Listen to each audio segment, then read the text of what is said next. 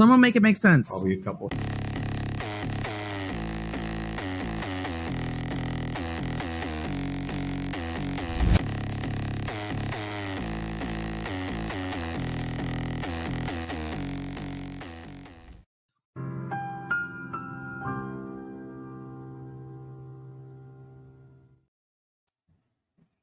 Hello, everybody. So Merry Christmas, Happy Holidays to all of you guys who are celebrating. You know, it's funny because I wasn't really initially planning on going live tonight because, you know, I know everybody's got things going on and I've been over with my family and everything like that. But I'll tell you what happened was yesterday, I believe it was yesterday. Yeah, I was wrapping presents and I was listening. I was on Replay Crew, listening to the most recent STS episode. And also there was the Vinnie Politan Christmas or holiday special with Joel and Karm on there. And I was catching up on those while I was like wrapping my presents. And, you know, here's what's so funny is that Joel and Karm had just came from some event, not just some event, but one of those events with Ruth Markel. And they had been talking to, what's his face? I'm blanking on his name right now for some reason, but prosecutor in Florida. And, you know, apparently word on the street, you know, is they have on good authority that they're coming for Wendi. And that's happening soon. Something to that effect. And tell you what, shout out to Candace, shout out to Kidsmiths. I'm so glad you guys are here. I wasn't sure anyone was going to show up. I was actually about to say, if nobody shows up, I'll just reschedule this. But wow, I'm so happy to see you guys. So the thing about Wendi is that Wendi, this is over 10 years in the making. Okay. Like, and some people thought Wendi should never, like, some people thought Wendi deserved to go down, but never would. Some people thought she doesn't deserve to go down. She wasn't involved. You guys may have heard me say this before and I'm going to say it again because now is the chance, because I've been thinking about wanting to watch this interview for a really, really long time, like to watch it on the channel. And, the thing is about this interview, to me, this is the most damning interrogation I have ever seen. Point blank, from the first words out of her mouth. This to me is more damning than like any confession I've ever seen. And I'm not even kidding. Like this is insane. And so so I've been in the category of people, if you want to say that, who are like, Wendi's going to go down. I have faith. They're going to get what they need. And if that happens, she will be the 6th person arrested in connection with this case. So the good thing though, guys, for anyone who doesn't know about the Adelsons, okay, because it's like a whole long hot mess of things, right? Here's the good news. For anyone who's new to this case or doesn't know about this case, it's totally fine. And here's why, okay? This interrogation took place about 3 hours after the murder. So literally had just happened. Quick refresher. Oh, that's so funny. So we can do a quick refresher, but the other thing is like, again, just thinking about the timeline, this is the first person they've talked to. So like, in other words, the law enforcement will be learning basically what they're learning as, you know, we watch this essentially, right? But a quick refresher. So this was the murder for hire, similar to like Shanna Gardner. There's a lot of overlaps. It's actually kind of insane. So you have Wendi, okay, and then you have Charlie as her brother, and then you have Donna, that's her mom. Harvey is the dad. And then she was married to Dan Markel. They're both attorneys. He was a professor at Florida State. Actually, he taught Peter Tragos, Laura, you know. He was considered to be brilliant. And people that have come on to talk about, you know, people that were students of his, he was really, they all say the same thing, that he was like a brilliant legal mind, like on a whole other level. Harvard educated. So they were having, guess what, you know, a really brutal divorce, fighting over the kids, whatever, right? It was described as very litigious. And, you know, so there was a lot of, you know, again, we hear this all the time, right? And so basically, you know, I don't have to say allegedly for the first 5. Well, okay. 4 people have already been convicted. 1 is awaiting trial, but there's 5 people again who've already been arrested in this case. So, but it took almost like 2 years, I think, for the first arrest to be made. And as one does, you know, you start at the bottom of the totem pole, right? And then you work your way up, because the goal as the prosecution is that each time you get a person, you're going to talk him into a plea deal by providing information for the next person up, right?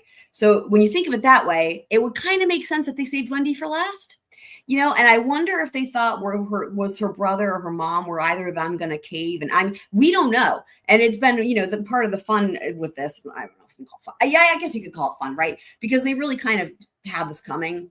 There were a lot of really dumb things, but like, it's like, would any of them rat on each other? You know what I mean? In terms of the family, right?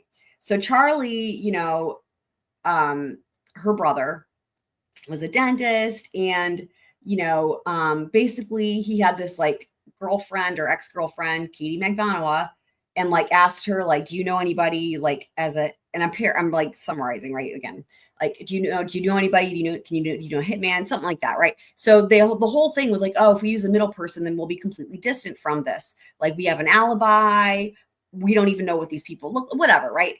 Again, a lot of overlaps to Shanna Gardner if what is alleged there is also true.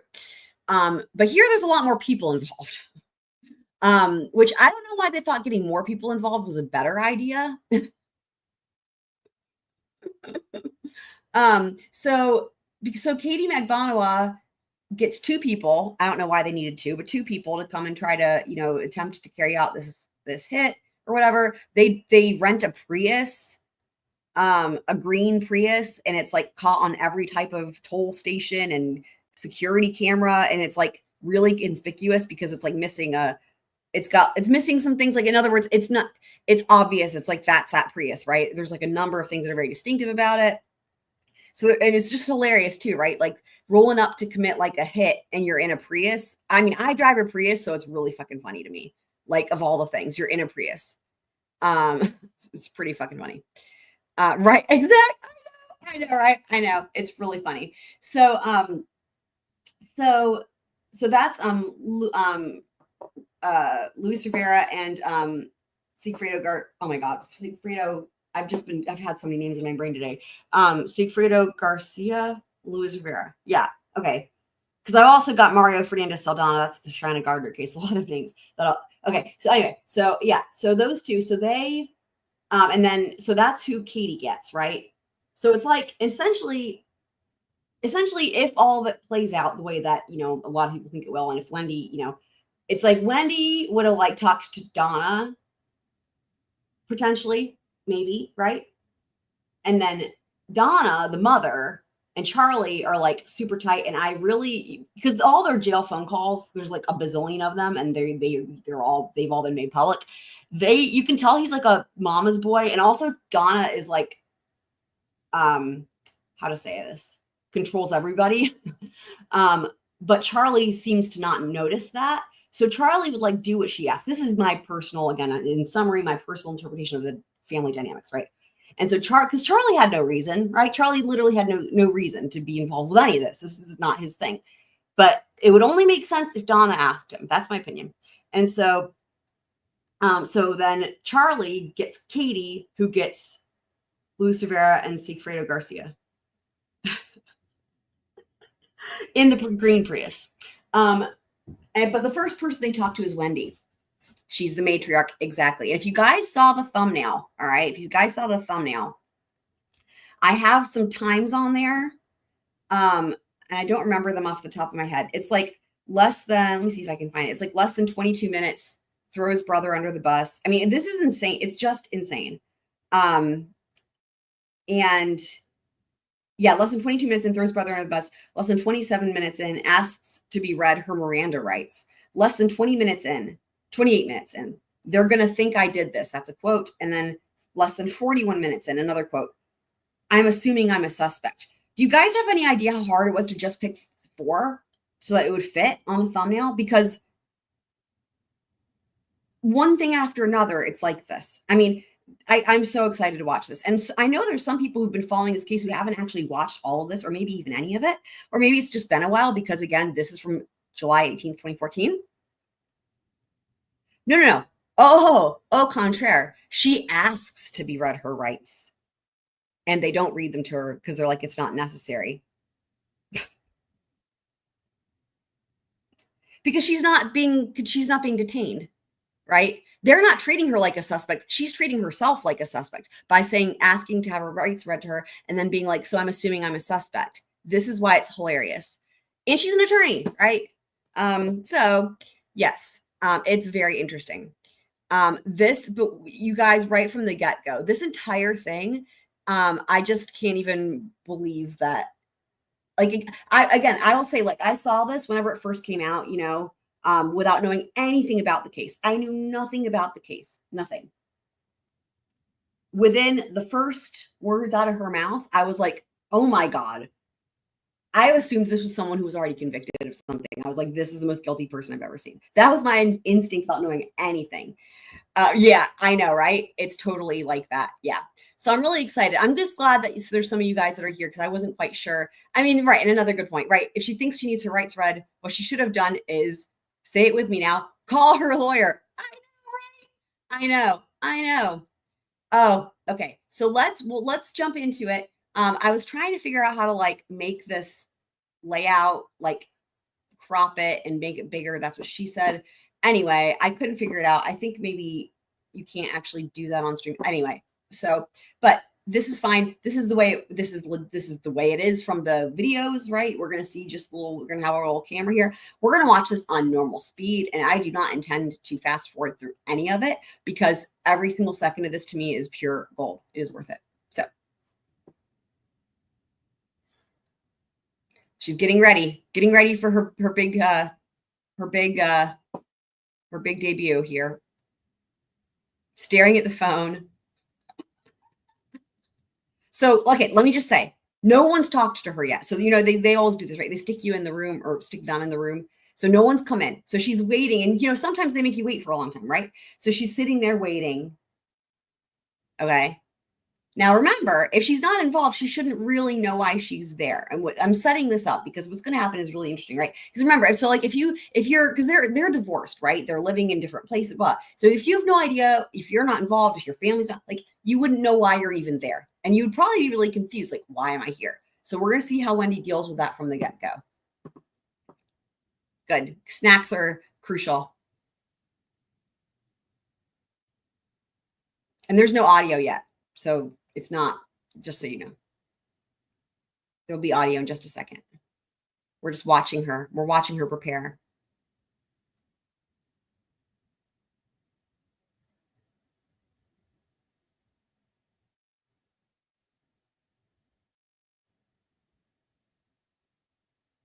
So don't worry, we'll get to that.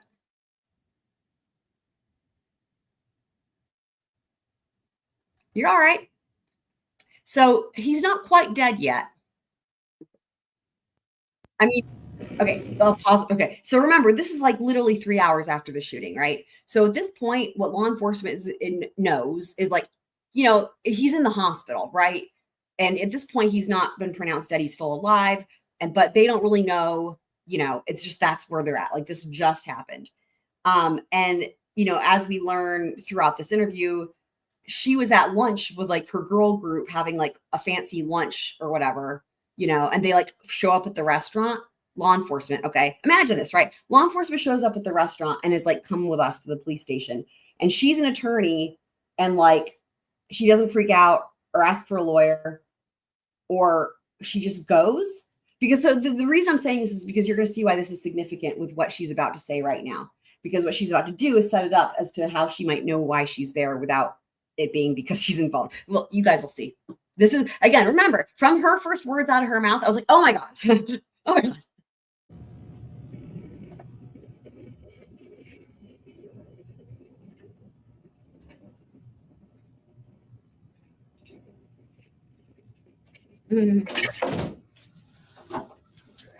I just listened to my voicemail.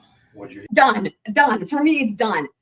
Do you have your ID with you? I just listened to my voicemail. Remember how she was preparing with the phone? You guys, we're going to have to watch it again. And look at her looking up, making the sad face. Oh my God, this is incredible. This is incredible.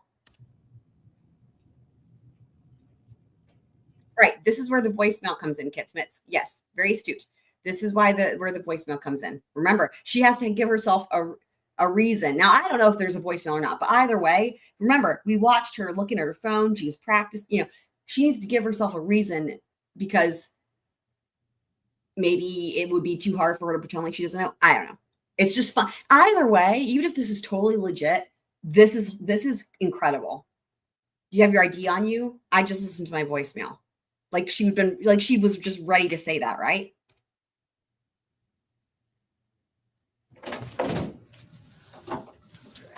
Have your ID with you? I just listened to my voicemail. Incredible. Incredible. So now, okay, one more time, guys. Watch how now she feels like she's controlling this from the immediate, because he changes gears. He's asking for her ID. She's on the voicemail train. Now she's got him on the voicemail train. One more time, because you've got to see how he reacts here. And this is really interesting. I just listened to my voicemail. What'd you hear? So now, no, never mind the ID. What'd you hear? Now she gets to launch into whatever the fuck it is. Who was your voicemail? It's from Lisa Carey, who is my real estate agent, or who I had gone with to find a house. She just said she was driving around town and she heard there was a shooting on Trescott. Yeah. All right, there it is. Her real estate agent just called her. Wow, what a coincidence, just with timing. Called her to leave a voicemail nonetheless. Not to get her on the phone, but to leave a voicemail and to say that she heard there was a shooting on Trescott, which is the road where they used to live, where Dan still lived, right? So that's their house. A shooting on Trescott. I have so many questions from the get-go, right? Because it's like, it's a beautiful neighborhood, big, beautiful houses. There's a lot of, like, how would you automatically, if this really happened, like, why would someone, I just thought, it's so, and the thing is this, right? If she's involved, just like again, there's already been 5 people arrested, 4 convicted, and if she's going to be number 6, it's really sad in a way that this is the best they could do, because you're going to see how it's just so many mistakes, like all the rookie mistakes, right? Right. I know. Yes. Right. Yeah, she did say secretary first, didn't she? That's right. Yeah, let's listen to it again. Right, but the thing about them calling her as if they knew it was her house, right? Like if they just heard about it, right? It's like it could have been any number of, like, I don't know, however many, 50 houses on the street or something, right? It's like to call her and then to leave a voicemail. Like if you were actually concerned, I don't know. It's interesting. But let's back that up again so we can hear. Who was your voicemail? It's so good. Who was your voicemail? It's from Lisa Carey, who is my real estate agent, or who I had gone with to find a house. She just said she was driving around town and she heard there was a shooting on Trescott. Yeah, that's what this is about. I'm sorry you had to hear it that way. I'm sorry. I didn't know if I should. It's all right. Just leave it there. The other thing is this. It's not a friend. There's just so many. Every minute of this interrogation is like this, where it's like there's just so much weirdness. Like it's not a friend. It's not an acquaintance. It's just like this real estate agent who helped her, I guess, at some point in the past. Like, in other words, another weird thing, right, would be is how odd it is that this random person hears this and like automatically thinks of Wendi when it's like, what? So remember, because Wendi was like trying to get out of Tallahassee and move to Miami. That was part of the whole thing. And so it's like, why would Wendi even be on the real estate agent's, train of thought? It's just very weird, very weird. Still on? It's right there. You want to just hit play again for me? Sure. Oh, do we get to hear it? Maybe we'll. Hey, it's Lisa Carey. It is Friday, and I feel like an idiot. Oh my God, I forgot we got to hear the voicemail. That's awesome. But I just heard that there was a shooting over on Trescott, and I promise I'm not trying to be dramatic or even nosy. I don't know, just checking on you, my friend. I hope all is well. I hope your sweet boys are well, and if there's anything you need, let me know. Interesting. It just ran a chill down my spine when I heard that there was Interesting. You know, here's what I make of that: a chill down her spine. Whoever this lady is, I would presume she must have had a sixth sense, and that's the only because again, the thought that like it got, you can see she has a gut feeling that something was off, and it had to do with Wendi. So she called Wendi. 3083, hope all is well, and I will talk to you soon. Bye. That's all right. You can stop it. Or does it stop automatically? It's done.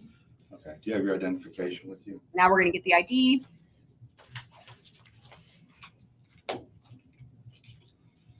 So right now where we're at, right, it's as if she doesn't know why she's there, and she heard from the real estate lady about a shooting on Trescott, but she's not asking any questions, which is interesting. Like if this were me, I mean, you know, I know everyone's different, right? But like she after playing that and then hearing that, she's not asking them, hey, was there a shooting on Trescott? Or like, or hey, why am I here? She's just not saying anything. But don't worry, she talks plenty. So you never took the last name of Markel? No. Adelson.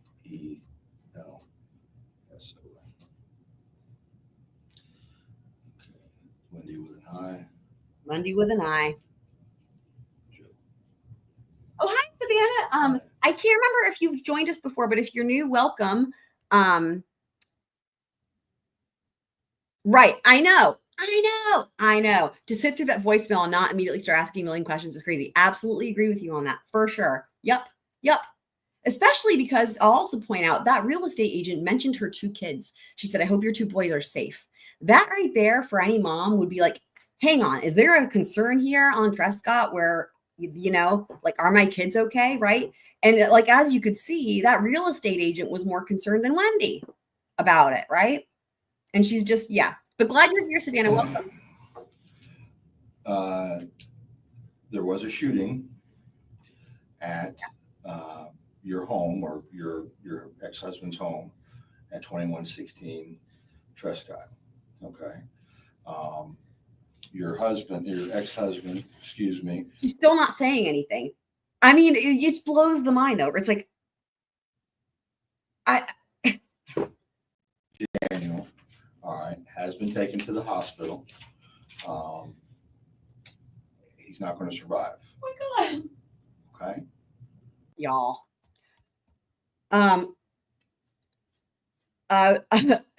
We're going to watch the, oh my God, again. What the heck is happening?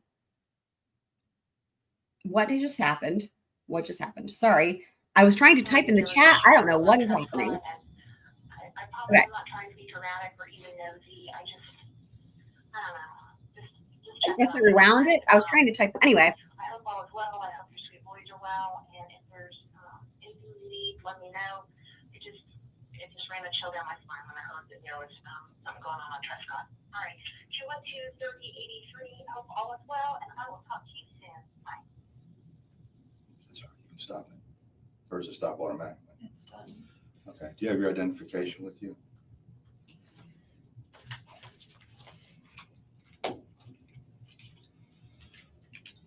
Hi, Glenn. Welcome. So you never took welcome the if last you're name new. of Markel? Welcome if you're new. And yeah, and so by the way, I mean, this has come up in all the many trials, right? Because you know, it's clear that she didn't want to be in Tallahassee anymore. I mean, that was part of the problem, right? And so there was the whole issue about that, you know, and Charlie and Donna are in Miami. And, you know, she had bought, or she was trying to remember what her whole thing was, like trying to make it seem like she didn't want to move there. You know, I know she'd gotten another place. But anyway, I know, remember that's been a point of contention as to how much was she really going to leave? Because remember the whole thing with the custody, right? And it would have been a problem for the custody. And I guess for her, it would be helpful for her to try to make it seem like she doesn't have any motive, right? By saying that, you know, that there weren't these issues, right? And one of them being, but everybody that, you know, has testified about this at all the trials and everything. And even listening to the jail calls, right, as well, like that she hated Tallahassee. You remember she talked all that shit about Tallahassee, and she even wrote that book that was like talking shit about Tallahassee. So, but she named it something else for the book, but it was like obvious she was talking about Tallahassee. All right, but now we're going to get to her her Oscar moment in her mind. Adelson. Oh, right. Okay, now I remember. Yeah, so that was her and so I always interpreted that, but she never actually got a house. I always interpreted that as her trying to so that when she's on the stand for all these trials, trying to make it seem like she wasn't planning on leaving, to give herself like, yeah, this was, it's like, again, because maybe knowing that someday she too could end up a defendant in this case, and that she's going to be cross-examined on all these things as it pertains to motive, right? Because really, when it comes down to it, why would anybody, like any of these five people, these other five people, right? When it comes down to it, why would any of them have killed Dan? And there's only one reason, and it's sitting right there in that chair. Wendi with an I.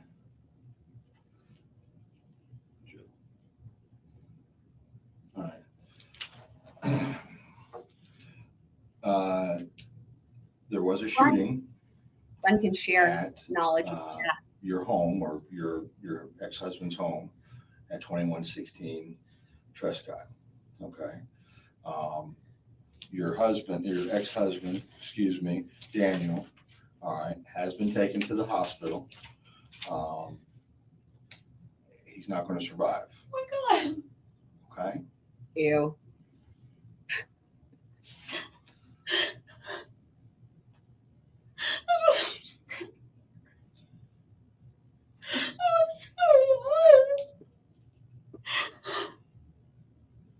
Ugh. Ugh. Now that's a weird one. So I think what she's trying to say there, or what she said through her screeching, was, I was just talking to him this morning, which is a really odd thing, right? Because like, I think that if we're, as adult humans, we all know that somebody can be alive 1 second and not alive the next second. Like the fact that you were talking to him this morning doesn't mean he couldn't be dead. But also, as we are going to learn, it's interesting, right? Almost like a Freudian slip, because the thing that they were talking about this morning, right, that she just referenced, was actually one of the things they were fighting about that had to do with the kids. And I think she even brings it up in this interrogation. So again, problems already. Because again, it's like, it doesn't make any sense that it's like that she would think, oh, you talked to him this morning, so he can't be dead, right? But also going ahead and referencing the phone call that you guys had, which was about one of the many issues that you guys are fighting over with child custody and with how the kids are going to be going to school, and but yeah, okay, let's keep going. What happened? Well, before we get into everything, I have to establish where you were and who you were with and so forth. Okay. And then once we've established all that, I can give you more details. Okay. Do you understand why I wanted you to come here before I discuss this? Oh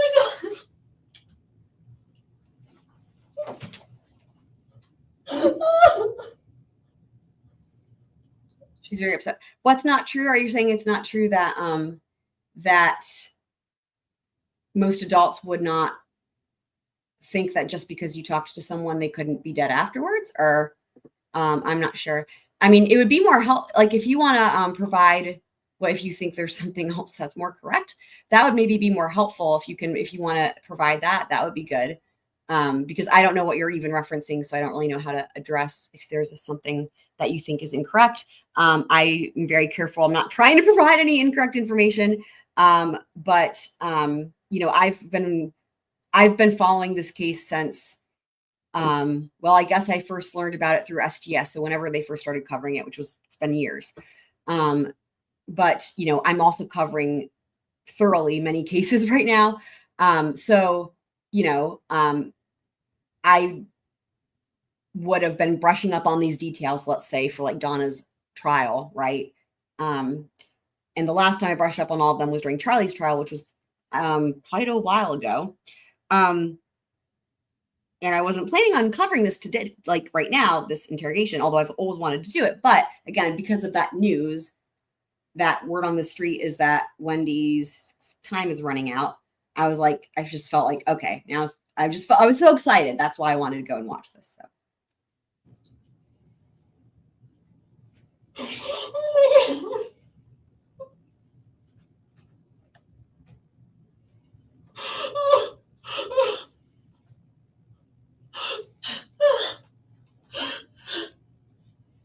I'm sorry. It's okay. No, you have nothing to be sorry about. I just don't understand.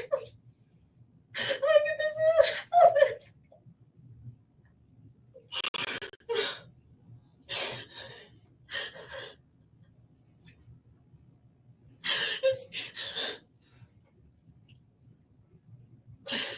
Can you let me get over this hump, okay?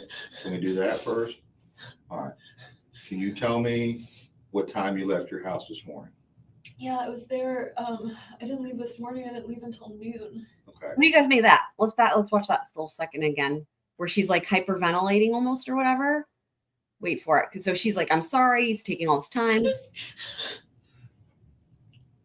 So look for the change here.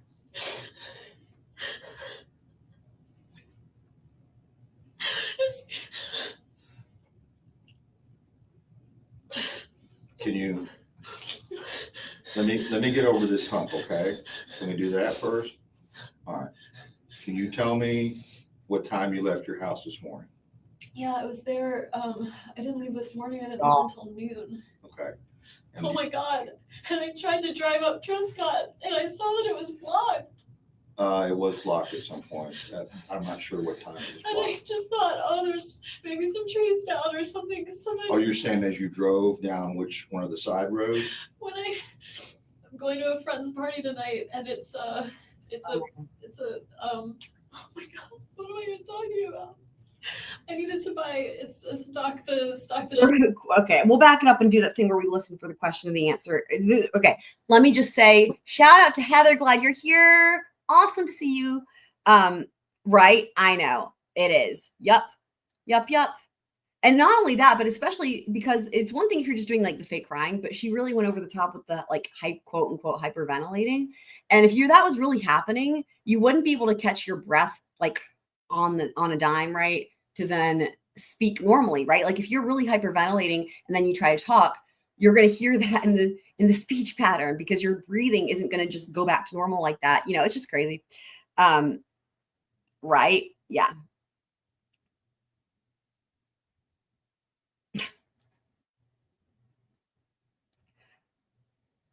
Oh, that's what you're saying. Okay. So if you're familiar, are you familiar with Dave Aronberg? I would imagine you probably are familiar with Dave Aronberg. I am simply saying I'm giving all the credit to STS. This is coming from an inside source of people that are close to Georgia Cappleman and the prosecutors, according to Joel and Karm from SDS. And they already shared this publicly, which is why I'm saying it, right? That they were told from just yesterday, they were told from Dave Aronberg that the time is running out. So while you might think she had nothing to do with the murder, it sounds like the prosecutors think she did, according to the inside sources.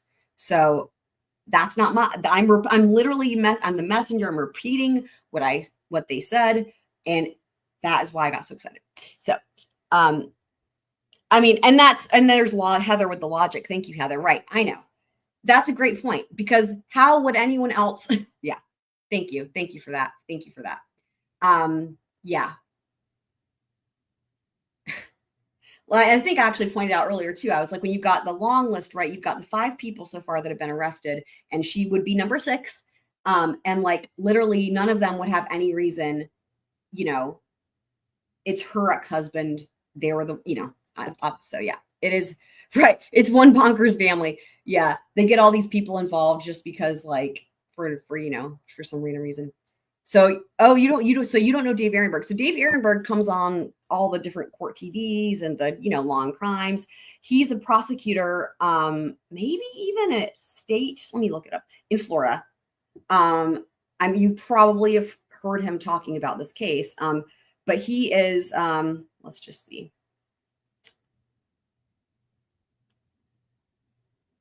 Yeah, there he is. So he's a former member of the Florida Senate.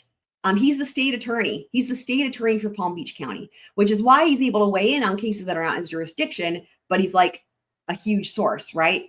So Dave Aronberg is like, I mean, super close with like STS, Surviving the Survivor, you know, Joel and Karm. And they have him on all the time. And so they saw him. It was actually related to this case, right? So on, I guess it was yesterday or the day before, they were all together. Ruth Markel was holding one of those benefits, right? I think it was yesterday. And so it was a benefit. So it was all about, you know, related to the case, right? So of course, naturally, Dave Aronberg is there. Joel and Karm are there. And I would imagine Georgia Kappelman was also there, probably other prosecutors, but people are all there, right? So they literally were leaving this function when they said what the breaking news was, that they just heard from Dave Aronberg, who is a state attorney for Palm Beach County. And he's been there since 2012. So yeah, inside source. Right.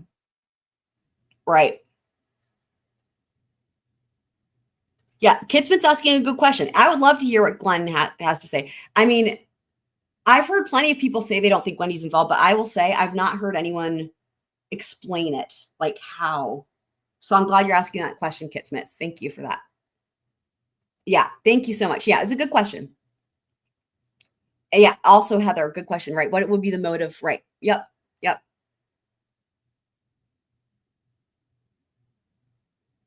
I mean, we'll stick with this question first, because I was going to say, you know, when you look at the different jail correspondence and the emails, there's so many statements that make it clear to me about Wendy's involvement. But before we tackle what could be incriminating about her, we will tackle this question first of what would be the reason she's not involved.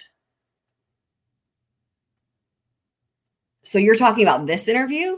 This interview, right? So for anyone who missed it, I'll go ahead and just restate it.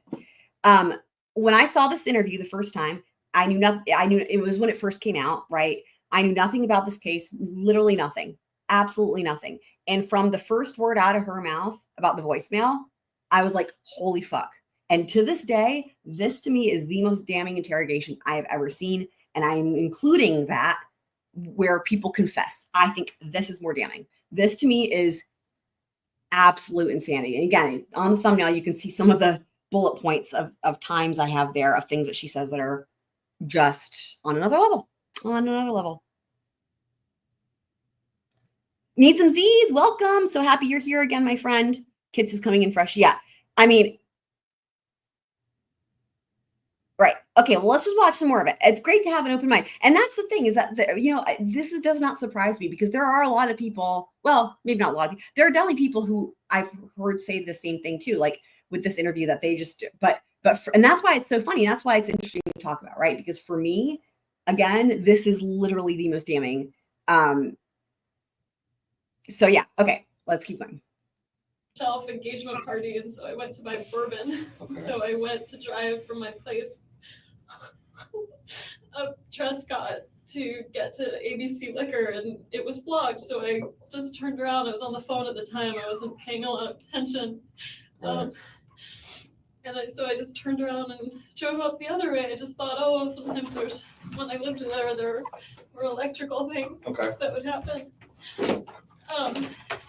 I left my house around 12:15. Here's what I'm going to do. I'm going to back it up a second. Here's what I'll do, guys. Here's what I'll do. So I love that. Thank you guys for being candid about where y'all are at. And I just want to say, I do concur with Heather here. She is extremely knowledgeable about other cases. That is for sure. Appreciate the full disclosure from Need Some Z's. So what I will do is I will try to not stop it. I will try to let it go for a while and then maybe find certain points to interject. So that way, for those of you guys who haven't watched it, you can, if you choose to, you can kind of see, and I'll just maybe like take notes and stuff. Because yeah, I'll just make a concerted effort because otherwise it's going to be hard for me to not pause it to comment because it's to me this like, but so okay, let's keep going. Trescott to get to ABC Liquor and it was blocked, so I just turned around. I was on the phone at the time. I wasn't paying a lot of attention. Right. So I just turned around and drove up the other way. I just thought, oh, sometimes when I lived there were electrical things that would happen. I left my house around 12:15 because I thought I'll get the bourbon and then I'll get some gas for the car and maybe get super glue for one of the boys' toys. And I was trying to do all I can before meeting my two friends at 1. Okay, who was at your house this morning? The only person that was at my house this morning was a guy from Best Buy because my TV was broken and it's under warranty. Good for you. Yeah, I figured. Okay, a guy from Best Buy was at your house to work on your TV? I have his name and everything at the house if you want it, because the boys broke the TV. So he gave me a choice of fixing it or getting a new one. What time did he come to the house? He called me at around 8. He was probably there until around 10. Okay. Okay. And then and then after he left, I kept working on a paper, and I emailed the paper to a librarian at school to work on some of the citations. Okay. And I don't think I talked to anyone else, but I was just working for an hour or so from the house. I was going to take a shower, but I didn't. I ran out of time. I did laundry. Mm-hmm. And then I left the house around noon. To go to the liquor store and the stuff for the party? Yeah. Okay, you went down which road you said? I went down Trescott. Okay. I saw a police car there, and I just thought it was blocked, so I just turned around and drove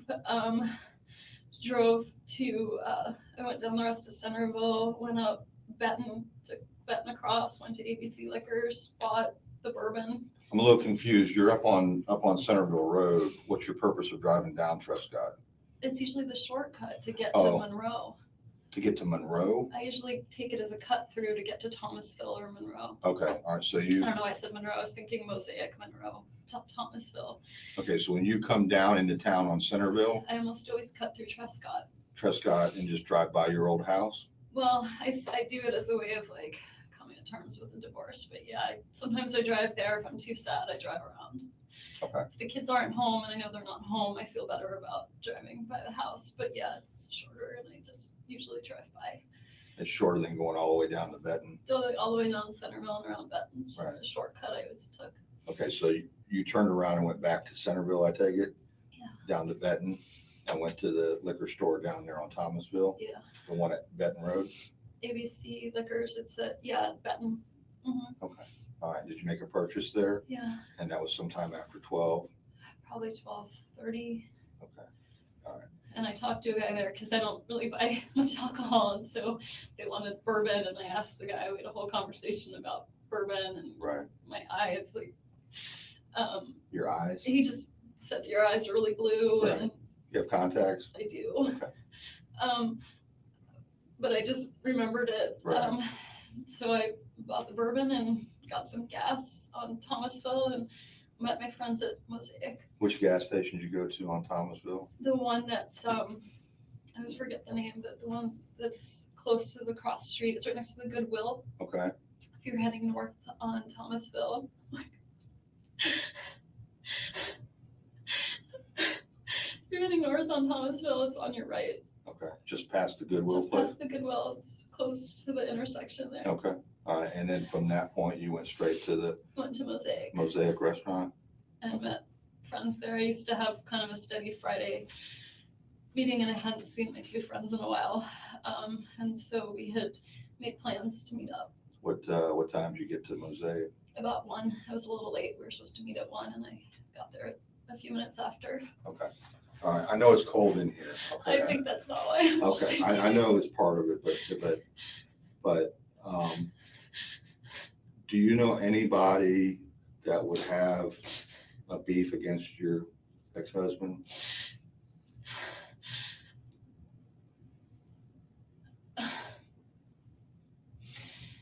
He's oh God. I hate to ask it now, but I have to do it now. You I understand, right? understand.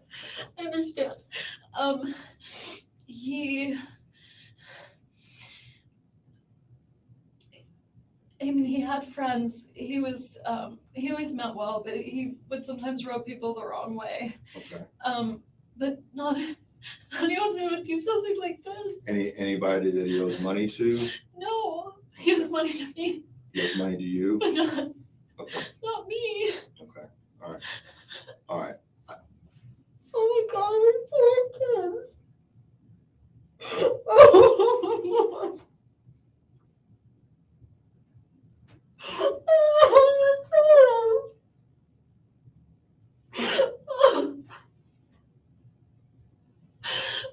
I know a lot of people didn't really love him, but I don't know anyone who would do something like this.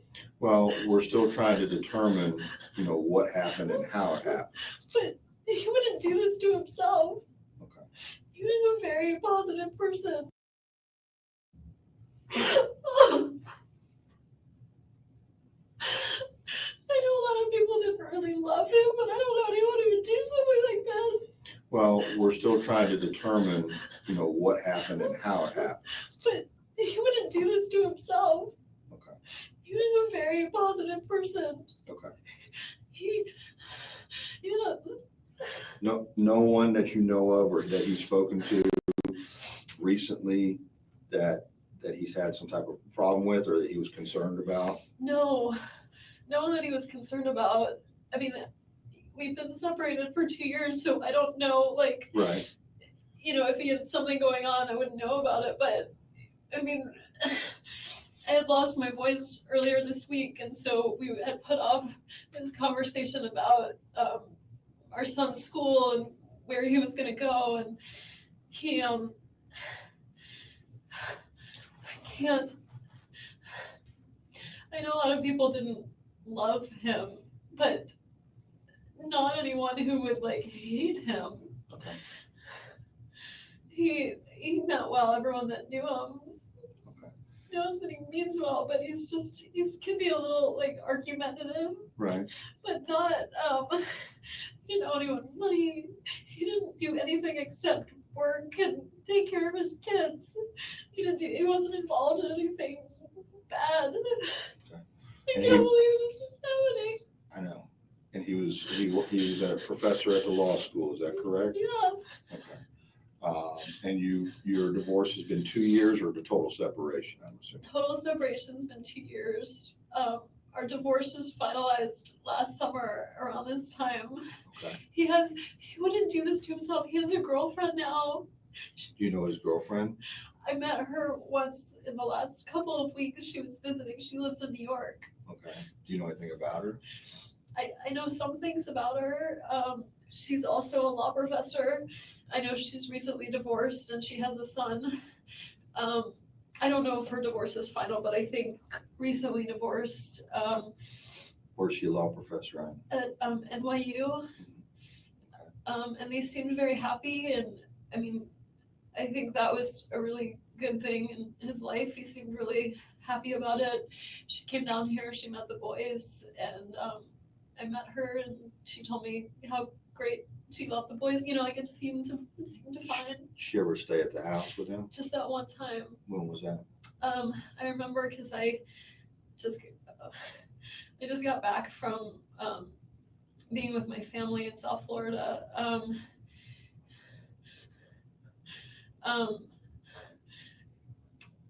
Sorry. It's okay. You're doing great. So what date was it? I went with my family. It was my dad's 70th birthday, and we went home for it. So his birthday was the 5th. I left Monday the 30th. So she must have come into town Saturday, the evening of the 28th. What month? June? This past June. Just now. So June 28th. and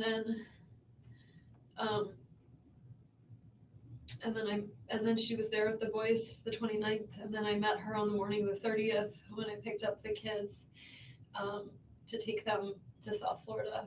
Do you know when she left? I could probably find it like in my email and stuff. I think she was here for like one more day, and then Danny went up to New York because I was with the kids in Miami for a good long while. I was there. I drove back July 10th, so I was there almost 2 weeks. And so I think he went up the next day. Okay. Do you know her name? I do. It's Amy Adler. I'll just, Oh so my I'll just, like I said, I was going to try to be quiet, so I'm just going to answer this question. So, no, and they do talk about this offer that is referenced in some of the emails between Donna and Wendi. Maybe text messages, but definitely in the emails. And I think it's also maybe even talked about in the phone calls from jail when Charlie calls Donna. But no, they did not actually.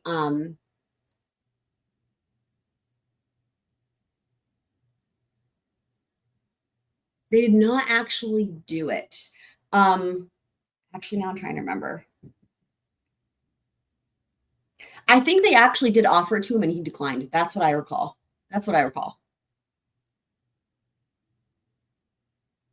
Yeah, because they bring it up. They do bring it up in the jail phone calls, because I remember when they're talking about how to divvy up the money, they reference actually what they all had agreed to spend initially if he had taken this offer.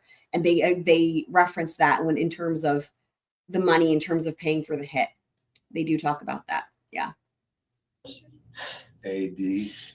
Adler.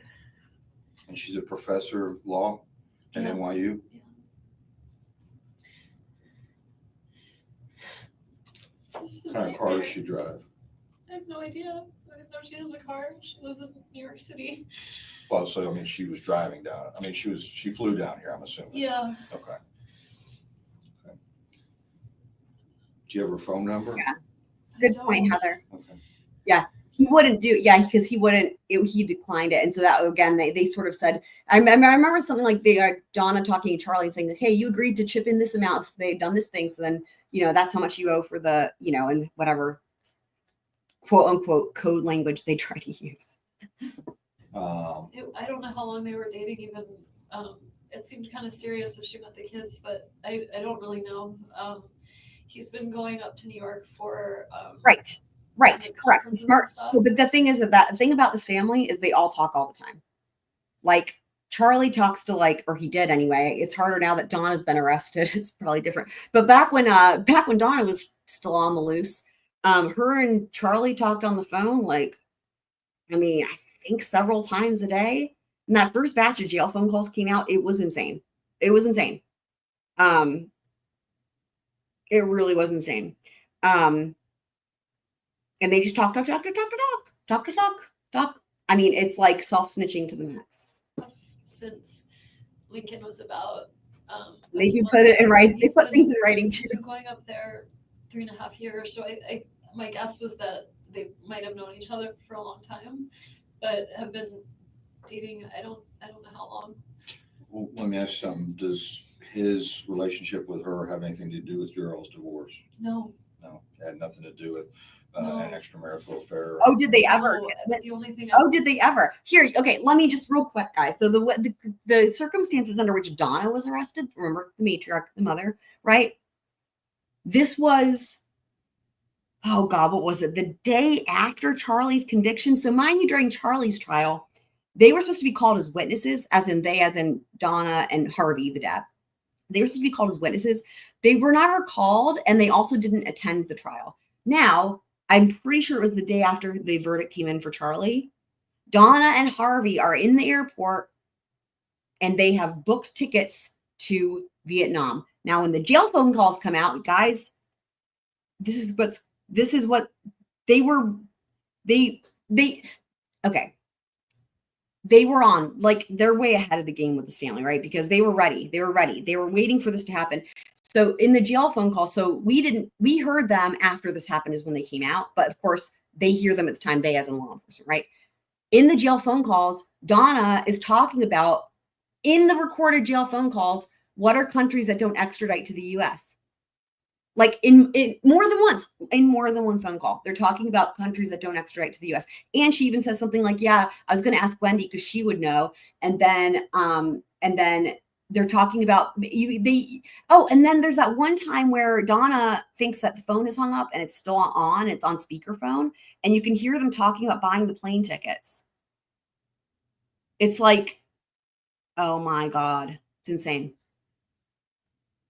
I'm thinking is Amy, I don't know what Amy's full divorce situation is like. So if you're gonna think of someone who's not thrilled with Danny. Yeah, she was, and the rest is on body cam, guys. And she's like, dude, it is really special. But they were about to get on a plane, they had one-way tickets. Happy her husband or ex-husband is with the situation.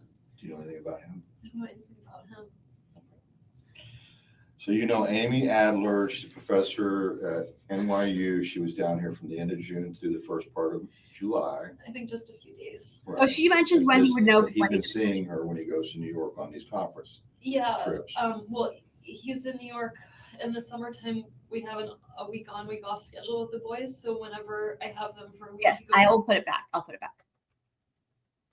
But yes, I was just going to mention that the reason when she was saying Wendi would know, it was because Wendi, is an attorney. But yeah.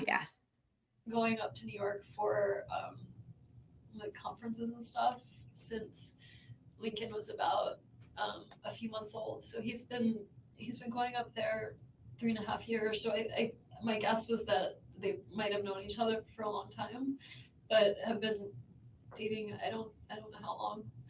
Well, let me ask you something. Does his relationship with her have anything to do with Daryl's divorce? No. It had nothing to do with No. an extramarital affair or anything? No, but the only thing I'm thinking is Amy, I don't know what Amy's full divorce situation is like. So if you're going to think of someone who's not thrilled with Danny, I don't know how happy her husband or ex-husband is with the situation. Do you know anything about him? I don't know anything about him. So you know Amy Adler, she's a professor at NYU. She was down here from the end of June through the first part of July. I think just a few days. Right. Yeah. As visiting, but he'd been seeing her when he goes to New York on these conference trips. Well, he's in New York in the summertime. We have a week on, week off schedule with the boys. So whenever I have them for a week, he goes up to New York for a week. So he's been spending a lot of time up there. Did he relate to you that he'd been seeing her up in New York, or that's where they met, or anything of that nature? He didn't tell me about it, but I feel like he was pretty vocal with like our friends and people probably since December about her being his girlfriend. So Okay. Who would be his best friend? When we were still together, he had 2 best friends. Neither of them are in Tallahassee. Okay. Oh my God, I'm completely blanking on their last names right now. That's There's okay.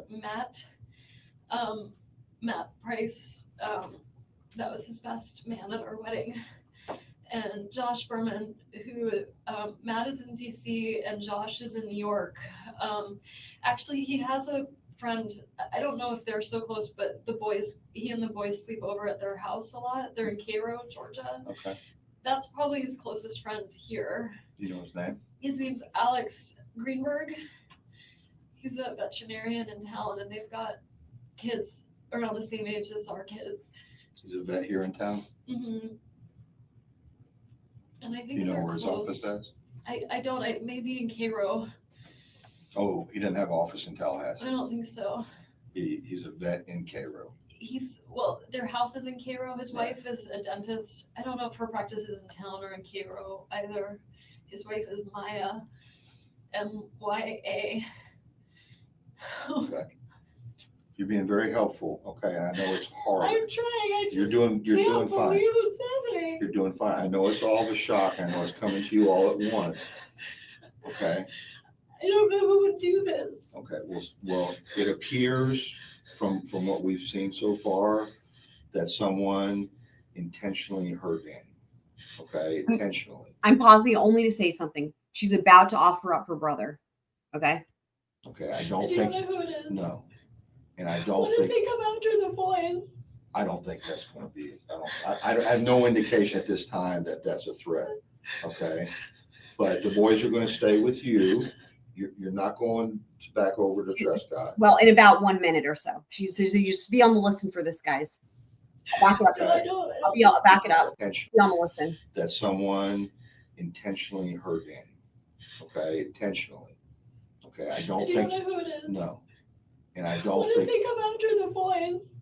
I don't think that's going to be, I have no indication at this time that that's a threat, okay? But the boys are going to stay with you. You're not going back over to Prescott, okay? No, I don't live there anymore. I know you don't. But the boys are going to stay with you, okay? And they'll be fine. I don't know if I can take care of them like this. All right, where's your closest family at? My family actually just talked to my brother this morning. My parents are in Coral Springs. Okay, And my brother, I have two brothers, but I'm very close to one of them who is in Fort Lauderdale. okay, all right. So that's where you're from originally, I take it? Yeah. Okay, all right. His family's in Canada. Did they know? Did you tell them? No, they haven't been notified Oh my yet. God. His parents are going to be devastated.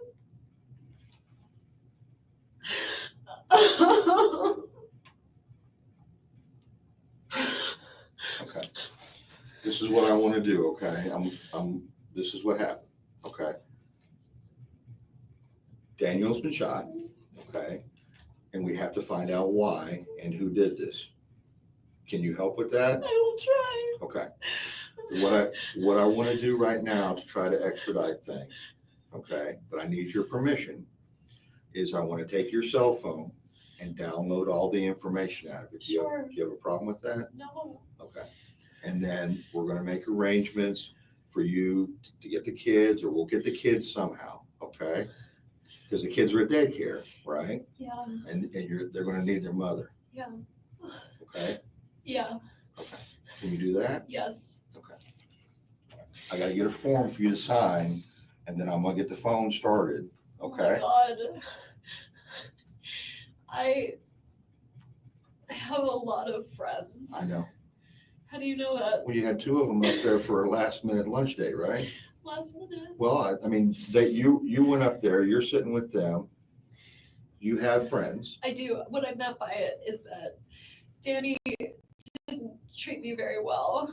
And I'm Okay. so scared that maybe someone did this.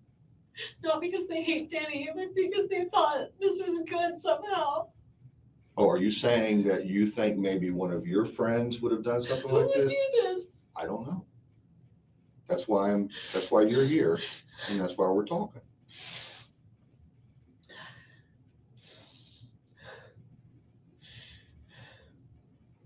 Would you ever ask someone to do something like this? Not in a million years. Okay. Do you think someone would do this for your benefit without asking you? No. What good does it serve? I made my brother, his name is Charlie, the one I'm really close to. He makes a lot of jokes in bad taste, and it was a joke he made. He bought the TV for me this morning that got broken, and I was talking to him about whether it made sense to pay to fix it or whether I should get a new one, and it was always his joke that, like, he knew Danny treated me badly, and it was always this joke. He said, I looked into hiring a hitman, and it was cheaper to get you this TV, so instead I got you this TV. I mean, he would never. He's my big brother, and he's been taking care of me since I was little, but he would never. And I told that to the repair guy this morning. Right. That's okay. I said, he asked me how much it cost, and I said I didn't know because it was a gift, because my brother said it was cheaper than a hitman. It was my divorce present. Okay. Such a horrible thing to say. I'm so sorry. That's okay. TV had been broken for a while. We're going to watch some of this again. I'm just going to back it up because this is really special. He makes a lot of jokes in bad taste, and it was a joke he made. He bought the TV for me this morning that got broken, and I was talking to him about whether it made sense to pay to fix it or whether I should get a new one, and it was always his joke that like, So yeah, he knew Danny treated me badly. So the TV thing, I mean, at least even just the way she tells it here, right? It makes it seem like this was an ongoing joke. And from what I remember from the other trials, it had been broken for a long time. So it's one of the things that kind of comes up is like, so then why are we all of a sudden having it repaired on this very day, right? When it had been broken a long time. And it was also like, there were other TVs in the house. It was there was actually the way we end up learning a lot about this TV situation from Jeff Lacasse, which was Wendy's boyfriend. And we will watch his interview as well. But I just backed it up a little bit. I'll not talk. What good does it serve? I made my brother, his name is Charlie, the one I'm really close to. He makes a lot of jokes in bad taste, and it was a joke he made. He bought the TV for me this morning that got broken, and I was talking to him about whether it made sense to pay to fix it or whether I should get a new one, and it was always his joke that like, he knew Danny treated me badly, and it was always this joke. He said, I looked into hiring a hitman, and it was cheaper to get you this TV, so instead I got you this TV. I mean, he would never. He's my big brother, and he's been taking care of me since I was little, but he would never. And I told that to the repair guy this morning. Right. That's okay. He asked me how much it cost, and I said I didn't know because it was a gift, because my brother said it's cheaper than a hitman. It was my divorce present. Okay. Such a horrible thing to say. I'm so sorry. That's okay. But even my family, who felt like I had been mistreated, would never do something like this. Never. Well, you guys have been divorced for over a year. Has there been any type of abuse in that time? Of him towards me? Yeah. No. It's, he's litigious, and we have an ongoing case because the house, it shouldn't be in my name anymore, but when we settled the case of our divorce, he said, one of the agreements the court said was Danny wanted to stay in the house. They said, you can have the house, but you need to pay her half of the amount of what the house is worth. And he agreed to it, and then months passed, and he just never paid me. Okay. And so we have ongoing litigation where I filed a motion in the court to have him pay me what he said he would, and he filed a counter motion for sanctions against my attorney because he thought that she did something wrong, which she didn't. But so, I mean, she withdrew from the case, was going to serve as a witness. So she's not going to lash out at him for it. She's using the legal process to do it. My parents are, very angry towards him. But even when they're around my kids, they would never say a bad word about my kid's father. They're really, really careful about that. They just like him, but they know he's the father of my kids. They would never do that. Right. I don't know who would be angry enough with him. Well, that's what I have to find out. To do something like this. The brother that you're real close to, I have to do a lot of elimination at the same time. The brother that you're really close to, the one that joked about the TV and everything, what'd you say his name was? Charlie. Charlie, and he's in Fort Lauderdale? Yeah. Okay. Tell me what kind of car he has.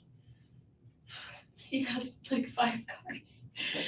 He drives I think one of them is an unmarked police car. Oh, really? He's a bit of a character. Okay. So I don't know what he's driving at the time. Right. But I'll tell you, he's a periodontist, and he has this practice where he works from early in the morning till late at night. So if you ever wanted to find his whereabouts, he's working all day long until early in the morning till late at night, always driving to a different office working.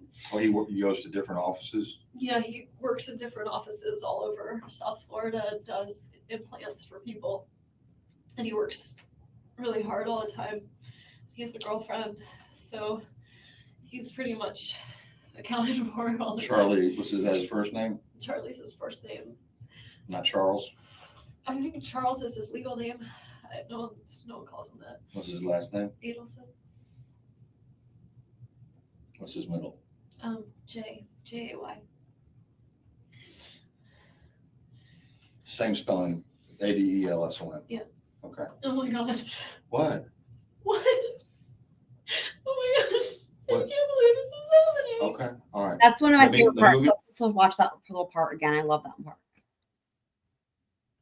Charles is his legal name.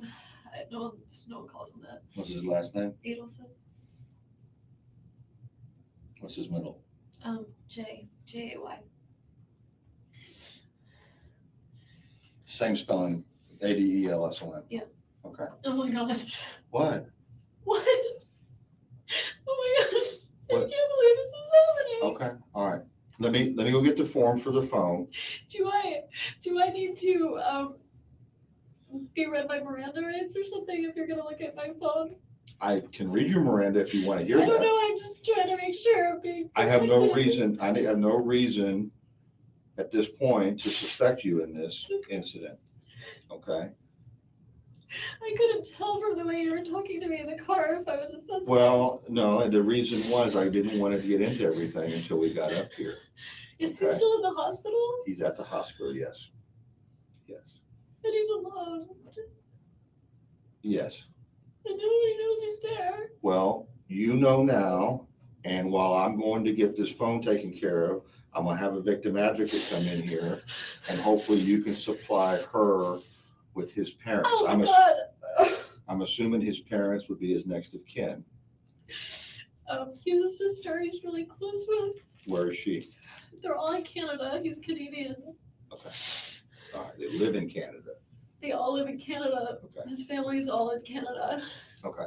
They're gonna think I did it. No, now, just don't jump to conclusions on that. Oh my god, I can't believe this is happening. All right, let me go get the form for the phone, okay?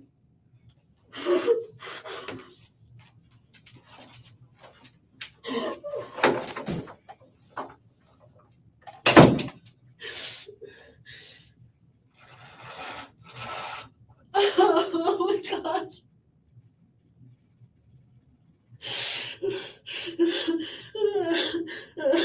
These breaks are not long, by the way. Whenever they leave, they come back pretty quickly. Sorry, you okay? Yeah. No. I meant to. That's fine. Our last interaction wasn't nice. Oh, you're talking about personal. Yeah, I'm just looking here. I didn't want him to take the boys this afternoon. I had wanted to have them. And I talked over with my brother and realized, you know, just their dad wants to take them swimming. It's not worth getting upset over.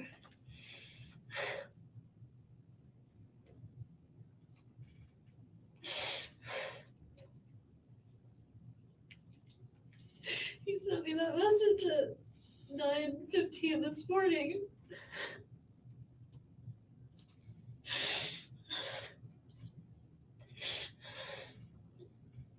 You were telling me before, when we were riding up here, that the agreement was that you're all going to have some type of phone call at 11:15 this morning. Is that correct? Well, not exactly, just that we needed Okay. to have the talk at some point before, we have to decide before Monday of what to do about his school, where Ben's gonna go to school, and he said, I'm gonna be done. I thought it was 11:15, but when we listened to the message, it was 10:30. Okay. When he said, I'm gonna be out of, he went to like a workout class at the gym. He At said, Premier. At Premier. Mhm. Said, I'm gonna be out of it by such and such a time, you could call me then. And I called, but I think we could see what time I called him. I thought it was more of like, let's see, recent calls. I called him. Well, that's him calling in at 9:02. I called him at 11:42 and got his answering machine. He called you at 9:02? He called me at 9:02. Mm-hmm. The repair guy was there, and honestly, I leave my ringer off a lot of the time, so I didn't even hear the call come in. He left me a message. I called him at 11:42 and left him a message, just say. And that's interesting. So 11:42. So she called him at 11:42. Remember, he was shot at like 10:55 a.m. Okay, I want to talk about School for Men, and I assume I'll see you at 4:30 today. When I figured he's going to take the kids swimming, Right. and he'll drop them at the house at 4:30. Okay. So in other words, the whole meeting at 10:30 or 11:15 Just didn't didn't happen. happen. Right. Okay. All right. Let me get this.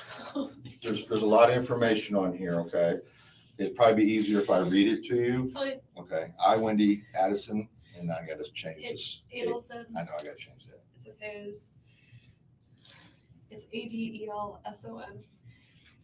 Actually, it's spelled right. I said it wrong. Adelson. Do hereby authorize and give my permission to investigate or advise him who has identified himself to me as a law enforcement officer with necessary assistance of a digital forensic examiner to make a full and complete search of my cell phone or other digital media, along with data located on additional data sources, locations such as connected to, at, and were at the Tallahassee Police Department. That's the address. I have been advised that law enforcement are engaged in investigation concerning an alleged violation of federal or state law pertaining to a shooting incident. I do further authorize and give permission to take from my cell phone located at 230 47th Avenue. I'm sorry, is that the police station? That's where we're at right now. Okay. Yeah. Computers, cell phones, computer peripherals, digital media data, which may or may not have the connection, value, or relevance as evidence in said investigation. The above law enforcement officer has fully and fairly advised me on rights as follows. I have the right to refuse consent of the search of my property. I have the right to consult with an attorney or any other person of my choice prior to giving them consent and permission to search the above described property. Any cellular phones, computers, computer peripherals, and digital media or data, along with any data located on these items or on additional digital storage locations such items can connect to, found by said officers in the course of their search, can be used as evidence against me or others in a court of law. I fully understand and appreciate these rights and wish it be specifically understood that I'm hereby giving consent permission to conduct the search of the cellular phones, computers, computer peripherals, and digital media data, along with any data located on any additional digital storage locations such items can connect to, solely because of my desire to freely and voluntarily cooperate and assist in this investigation. I have not been promised anything or been threatened or coerced in any way, nor has any inducement of any kind been held out to me in return for this consent and permission to search.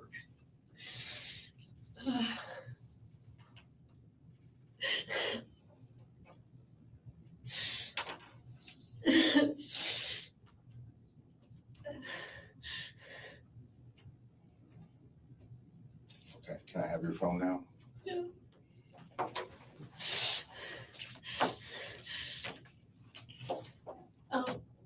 Stupid question, but Go ahead. are you gonna give it back? Yes. I feel like I need to help No, my you're gonna family. What's going on? No, you're gonna get it back. It's just I'm trying to expedite this now so I can get it back to you sooner. I understand. Be right back.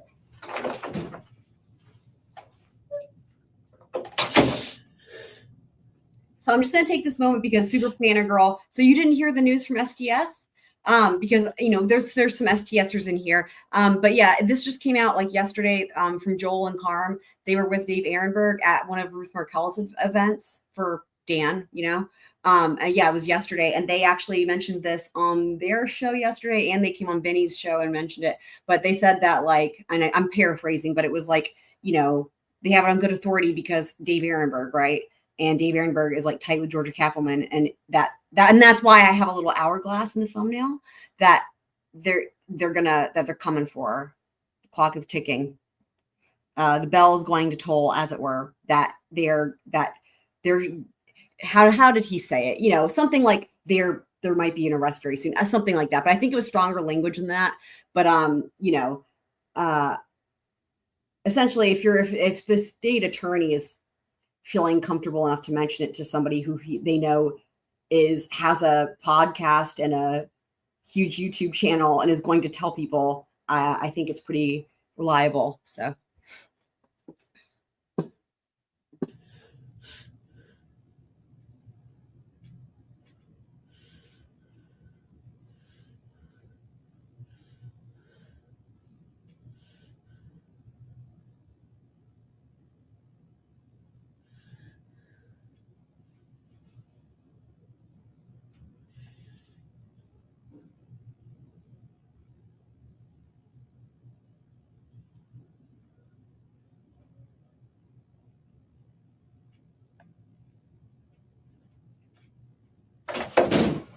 Okay, Wendy. Make it sure. That's the friend I was with calling. Do you want to just decline it? I guess I shouldn't talk to anyone right now. Yeah.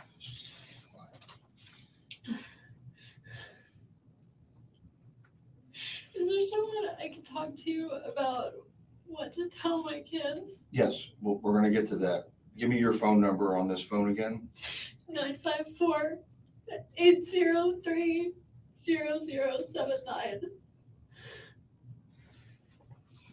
Can I get Daniel's cell phone number? 202-276-8200. 202-276-8200. Okay. Do you know his passcode to unlock his phone? I don't. You don't know I don't have a passcode. it? When Right. I was with him, he didn't have the kind of phone that needed a passcode. Okay. But he's got an iPhone since then, so Yeah. he may have one. And I can't remember, like, actually, I remember his passcode to something, but it was like a word in Hebrew with the word one, so it's a word and not numbers. I could give you my children's birthdays in case you want to try that.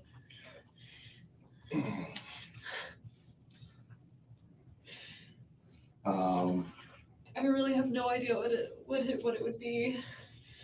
Okay, let's go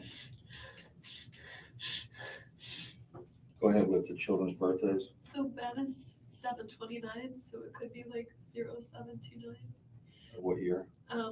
2009. Lincoln is 10/13/2010. They're 14 months apart. 10/13 of 10? Yeah.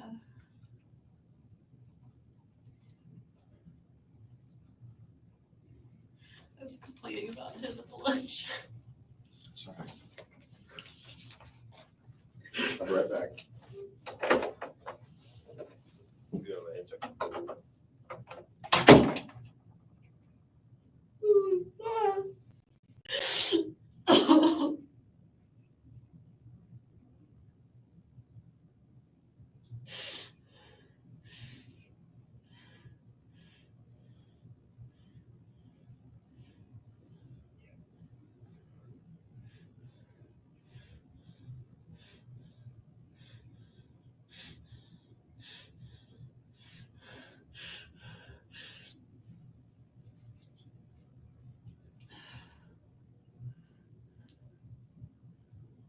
What is going on?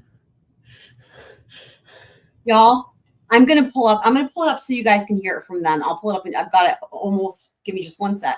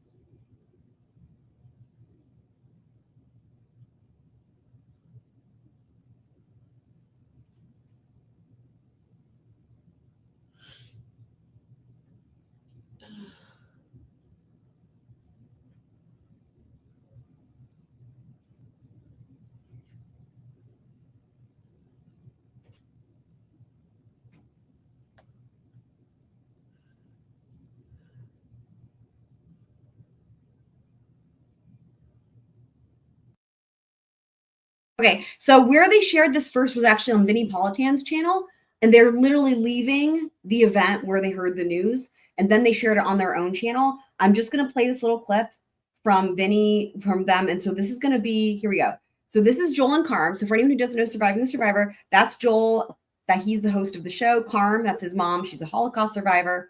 That's why it's called Surviving the Survivor. I'm just going to show this little clip. So they are literally leaving this event, as you can see, where they're all dressed up, and they're going to, so instead of me paraphrasing, let's hear it directly from the source here. That Wendi Adelson is going to go down, that they are going to go after Wow. I So figured. that's pretty big news. Oh, crap. Wow. So let me back up. I was just trying to find the general area. Let's go here. Kel was here. I can't. The victimhood. So we are happy to be at the party now. Yeah, Vinny, I know it is, the day before Christmas Eve, but we never stop at Surviving the Survivor. We've got some breaking true crime news, Yes. sort of, which I will share with Vinny Politan, and that is Wait, this is an exclusive? is exclusive. This is an Okay. exclusive.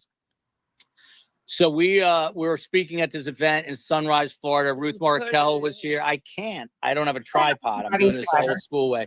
So this is going to be really good for my neck, by the way. Which is good. But anyway, You're a it good was my- chiropractor.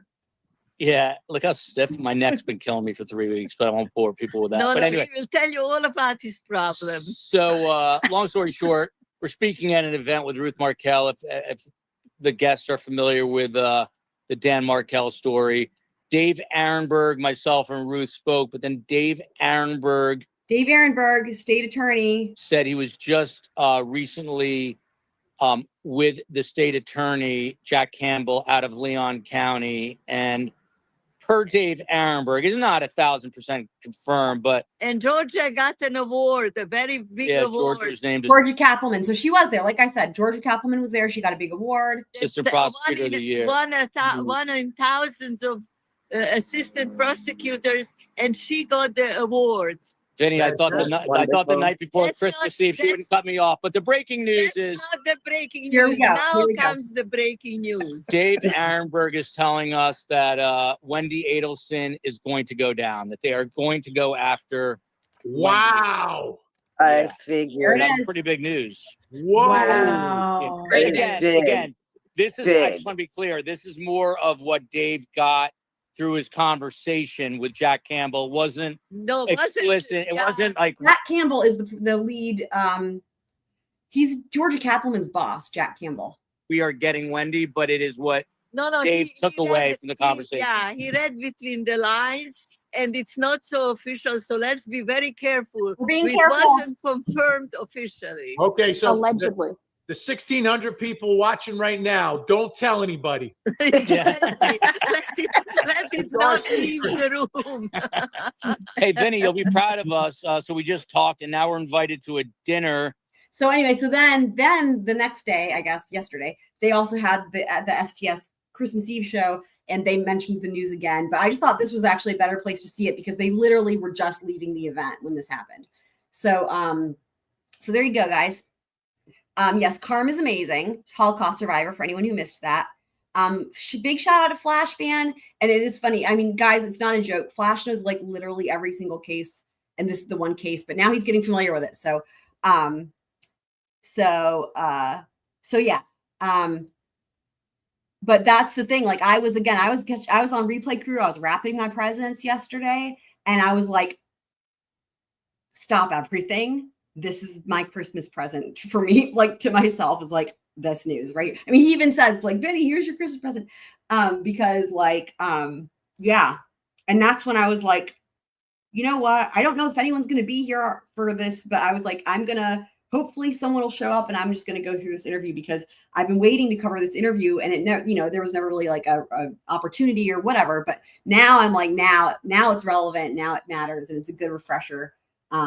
Even for those of us who have seen it. So.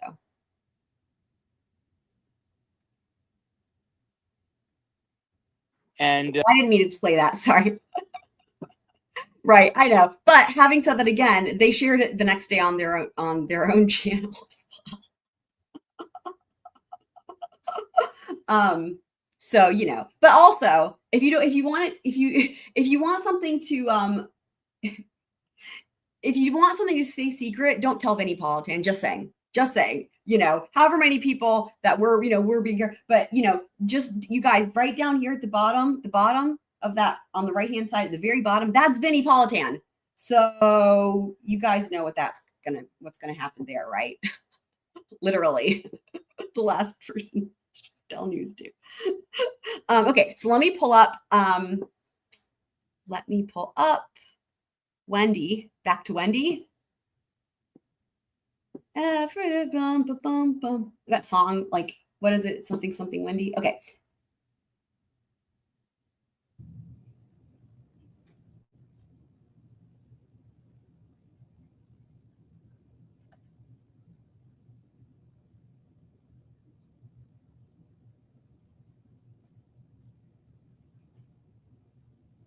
They have. And I just wanted to say, actually, I wanted to mention this is a good opportunity because it's paused, or there's no one in the room, that this is a classic scheme, right? Think about all these cases, whether it's a like RICO or like mob or like whenever there's conspiracy, for even if you don't look at even without looking at the evidence, right? Which, whenever people ask about the evidence, we're never going to learn the evidence in any case until the trial, but never mind that. Anyway, if you just look at the charging scheme, right? Because of the way that the prosecutors built this case over the first arrest was in 2016. So already we're 9 years in the making. They've been building this case, right? We don't know everything that they know, but here's one thing I will say is the way you build a case like this when you've got a lot of people involved is you start with the big fish and you work your way up. And that's what they've been doing. So I think that speaks for itself, res ipsum loquitur, that she is last, unless I would be shocked if, like, surprise, surprise, Harvey's next. I don't know that they think Harvey's the big fish. I think that this would be their last arrest more than likely. And they've been working their way up, and they did the same thing because it used to be people would say there's no way Donna's going to get arrested, right? But what came out at Charlie's trial changed that. See? So, and I'm wondering too if this could be potentially timed around Donna's trial, because that kind of makes sense, because with each trial something else new comes out. But was I going to say something else? I think that was all I was going to say. But yeah, they have been careful not to jump the gun. Oh, I know what else I was going to say. Flash and Heather and I had the most fun the other night with AI. That was the funnest thing ever. Like, literally, my face was hurting from laughing so much. So thank you guys for being awesome.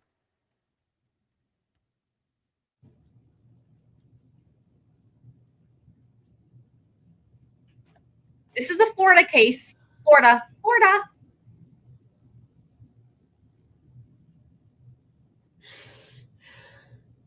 Definitely true.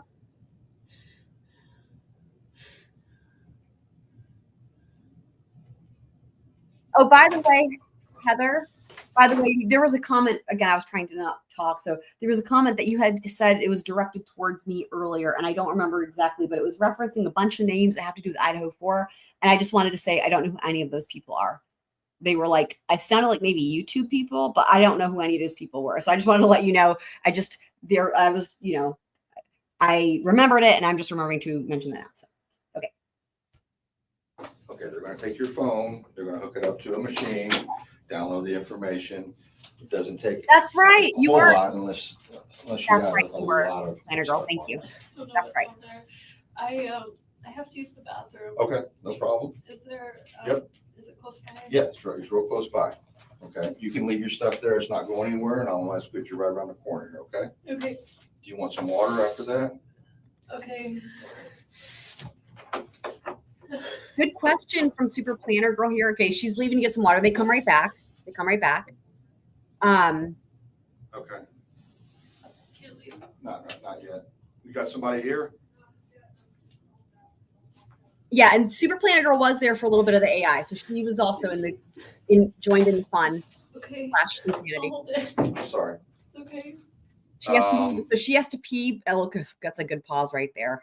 That's a good pause right there. She says she has to pee, but she's going to hold it in. We just have to eliminate everything. Okay, you know what she's saying, right? I'm assuming I'm a suspect. No, you're not a suspect. I'm not. I don't consider you a suspect. I asked you to come up here. You came up here voluntarily. I've not read you Miranda. You are not under arrest. You are the closest thing to family. She's like, but I wanted you to read me Miranda. That I have to Daniel right Great now. question again. Okay, you are. I'm so sad for. So I was thinking about something else. He told me that he comes. We have week on, week off, but on Wednesdays we do an overnight. right. And he told me that he might have some work up in New York and he might not be back in time for the Wednesday overnight. So there's no way that he did this because he had all kinds of plans like for next week that So were you're saying he would not hurt himself? no, Okay, all right, it wasn't him. okay. He has no reason to hurt himself or anything along that. No, I mean I can see him being really sad when we first got divorced. Right. But now he's got Amy. I agree with you He guys. loves those boys. Okay.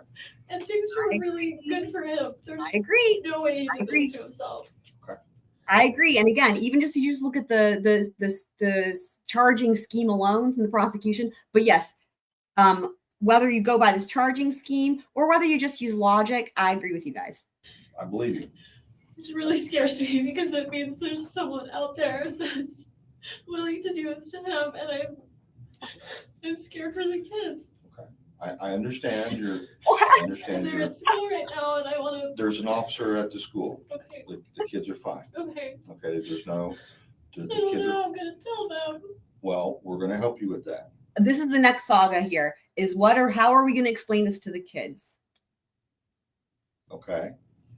But here's what I have to do right now, and I'm just trying to, Flash asked the best I want to question. get this down, Pat. I know you don't have your phone to refer to, Okay.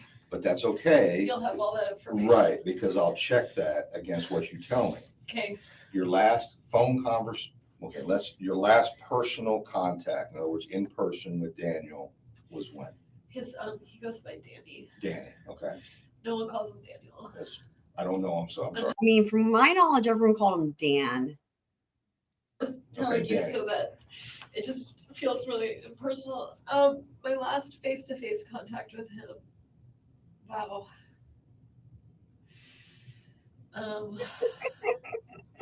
We do a lot of like leave off pickup at the school, right? Where one of us will take the kids to school, the other one picks them up. When was the last time I saw him?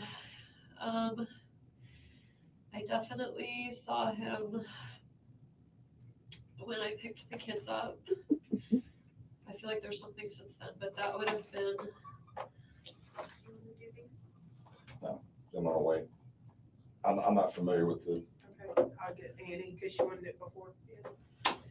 And that was that morning I drove down, so that was June 30th, okay, whatever that Monday morning was that we drove down to Miami. I saw him, I met Amy. Then we did a lot of poor Skype. kids. We Skyped Poor every day while I was gone. But that's not in person. I came back. Does anyone in the chat remember who has custody of the kids now? Because I can't remember. They didn't get put up with they weren't able to go with Ruth Markel in Canada. Does anybody remember who has custody of the kids now? with my parents. We drove back all together. And then that Friday, which would have been Oh, week I'm from sorry, today, Flash. so today's the 18th. It was Friday the 11th. That's my other brother's birthday. And I would have seen him, but I had been with the kids for Right, like 12 days right. straight, and I was getting really sick. Oh yeah, I guess the kids are with her, right? Of course. In my mind, it's still hard for me to wrap my head around the fact that she's not in custody. So, right, the kids are with her. Duh. Sorry. That just goes to show you what I mean. Right, she's not in custody yet. Yes. Okay, never mind. Of drop off of Danny coming to pick him up, and so my folks said, you know what? Why don't you just? So at about 4:45, I just went over a friend's house. I didn't see him that day. And then he had the kids, and I got some sort of laryngitis, and I was alone all weekend. Definitely. So that was Saturday, Sunday. Definitely. And then this week. I mean, definitely conspiracy. I mean, it'll be the same as like her brother, you know?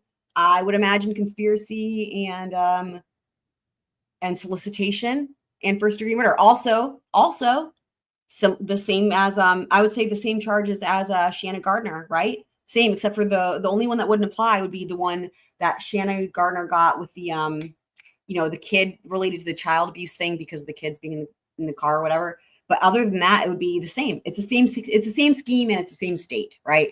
So first degree murder, solicitation, conspiracy.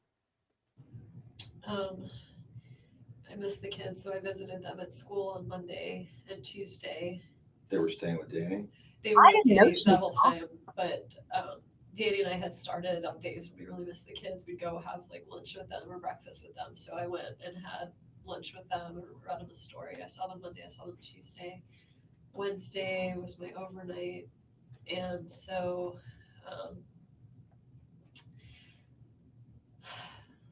so that was Wednesday. And Heather. he had them Thursday was yesterday.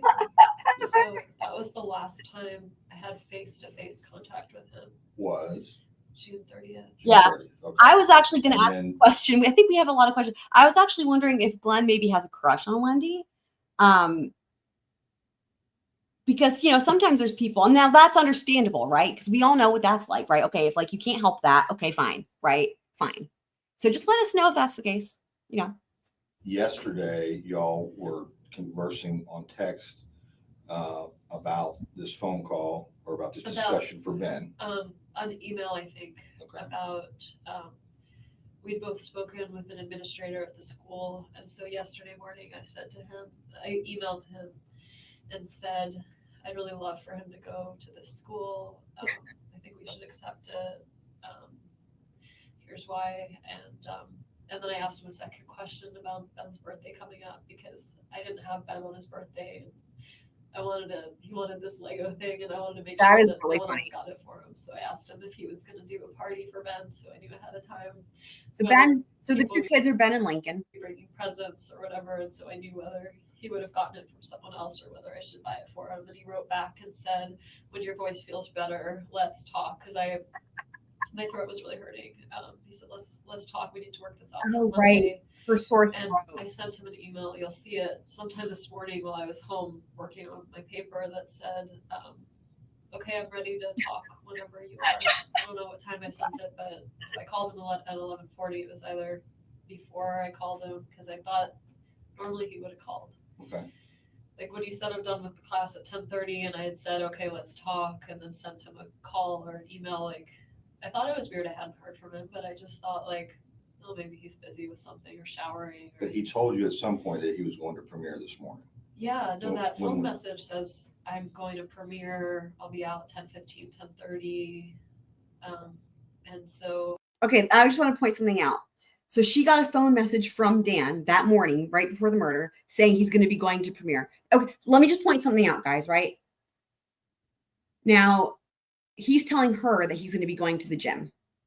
Remember, the green Prius was on surveillance camera at the gym. Let me see. I can actually pull up a picture of that, guys, following him that day. So I wonder how they knew he was going to be there. What do you guys think? Who do you think knew where Dan was going to be like the 30 minutes before the murder and maybe relayed that information along the way? You know, like the literal game of telephone, but also using telephones. Like, you know, pass it along because Wendi can't talk directly to people on down the line. Let me show you guys because this is crazy. You guys can see it. They got this green Prius all over Tarnation. It's really funny. God,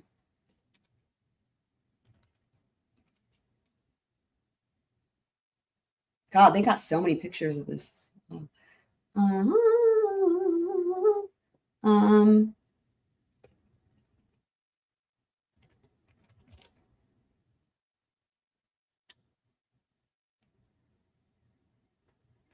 I had a picture of it saved.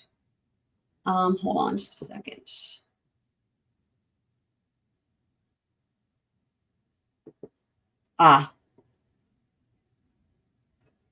Okay, here we go. Wait, where did it? Oh, goodness. Hold on.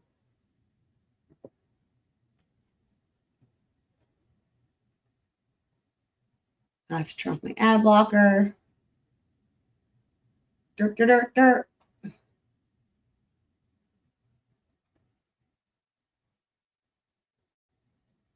Okay.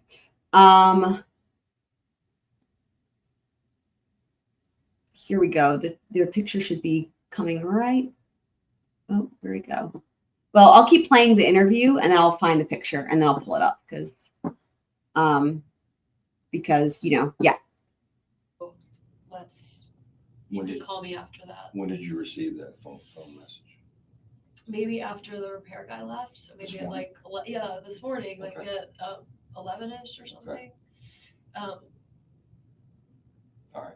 So you're at your house with the repairman. He leaves. You go back to working on your papers.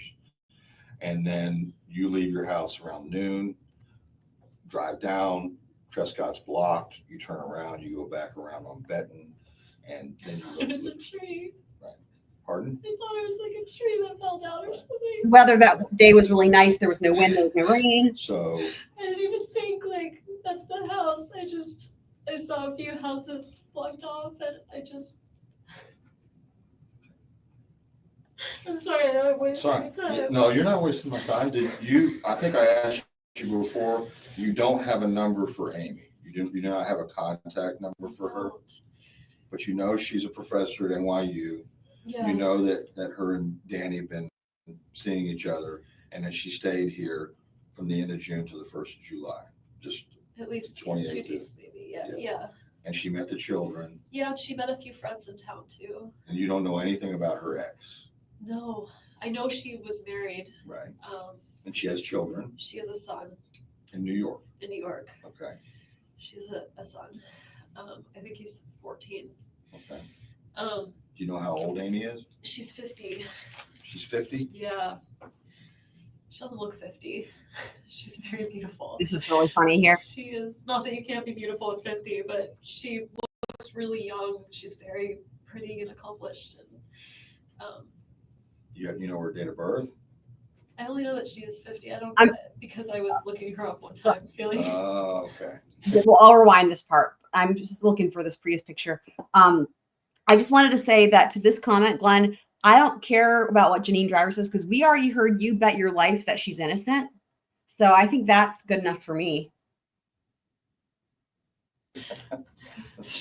Okay, so she's 50. She goes by Amy Adler. Her middle initial is M. M. Okay. So that, like, if you looked her, oh my God, if you looked her up on the law school website, you'd find her that way. That's hard to say. Super planner girl, that's hard to say. Oh, I meant to back it up. That's tough. That's a tough one. I mean, I would say that if they're definitely acting like they don't suspect her. I would say probably he's just doing Detective Isom is just doing a really good job because I can't imagine that they actually don't like. I mean, I will be honest. Detectives should always keep an open mind and should treat everyone right. Like they should have an open mind and not, so that's the right approach, right? In my opinion, but that's not how it's done. Usually they're going to kind of suspect somebody right off the bat, and usually it's going to be the ex-spouse, right? Or whatever, ex-boyfriend, girlfriend. We all know how that goes.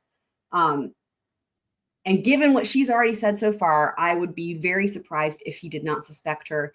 Either he's just really good at like innocent until proven guilty, although if that's what you're thinking, then probably need to be in a different job.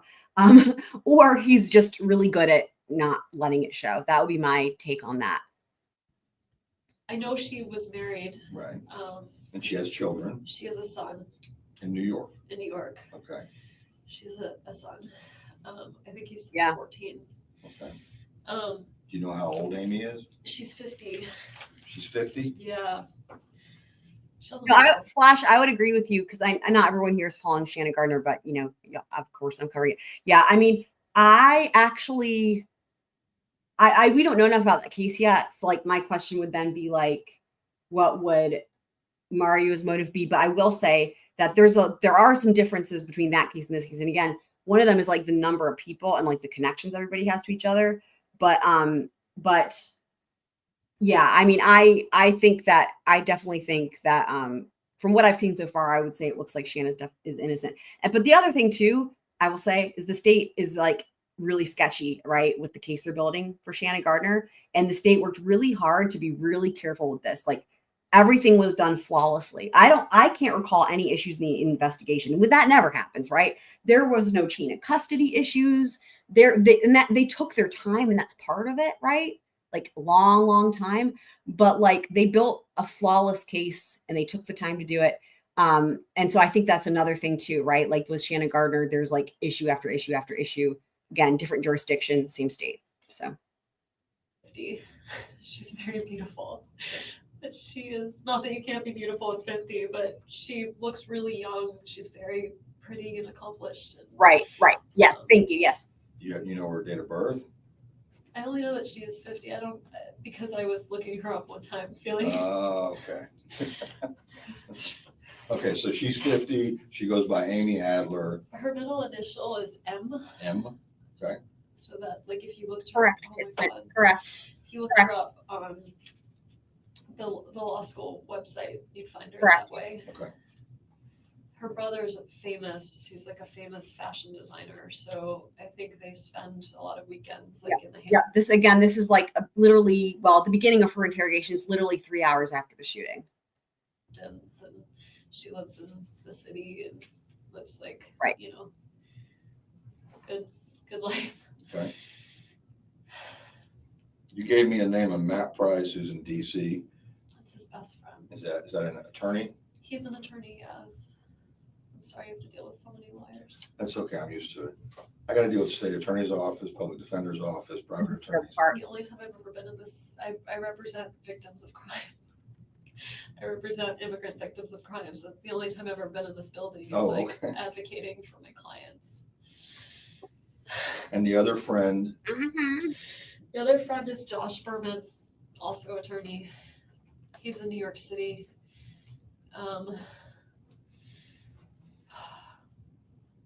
a city attorney for New York. No, he's private. They're both private. Okay.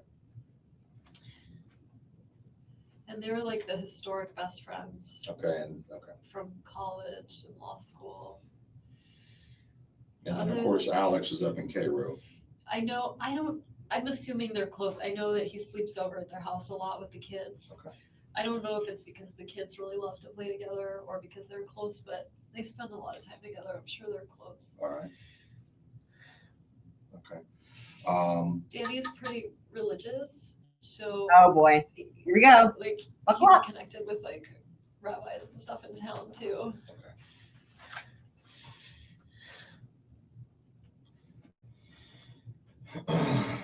All right. Which synagogue does he go to? He goes to two. The one he's most strongly affiliated with is Shomrei Torah. And by the way, if you get a nod that I can use the bathroom, I could really use Okay. it. So I'm gonna make I that mean, I'm happen not right gonna now. die. He's but not if going I to do just- well in prison, guys. He gets convicted. Can you imagine? I'm finding that Prius picture. Don't worry.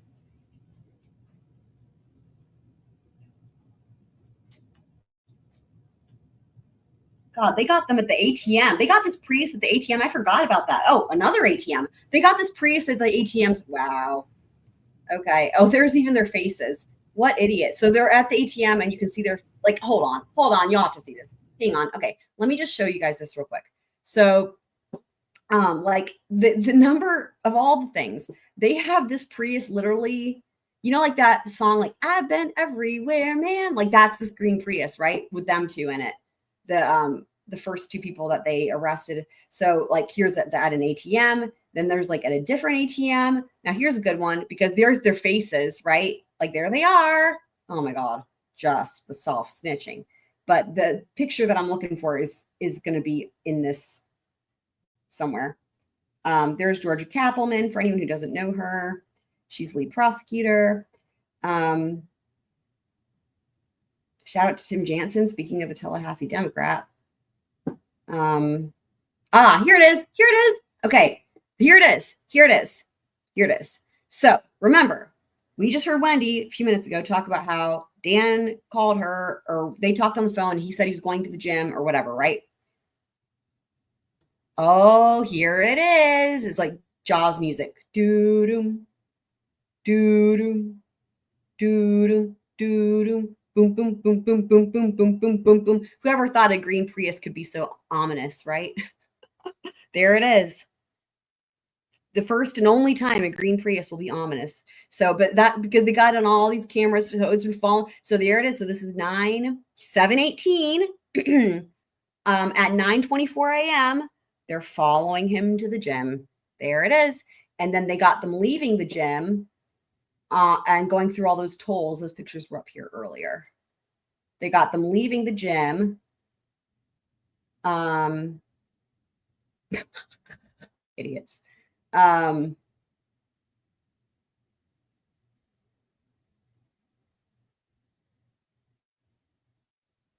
Basically, I mean, they, again, just to give you an example, like I was saying, how they built such a strong case, they have the entire timeline tracing these two people's steps, really, really well, really solid. But I'm sure there's going to be a picture here of the Prius leaving the gym. Oh, there's the ABC receipt for the Bulleit rye bourbon.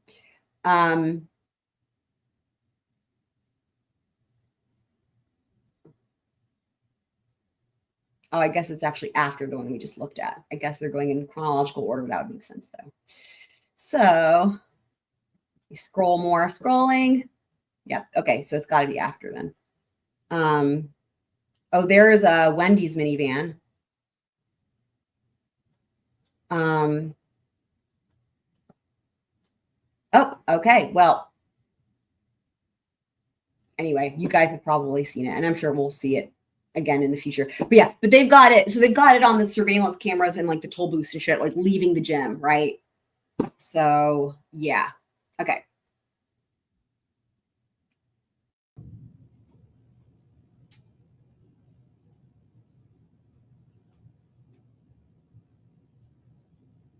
Yep. Oh yeah. Well, Stifler sucks. So yeah, Jewish, but also the Nazi thing was weird. It was.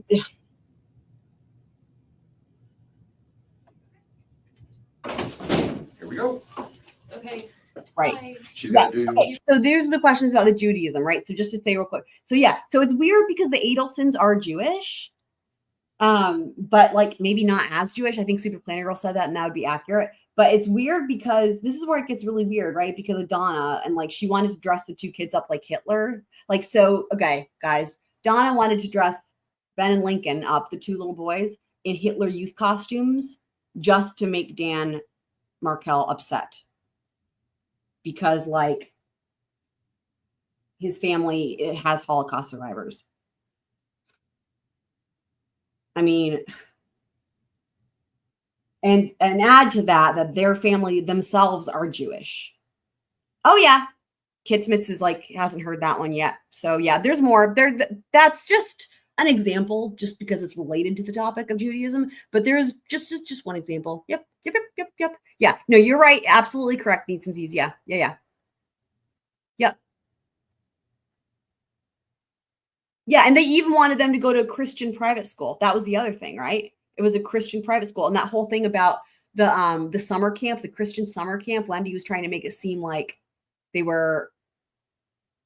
What was it? I'm trying to remember what exactly. There was a whole thing about trying to make I remember what it was. Make it seem like they'd been at this Christian summer camp long enough to where Dan would think that she was converting them to being Christian, when in fact they weren't actually. It was just like they were going to go for one day and then make it seem like they were there. Like the manipulation and the gaslighting is just woo a lot. Yep, case that keeps on giving. Surely is. You just gotta swab your hands. Oh, first I'm gonna have to. Yeah, I meant no. So but it was actually a summer camp, and it was only just to piss Dan off and make him think that she was converting them. That was the purpose. But because they didn't actually want them to go to a Christian summer camp because they're Jewish. Hi.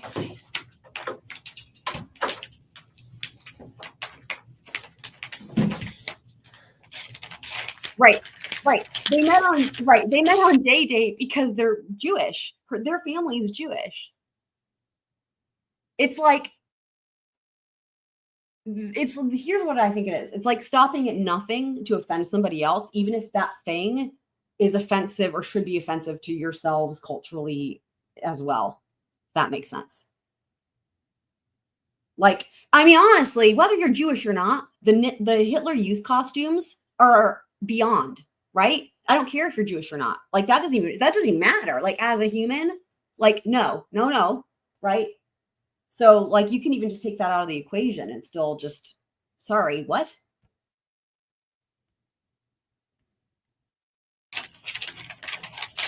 What does DSR stand for? Gunshot residue. Residue? Residue. Okay. DSR. I found it surprising she didn't know what GSR was, though. This is a really hard job you guys have. This I love. I'm gonna back that up. So this reminds me of one of my favorite moments from the Murdoch 911 call when he compliments the or no, sorry, it's that same night in the cop car, right? When he compliments the 911 operator and says she was very good, even though he was like giving her a hard time on the actual call. Like she was very good. And it's like, what? This just gives me that same, gives me that same idea. What does GSR stand for? Gunshot residue. Residue? Residue. Okay.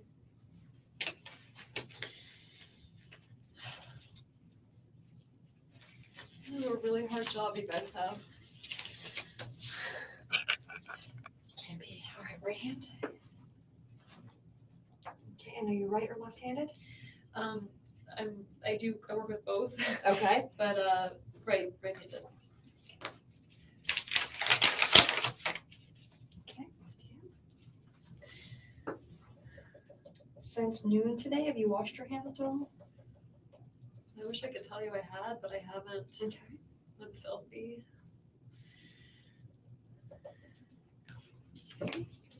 Wendy calls herself filthy. Another good moment. And a picture, correct? Yeah. Take a picture. I'm just gonna take a picture. Of my hands? No, No, of you. you- Just You stand up, and then you can go to the bathroom. Okay. Smile. Okay. Ready? Do you need to escort me? I'm just gonna walk you around the corner. It's not really, it's just showing you where it is.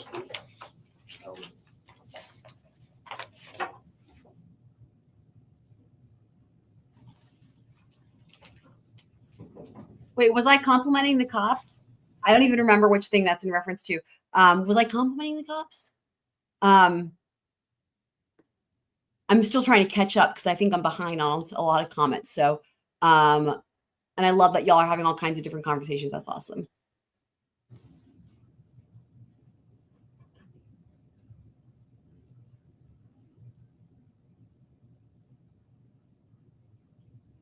Oh, right. Just that they weren't letting on if they thought she was guilty or something, right? Right. Right. Yeah. Like, because like I guess the point I was making is that it would be really hard for me. Okay. It would be really hard for me in a room with her to not let my face show my thoughts. This is what so like to me, it's just impressive that they're like keeping it cool, and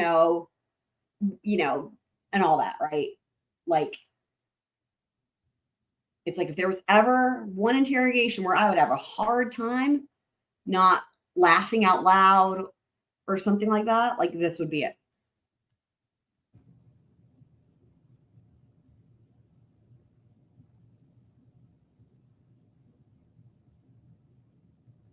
Well, there's no one in the room, so I'll go forward for this. We're watching it. If she's by herself, we're watching it. But if the room is empty, I think we can jump ahead here. Just looking at some Kleenex there. So she's peeing. Oh, okay. And she's back. She's back. Oh, what? Oh, right. Yes. Her complimenting the cops, right? Yeah. This job you guys have is so hard. Yeah, that was hilarious. Thank you. Thank you for clearing that up. Thank you. What time do your kids get out of school? So Yeah. I think the school ends at like 5, Okay. but I usually pick them up early. Danny probably told him he was going to take them to Truesdale today, so they'll be expecting earlier. But 5, it would be. That's what time they close? Yeah, I mean, I'm sure they'll stay open. Okay. Okay. They were supposed to be with me this week, so normal for them, other than this swim bit, would have been to spend the weekend with me and Where did they sleep last night? with Danny. With Danny. Yeah. Okay. So Danny took them. Go ahead. I got a call. So he has an alarm system in the house, and I must still be on the call list for people if there's a break-in. I got a call yesterday. I guess it'll be on the phone when it happened. I got a call from like the company with the alarm company that said, Oh, interesting. I didn't remember this bit. This is interesting. like, Oh, sorry. the alarm's been triggered, it's gone off. There's another family in town that we were really close with. The woman's name is Lynn, and she's on the list too, so she got a call. I know this because I saw her yesterday evening. I went to a friend's art gallery thing, and she happened to be there. It's a small town. And she said, oh, I guess I got a call from Trescott. And Okay. I said, oh, I got the same call. I said, but I just figured it was fine. So they called yesterday, and I don't remember what time it was, maybe the morning, maybe the evening, but it happens sometimes every once in a while with weather, whenever the alarm gets triggered. So I didn't think anything of it, but I wonder if there was like an attempted break-in yesterday. I don't know. I'll have to check into that. Do you know what the alarm company is? It's on my phone, right? The message Okay. that they left. Sure. I probably deleted it, but then I didn't delete my deleted messages. So if you look at deleted, you could find it. Okay. If not, I could probably figure it out. And Lynn could tell you. Okay. If you had to ask her. That was yesterday. It was yesterday. But no calls today. Mhm. Where did the children sleep the night before? Have they been staying with Danny right along? Yeah, except week on, week off, but with Wednesday overnights. So Wednesday night they were with me. When you say Wednesday overnight, Wednesday. It means like if it's a mommy week, then Right. they're with you all week. Except Wednesday night they'd go to Danny. Okay. If it's a Danny week, Right. so they're with him all week. Except Wednesday night they came to me. All right, and then so Wednesday And night that's the last time. I didn't tell you this, but I thought about it in the bathroom. I didn't have an interaction with him, but that's the last time I saw him was Wednesday. I picked up the kids and I was going to take them to Whole Foods. Okay. And I saw Danny working on his Whole computer Foods. in the window of the Whole Whole Foods is expensive, just saying. Foods, and I took him to BurgerFi instead. Oh. Because he and I were, divorced, Right. and interactions with him were hard. And it was my one day with the kids, and I thought, well, if we go inside, it's gonna be like all of us together, and I wanted time by myself. That's a good point right there. That's a good point. Do you prefer, or do you think of your username, by the way, for the comment on screen as is or like IS? Just curious, so I can, because I usually reference people's names when I'm playing with comments. That's fine. With them. So I took them, but that's the last time I saw him. So I saw him sitting there Wednesday afternoon working.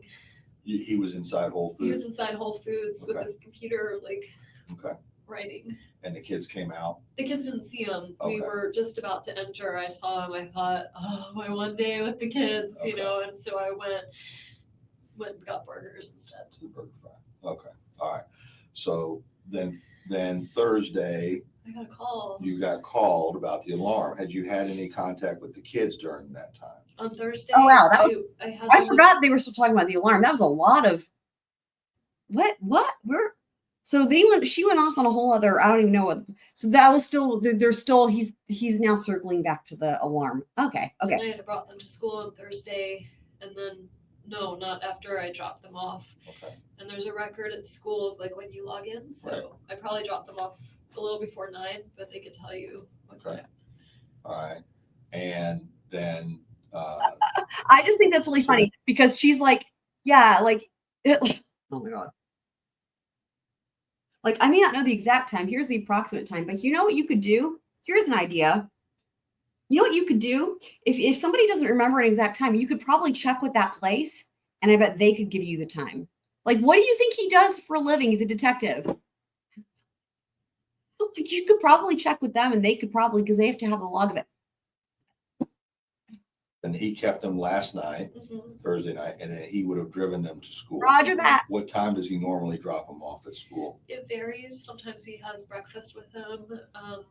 I got the call from him. It was 9:04, I think. So he must have already just dropped them off and was probably driving from school to the gym, and that's why he was saying going. For anyone who's new, I'll put the link in the chat for the Discord as well.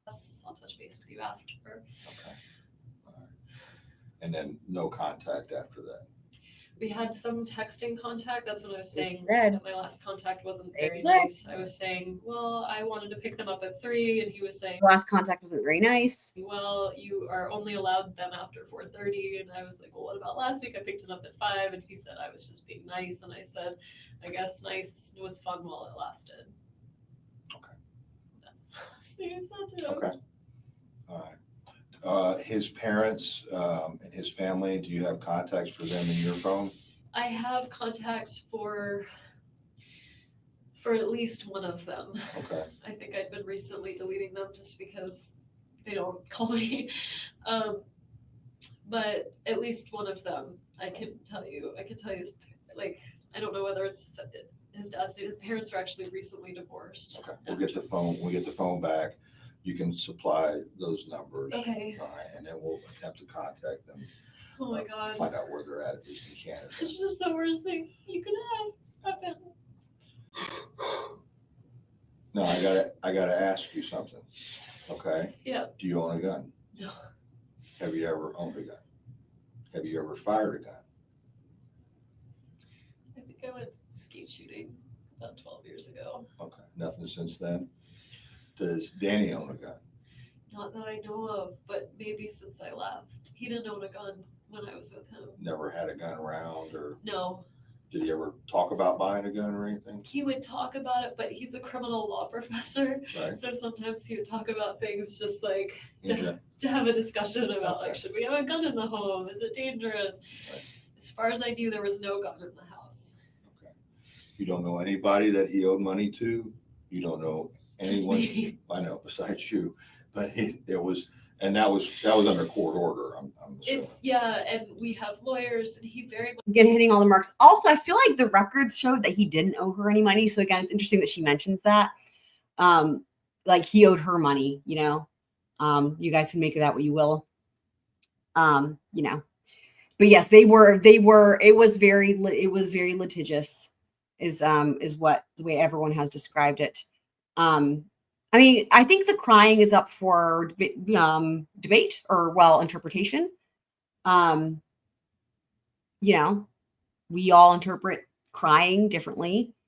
Like some people, well, I don't know if this is, did anyone here think Alex Murdoch's tears were genuine? Now, having said that, he actually did have some tears. Like there are people who actually do better with like the fake tears, but Wendi doesn't even have that. She just has crying sounds. So much respects, as do I, the legal system, you know, so it was working its way through. Okay. But anyone he owes money to, I mean, he doesn't gamble, he doesn't drink, like he doesn't have any vices, he doesn't do anything weird. I can't imagine. I mean, I think he annoys people with his, like, I get that. academia, but I think I also get that. I get that as well. And I remember I've thought that back in the day too, that they have a similar affect in terms of how they act around law. like in the ivory tower here, not like Good point. not like Good point. I don't think he owed money to anyone. I can't imagine. Okay. Good point. So that I think you're missing the point. You have. I think that I agree. I mean, this is a good point. Even Lori Vallow cried, right? I mean, what does that say about Wendi though? You know? Something I can't think of. I'm looking for some reason that someone would want to hurt him. Not just hurt him. Right. I mean, I know, but the Yeah, I mean, intention. she's not. I could see one of my friends wanting to shake him. She's not wiping her eyes at all, though. You know what I mean? Sometimes she buries her face in her hands, like to hide it, but she's not wiping her eyes. Right. God. Right. No.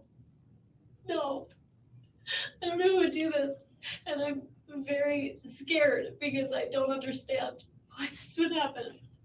He and I got along fine for the sake of the kids. You heard the message where he was like, well, maybe we'll just take a walk around school. And Right. I mean, Yeah. I found him hard to be around, but Heather. so did a lot of people. They all knew he meant well. He was a decent, good human being. He wouldn't hurt anybody. He would never do this to anybody. I don't know who would want to hurt him like this. I really don't. Right. I need to ask you, Does anybody remember the nickname they had for him? They had a really degrading, demeaning nickname for him. I was just thinking because of what she said. She was like, you know, he was a decent, good person. I don't know who'd want to hurt him. And I just, my automatic thought was, well, I'm sure they had a better idea of that when they saw your text messages with your family, as in to you to like speaking to Wendi, because I mean, the things that they said about him are beyond, like it's beyond, even for a contentious, it's just horrible, absolutely dehumanizing, horrific. Again, the Hitler Youth is a good example. but they had that nickname for him, and I can't remember what it was. And it was something really, really, really. I'll look it up and see if I can find it. Your divorce, you said before, it had nothing to do with infidelity, no extramarital affairs or anything like that. Neither one of us. It was just simply the fact that you all just didn't get along anymore, or was it just the fact that he was belligerent to you? He never hurt me physically, but he was emotionally abusive. Okay. And I didn't Not- tell most people that. Not so true. most That's a people lie. just- That's a and lie. it just By the way, didn't work people. out, and it's just the kids are young, and this is just better this way. So other than my family, who saw the way he treated me, most people were, well, I think his family was very surprised. He told everyone around the community that I was mentally ill because only a crazy person would leave him. And so Jibbers was the nickname. Jibbers. Jibbers was the nickname that they had for him. there's a lot.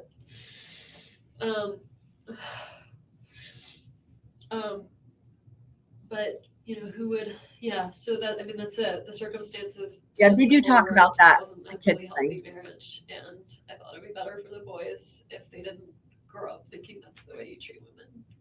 Oh my God, stop, Wendy. But he didn't hit me, he didn't hit them. He didn't have a drug problem. He didn't gamble, he didn't cheat on me, I didn't cheat on him. There's no other, I keep thinking the only like unknown I can think of is like Amy's ex-husband. Like, is he still in the picture? Is he upset? Right. Danny, I defriended him from Facebook because I found it too upsetting to like see intermittent pictures of the kids. But I wonder, he's very, very public on Facebook about like where he is, when he's traveling, where he's going. And so I wonder if he's got pictures up of him and Amy. And So she's trying to establish now that anyone could have figured out where he was at any time, making him a target, right, for somebody. Like, it wasn't like you had to be someone who knew cough, cough, his whereabouts in order to give information out. Now, the Prof Spot blog thing is still operating, and I don't think he talked about, hey, I'm going to the gym again. If you look at the gym thing alone, I don't think he posted that on there. I'm pretty sure. But yeah, if there's a jealous, it's all good, husband Candace. in the, You know where this ex-husband would be? he'd be in New York too. Is he also an attorney? I don't even know his name. Okay. I just know they when Amy came down here, they went over a mutual friend of ours. It's a guy that works at the law school. This guy Jay and his wife Dory is a good friend of mine, and they have kids my kid's age. And I said to her, I remember saying, so what's she like? You know, like she met her before I did, and she said, you know, she's really nice and she's, you know, very sweet, and she's recently divorced too, so she knows how awkward all of this is to meet the new person. I don't know, and I'm scared. Okay. Have you had anything happen at your house? No. Nothing? Uh-uh. And the information for Best Buy for the service tech that was there, that's at your house? I'd be happy. I mean, if someone wants to Yeah, we'll come back get with that. me. We'll get that. And that was basically from when he came out there to serve, well, I guess to replace the He TV. came out to fix it and then told me that what was wrong with it wasn't fixable. Right. And so I called Charlie to find out, should I buy a new one or should I fix Right. this one? And he was like, just buy a new one. And once he left, do you remember what time the serviceman left? probably around 10, 10. before 10. By the way, 12. speaking of Dan Rashbaum, he's in big trouble. Like I wouldn't be surprised if he gets his bar license suspended, because Charlie's going to get a new trial. I mean, Charlie is going to get a new trial. There's not a question about that. Here's what I would say. Dan Rashbaum proves that you should not try to represent everybody in the family at the same time, and therefore jeopardize, essentially being ineffective assistance or providing ineffective assistance of counsel to more than one criminal defendant at different stages, and therefore fucking all of the cases. That's what he proves. Don't do that, because that's bad. Bad. Of, But between that time, between 10 and 12, you were by yourself working on your papers and stuff. yeah. Were you doing on papers or computer? It was all on computer. And that's what I was thinking. I was like, I sent some edits in to someone at the law library during that time. Okay.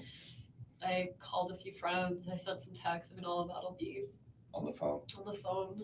Or did you call from your house phone? I don't have a house phone. Okay, you use all your communications is over your cell phone? Yeah. Do you have more than one cell phone? No. A burner phone? All right. I'm going to introduce you to a victim advocate. She's going to be very helpful. And she's going to, once the phone comes back, she'll get the numbers This part's interesting. for his folks. Hey, you're saying everybody's in Canada. Is that correct? On his side of the family? His family's in Canada. Okay, Alberta. Nice. No, Quebec? his mom and dad, his immediate family is in Toronto. Okay. His like aunts and uncles and cousins are all in Montreal. Everyone's English speaking. Okay. Any Canada is families- such a big no country. family in the States. They're all in Canada. And that's where he's from originally. He's from there. He came here for college and never Where's left. he? So he's 41 and he's been here since he was 18. Did he go to FSU for law school? No, Okay. Oh, right. He He was was law at school. Harvard. Harvard. Harvard. Okay. Harvard. And then he got a position as a professor. We moved up here for his job.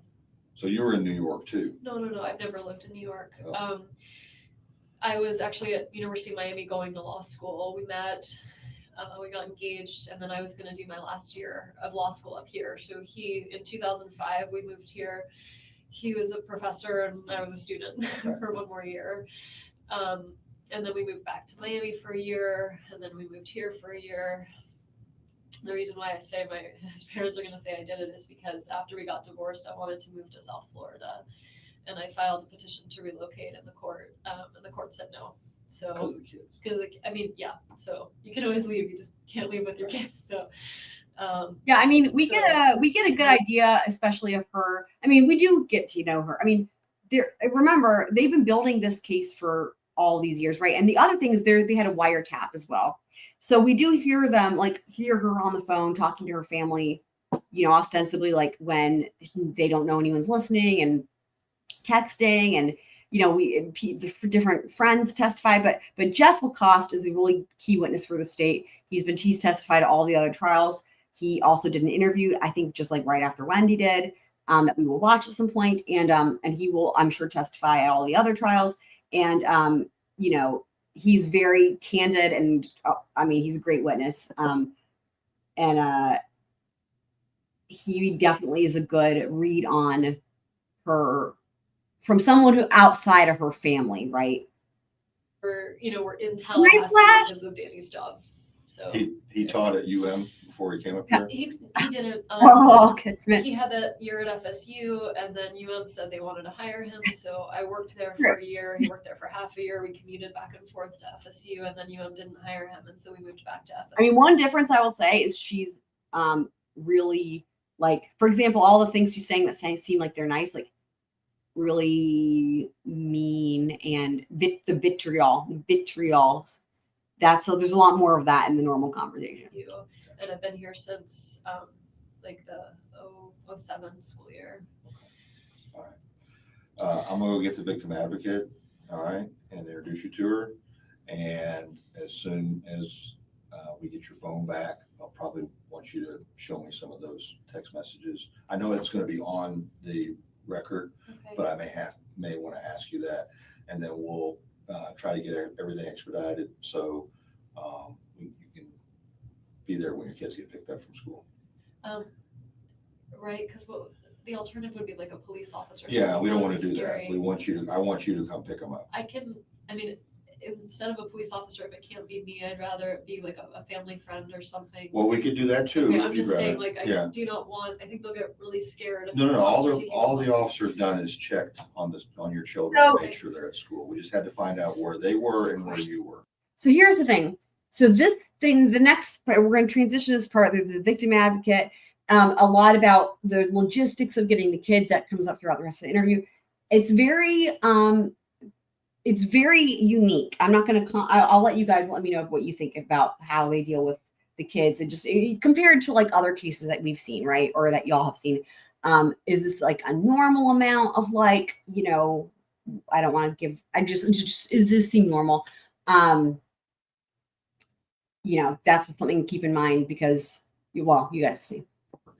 Okay. Yeah. All right. Okay. Right back. Okay.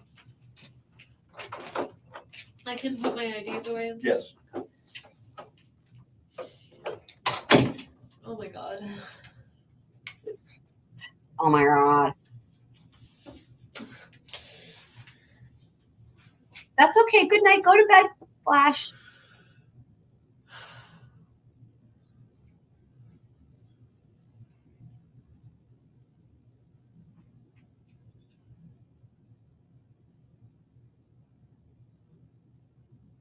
I'm starting to wonder if Glenn is actually secretly Wendi, because people have done this before. There's been people that speculated that Wendy's been making like it's like maybe you account and she pops into chat.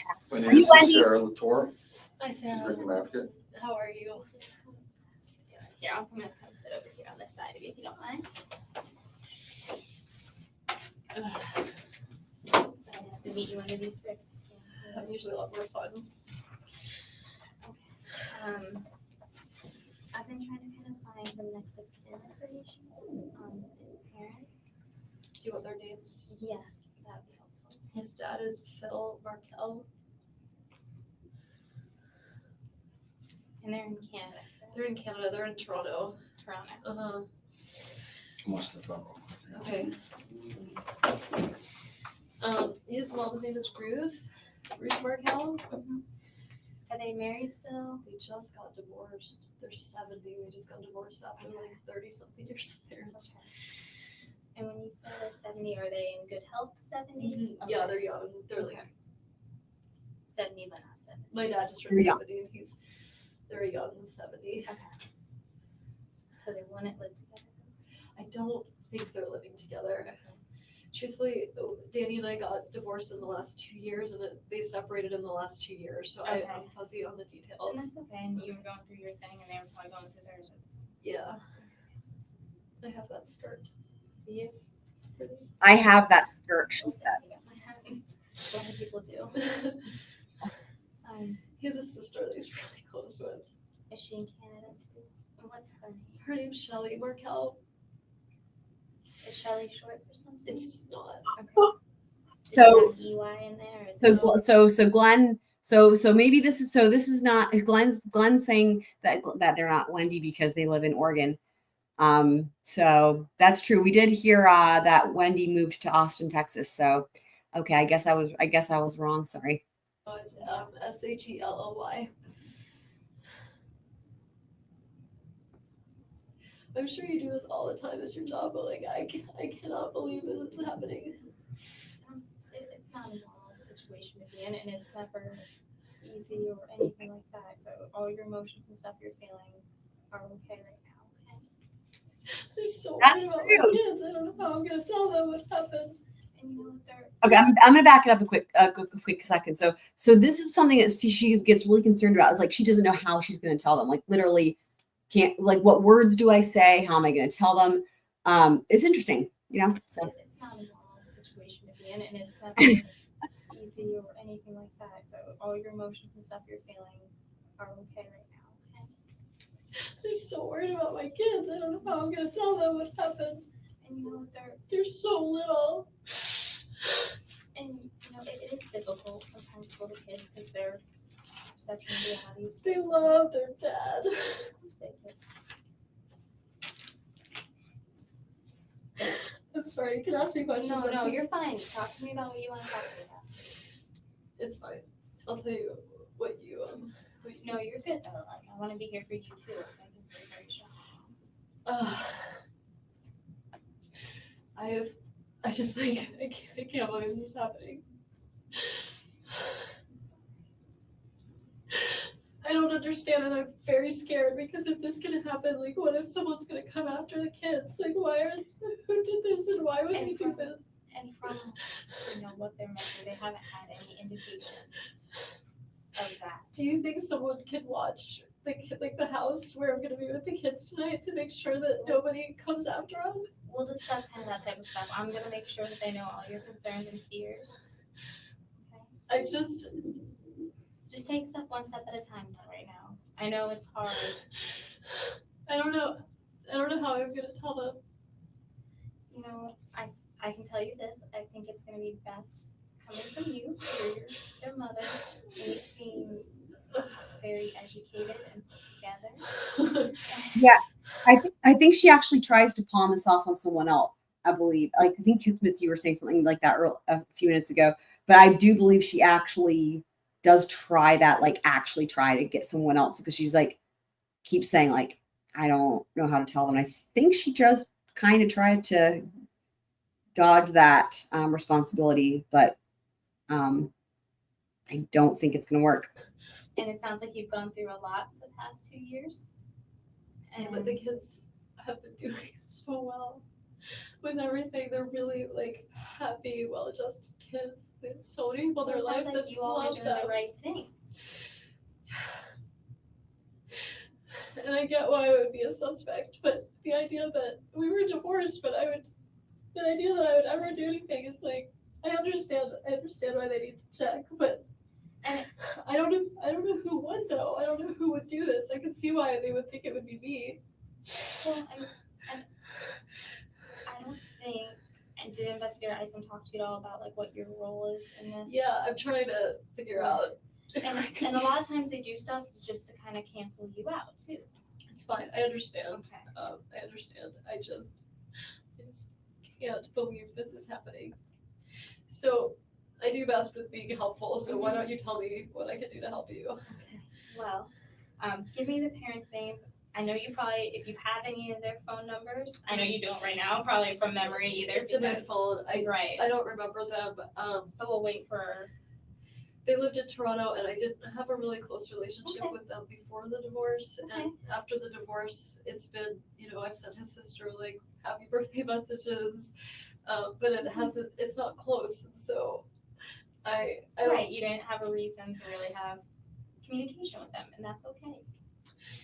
Okay, so other than their names. Right, that's probably all you really. No, I'm asking like, what can I do? Let's see. You can, worry about you and your boys. Start thinking who would be someone that you want here for you that's here in Tallahassee now. What do you mean here for me? Like for what? For support for you, because you're gonna have to go. I'd really like my family to come. Okay. They're not here, but where are they located? I'm just so upset right now that I'm worried about parenting effectively. So if my parents were here, they could help me. They're really close with the kids, so they could help me. I feel like you and I look a little bit of like, do you see this as you're looking at my face? You have very pretty blue eyes. They're much bluer than mine. But I feel like, anyway, it's like looking at my sister, similar hair. I must look awesome right now, but when I'm not in crisis, I'd really like my parents to be here and help me with the kids. And so for my information, what are your parents' names? I feel like I should be the one to tell them. No, I don't want. I'm not gonna go tell them. I'm just more of, as this time goes on, right? When you're referring to people, I want to know. Sure. My parents' names are Donna and Harvey Adelson. And did you say they were in Florida? They are. They're splitting. They're sort of in the process of retiring. Okay. I mean, semi. So they work together. They're super happy and in love. 40 plus years in. So they like live in Coral Springs for part of the week and then in Miami for part of the week. So today is Friday and they're in Miami. Okay, so is Miami like their weekend home then for them?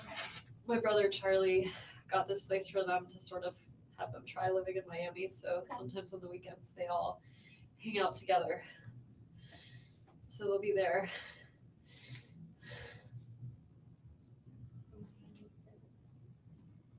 And like I said, I'm not going to notify your parents or do anything like that. I was just, like I said, getting that more of just so. For future, yeah.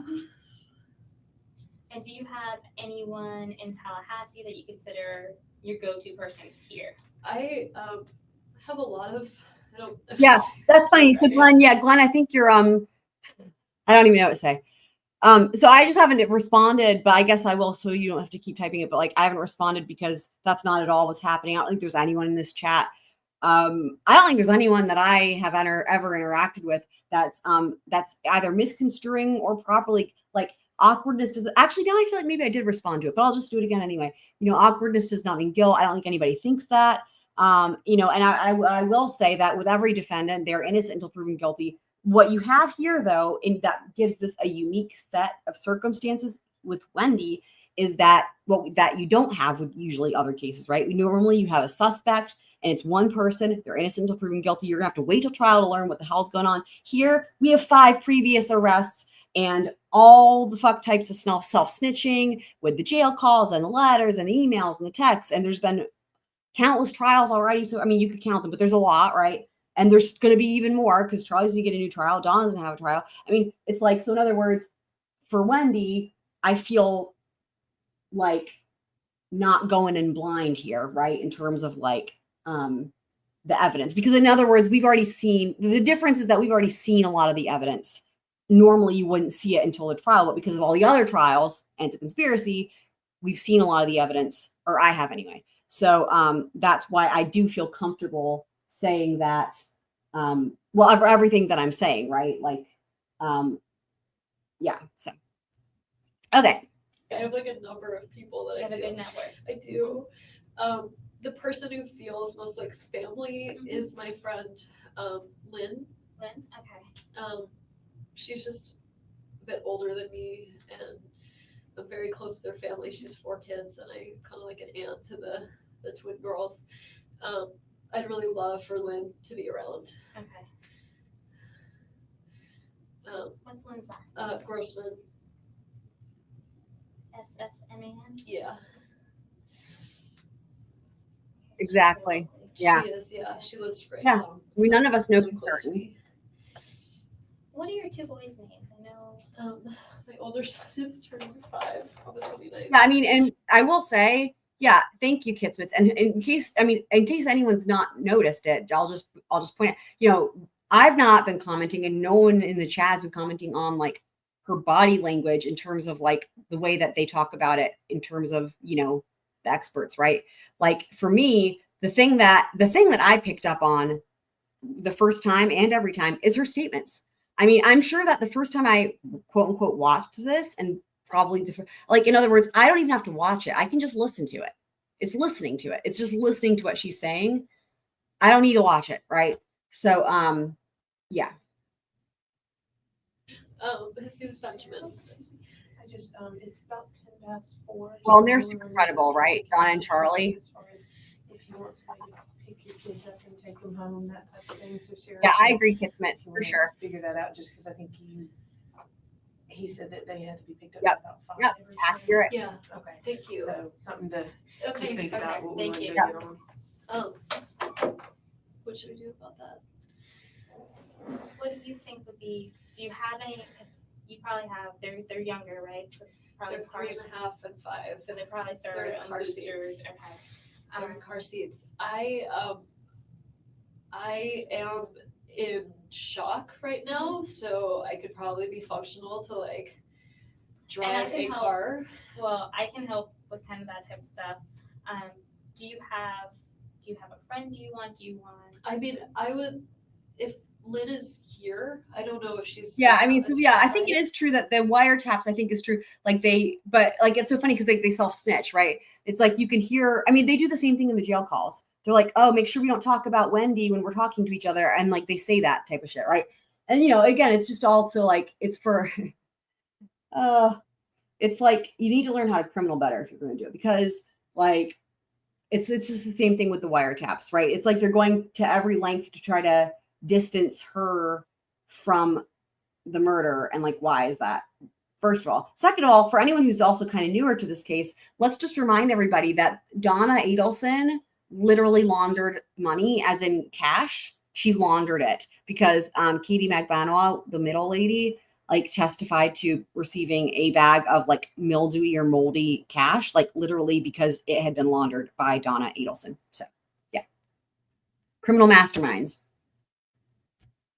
Hey, Yes, yes. I don't know if she's in town this weekend. If she is, I would love for her to be with Lynn would be me. your person. Okay. Yeah, And then Yes, yeah. if Lynn's not, do you have a kind of backup person you would think? I do. I have a lot of friends who have Yep. kids, Yep. so they have their own Yes, ma'am. responsibilities. My friend Yep. Jane, who actually I think used to be a victim advocate. Okay. Oh, here we go with Jane. She talks about Jane for a lot. She really likes to talk about Jane. Jane would be a really good choice. Jane McPherson.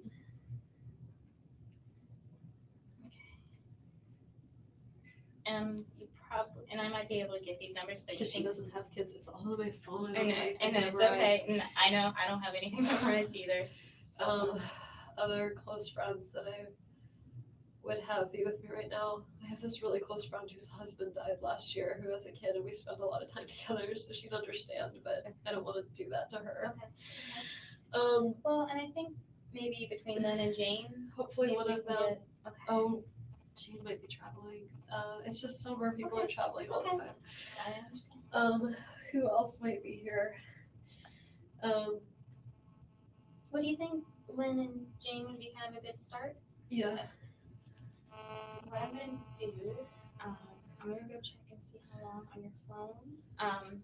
So that way we can kind of start working on those things. Okay. Some things for you to think about, when you meet your boys. And I'm sorry, it's really hard. I just don't know how I'm gonna tell them that. Well, you know your boys better than anyone else does, right? Right now, they were expecting.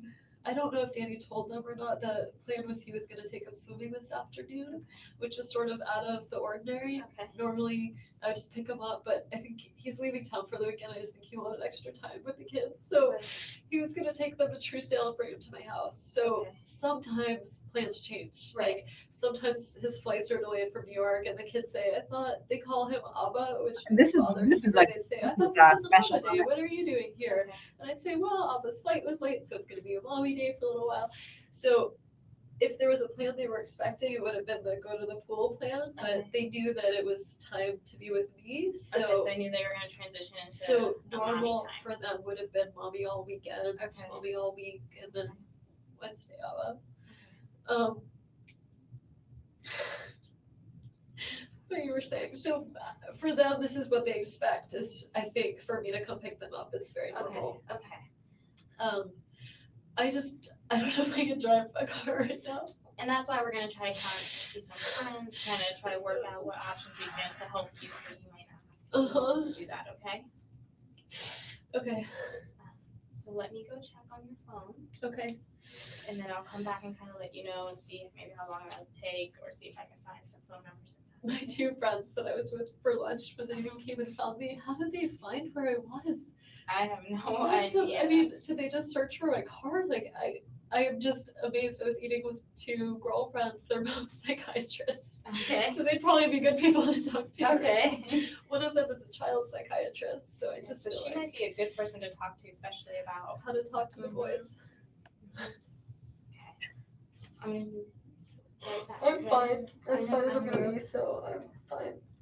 I mean, the thing that's weird about that question about this, like, listen to how hard she's trying to figure out, like, either have someone else do it or help her do it. It's just weird because it's like every single parent in the history of time at some point has to give their child bad news, right? And in this case, it's like, I mean, I don't know. It's like this is every parent figures this out and they don't think about it until the time comes, and every parent figures this out.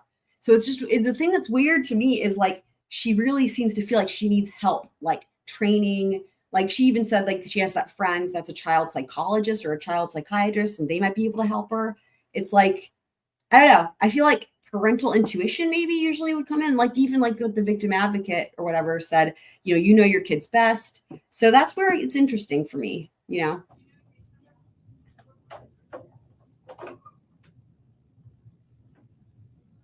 I mean, I do see what you're saying.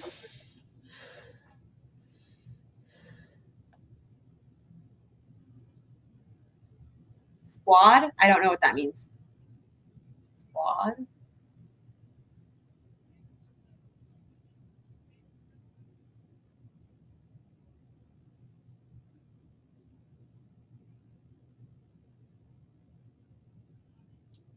Maybe YouTube is getting worse with the censoring and stuff.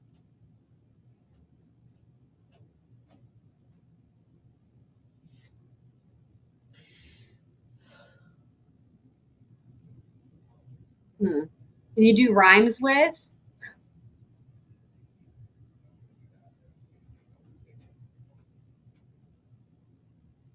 Okay.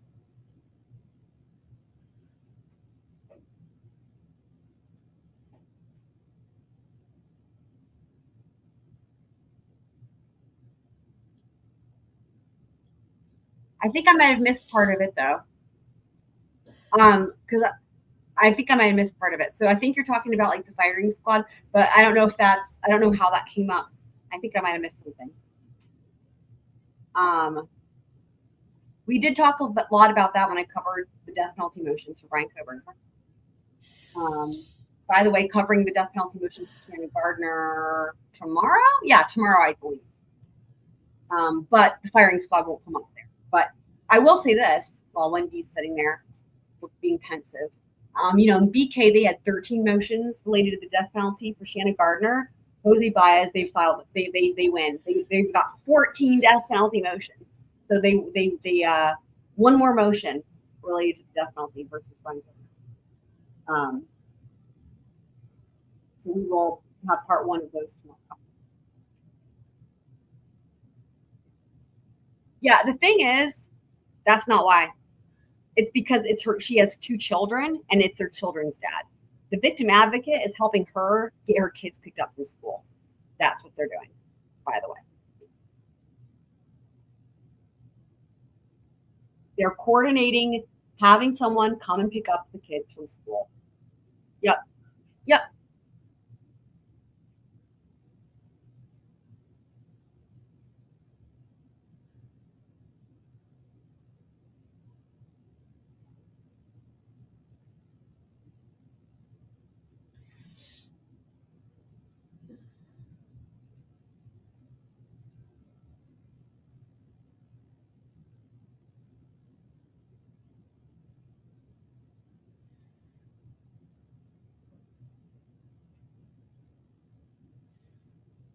But you know, the other interesting thing we mentioned earlier about the kids is, you know, I think that to my knowledge, because Ruth Markel comes on SDS a lot, I don't know that it's clear that they actually know what happened. Like, even if you take away the family being involved, like, I don't think, and like, again, the other thing too, like they changed the kids' names. Like basically it's like as if Wendi tried to just erase any existence of them ever existing ever since this happened.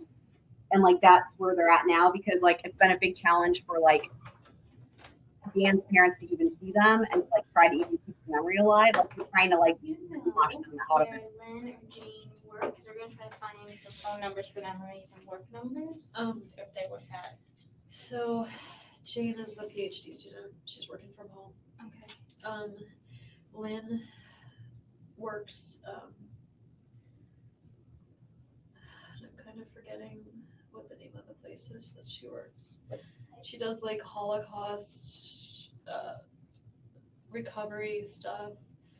Department of Financial Services, maybe. It's not DBPR. It might be. Right, that's true. Right.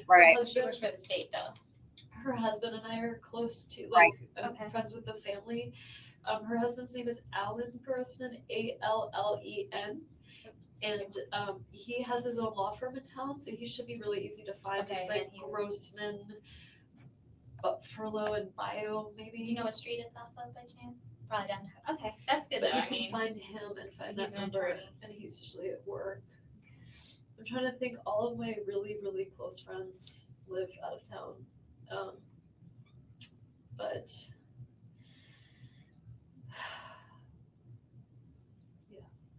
Yeah, I mean, she mentions Charlie right from the get-go. And go. As I'm gonna try to do just some Google stuff. I don't know if Fender knows the case. okay. God, we really should start memorizing more phone numbers. I used to know You know, them. it's just technology that makes it easier for us. Yeah, so like I I'm going think crazy in this white room. I'm sorry, I know it's not like pictures of No, my no. anymore. so. I will just say we don't even need. I mean, we could get. Like, this doesn't make any logical sense because there's people that are victims of crimes that don't act distraught, and there's people that act distraught that aren't victims of crimes. Like, you can't. This is kind of along the same lines of judging someone for being awkward. It's completely irrelevant. Someone seeming distraught or seeming awkward is not, at least that's not how I assess anything. And I don't think that's how even law enforcement, because when it comes to victims advocates, I agree that they're going to follow the protocol, right? And if even in your own words, if you come in and you could be a victim, or whether it's, again, like the kids are victims, right?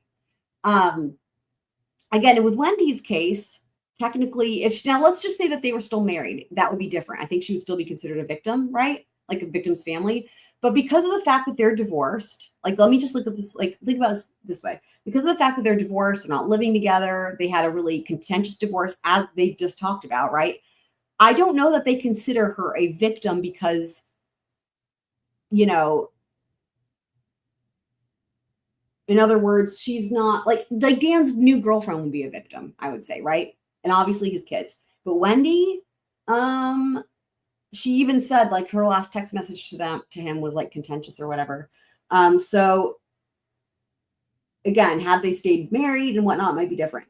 But regardless, I could see how the protocol would still count her as a victim, but it would not be based on her being distraught or not being distraught. It would be based on her relation, like familial relation, AKA being married, maybe being divorced. I don't know how far they push that. Maybe when I don't know, but that's the thing.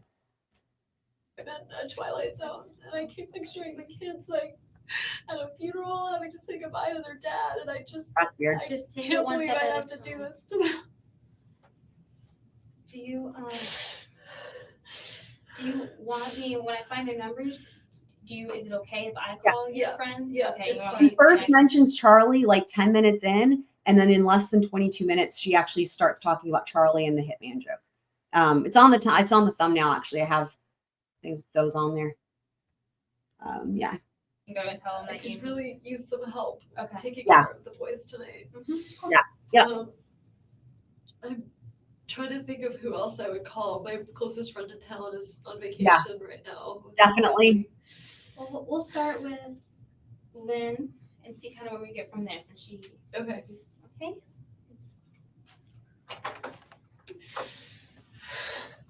Ooh, that was interesting. Huh.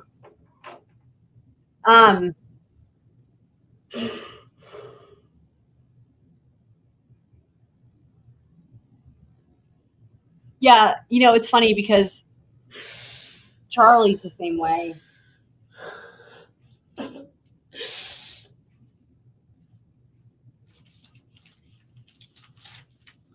Some people they like to brag and stuff,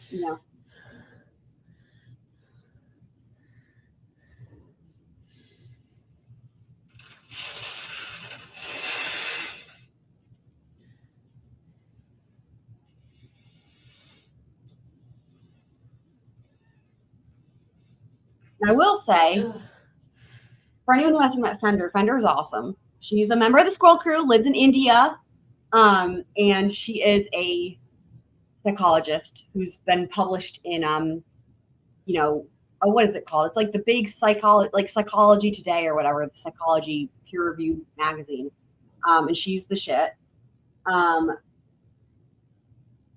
But Glenn, I feel like I think you might regret having a conversation, with her, with any psychologist. I mean, I don't just have them on the ready, like in my pocket or anything, right? But, Hey, Larry. Another kind of question we have, do you want, if we get in touch with one of your friends, you think it's best if maybe they picked up the kids first, or? Just because it's 4:15 now, I didn't know time-wise what we'd be looking I at. just don't want to bring them. I was about to say I don't want to traumatize them, but they're about to get plenty traumatized. And they can take them home. Right. I just don't know what would be less upsetting for the boys. That's up to you. What I would most like. Or we can make arrangements with the school and just say, look, it's going to be a little late. You need to work with us, and mom and a friend will come. I think they do keep it up until like Yeah. or so. So what I would most like would be to pick them up myself Okay. and have someone with me in Okay. case I don't feel like I can drive well. That's fine. And Lynn would be your first option Lynn to would come be here. my first And choice, you're- or Alan, her husband. Okay. And you're okay with me speaking with them and telling them to come here Yeah, first? And we let my car is. we have the cars here. Oh, they got it here. I think they were bringing it here, and I have- think Did they take my keys? I don't How did know. they get the car here? I don't know. I guess you guys. Well, I may be wrong. I thought, and Investigator Isom, Yeah. it may still be at the other place, was gonna touch base, oh, okay. I may be wrong, was going to touch base with you about, cause I know he's done a bunch of different stuff as far as doing your hands and all that stuff, to see if you'd be willing to let us look in your car to see. Glenn Thomas, did you watch Sarah Boone trial? I mean, I could name any trial, but we'll just do Sarah Boone, but just because I'm just curious if you watched any of that or if you watched any of her body cam from when they showed up. Well, maybe you think she didn't, maybe you think she's innocent, although she's convicted.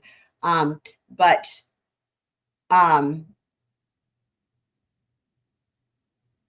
yeah, I think we're all kind of confused about what they're trying to say. I guess I'm stuck on the hands over the face thing is where what I'm getting at here. That hands over the face means not acting. Is that what if that's what the point was? Although it's not clear. Looks like we're all pretty confused. Oh God.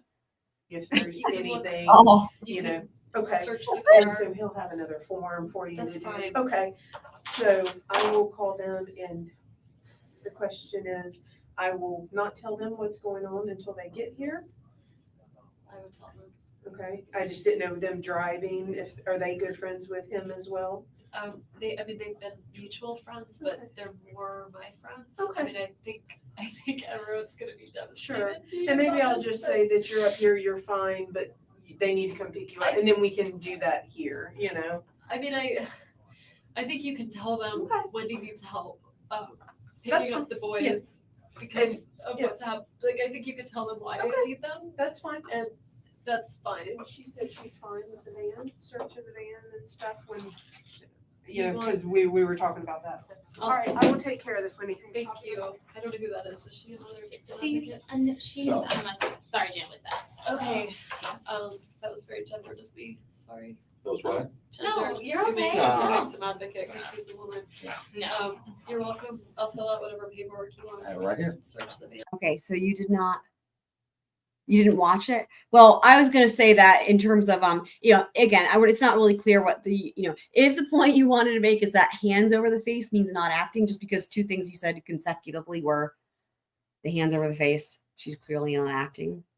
And then, I don't even know how to get the educated is like a whole other thing. But like, even just going with those two things, then, I was going to say like in the Sarah Boone body cam, she covers her face with her hands a ton. But you know what? I will just say, that's why I was like, this is stupid, because literally every single person does this. Like they all do it. Like every trial, every defendant is, if they take the stand or if they're interrogated or if there's body cam. And I will be honest, I can't think of any situations where anybody was innocent doing it. Like take, for example, those of us, which is probably everybody here more than likely, like Karen Reed, right? There's other examples, but people who are, let me just put it this way. There are a lot of people who would say that potentially covering up of one's face could indicate a sign of deception. And especially if one is trying to look like they're crying and is not actually crying, that's a way to try to look like you're crying if you're not actually crying. And honestly, again, there was a ton of that came out in terms of the comments during the Murdaugh trial. And honestly,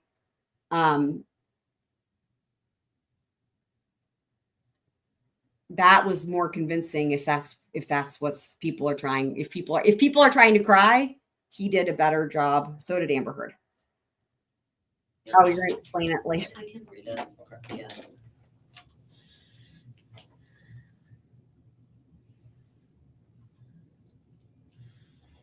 Have you witnessed that, Sarah? Sure. We got an alternative for the kids. What's the alternative? I mean, Right somebody now, else. Joanna's calling one of her friends Right. in Davis and trying to see if they can have the friend come here Right. and then they can I mean, go I together will and say stuff. in my own experience, like I'm trying to think, like in my own experience, if I'm like really upset and crying, I don't know that I cover my face. Do you guys? Like if you think about it?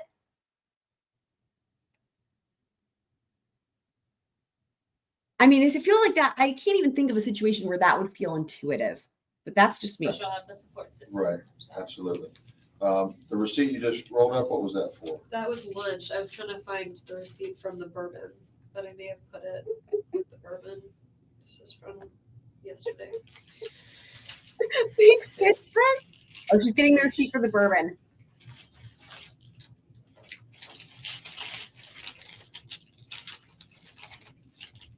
But these are old ones. When you brought receipt. I was looking for the Bourbon, but I must have put it in the bag with the Bourbon that I kept in the car. Can I hold on to this one for Mosaic? Sure. Okay. Do you need it to balance your booking?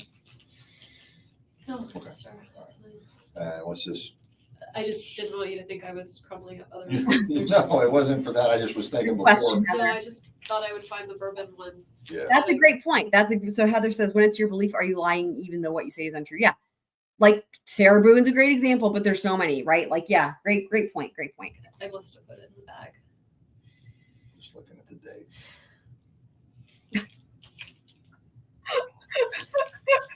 I feel a lot. I lost the key to my house, so I went to buy many spare keys to give to friends around town so I don't get locked out of my house again. Okay. So that's All what right. that is. Just my many spare keys that are now around Tallahassee, which now makes me nervous. Okay. I know the receipt that I might be interested in is the gas receipt. Yeah. Oh, I asked for no receipt, Okay. so I can give you my That's okay. charge card information, but If I need it later on. I didn't get a receipt. That's all right. Okay. But you bought the Bourbon over there sometime afternoon and then went to, okay. All right. It should be, the Bourbon's in the car, Okay. so it should be in there. Okay. I'll get started on this and we'll hold on to this. Are you bringing the car here? Yes, I think it's already here. How did they bring it here without Tow truck. keys? Tow Tow truck. truck. Okay. Okay. We're trying to be as efficient as possible. All right, so we're working on the Yep, Joanna's trying to make contact now with some friends. okay, and then they'll come here hopefully. Hopefully as long as she can.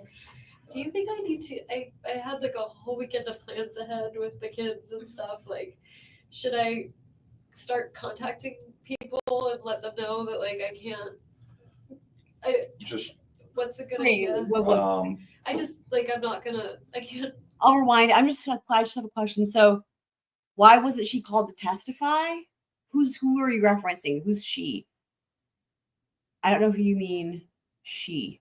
Because Wendi has testified at all of the other trials. In fact, it's a running joke in the community of people who follow this that Wendi wore the same dress for like the first 3 trials in a row. And she seemed to catch on to that though, because she finally wore a different dress for Charlie's trial. But what was so funny is with the other trials, even though they were like years and years and years apart, she wore the same dress. Anyway, so I'm not sure. Yeah. Show up for like play dates right now. So sure, yeah. I don't know, like, do you want me not to tell people what's going on? Is this like, Well, I got that call from Lisa Carey, so like, how did she find out? well, she said she saw something in the neighborhood or heard She something, said she right? heard there was a shooting on Trescott. I thought because she's a real estate agent, maybe she was rolling around and she saw Rolling Trescott, around. but how did, like, is it on the news? Like, Well, I can tell you that there was news media out there with cameras, but I don't know if anything has been reported as to the specific address. Okay. I don't know what our public information office has released. I'm asking for you, I mean, like, Okay. Friend, you've already offered I up don't your wanna, life, like, so don't worry about the money in addition. She wants to know what she can tell people or what she can't right now. which I mean, in you terms want of anyone to die. is maybe the things thing. better or worse for you. I would say that for right now, I would not deny to anybody that something did happen, but you if could. I'm gonna call and cancel all my, like, I'm supposed to be at a party Right. tonight, like, Okay, I can't, basically, Oh my I God. can't go. Oh, that's what you're saying. What? Okay, sorry, I can't even, I'm just gonna try to process this question. So you're saying that they would have brought the victim advocate in to testify that she's faking. Oh, okay. I don't know where to be. A victim advocate is not qualified to testify if anybody is or isn't faking. In fact, it's really difficult. It's really difficult even when it comes to a forensic psychologist to have them testify to that. And the only way that that would be done is not in this context at all. It would be by administering. The closest thing would be administering exams that can determine possibly the potential for malingering, but this has to be given in conjunction with a bunch of other exams. And again, Amber Heard is an example, but there's others. It's not something that anybody can just say that someone is or isn't faking.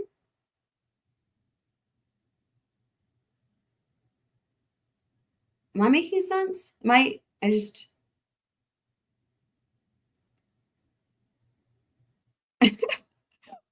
so confused, and it's really funny. There's been an So incident I that can just tell people, I'm just not gonna be able to be there, I'll talk to you later, and that's Right. it. That's Okay, That's fine. okay.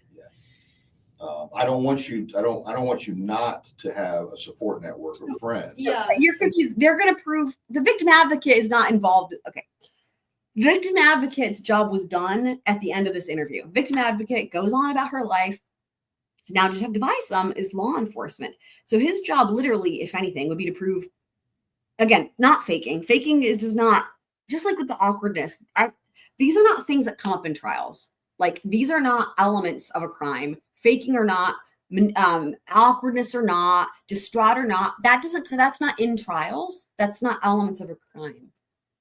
Like, now, having said that, Detective Isom's job description would require him to, detective stuff, right? Look into suspects, right?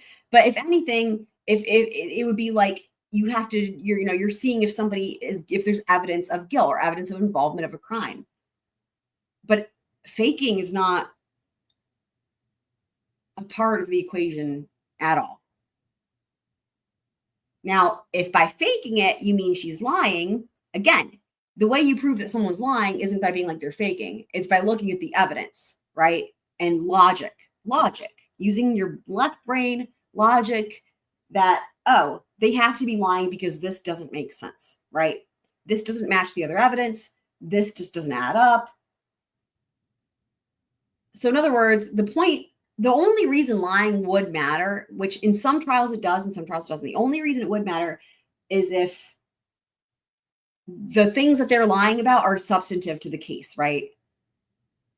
Elements of a crime, evidence, things like that, right? If they're lying about who their best friend was in second grade, not relevant. Does that make sense? So the lying in and of itself doesn't matter. It's only what the purpose is, right? And the context.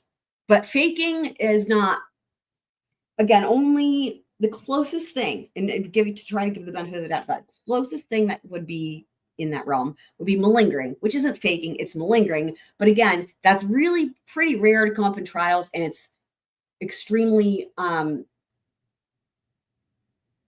there's so much you have to go through to try to prove if somebody is or isn't malingering. And it's really more of like a clinical diagnosis. Anyway, all right, I'll keep. Well, I will tell who needs to know, but like, Right. I don't. You want to explain don't- this to 1,000 people. Well, it's not about, it's yes, but I don't think that's good for the kids. Like, I don't want people, I don't know what to do about, Right.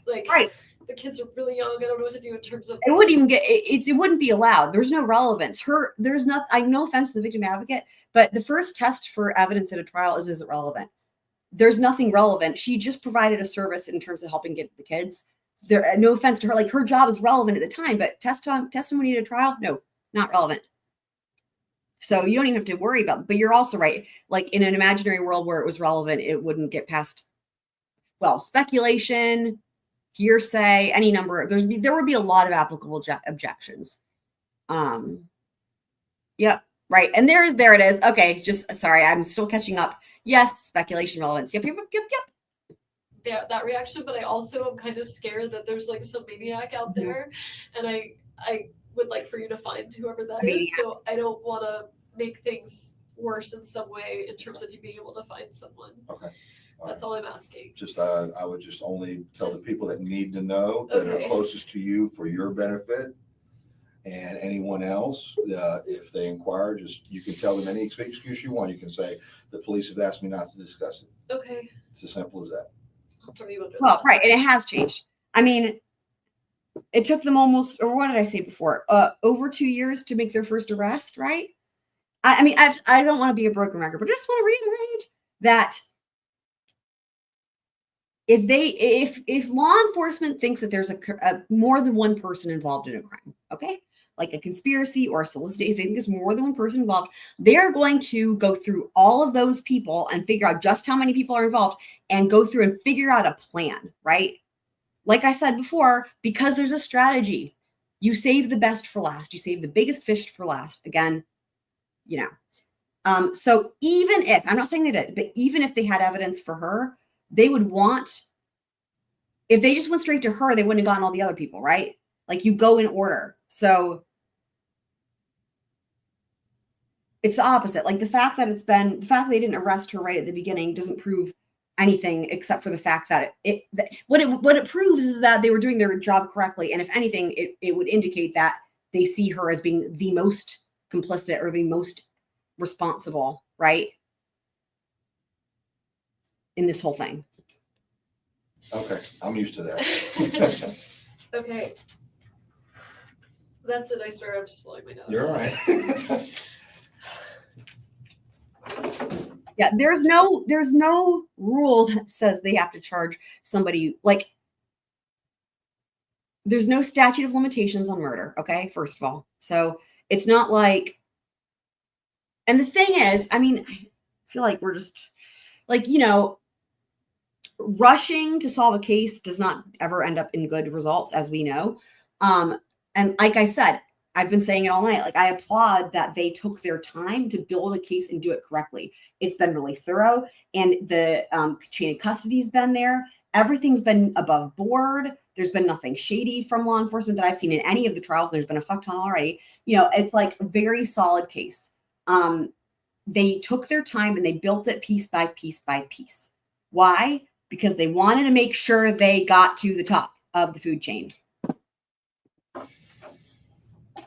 Sarah, your job is very hard. It is. You have a very nice personality for it. Very calming. Thank you for saying that. That's kind of how I sell myself sometimes on doing this. It's really hard. Do you know Gwen? Gwen Williams? Yeah. Mm-hmm. To be honest with you, I think you did a presentation at a Red Cross human trafficking. Sure. Yeah. Okay. Yeah, they would want to get everyone involved. Salvation Army. Yes. Yeah, Mhm. that was me. I thought so. Because when they were kind of telling me, you know, who I was going to be talking with, I was like, that sounds familiar. And I had the boys there that morning, and that's why I like talked. And I remember you talking about your boys actually too. I don't know who Janine Driver is, but honestly, I don't. Well, it's good to see you again. Sorry, under these circumstances. I feel like I'm in the middle of a nightmare. This isn't something that anyone plans on going through or wants to go through. We were So divorced. It wasn't good, but like, Oh, this part's good. this is never something you would ever want to happen. Like, I think that's interesting, right? Like, because if you feel the need to say, yeah, like, I know we weren't having a good divorce. It was a very contentious divorce. You know, we were being blah, blah. Like, if you feel the need to say, but I wouldn't kill them. I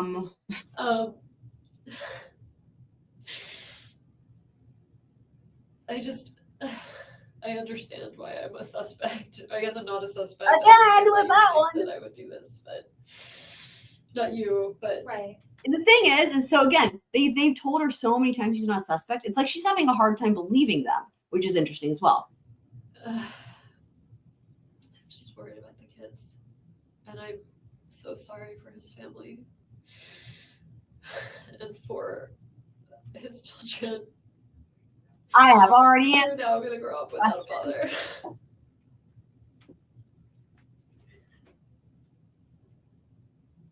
That I question. have no idea who would do this, and I feel like they're out there. And if they're capable of this, like, what's to keep them Great from point. going after Great the point. kids? Like, if they hate Danny, then why wouldn't they hate his children?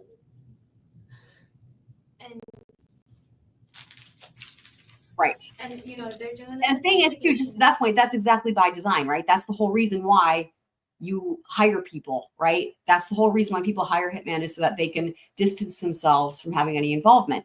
So, like, every time that somebody's like, oh, yeah, Wendi wasn't directly involved, it's like, that's the point. It's just like with Shanna Gardner. That is literally the scheme when you have a conspiracy or a solicitation. That's literally the whole point. Is that the people who are in charge don't talk to the people doing the crime, and that way they also have a built-in alibi. That is literally the point of the whole thing. So yes, and that's why it was such big news too. What I showed you guys earlier from Joel. So. now to kind of figure out what happened. Yep. He didn't Yep. do it to himself. There's no way he did it. Oh my God, I can't believe you said that again. He never really got depressed. Wait You a never know second. that side. You know, like, Now I'm wondering if you're not even a real human. I can't believe because we've actually, are you a real human? positive guy. It wasn't him. And you know, just because you guys are divorced, you probably know him very well, probably better than anyone else does.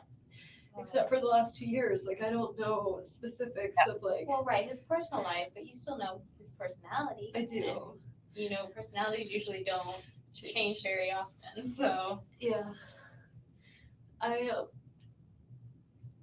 gonna have a hard time not being sad in front of the boys. I need to tell them today, don't I? That's a good one. Hold on, let me back it up a little bit. So we go from, we've been having a contentious divorce, but I wouldn't kill him, to I'm going to be so sad in front of the boys. It wasn't him. and you know, just because you guys are divorced, you probably know him very well, probably better than anyone else does. So, Except for the last 2 years. Like, I don't know specifics of, like. well, right, his personal life, but you still know his personality. I do. And, you know, personalities usually don't change very often. So yeah. I'm gonna have a hard time not being sad in front of the boys. I need to tell them today, don't I? I think you do. Have you done this before? Doesn't Have matter I if told- you've done this before. Have I told children? You know, I have not as young as your boys. What do I tell them? You Oh my know where God, your boys are Wendi? at. You know kind of what you've talked to your boys, and I know they're so young, some parents have conversations about life and death and things like that, and some Right, haven't. like I said, it's We had our normal. first conversation about God Okay. yesterday, Okay. ever. And Ben was clipping into his car seat, and Ben out of nowhere says, Mommy, I bet Amma knows a lot more about God than you do. And I said, well, different people have different beliefs about God. And so we get to the car, and Ben was like, is God a man or a woman? I said, well, some people believe that he or she is an old white man with a long white beard. And Lincoln, who's 3.5, said, God is dead.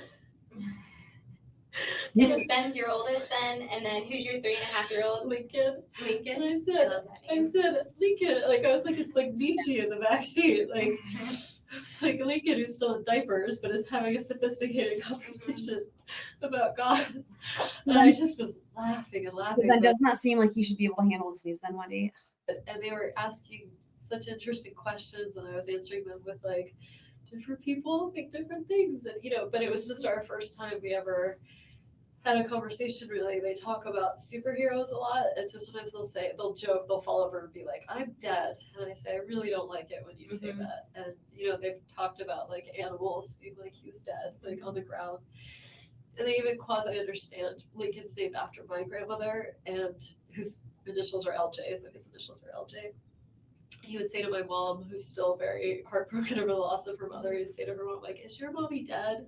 And she'd say, yes, you're named So, after him. And what are you talking? Then they know what that means, then, right? I don't understand, Wendi. I don't understand. Something like, well, is she in heaven then? So they have some fleeting concept of things like So God. they know and heaven.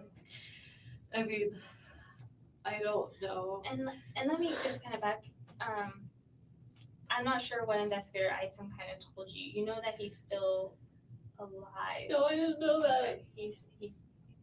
Is he possibly gonna make it?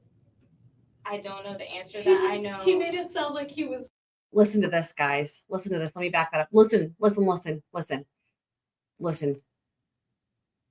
So now she's like, wait a second. He's not going to die. He might live. Hold on. alive. No, I didn't know that. He's. I Is need to he go back. possibly gonna make Hold on. Let me go back further. concept of things like God I know and heaven. I mean, I don't know. And let me just kind of back. I'm not sure what investigator Isom kind of told you. You know that he's still alive. No, I didn't know that. He's. Is he possibly gonna make it? I don't know the answer to that. I know. He made it sound like he was gone. So does that mean that he might be okay? You don't I know. don't think, from what it sounds like, I don't think he'll be The same. Okay, but If- he might make it. Yeah, because you I don't don't want him to be able to identify who shot him. They give you that false. I'm hope. sorry, I just No, thought it's he okay. was gone and now I don't know what to tell. It's sort of a game changer. I know, like- and that's why I was kind of asking you. I didn't know that. He I made mean, it I sound like don't. he made it sound like he was gone. I don't think it's good though. I know I mean that's sort of what he said, but I assumed he was saying that like euphemistically. And that's why I'm kind of at, because I didn't want, and I don't want to be Is misleading in there this any way to conversation. find out if like, because if he might be okay, like I want to bring the kids to him so they can. And that Now she's giving a reason why they need to double check. about in a little, but let me ask him. I just think that's different, right? Like if No, he's it not gonna is. make it, and he Now this is another part. So she just said, okay, let me back this up. So she just said, if he's going to be okay, then I want to bring the kids to him. But wait, she's going to contradict herself here in a second. Okay. can be okay, like I want to bring the kids to him so they can. And that's kind of stuff we'll talk about in a little, but let me ask him. I just think that's different, right? Like if No, he's it not gonna is. make it and he can see the kids one more time, then he should see them. So is there like, are we getting updates from the hospital? They have She's been- trying they to were- figure out how close he is to death or if he's dead or whatever, because she's going to mention here something here in a second again. Well, wait, what if he's going to be disfigured? Then I don't want to put them. So you'll see. At the hospital, obviously, when something like this happens, they do go to the hospital. How did this, so when it happened, did someone call the police because they heard a gunshot or something? Who was a Like, witness? How Who was a how witness? did they know like, did he call the police? Trying How to would figure out they who's a know to take him witness. To the hospital. I don't know the answers to all these, and I'm not, I'm gonna let when Because investigators. now it's like if he survives, now we have like he could be identifying whoever shot him. Was there any other witnesses around? comes back in here, I'll let you kind of ask some of those questions. Okay, Okay. okay. But I didn't want you to think. I'm sorry. I just didn't want you to think that he was. I thought he was gone. And that's what I was getting from your conversation, and I didn't want it to be. If he's still alive, I need to make different choices. Right. I want the boys to be with him. Well, I don't know. I mean, if he looks There scary, it is. then Right. And And there it is. Now she's changing her mind. So, God. he was. I thought he was gone. And that's what I was getting from your conversation, and I didn't want it to be. If he's still alive, I need to make different choices. Right. I want the boys to be with him. Well, I don't know. I mean, if he looks scary, then Right. And that's what. Scary, though, also a choice word, right? Well, if he looks scary,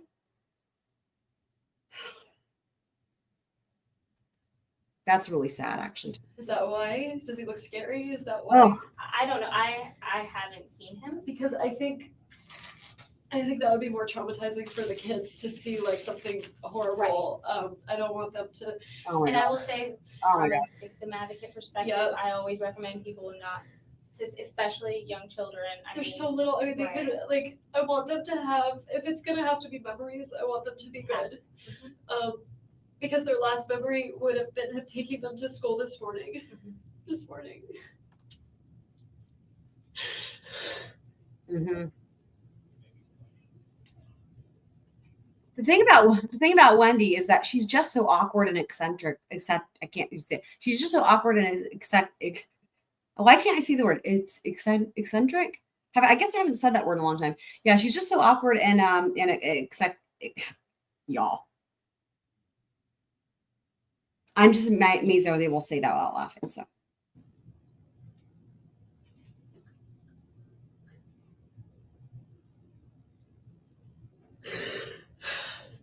Is the police officer still at school? Like, are the boys safe there right now? I don't know the for sure answer to that, but I do know that they checked on them. And I know they checked on them, but like the kids, I just want to make sure they're okay. Let me go talk and let me ask them that for you. Wendi, look at me.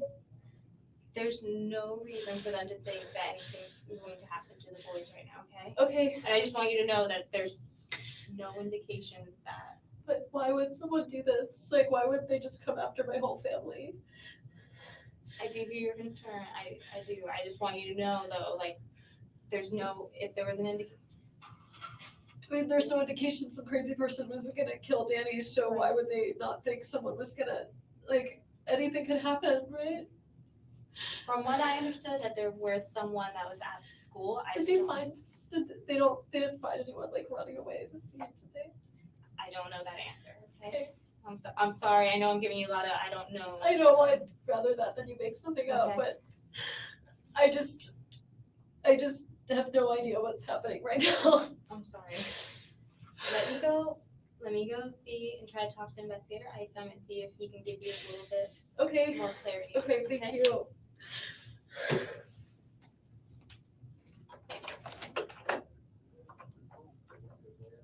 I can hear him.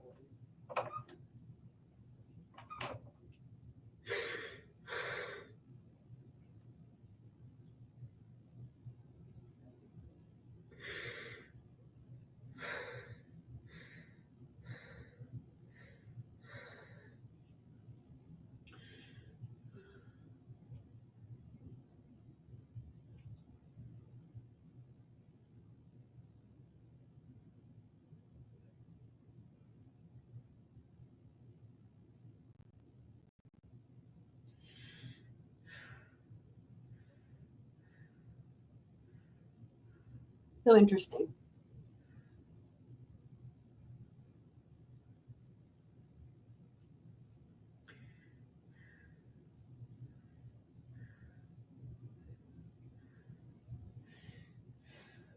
Glenn's letting us know he's writing a book about Wendi. Oh, that's good.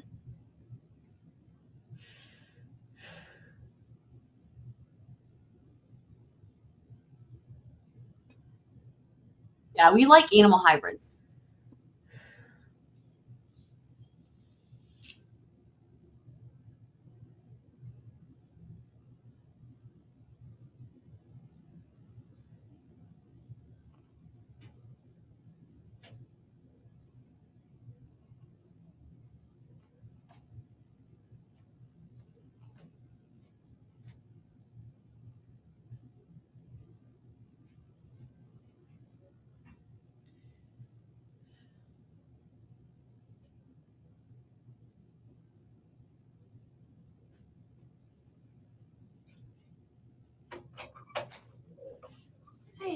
Okay, I tried Lynn's office, and of course it's, she's a state worker at 4:30 on a Friday, so she wasn't there. I called, for my phone. and not yet. I called Alan and Sergeant Baldwin, Joanna, sorry. And I spoke with his secretary. He didn't answer his cell phone. I did get a hold of Jane. Okay, so she is on her way. Okay, and I'll keep trying Alan. They were sending him a whatever message to his phone, so he will probably call me. Did when you he tell gets Jane what happened? No, I told her, I didn't want to tell her over the phone. I said, I'm sorry, I'm being Jane is cryptic. coming to the Something's station. happened with her Jane will be here ex-husband and shortly. she needs you here and we need help picking up the kids and you're free to go with her when she gets here. We'll work on car seats. They may be done doing what they need to do with your van when she gets here. So y'all can take your car or we can get the car seats, however we need to do it. Okay? Do you want anything to drink? Or I know that's probably the last thing on your mind, but anything to drink or snack, or I know you were at lunch, but Just some water. some water? Okay, Thank you. no problem. Got somebody? Yep, she's on her way. Okay, where's she going? She's coming here, Okay, and then I told her we would figure it out from there. She doesn't have car seats, so we need to can you work get that with out. couch? because he's doing the van, Okay. and they can move the car seats over to the Yep. other car. And I didn't know if we'd be done or what, but we will get those. Yeah, all right. I'm trying to keep you informed as much as possible. Thank you. I'm trying to be in a bunch of places at once. My It's- grandmother once said you can't have your tuchus in 2 places at once. So it's hard That's to true. do. That's true. I'm Here's, losing my mind over here. okay, this is the thing, all right? My understanding, okay, I'm gonna give you let me do it backwards, because this will be easier, or not backwards, but the other way. Is he still alive? Clinically, Oh boy. he's not gonna live. What does that mean? He has he a brain severe, dead? yes, he has a severe brain injury. Yeah. So much better than that. It's apparently there's too much damage to recover from it.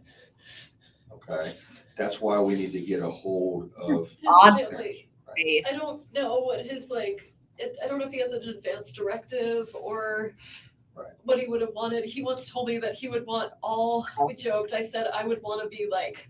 Wow. If I was ever, I have an advance directive. Wow. I do this kind of work. I run a medical legal Oh my God. partnership. Like, Wow. if I once said if I ever was like brain dead, I would want to be like, I'd want the. Okay, hang on. And he Hang on. said he would We need want to watch this again. This is incredible. better than that. Not gonna live. What does that mean? He has he a brain severe, dead? yes, he has a severe brain injury. So much better than that. It's apparently there's too much damage to recover from it. Okay, that's why we need to get a hold of His his family. parents. Right. I don't know what his I don't know if he has an advance directive or Right. what he would have wanted. He once told me that he would want all. We joked. I said I would want to be like, if I was ever. I have an advance directive. I do this kind of work. I run a medical legal partnership. Like, if I once said if I ever was like brain dead, I would want to be like, I'd want the plug pulled. Right. And he said he would want all efforts made. Like, he would be cryogenically frozen. Like, he wanted every single effort that could be made to keep him alive.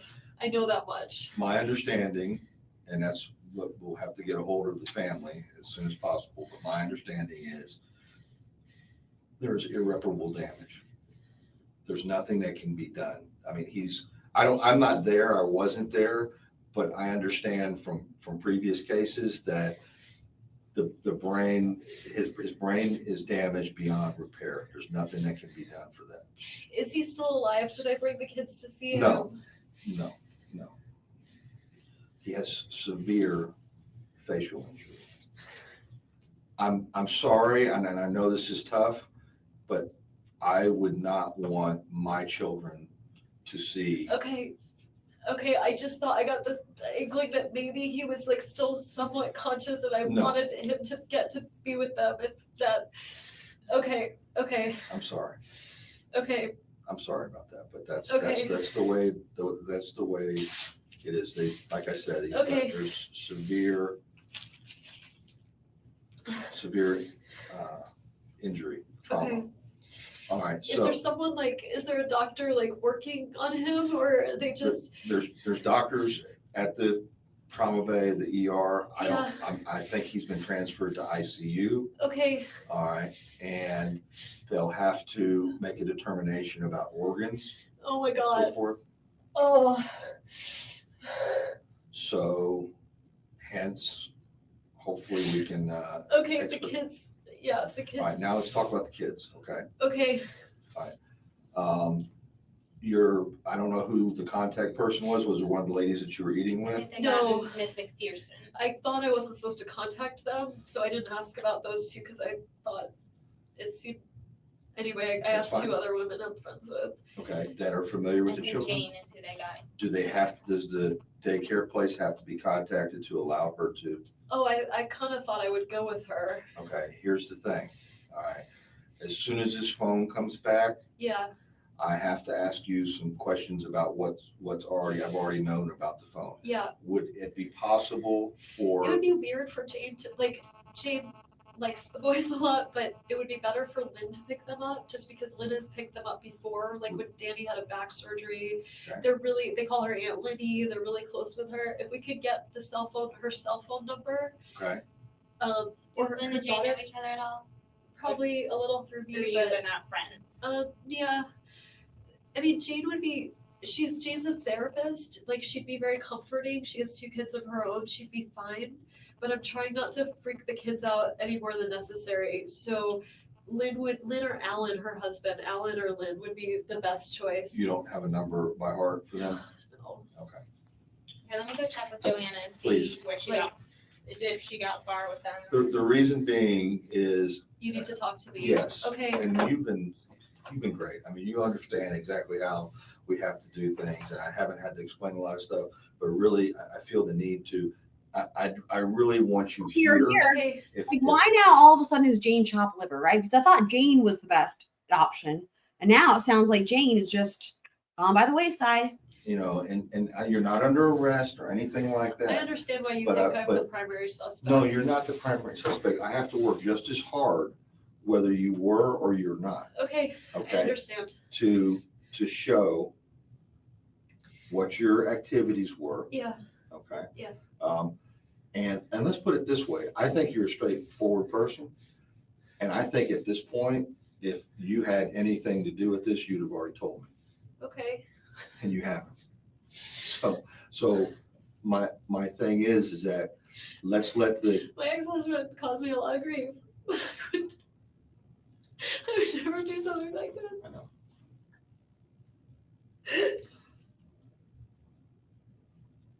And it's So I gonna, understand why I would Okay. be the person you would Yes, think would do If something. that, well, we have, if I were in her position, if I were in an interrogation room and the detective said to me, well, yeah, I don't think you did it, because I think if you had done it, you would have told me. I'd be like, oh, fuck, I'm screwed, because like that makes literally, like, that sounds like what you would say when you don't have any reason to give, like, I don't know.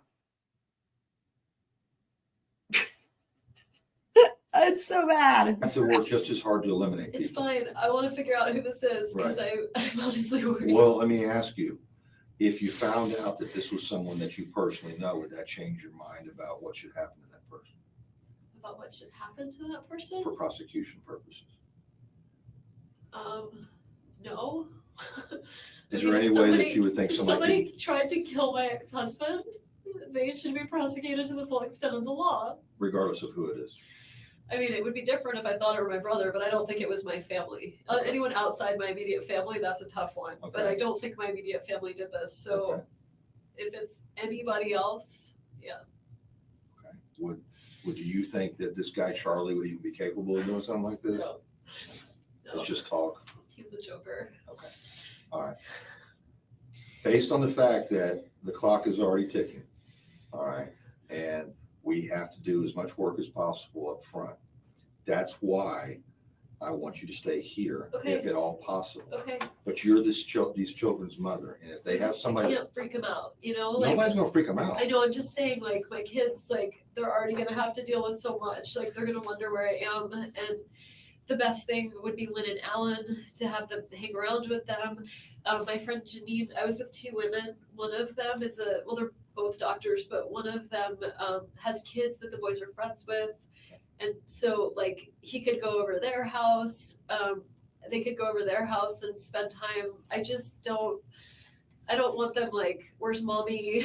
What's Mommy's going on? busy. Mommy's busy, can't come here right now. Yeah, I mean, just to this comment, like, I mean, literally, I don't know if anybody ever reads the video descriptions, but like, it's in the video description. And I said at the beginning of the live stream that, to me, this is the most incriminating interrogation of all time. So, like, that's the reason we're watching. Like, and that, well, the reason we're watching is because of the recent news, right? But you know, the other reason is because I'm curious what people think, right? So,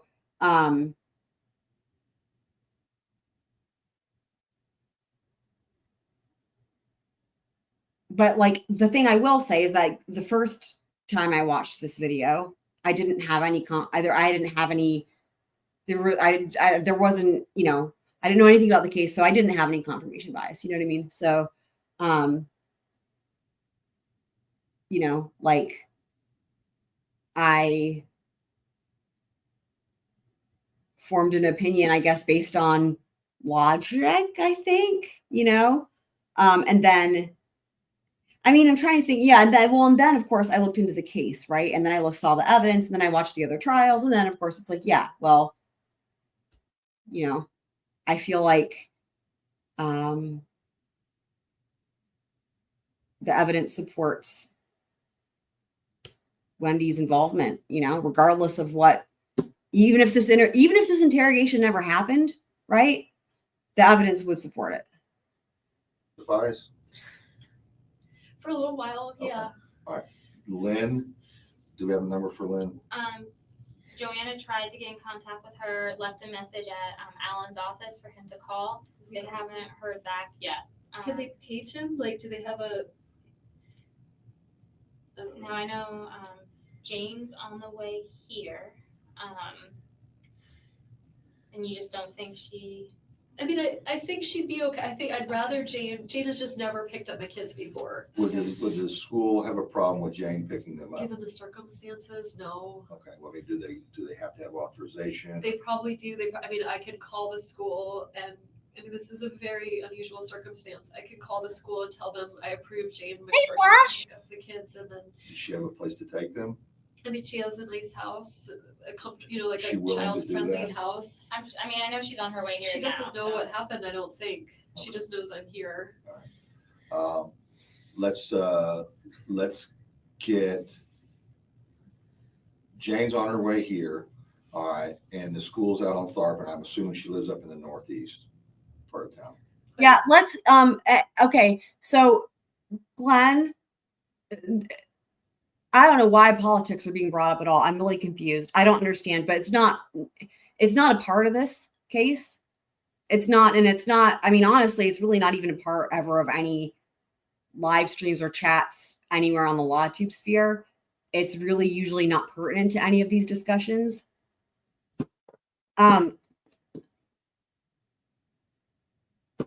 not a Republican. It doesn't matter, but I'm not a Republican. Okay. Yeah, I mean, I think that it might be time. This is just getting uncomfortable. Sorry. Bye-bye. All right, guys. I'm really patient. It's so funny because people always ask about trolls. Well, I think we're done.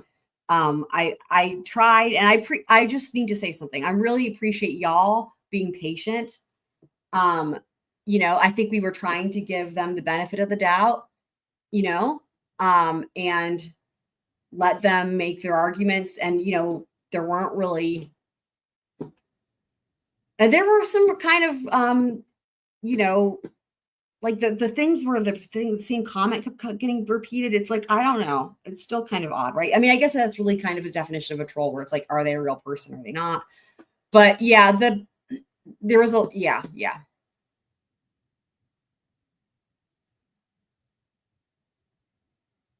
Yeah. You guys were really great. Thank you for that. Yeah, I mean, here's the other thing.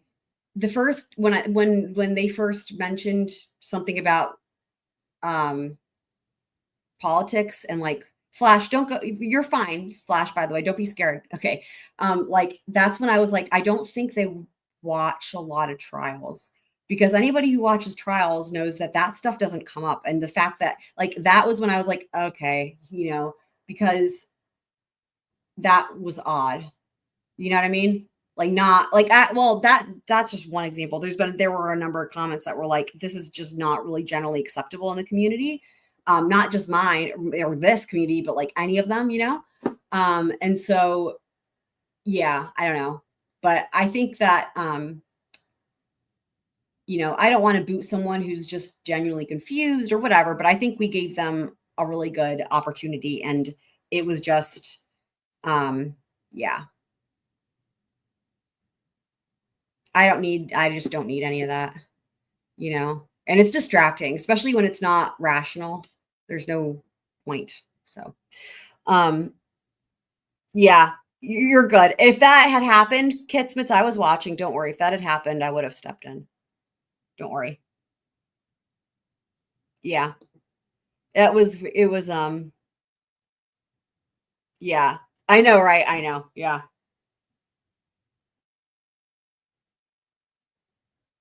And there was no rationality at all. At all. Yeah. I mean, it was tough. The many times Flash, you missed some of the parts where we were literally all just like, we don't even understand. We're all just really confused. I mean, it was just hard to even follow. Yeah.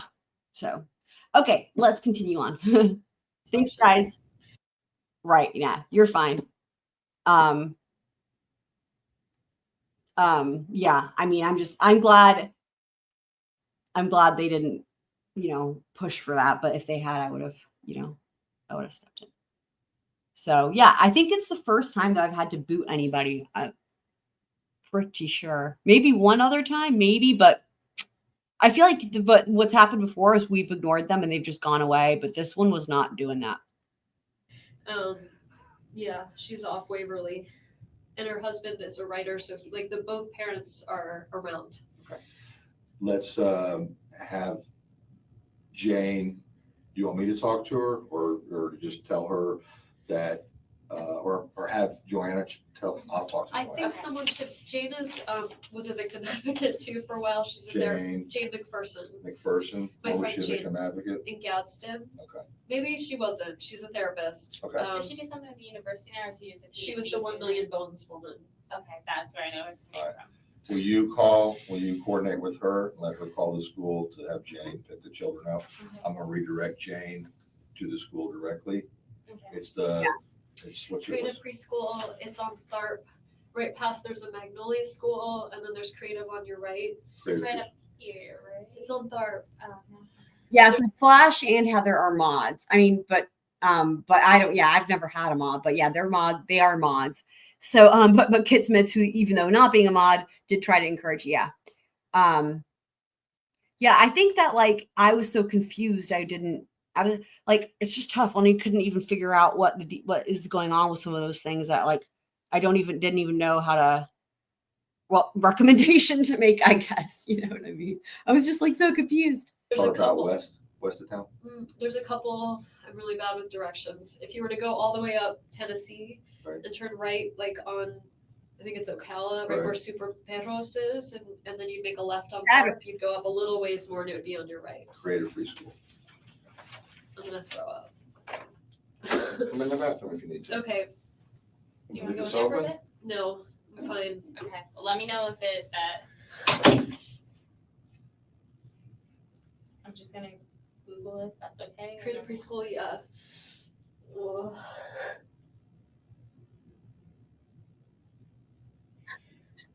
Do you mean when he kept saying just wrong, one word?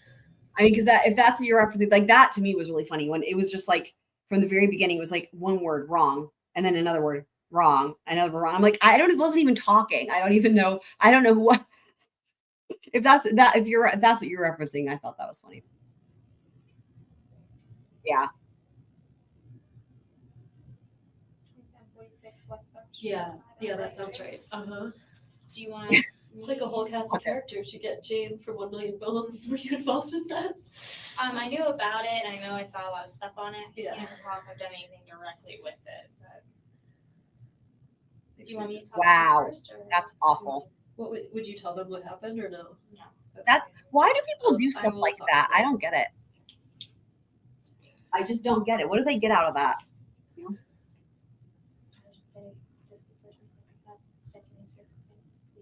Yeah.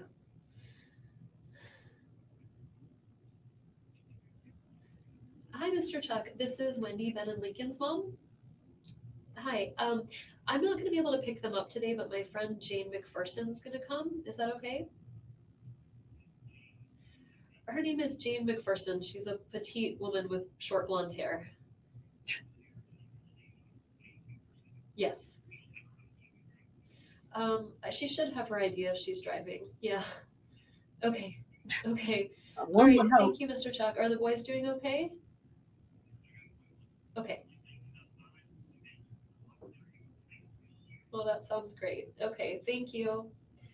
Okay. Bye. My kid's outside playing. Ben is in the blocks area playing with blocks.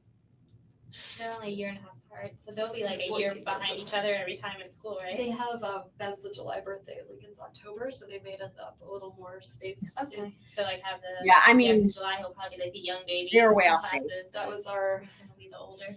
That's what we were. And the thing is like, the broad sweeping generalizations, I just don't have a tolerance for that. I don't have a tolerance for broad generalizations. Like everybody thinks this thing in a certain category. I don't have any tolerance for it. And I don't have any tolerance for hypocrisy. So that's where to me it met the threshold was the first prong, if you will. To talk about this morning is like whether Ben should start kindergarten or go to kindergarten twice or what he should do.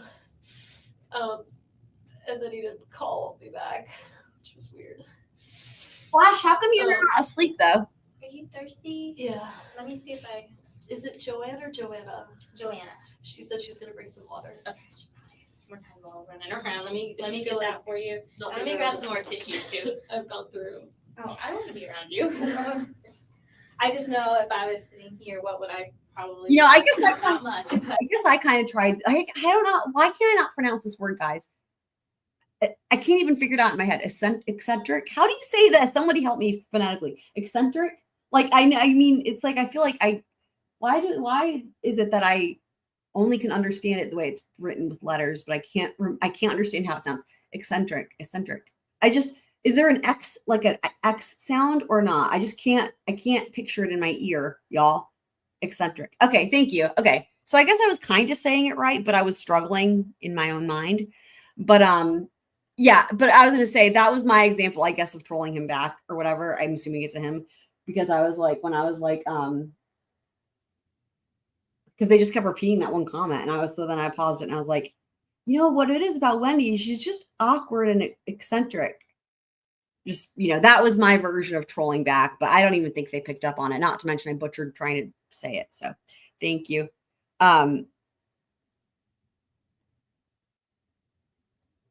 Flash couldn't get to sleep.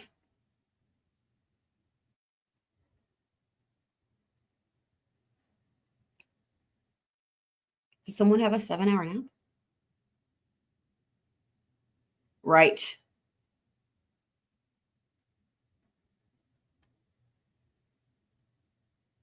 Yeah, I came up with an idea while we were dealing with that person, of like squirrel logic, but like spelled LAWGIC, because we were talking about like logic, and then I was like, I don't know how to answer your question except to say that something is like it's squirrel logical, or something. And then I thought like, oh, that's like a good little slogan, like, squirrel logic or like squirrel logical. I don't know. Anyway, just was saying. Oh, I must have missed the joke in Discord.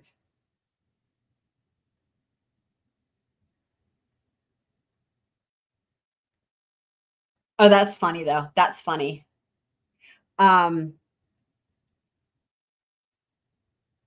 That's funny. Yeah, I haven't had time to go back in the Discord since this morning, but that's funny. I'll make sure I check on that. By the way, Flash, thank you so much for everything you posted about Michael Peterson. We will be very prepared whenever we do go to cover that. And Heather, I know that you posted some stuff in the Idaho 4. I haven't had a chance to look at it yet, but I did see that you were posting some stuff in there. So thank you for that as well. Appreciate you guys who are like hardcore on like the documents and the research. It's just awesome. I think there was like one other one, but honestly, this was the first one that really tried, or if you could call it that, like you know what I mean? Like this was the first one that like stayed and wanted to, I don't know. Again, like usually what would happen, the one or two other times is they just left because they were like, oh, they're not, whatever, getting mad or whatever. They wanted a response. They weren't getting, but we tried to actually engage and like they actually stayed. So I don't know, it was just different. Yeah, I think it's the first person, right? I think it's the first person I had to kick out. Yeah, I think that was during Karen Reed, pretty sure when they had to leave they just left on their own. Everyone just was ignoring them. But yeah. I mean, it's so funny because like I feel really bad clicking on that. You know what I mean? But like again, I don't know that any other person would have like, I don't know. I just feel like normally that they wouldn't have lasted that long, probably, you know, with other people. Right. And that's why it's funny that this person just stuck around and then just kept providing those same comments. Yeah, it was Karen Reed. But what's funny is like all the other channels had a complete, I don't know, it was awesome because we had a lot of people join around that time, but like, again, we only had like that one troll or whatever, but like every other channel had, as y'all know, was like, you know, having all kinds of things going on. That was when Fightbot was born. I think that was Runkle that coined that. But yeah.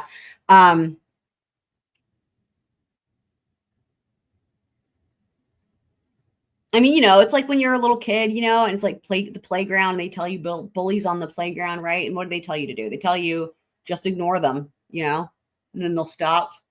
So like, you know, but like, yeah, this person, like, again, it's kind of seemed like they had a little bit of like a brain. I mean, a little bit of a brain to where they actually were kind of like, we were able to well, not really. At first, let me put it this way. At first, I thought we would be able to have, you know, conversation, and then it became clear that something was missing. But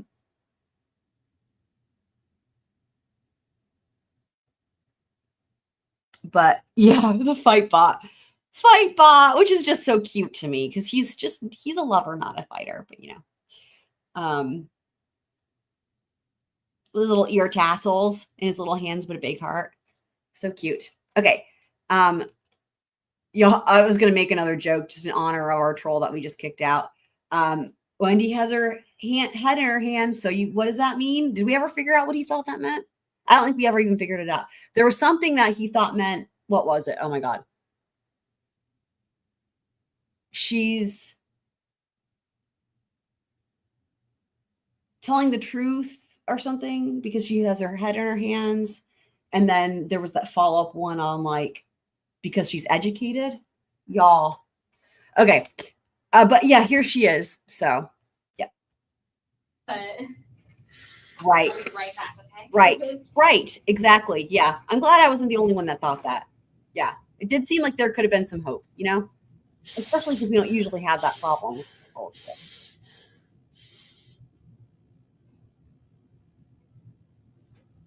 Another thing too was saying that the victim's advocate would be like a witness for something. That was another thing of like, have you ever watched a trial? How? Oh, and a witness to testify as to whether someone was distraught. I'm like, oh my God, what? There's so many problems here. Where does one begin? But y'all are awesome because you all helped me out with all the problems.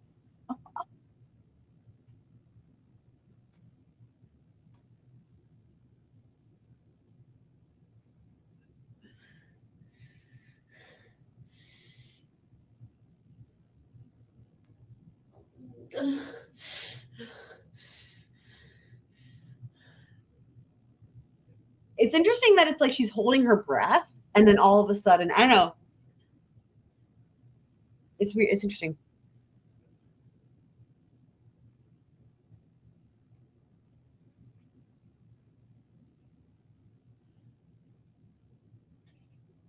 I mean, probably, but like, yeah, that still doesn't make any sense.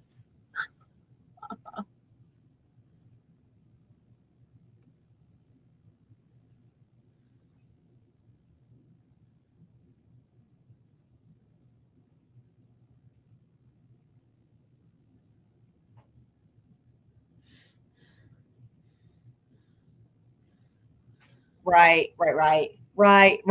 Kit Smiths. Do you know any karate moves, squirrel karate moves? Hi-ya! Hi-ya!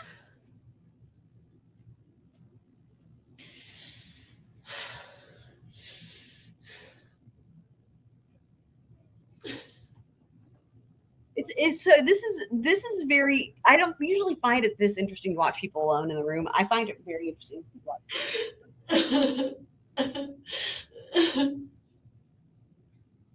Oh, that's right.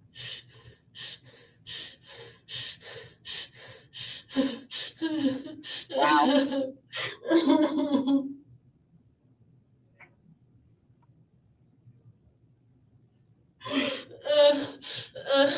Wow.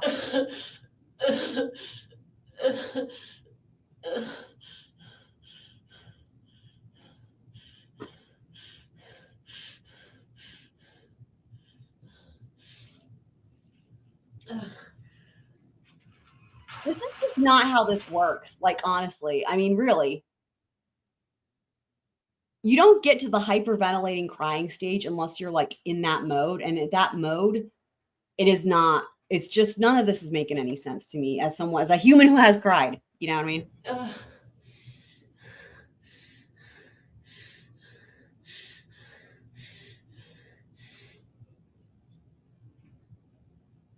I think that's accurate. Yeah, that's what I think. Yes.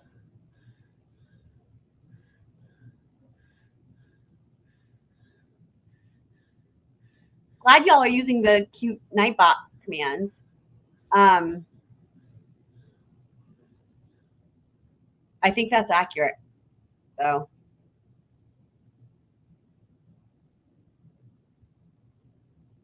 Yeah, we don't need anybody to be mad. It's all good. I mean, luckily the thing is this, like, because there's like, I'm able to monitor the chat, you know, and like, you know, so y'all don't need to feel like you have to do it, you know. I mean, I know it's like in the mod DNA when you guys are modding, you know, you're like used to that, but like, you know,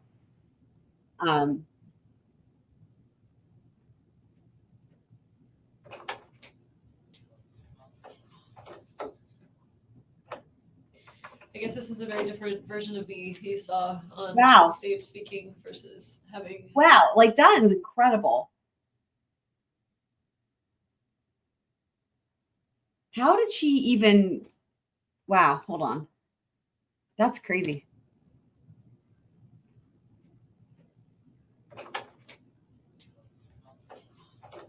I mean, she's smiling when the lady opens the door. She's I guess smiling. this is a very different version of me you saw on the stage speaking versus having this. Thank you for that. That's hilarious. Yes, That's hilarious. acceptable version in the circumstances that happened. Yeah, by the way, Kitsmits, you weren't here for this AI venture, which was so fucking funny. You would have loved it. But what was so funny is AI got like pretty much everything wrong. But the one thing it got right was when we put the word pitbullpotamus in, which is the name of Heather's dog.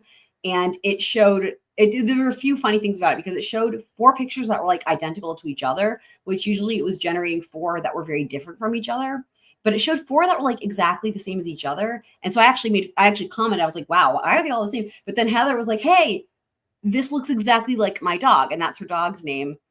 And so then she put a picture of her dog in the Discord and I was like, holy shit. And it was really crazy. But like, for example, Kitsmits, you should see like when I did like JS Bach. Oh my God. I tried JS Bach, Johann Sebastian Bach, and the results were hilarious. Nothing even remotely close. With Bach, just that plain Bach, it showed pictures of rivers, you know, because Bach. But it got Heather's dog. I just keep picturing. Mm-hmm. That's what I'm gonna tell them. And from what I understand, Lynn's here. Lynn's here? Yeah, I think they're gonna go ahead and have her go pick up the kids. Can I just like get a hug from her? Let me see if she's still here. Okay. She's not up here probably, so let me see. I'm sorry, I don't want to run you around. It's No. fine. Don't worry about it. Hey. Do you want a hug from her? I'd really love. Yeah. That's okay. Sometimes all I can do is run around. Okay. Projection of reality. A distraction from reality. Yeah, it was really, really, really, really funny. There were some really fucking funny ones that were just amazing. It really was the funnest thing.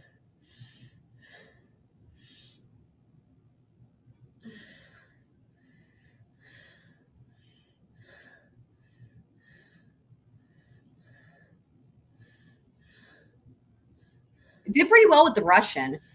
That was in second place. Heather's dog got first place for what the AI could do. And then, although it didn't know it was Heather's dog, which is why it's funny. And then it did pretty well. It got 2 out of 3 Russian words, like spot on. And then the rest of it was, well, no, and it also got the alcoholic drinks, like tequila, bourbon, margarita. Got those. Those were on point. Everything else was hilariously wrong. And I had the skull potatoes. Oh my God. Oh, it was so funny. It was so funny. Oh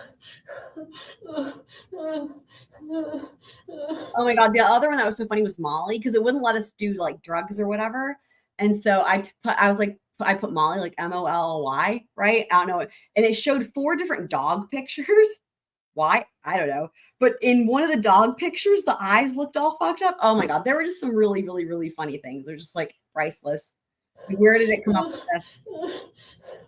It was funeral potatoes. Yeah.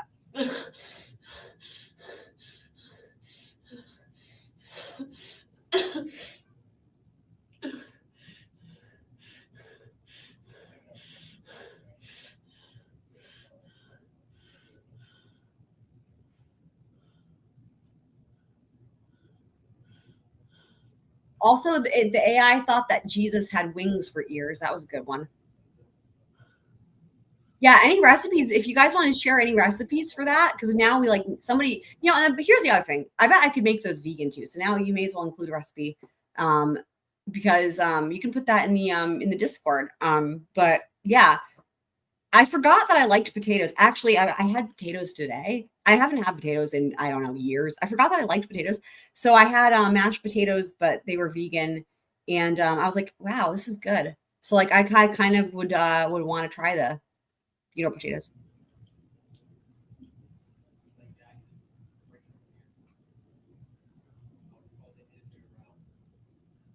No, it was really funny looking. I don't know that it would give the same results because we learned that it'll generate new ones, but it is timestamp. But where they were placed, it was really funny looking. It was really funny looking. I mean, I don't know, like they're not necessary for survival. Potatoes. You know what I can do? Well, okay, let me just see something real quick. Because I can't do it justice describing the Jesus wings. Let's just do this. Let me see. Kids expected to differ. That's hilarious. I couldn't live without without lettuce. Like I need lettuce. Like that's it. Well, yeah. I mean, again, like I wouldn't say lettuce is my favorite food, but I couldn't live without it. It's like the one food I could not live without. I don't feel human if I don't eat raw, like fresh lettuce every day. What am I looking for? Okay, hold on just a second.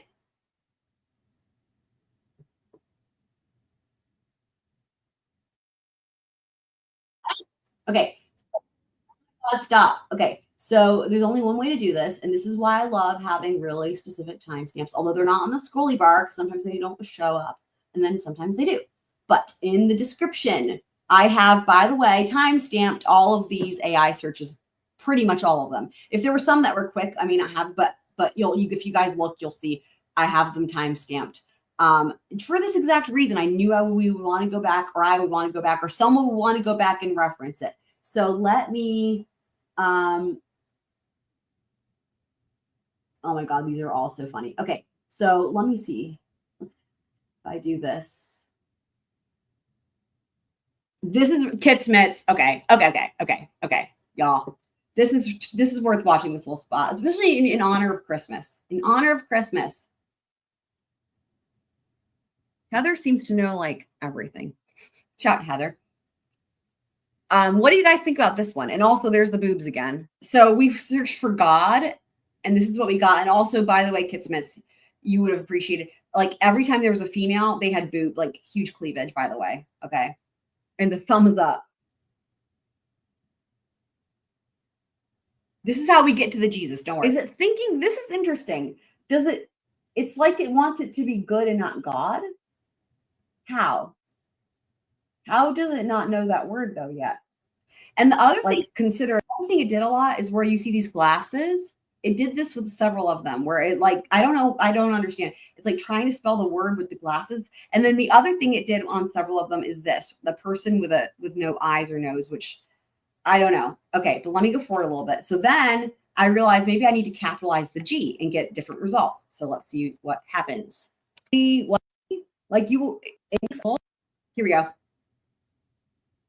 I mean, it's got to know, right? Like it's got to. I don't know how it couldn't have. Okay. Well, now we know the capitals can make a difference. Interesting. Wow. Hold on. Some of this. I mean, look at the wings. Why are the wings where the ears would go, though? Sorry. Like, do you see what I mean, though?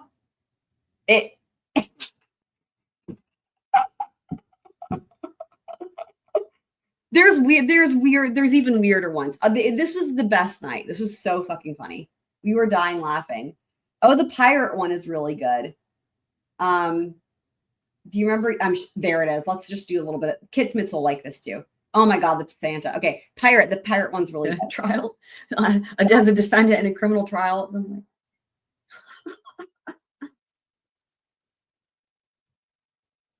They're all female? I mean, okay. And well, naturally, there's going to be cleavage. First of all, I do appreciate that, but it's weird that they're all female. Like, and why does she have no arms? Little lady. Did she lose your arms off? I mean, she doesn't look too upset about it, though. Like, I will say, she seems to be smiling despite having no arms or legs for that matter. I'm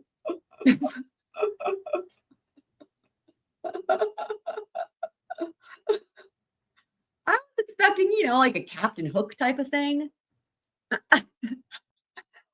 Oh my God. Oh my God. Oh my God. I know. You know what? Speaking of which, and that's when I launch into a little story about a peg-legged stripper. Really. So yeah, it's so funny. It's like like pirate hookers, and then it's like, speaking of which, yeah. We got, so I always do my timestamp. So I always timestamp the tangents. So we actually had 2 of these tangents with the AI. This was so fucking fun though. And it all started because of Poot, because he kept using the word irrebuttable. And Adobe was being silly and it was like getting stuck on the highlight. And that's when I noticed for the first time that it like gave an option. It was like generate image. I was like, what? This is how the whole thing started. And I was like, generate image. And then that's how the whole thing to start. I mean, it was so fucking fun. It was so fun. So everybody was putting what they wanted to look up in the chat. Right? I know. Yeah. So, yeah. Okay. But, there's a lot of goodness in there for sure. Maybe I should just show the Bach real quick, just since we're here. Yeah. Here you go. Ready, Kid Smiths? Yeah. I don't know. I don't know that anyone really knows, but the sculptures, whatever. On point to a certain extent. Oh wait, we need to go back. We need to go back to JS. And that's JS Bach. Okay. That's JS Bach. You see why this was the funniest time. And then Johann Sebastian Bach yielded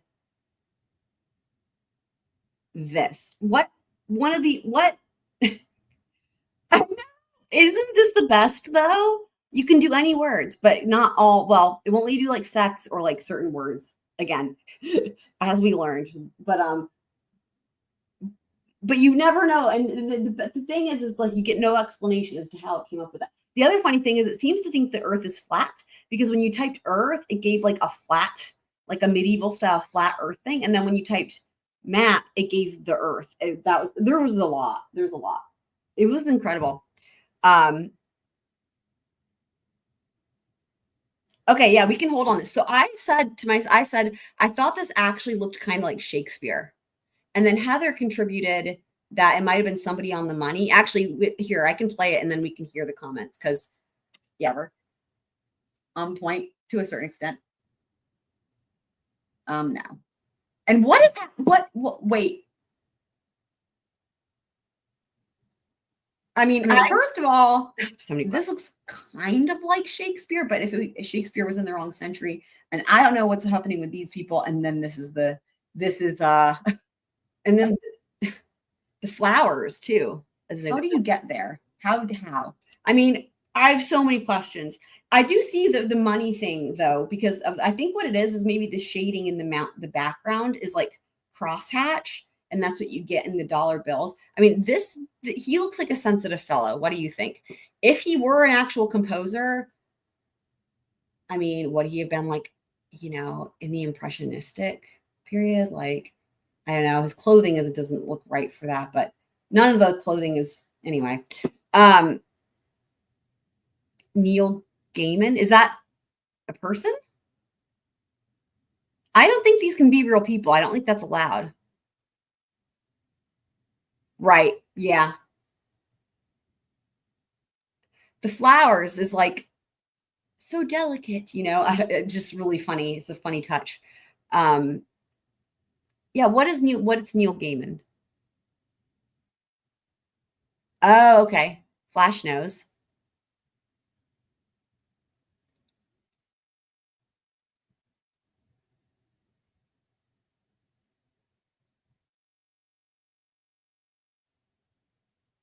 It's just, it's like, you didn't see the finger? The finger's the best part. Did you not see the finger? That is amazing. That is amazing that you didn't see the finger. Oh my God. Well, Merry Christmas to you. Oh my God. There were so many. These were just, Kit Smits. Of all of them, you have to see the pho. You have to see the pho. You have to see the pho. This is one of the best ones too. Are you ready? Like on point. Although this one's, we're getting more Arizona as we go. And then we have house with tree. Do you see that? In a bucket. How? That is incredible. Incredible. Thank you for that suggestion, Flash fan, because look what it yielded. The house, though. How did it? Right. Until you get to the top right. Right? Yeah. I mean, none of these are really exactly, but like, again, I could at least say, okay, fine. Like these are passable, but the house, amazing. It's incredible.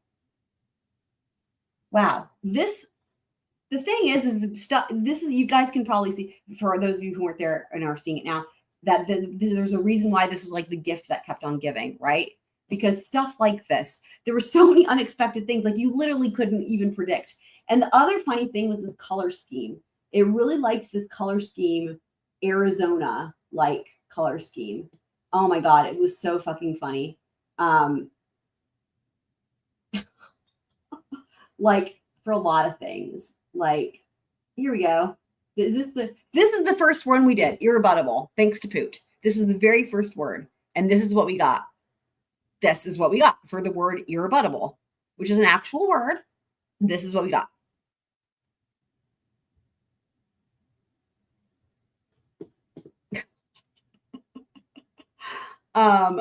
You mean prosecutor Santa or creepy Santa?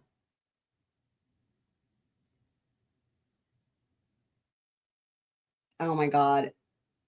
There's so much. Then there were the animal hybrids too. Oh, and then there was what it thought North Carolina was, which is really funny. And a weird fit. Oh, and then there's also the dinosaurs. Oh my God. Okay, let me look for there's the creepy Santa. I think prosecutor Santa was earlier. Again, normally the timestamps. Oh, there's your dog, Heather. Let's do Heather's dog. That's interesting that it looks like your dog. Huh. So you see why this is funny though? Because they're like 4 almost identical images, which is like not at all. It's just, so maybe that explains it, because it like literally, it's insane. It's insane. And but it doesn't get some regular English word. I mean,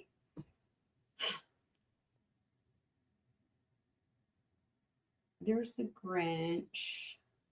Let's see. Oh, there it is. I just saw it. Wait. Okay. Here's let me go back.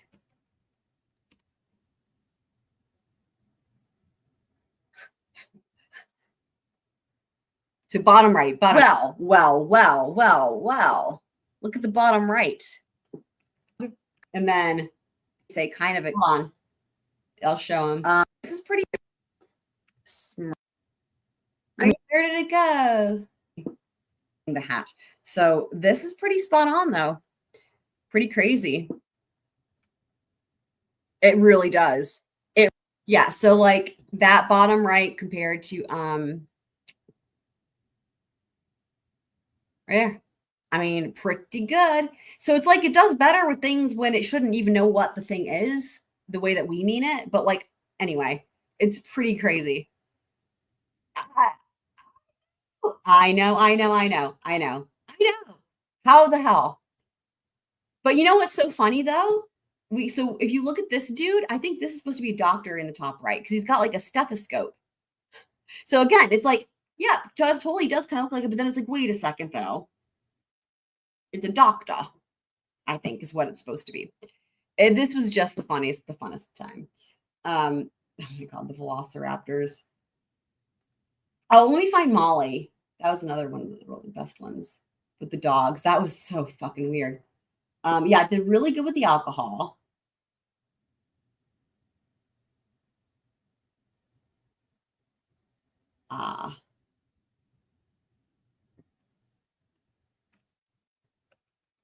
Is it dog? Okay, here we go.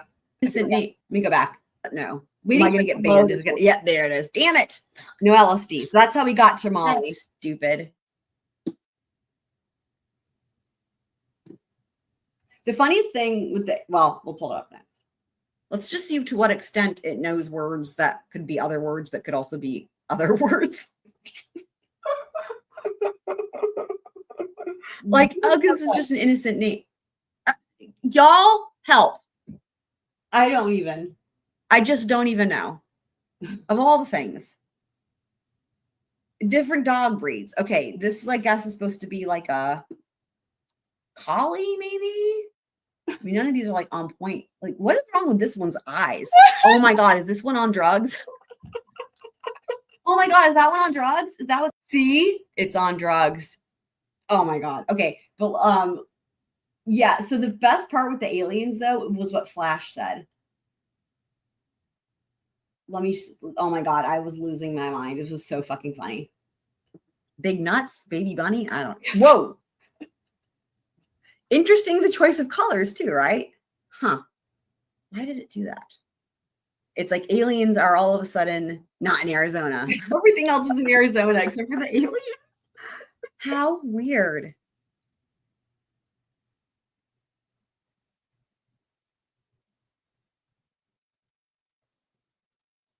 Wow.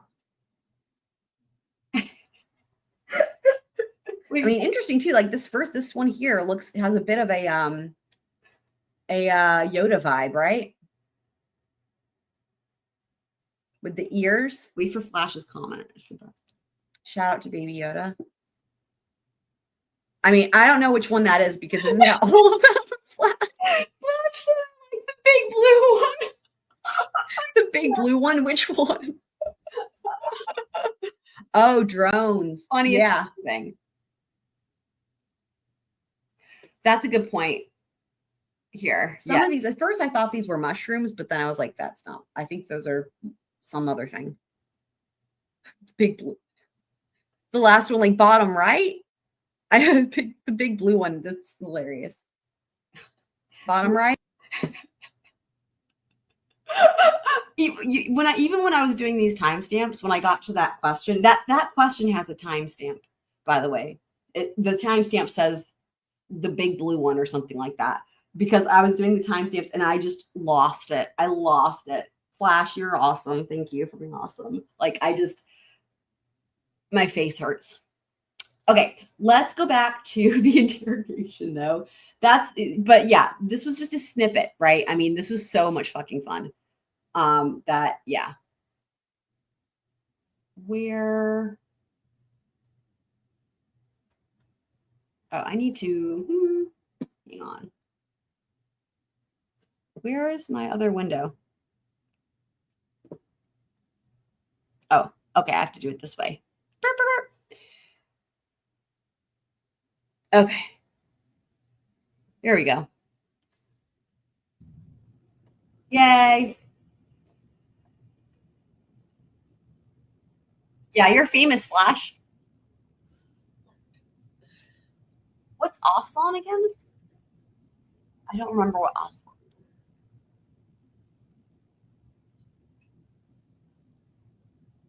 Aslong?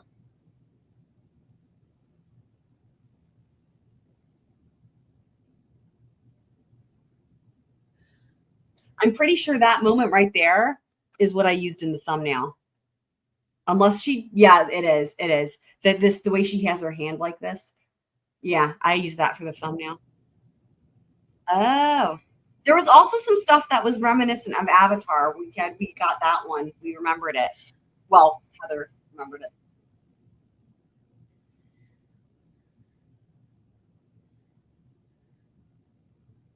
There were some really funny things. Oh my God. Remembering.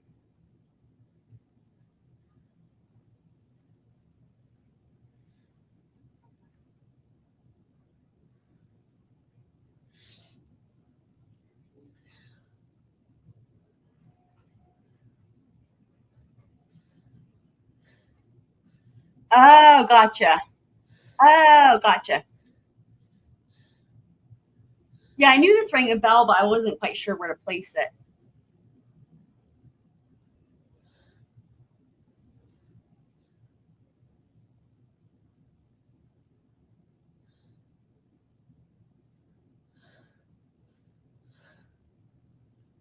You know what's funny is when Donna Adelson was arrested, she was really high maintenance also about the water. Like, if anyone saw that, like when they arrested her at the airport, when she was trying to get on a plane to Vietnam.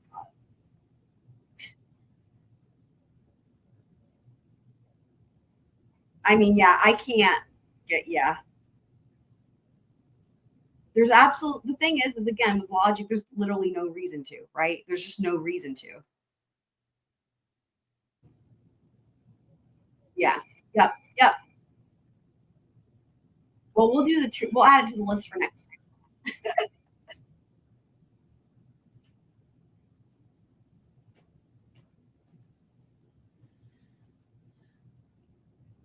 Well, so the only way it would be possible, I would think, would be if they had something to gain, right? Like, for example, if they had their own personal beef with him, or if they plan on, robbing him, or right, none of those things are the case. But if they had some other separate reason, right? But like, that's not the case here. The only thing they have in common and the only connection they have to him is because of her. So.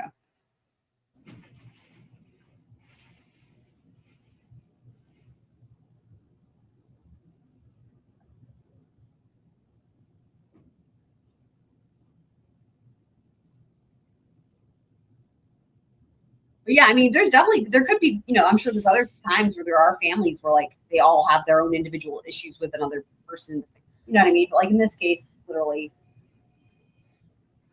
they were divorced already for a couple of years, and he had moved on. He had a new girlfriend. The family had literally no interaction with them at all at this point. Just her.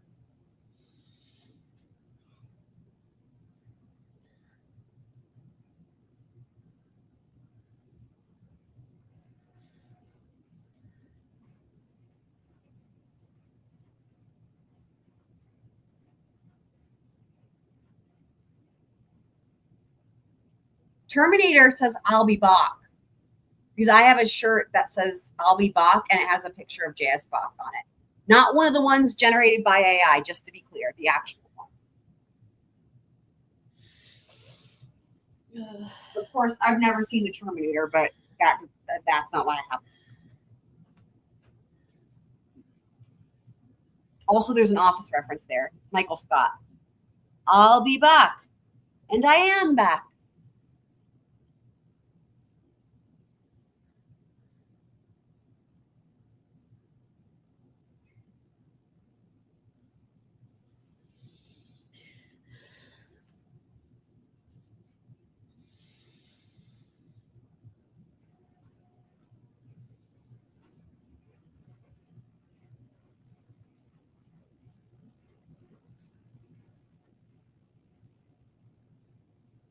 going through her head?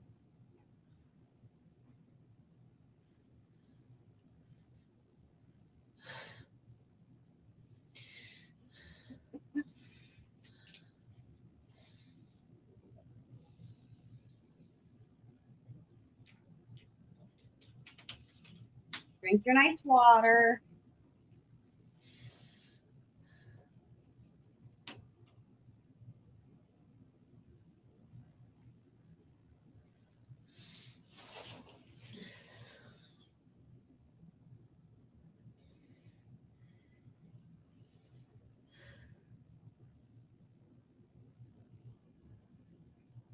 Someone's saying too how she wore the same dress for like the first 50,000 trials. It seemed like, I mean, it was like 3 trials, but still, that's crazy, right? When they're like years apart, the same dress.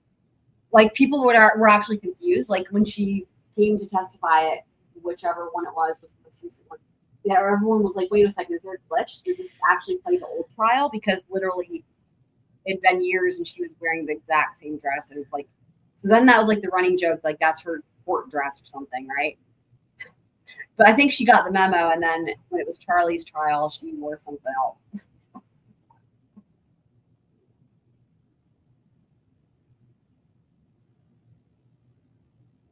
Are you serious? That is crazy. That's crazy.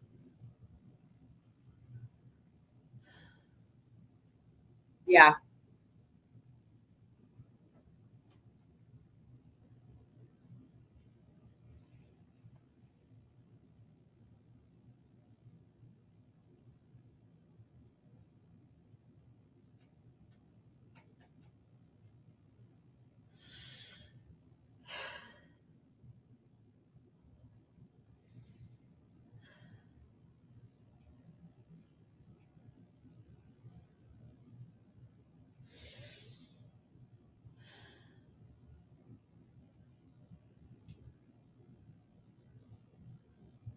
Flash is going to put an article in the Discord. Classic Flash move. Yeah. Yeah.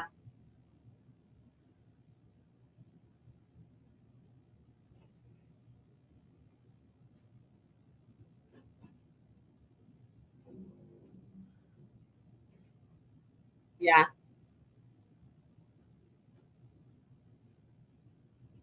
I think also too, like if you're guilty, if you're involved, like at least in this case, in terms of like because of the fact that this would have been a planned thing, right, with a lot of people involved, I think you would probably also be trying to replay in your head what you said and be like, did I say all the right things? Because like I mean, from everything we've seen in the other trials, they practiced this, they planned this out, shit like that, right? You know, a lot of people like, you know, like the only like they like that was it. Like they practiced this, right? So, but having said that, I have to wonder, in their view, what would have counted as slip ups on her behalf. So, like maybe she's like, how many times did I slip up, right? Like, did I insist that I'm a suspect too many times? I would say yes, you know, or whatever. Or did you accidentally do contradicting information? Sorry, my real quick stay a little bit longer than. Yesterday, I was gonna get Jane and bring her here for you to see. Alan is gonna get Jane. I'm sorry, Investigator Isom, which is the man that's been talking to you. He's gonna grab her. Grab Jane. Yes, and Jane kind of voiced to Joanna, the kids probably wouldn't really necessarily recognize her. So, and in the meantime, Alan and Lynn got in touch with Joanna. So I think now what's happening is Joanna already called the preschool. Sorry. So complicated. Yeah. I think Lynn's gonna come here, get car seats, go to the preschool. She can't take the car because they're like examining the car. I think, or I don't, but essentially, if they yes. can take the car seats out, they are so dirty. It's covered in Cheerios. And I actually meant to make an appointment this week to get it cleaned, and I didn't get around to it. So, so they're gonna take the car seats out of the car, put them in Alan and Lynn's car. And then they'll bring them. Alan and Lynn, like the kids will be quite comfortable around them. Right. Okay. And Jane's right; she hasn't seen the kids in a while. So Jane's coming in here now? Yes. Does she know what's going on? Do I- Alan and Lynn know what's going on? I think they know that he's been seriously injured. I don't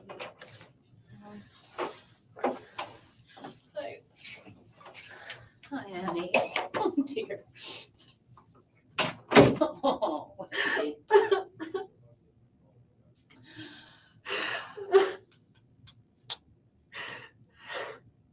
I really needed some help, but I'm sorry, I needed to call you. Okay, sweetie. Did they tell you? They didn't tell me. I know. There's things on the news? It is on the news, but I don't know anything. I know there was a shooting in Danny's block this morning. That's all I know. That's all I know. Oh dear, oh, honey. Do you know how he is? It's not good, Jane. Really?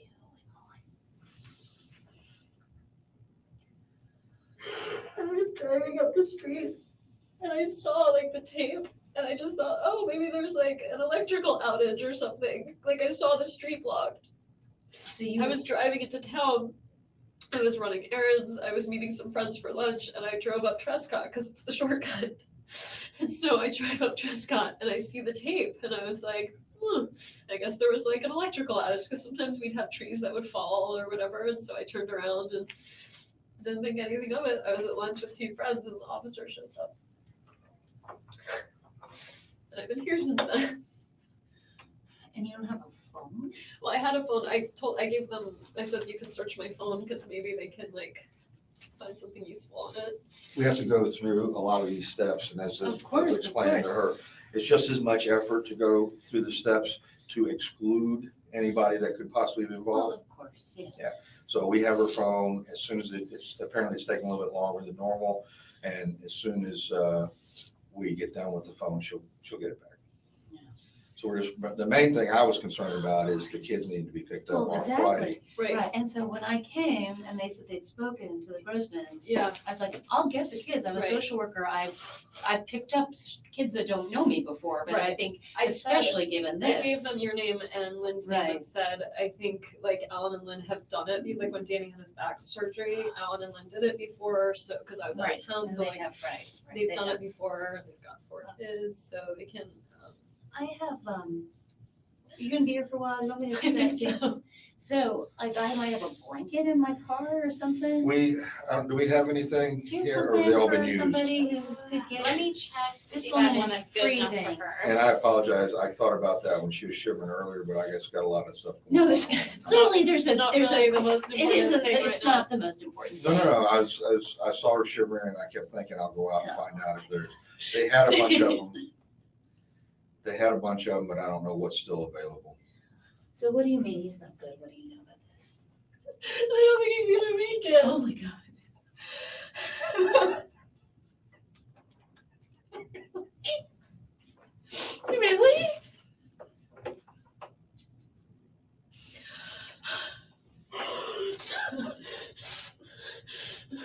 Oh, I don't know how I'm gonna tell the kids. I mean, I just have to say now she's got her, you know, I hate to say it, but like her audience there, right? I mean, I don't know. Like she really wanted, because like it turns out this lady's not going to end up picking up the kids. I don't think they changed that plan a bunch of times, but like this lady's just basically there to like, you know, do that thing. Let's put that on. That would be great. Thank you. Thanks. You really know that? You know that?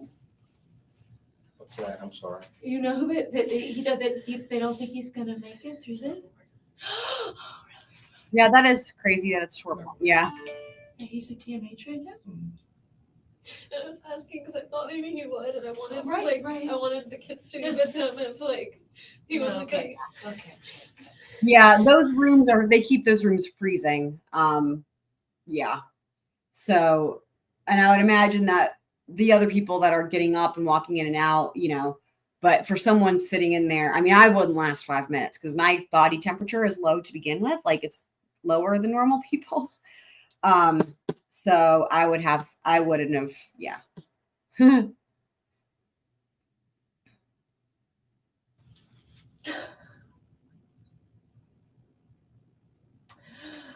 Yeah, right.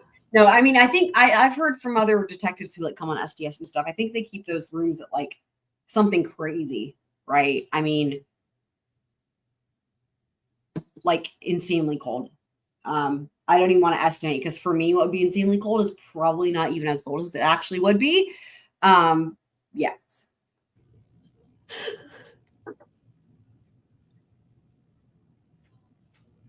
Right.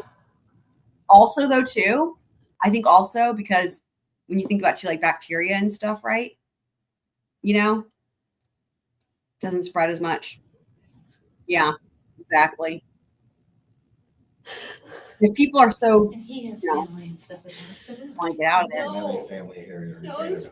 Right, I know, but I mean, There's no family here. They don't, girlfriend, anybody come down, nothing? Amy, I don't know if Amy knows yet. I don't have Amy's phone number. Amy's on Oh. Facebook. I'll contact her later. She's on Facebook. I mean, she can be found. Yeah. I was thinking of one more thing. This is really tangential, but his friend I told you about, Matt Price. What? His wife's brother was killed. So if you're gonna call someone first, Matt's gonna lose it. So I don't intend on calling Matt. I just need Okay. to have the background on different associates and friends and so Right. Yeah. forth. You know, Yeah. my objective is to find out who did this. So based on what you've told me, I'm gonna take that information, compile it with other information. that It's other interesting because his tone has changed a little bit. I noticed it just a minute ago also when he said, oh, what was it? Oh, the thing about like, you know, we gotta, you know, they're asking about her phone and he was like, you know, we still gotta rule you out.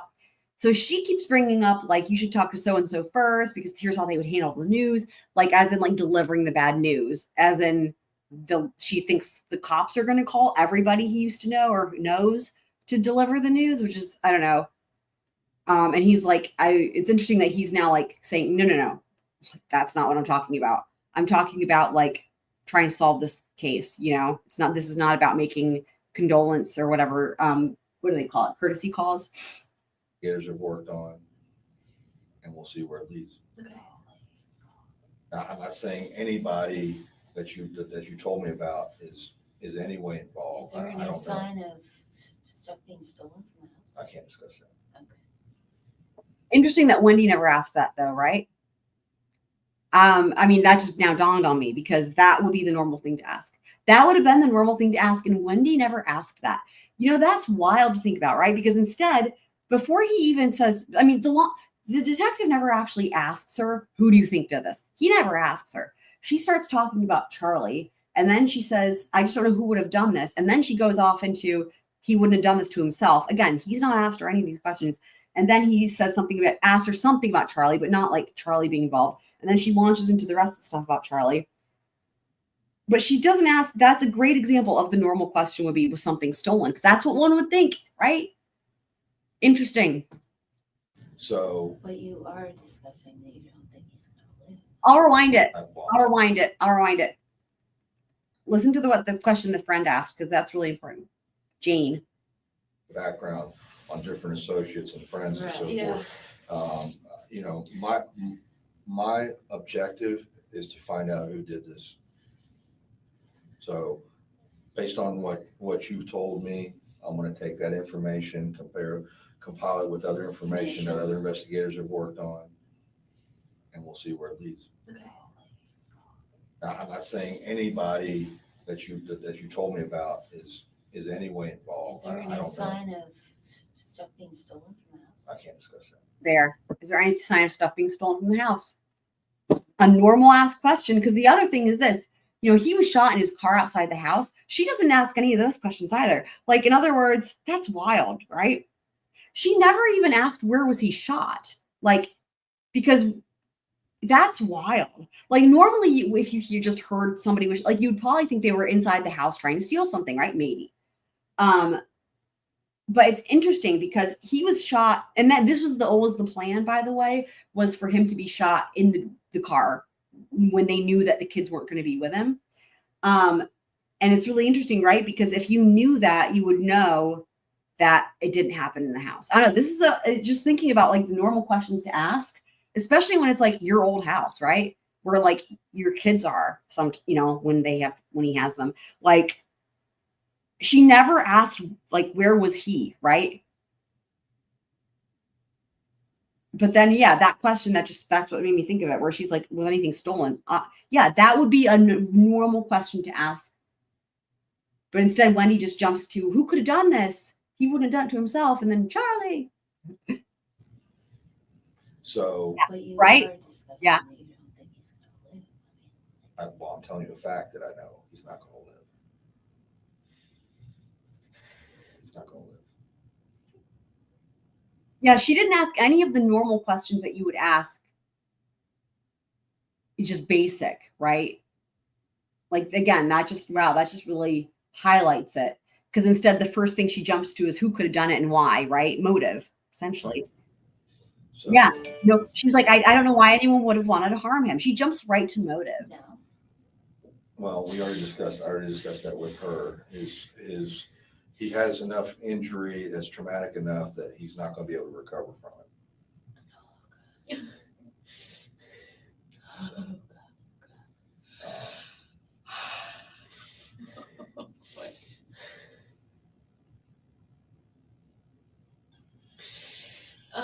Did Lynn already go get the boys? Yes. What's happening right now is Lynn's on her way here. She doesn't have car seats. Oh, that's a LaCroix. Out of your There's van, a LaCroix there. put them in Lynn's vehicle. Jean brought a LaCroix. She's going to go directly to Creative Preschool. She has a key to my house, so she can pick up the kids. Well, Wendi, we know you made 50,000 keys and gave them to everybody. Remember? Chance to, when she arrives, I will talk to her briefly and basically tell her, you know, let's wait on discussing anything with the children. Yeah. I'm sure she would do that anyway. Yeah, I wonder if it would be better if she didn't know. Like if you, it's interesting. Because now she's like, are we all going to agree that we should not tell somebody something? I don't know. Because she's going to be done. Like, what if she can't then drive and go get the boys? Like, okay, but let me just say to you, I didn't know anything when I came here. So my husband Googles and says there was a shooting on Trescott Drive this morning at 11. I got a call from my weird real estate agent. Good night, Flashbang. So I know that good night. We love I didn't you. know We love you. why I was coming here, but anybody with more sense would have known that. John told you that? Yes. When you told him you were coming here? Or? No, they found John. Interestingly, they found John's cell phone number. They found me eating lunch. I don't know how that happened. I'm fascinated still. Ways of finding. Yeah, it's interesting. So they called my husband's cell phone, and he's like, here she is.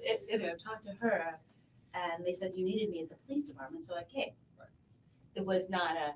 What did you think I needed you for? I wasn't thinking weird, it was why? news, but I didn't. My thought was that Danny had. Interesting question from Wendi. Let's listen to that again. That's interesting. Talk to her, and they said you needed me at the police department, so I came. Right. It was not a. What did you think I needed you for? I wasn't thinking it was good news, but I didn't. Why is Wendi asking that question? Because I don't understand why that.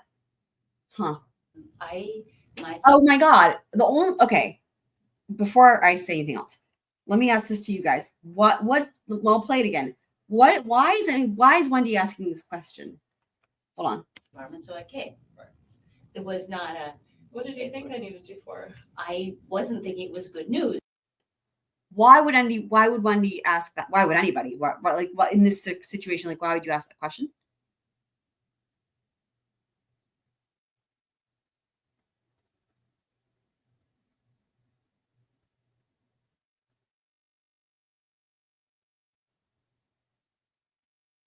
What do you guys think?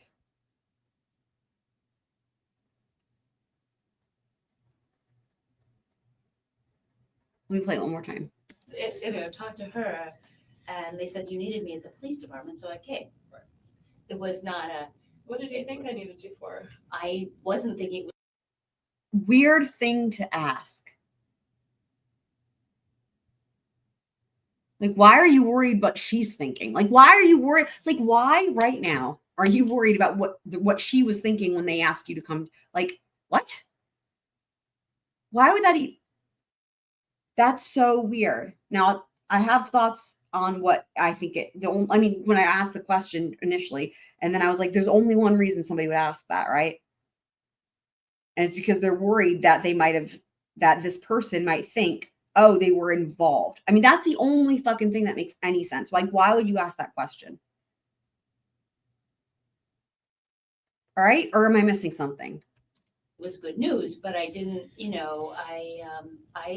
my thought was that Danny had probably assaulted you. That was my I thought. think that was Oh, Lisa's God. thought when she's like, I heard there was a shot on Trescott, So- and so I hope you're okay. So The that, realtor. Yeah. Wow, Wendy got lucky with that one because for a number of reasons. And I'm just to say it again. She was never assaulted. That is not. However, I don't dispute that potentially Wendy would have told her friend that she was, yeah. Yeah. so that was my, but this Yeah. scenario, Yeah. which is now not seeming real to me, Yeah, didn't well, seem me like was not what I, Me neither, What I but thought kept, of. I just keep picturing Right. kids. right. No, so there's no point in doing that, don't you? Yeah, that think? question was odd. Yeah. Well, When Lynn gets the thing is, again, the whole conversation was about the kids, and then it just switches it. I'll replay it. It's interesting. Very interesting. Interestingly, they found John's cell phone number. They found me eating lunch. I don't know how that happened. I'm fascinated still. we have ways of finding. Yeah, it's interesting. So they called my husband's cell phone, and he was like, here she is. Talk to her. And they said, you needed me at the police department, so I came. It was not What did you think I needed you for? I wasn't thinking it was good news, but I didn't, my thought was that Danny had probably assaulted you. That was my I thought. think that was Lisa's thought when she's like, I heard there was a shot on Trescott, So- and so I hope you're okay. So that, That also doesn't make sense because Wendy already said that the only time she ever used a gun was 10 years ago playing some game. Sounded like, I don't even know, not a real gun, and that Dan never used a gun. So like now she's like, oh, okay, I can bolster that, but like that doesn't even make any sense because she already said, I was going to say testify, but not testify, but she already said earlier that, I mean, they don't have guns. They're not gun people. So why would then somebody hear a gunshot and think it was somebody, one of the two of you guys in a tussle or whatever? You know what I mean? Interesting. realtor. Yeah. so that was my, Right. Right. this scenario. Yeah. I mean, clearly Wendy has told her friends that, but again, that's not true. It's not true at all. It's absolutely not true. He was a wonderful human being, and people that took class with him, and I know you can appreciate this too, especially like Kit Smith's being a teacher, like that they get emotional. I mean, it's really his passion for the law and for teaching. He was a very gentle person. I mean, he was a nerd. He was a law nerd, like to the max, like more than even the people that we all know on YouTube. Like he was a law nerd through and through. And he was really destined to do a lot of great things. Actually, he was doing a lot of writing in like important legal journals on the death penalty, which is something that I'm really passionate about. And,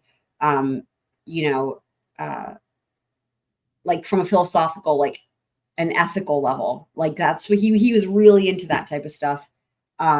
Anyway, and again, for any, like one thing that's, well, there's a lot of things that's great about STS, but like they're in Florida. And they are close friends with like literally everyone, like with Ruth, with all of with a lot of Dan's former students who are now law professors or lawyers. They are really close with all the people there. So those guests come on all the time and they talk about, things. It's way more than most people get when you're learning a case, right? Because this is like personal knowledge, people who've known them forever. Inside scoop, it's like long form interviews and stuff. So it's great, but there's a couple people in particular that it's really hard to even listen to them talk about him without getting emotional. But anyway, what I can say is like this is disgusting about the whole abuse thing or whatever. It's always terrible when people make those allegations when they're not true, but it's really in this case, it's like not just untrue, but like it wouldn't even make any sense because really, if anything, she probably made fun of him for being a wimp behind his back. If I was being honest, she probably made fun of him for being a wimp and not being manly enough, that type of thing, because he was so gentle and, from everything I can tell,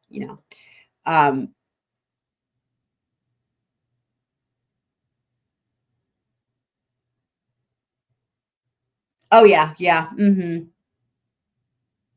Oh yeah. Just like Amber. Definitely. Yeah. I mean, let's pull up a picture of him for anyone who doesn't even know what he looks like, just because this is important.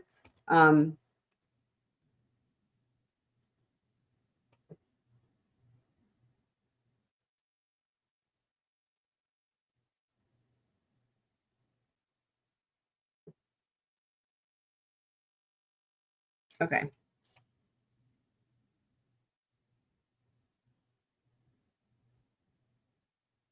Here we go.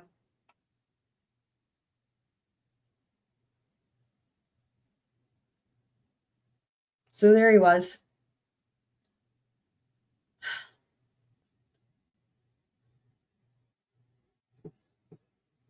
Jane is never called to testify. I was thinking the same thing. I was like, wouldn't that be interesting? She's never called to testify. Now, having said that, if indeed Wendi gets arrested and she goes to trial, that could be different because Jane could have, I don't know that their interaction on this day would be relevant, but there could be something else that is relevant that we wouldn't know about that wouldn't have been permissible or admissible, right? Like maybe text message communication. Like, yeah, that's one thing that's really interesting about Wendi is I could see there being a whole lot of evidence that we don't even know about yet that pertains specifically to her, but not all the other people. Yeah, it'd be interesting to see.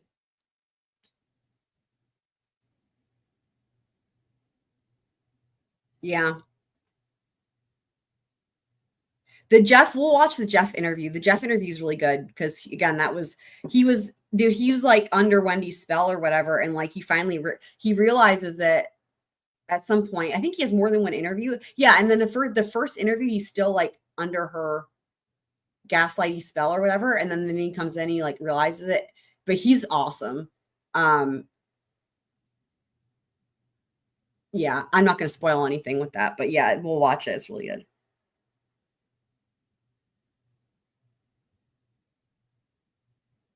Right. Yeah. Which is now not seeming real to me. It Yeah, didn't well, me seem neither. like that was not what I what I thought of. I just keep picturing the kids. Right. No. So there's no point in doing that. Don't do that. So When Lynn gets here, I'm gonna just ask her to take the kids to her house. Would that be Instead of my unreasonable? house? I think Wouldn't that that's be much more better. reasonable? Is that better? She has a TV. They can Yeah, watch yeah, TV. I know, but Yes. they've been there before. A Yeah. bunch. Yeah. He's like, I don't give a shit about the TV. That's so They're very weird. comfortable there. They Take them have there. children of their own. They've got 4 kids. They're grown, but Take them there. Take them okay, there. yeah. Because All right, I'm gonna go make sure that I don't miss her. Okay. thank you. Lynn Grossman, right? Mhm. So now Jane is just going to stay there. Like, this is so weird. Oh, This is Sarah, by the way. Are you a victim advocate? I am. I said you used to be a victim advocate. Was I That's right? not true. Not Yeah, sure. I've done lots of stuff like that. I but- recognize your name, and then she's saying. What's your last name? Latour. I've only been. Now they're all gal pals. I mean, yeah, but no, absolutely. Yeah, never talk to cops and old that's for the 3.5 years. I am losing my shit. Well, that would be appropriate. I think you should do that. I think if you don't do that, that's Jane, not right. Who was Oh. I have this? just And one are they idea. going to come after my kids? Or me? Who's next? Is Jeff this much of a lunatic? I don't even think of Oh, that's right. I forgot about. Oh, that's right. Oh, wow. I forgot about this moment. Let me back this up. So remember, I was just talking about Jeff, right? She's like, oh, I totally forgot I could suggest Jeff as a suspect because all she's been coming up with is Charlie. Oh, wow. But also we're going to see how she's described Jeff to her friends. So it's like she's talked about everybody to her friends in a certain way, right? I have just And one are they idea. going to come after my kids? Or me? Who's next? Is Jeff this much of a lunatic? I don't even think of Jeff. I hope to God not.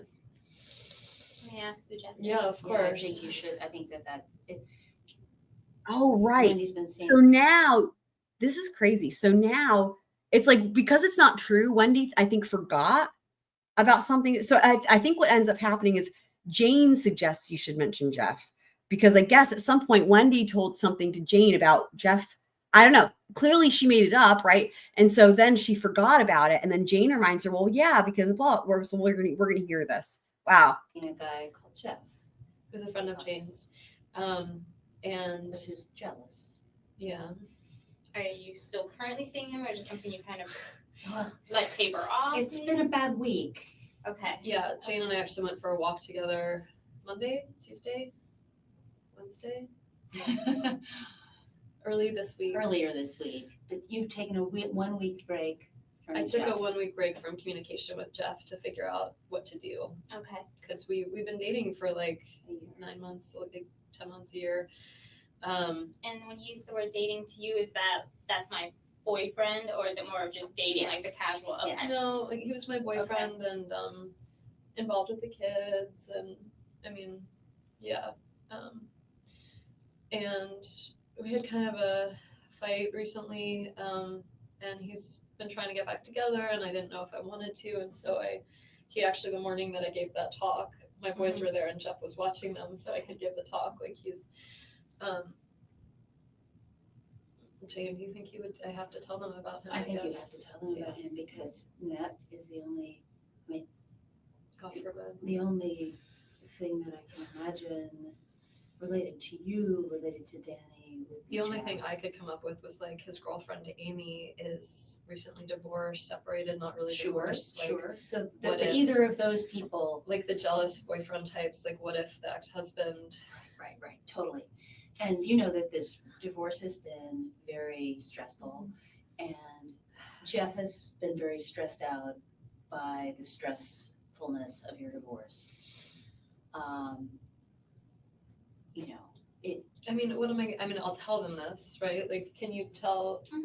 And when Investigator Isom comes back, you guys can just, stay, and he'll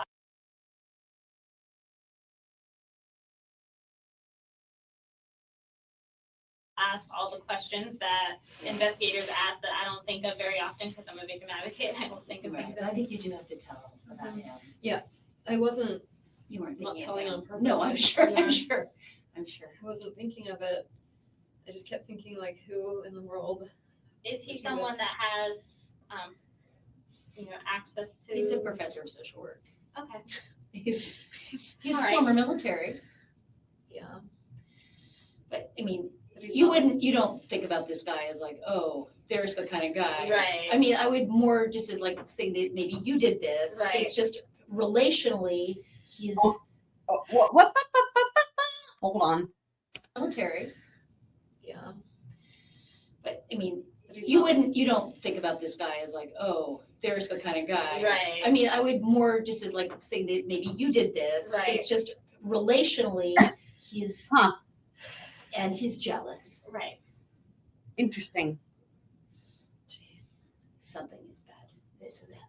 I'm just Something is bad. I'm Yeah. just assuming that this isn't true for the moment, but I guess that's not so. And you have to look at it this way, telling them this, if anything, will help them disqualify Jeff. Right. And that's Yeah. important to do. Yeah, of course. Do you want to give them his number? So we can- I can give them. They have I my give them- phone, so- they certainly have a ton of stuff. from So him. whenever we hear from Jeff, I'll say this without being too much of a spoiler, he will talk about how it was really interesting how Wendi was trying to make sure he was in town at a certain time because he had plans to go out of town and he was going to like be gone for, I don't remember how long, like out of state or something. And it was really weird. And like, he ends up kind of putting two and two together that, yeah, anyway, it's great. It's good stuff. So I Googled Trescott shooting. Thank you for being here. So you Googled Trescott shooting, and Huh. what do you see? Just that, police investigate shooting on Trescott Drive. And it's on the news. Yeah, you know, it's interesting, isn't it, with Jane? And it wouldn't surprise me. And again, this is one of those things where like this could be a really interesting plot twist because if the rest of the family didn't have any contact with Jane, which would make sense, right? Why would her family doesn't live in Tallahassee? Like this is her friend. It's interesting, right? Because there could be things that could implicate Wendi or be you know what I mean, that we don't even know about yet, again, because we've only just had the trials that we've had so far were the people that were all working together, and like, you know, anyway, just it could be a whole different set of evidence. But yeah, I thought that was my gut instinct as well, you guys, from the beginning, was that Jane seemed a bit, something didn't seem right, you know? And unfortunately, the media here tends to get places, and they can't really stop them from being Oh, outside. how often is there shooting in like northeast Tallahassee, right? Trescott Drive, On not so Trescott? often. This is what I can't figure out. How did he get to the hospital? Like, did he call 911? A neighbor, according to WC. Oh, there's a witness, Wendi. CTV here.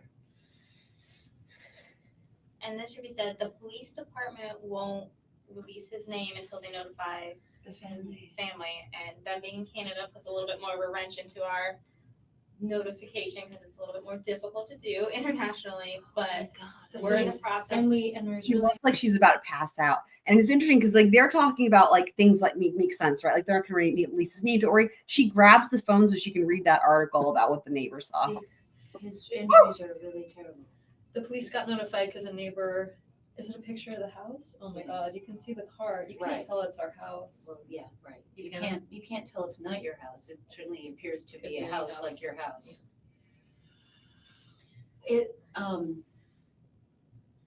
And they say the 2100 block of Trescott Drive. It must be still blocked off. I bet it's gonna be blocked Who off for a knows? while. It's certainly a crime scene, obviously a crime scene. But it's like a thorough, I mean, a I lot know, of I people know, use I that know. as like a drive-through. Now, this other people obviously know about this. Danny did show up places today. I don't know that he had anywhere to show up today. Did he? Yeah. Like, did you know? Because like it's summertime, he works from home, right? Right, but there are people, but imagine if any of us fall off the grid from 11 o'clock this morning, any colleagues, That had a meeting or whatever. Right, Yeah. all of the stuff he does over phone. Right. Well, he and I were supposed to talk about where Ben was going to school. And it was very unlike him that I was the one who had to call him. So like he called early this morning. I had a repair guy at the house. And he called early this morning and I left a message. So and this is then interesting because now we're going to hear the same stories again, but like, told again to I Jane. called him back.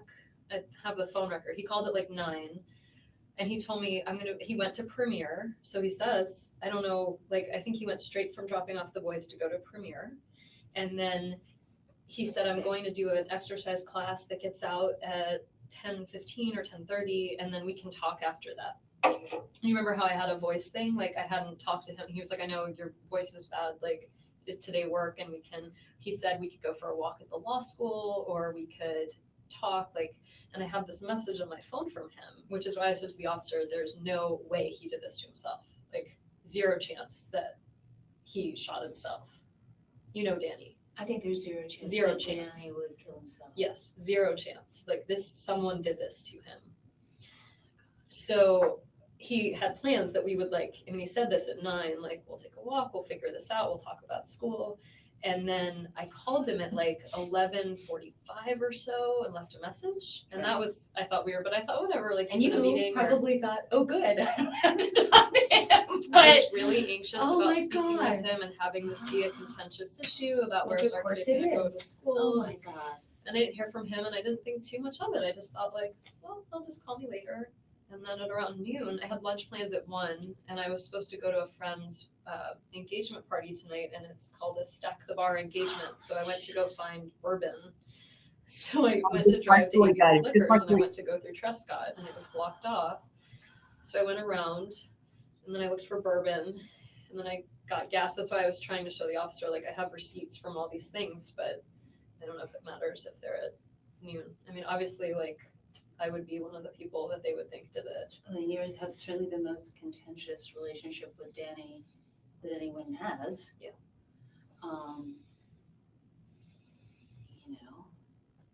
But They swabbed my hands. well, fair enough. Gunpowder. They should. I mean, They asked they me if I should. washed my hands since noon, and I was embarrassed to say I hadn't. I don't remember when I last washed my hands. Oh God. Yeah, no, I think Jeff is somebody that they should talk to. And I don't know of anyone Oh, they were asking, like, does he have gambling debt? Does he have, and I'm like, the only person he owes money to is me. Like, there's no one else. He's like, he's a straight shooter, right? Like, he's not an alcoholic. He's not a gambler. He doesn't have a sex addiction. He doesn't, like, he doesn't have any, like, weird stuff going on in his life. No, he's a difficult guy, but he's not. That's what he was saying. He's like, is there anyone that hates him? And I'm like, he's difficult, but he's difficult He's in not like an liked. ivory tower kind of way. He's not liked, but he is He's not. not liked, but he's not hated. Certainly not, and he has people who love him. How do his students feel? Like, is he, like, are law students receptive to him? Like, oh, this is a great. I think there's some that really like his method, and there are a lot who don't like him at all. So you say he's more disliked? He's more a very feared. abrasive guy. Does he challenge you, kind of? Would that be a good? He's challenging. He loves to argue, so he's fairly elitist. So like the students, Very Well, elitist. that's- Oh my students goodness. felt That's like so put rude. down by him a lot. I mean, every lawyer likes to argue. So yeah, it is weird that she's still in there. Because her job is done, right? She got the friend there. But as far as how they tracked her down, so that came out, that has come out in the other trials. I can't remember those specifically, to be honest with you. They did explain that at the very least in Charlie's trial, probably the other trials as well, but Charlie's was the most recent, but it was still a while ago. I don't remember how, but they did talk about that, and it wasn't anything crazy. It was like something real simple that would have been honestly so simple that it was like, I don't know. It was something basic and simple. Anyway, I don't remember what it was, but yeah. And so they feel like insecure, but again, we're not talking about like hateful and awful. We're talking about like difficult, Right. you know? Right. Right, and he has colleagues who really don't like him. But not enough to. But this is a different, right, it's a Like, different, right. They don't like him. They don't want to go to lunch with him. Right. Yeah, no, He doesn't this make is, friends easily, but it's not like he makes a No. ton of and he has he has very close connections at the temple. That's what I said. I mean, said he he's has, got he's, Jewish community and like he's important in the Jewish community, and he's loved, and he's And there serious are two academic. Jewish temples in Tallahassee, or just one? it's kind of complicated. There's There's Temple three, at Israel, least. which is the Reform synagogue. There's Shomer Torah, which is the conservative one that he belonged to. Okay. And then there's Chabad, which is sort of like, it's not really clear. It's kind of like a proselytizing thing.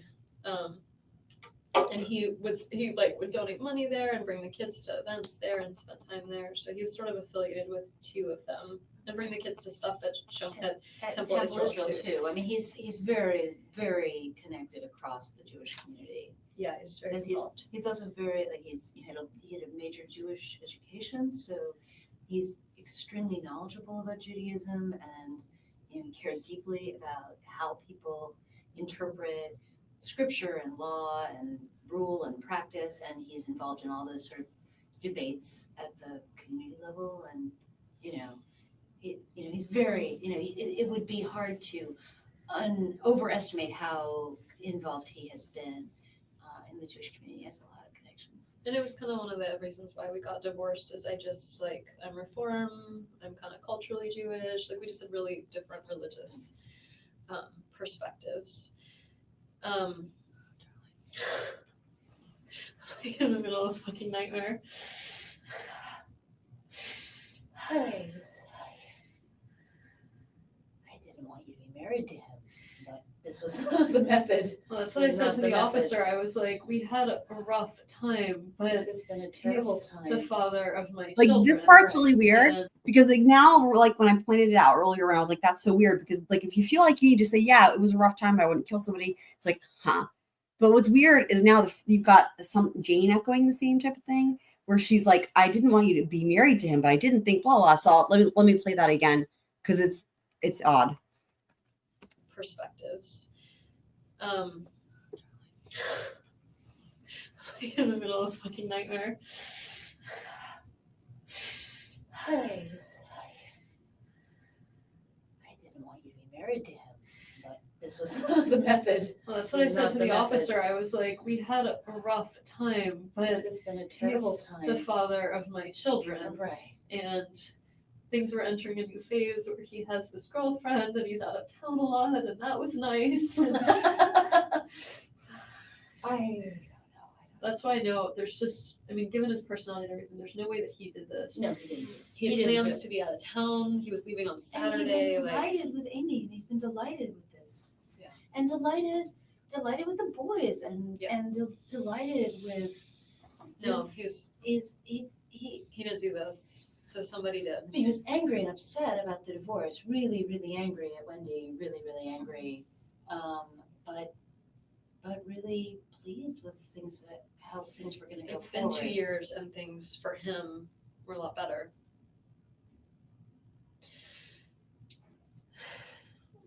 Do you mind if I get Investor Ison to kind of tell him about Jeff? I think you should do that. Let me go grab him. Okay. I can't believe you brought your own drink here. Well, I wasn't sure how long I would be here. I was thirsty. I had just arrived home to pour, say, a glass of wine when they called and said, "Don't you want to go to the police department?" I said, "Jane, no, not really." You believe me that I didn't do this, right? I assume you didn't do this, but I wish I had I was home working on a paper that's due. well, you'll I have. sent it in, like I sent edits to You'll someone. have. and You'll have. I there's hope a- they have the time log. Of course they will. Of course they will. All of that is evident. You will. You don't. I understand why they think it would be me, but Of course it would be you, but it's not you. Jeff would be my vote. Now, again, just going by, likely. I agree with you it that can't be an accident. he didn't do this. Jeff, I hope to God he did. I know Jeff didn't do it, but I don't think Danny did. Somebody shot Danny. Like to death. Holy shit. He's. I feel so bad for Jack. Used to living Sarah that told me that, and then I started freaking out. And was like, I want to get the boys over there. Like, is he Interesting. Because I want, like, if he's not gonna make it, but he's okay, or he's not, like, I wanted the boys to. Having said that, though, didn't her and Jane say they knew each other from one of the things, though? Like working with victims or whatever. I thought they had some chatter about that, but yeah, that's interesting. That would make sense. That would make sense. That would make sense. Yeah.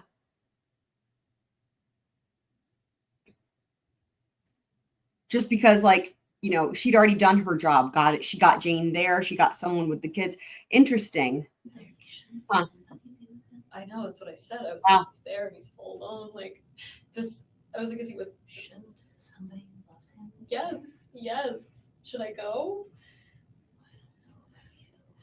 Someone needs to go there. I know. He's by himself. Really? He's by himself? I don't think they haven't called the family yet. They haven't called his parents. They were like, what are his parents' names? They're I asking think, me. how about They the have- rabbi? Oh, that's a really good idea. How about the rabbi? Can you ask them? Yeah, we'll do that right So there's now. no rabbi at Shomri, but Rabbi Schneyer, that's really his name. He, him or Jack Rumberg. They need to go. Yeah, that's a really good idea. Yes, especially if he's not gonna make it, so that they He needs to can. be blessed. if My they can- God, he needs a blessing. Okay, yeah, thank you so much for being here. I was sitting in this room by myself, losing my mind. I was at lunch with Janine and Ritu. I don't know if you know them, friends of mine, and these officers walk in, and I ate a lunch. Like, I had a whole delicious lunch, and they're like, are you Wendi? We need to speak with you. And I was like, oh my God, are the boys okay? Like, and they were like, the boys are fine. And then I thought, oh my God, like, What's what's not going, like, fine? who's finding me here? And they wouldn't tell me. And so he said, I need you to get in the car. And so he drove me, and I started, like, I just was like, what's going on? And they're like, your husband. And I said, ex-husband. And they're like, ex-husband? So they didn't have the, like, Well, how do they know? They're just starting this. so they thought we were still married. And so I was telling him everything, and then I was thinking, oh my God, now they probably think I'm a suspect. I should. But of course you're a suspect, and you're a smart suspect. You should be the suspect. But you're not gonna get framed for a crime, Right. and it is in your absolute interest to in every way Tell them everything, because to the extent that if they don't know whoever did, if this goes unsolved, I'm that's so the worst scared thing for of your so boys. many things The changing. other thing again is that it's just still so weird to me that either Wendi herself or her friend, that no one has been like attorney. This blows the mind. Like they're in here like trying to say like, you're not a suspect. Like it's the best thing to just tell them everything. It's like, how is it that these people with all, and these are informed people. I don't understand how they're saying they're like going through all these different things, but like they're not coming up with attorney, and that should be the first thing. It's interesting. Do you think whoever did this is going to come after the kids? I think she does get the car back. I think she does get the car back. I think don't she want does. to be like left alone in that house. Like I want protection. I'm scared. Oh, I kids. don't know who this Yeah. is. I don't. Shared brain cell. I just now saw that. Okay, well, I mean, you should maybe go and stay, I think you should go stay, can you go to Lynn and David's? Ellen, yeah, yeah. You they should. have lots of bedrooms. I could just. You stay should, there I for mean, a the little boys bit. are there, Yeah. and I need to pick up a They few need- things. Like I would need my contact lens case. just go there. I mean, I'm really glad you're here. I am losing my shit. I wish they'd Shane, come back. This is. They keep doing this where like they leave for long periods of time, and it's 5:30 already. Mhm. I've been here for a while. I didn't know if like. I don't know. I think they did search it and they talk about it.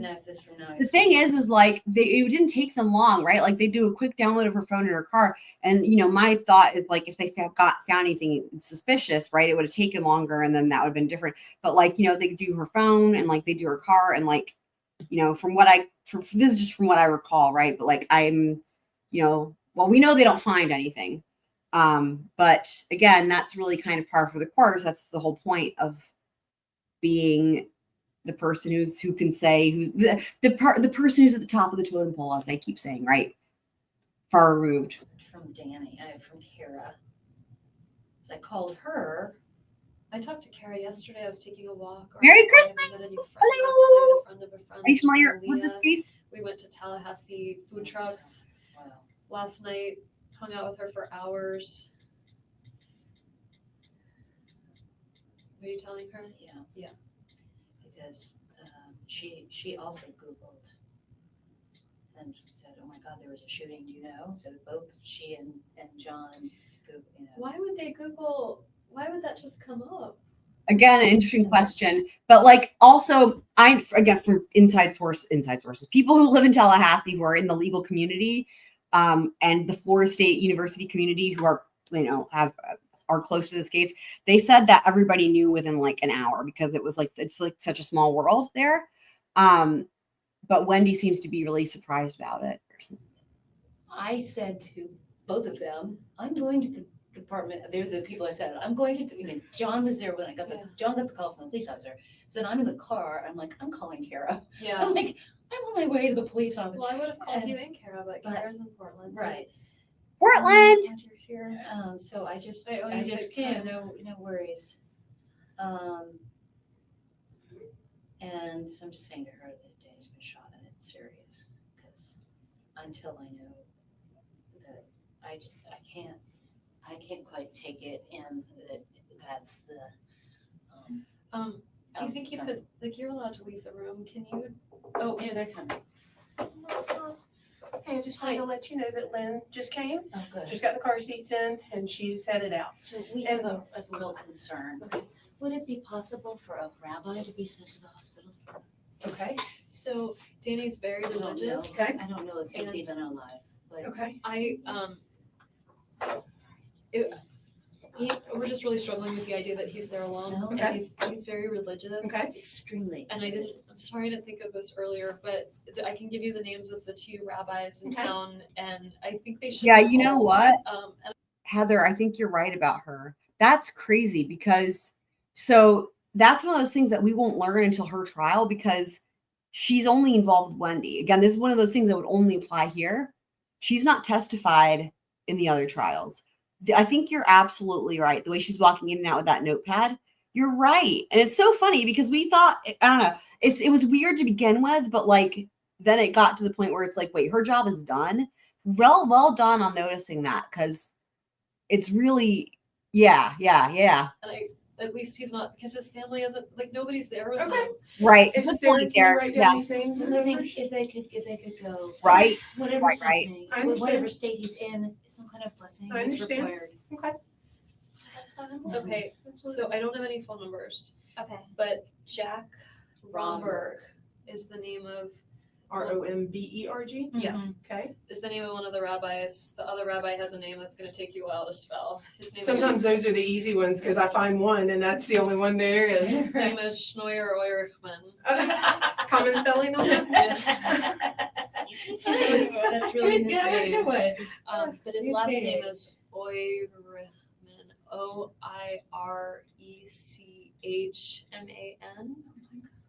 His first name is Schnoyer, Schnoyer.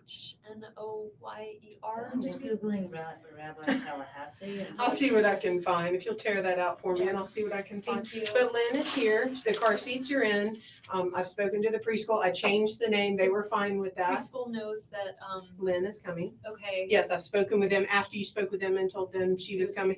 They were fine. Okay. Do they know what's going on?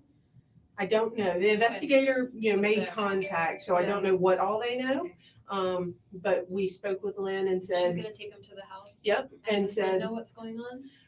we explained to her he is severely injured. He may, It's you know, wild probably how will often not she make. keeps asking this question. I wonder if part of it is because she hopes that people will find out some other way, so she doesn't have to explain or recount the story for a number. I think there could be myriad reasons for that, right? Like she would rather them find out through Google or through whatever. But I think also it's like fishing for information too. It's interesting. She's just like asking it a lot. It's pretty insane. Take it, But but he knows not to, they don't tell the correct. So they're just gonna pick him up, say mommy's Mhm. in a meeting, mommy's busy. Time for McDonald's. Auntie Lynn's picking you up. Okay. Who's the and biggest then, troll? and then I have her, cell phone number because I knew you Wait, didn't. who's the biggest troll? Are you guys talking about what's his face that was here earlier?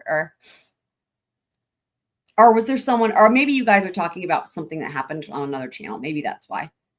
That's funny. Your phone right then. We'll get that back to you here shortly, hopefully. Okay.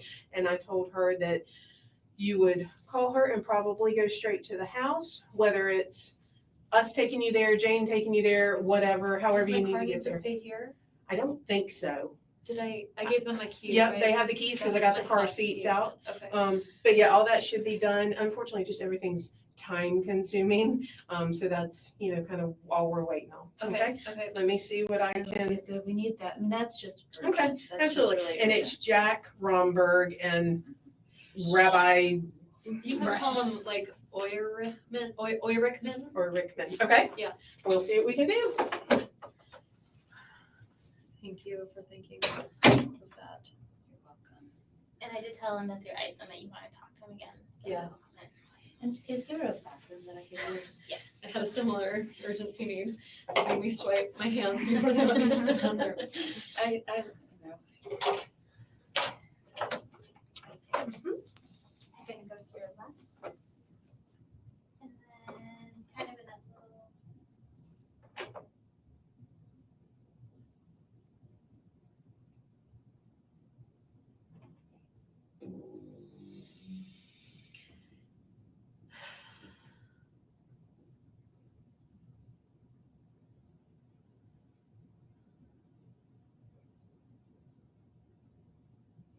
One thing that's funny is like the amount of time that they leave her alone is really minimal. I've never seen that like with interrogations. I would say she has the least amount of, left alone time.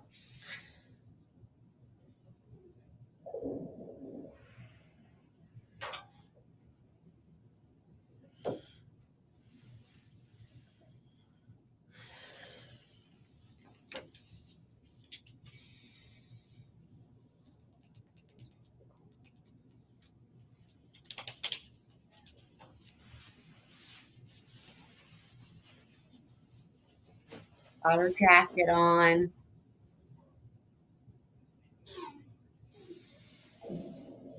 Who's texting her?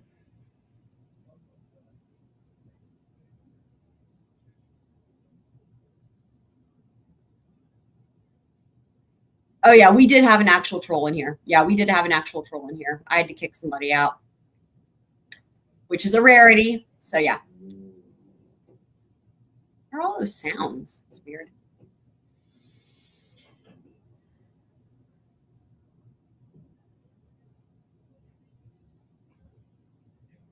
Oh yeah, oh my God. Oh wow. It's like the way a 2-year-old would try to argue or something. I don't even know. Hilarious.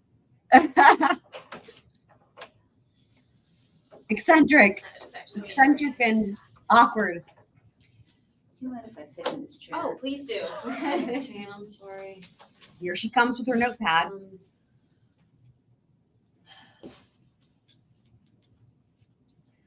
I don't know that his family knows yet. Did they get that information? We're working on that now. What we do usually as a law enforcement agency, we don't like to tell people that over the phone if we can try to avoid it, just because it's kind of shocking news. And we usually So can you tell what we're law enforcement there to go to the correct. house? That's what we're trying to do now. Is that better? Yes. Yeah, because we don't know Yeah, Heather, conditions and how they're going to Heather and Rolo know each other from another channel, is what I have gleaned through context clues, and also, Stevie said that you guys, I guess all three of you guys knew each other, something like that too. Yeah, so someone gets so upset that they have a heart attack or something. We want, not just be on the phone. It's better to have a human. Mm-hmm. But they're working on that now. Yes. So it's an actual fact that he's not going to survive these injuries. That's what General Isom? Yes, Investigator Isom. Yeah, that's what he. He's not a general. Investigator. Whatever. Why is she laughing, huh? I call him Rep sometimes. That's okay. I was just like in the car with it. I'm like, what is your name? What do I do? I saw that one from Kara. If you need to call her, you can. You're not being held hostage here. Oh my God, that was Jane's phone. Hey, yeah. Wait. Back up. That's right. Of course it was. Holy fuck. Oh my God. Right. Because the police, hold on. So the law enforcement has her phone, right? Lindy's phone. This is wild. They have her phone because they're doing their things that they do, extractions. So this whole thing here, and I was like, oh my God, I might sneeze. Hold on. Sorry. Sorry, double sneeze. When I was like, who is she texting? That's Jane's phone. What the hell? She's looking at it. Look at this. That's Jane. That's not her phone. That's not her phone.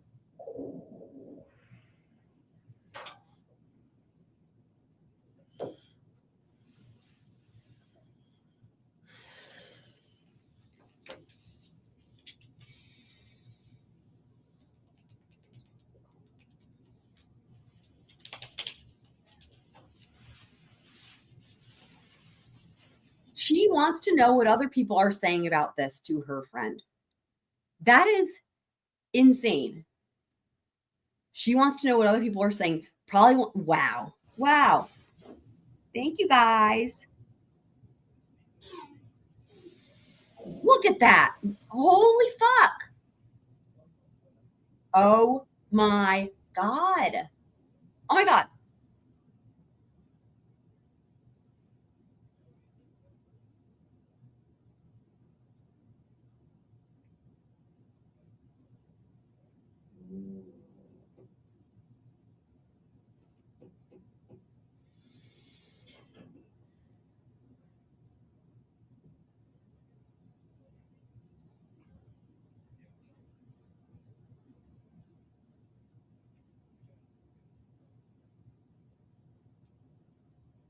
Wow.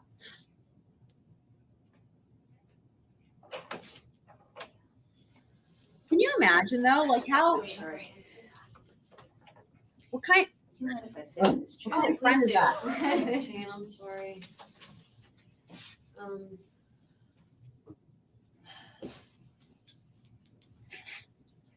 I don't know that his family knows yet. Did they get that information? We're working on that now. What we do usually as a law enforcement agency, we don't like to tell people that over the phone if we can try to avoid it, just because. Did you hear that? There you go.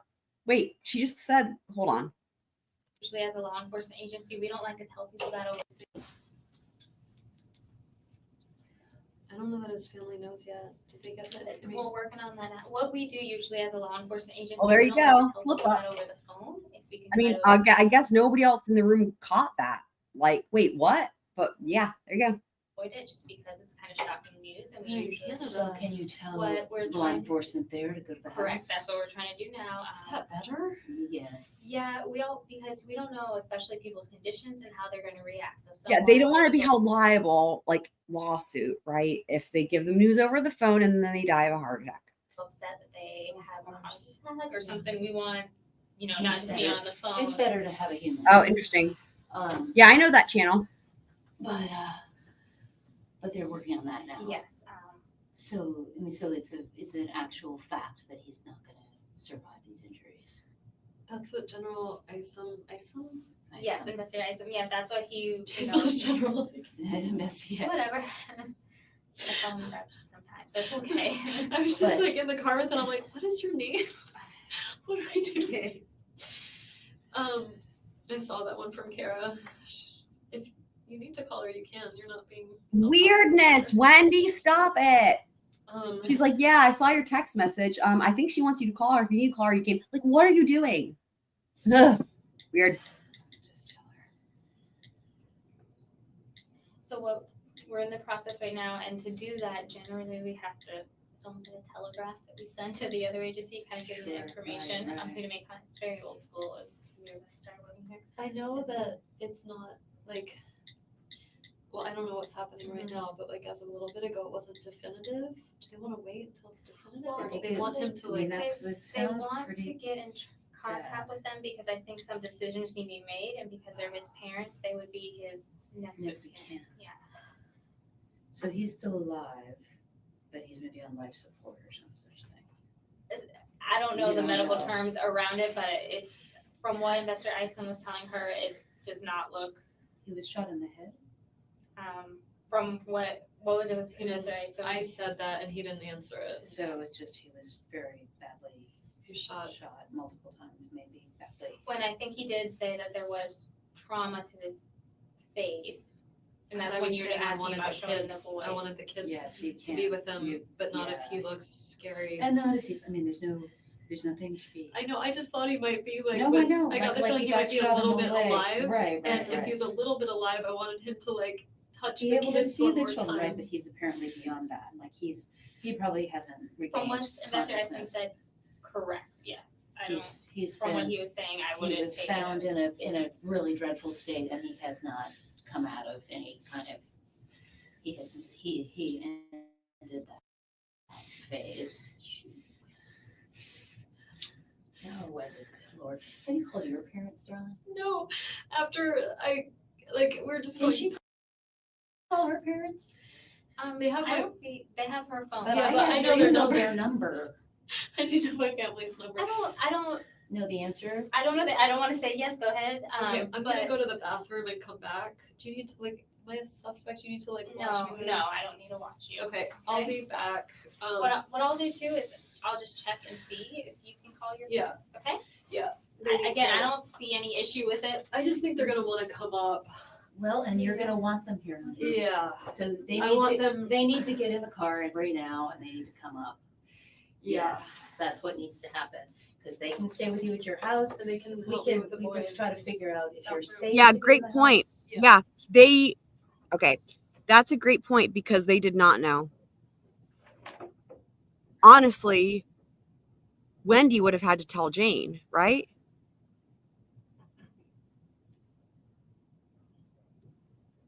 Because Jane said that they didn't tell her, that law enforcement didn't tell her anything when she got over there.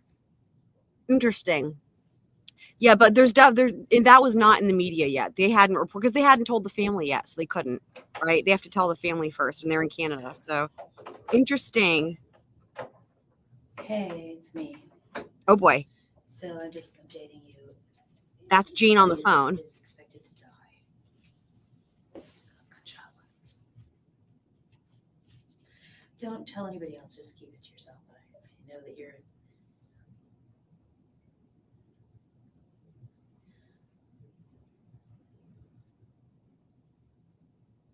Yeah, no, he's. So this is from This interview with Wendi is like 3 hours after, well, when it started, it was like 3 hours after. Wendi, of Hold course, on. they've been interviewing her as a suspect, and Oh my God. Okay. I have suggested. I'll back it up.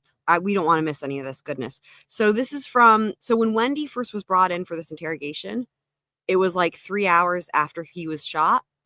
But the reason this is super relevant now is because inside sources who are connected directly with like the AG's office in Florida and also the prosecutor in this case, it's finally coming out that it looks like they're going to be coming for Wendi, which has been over 10 years in the making, and she will be the 6th person arrested in connection with this case, probably the last. So yeah. Don't tell anybody else, just keep it to yourself. I know Oh my God. Don't tell anyone, just keep it to yourself. Great.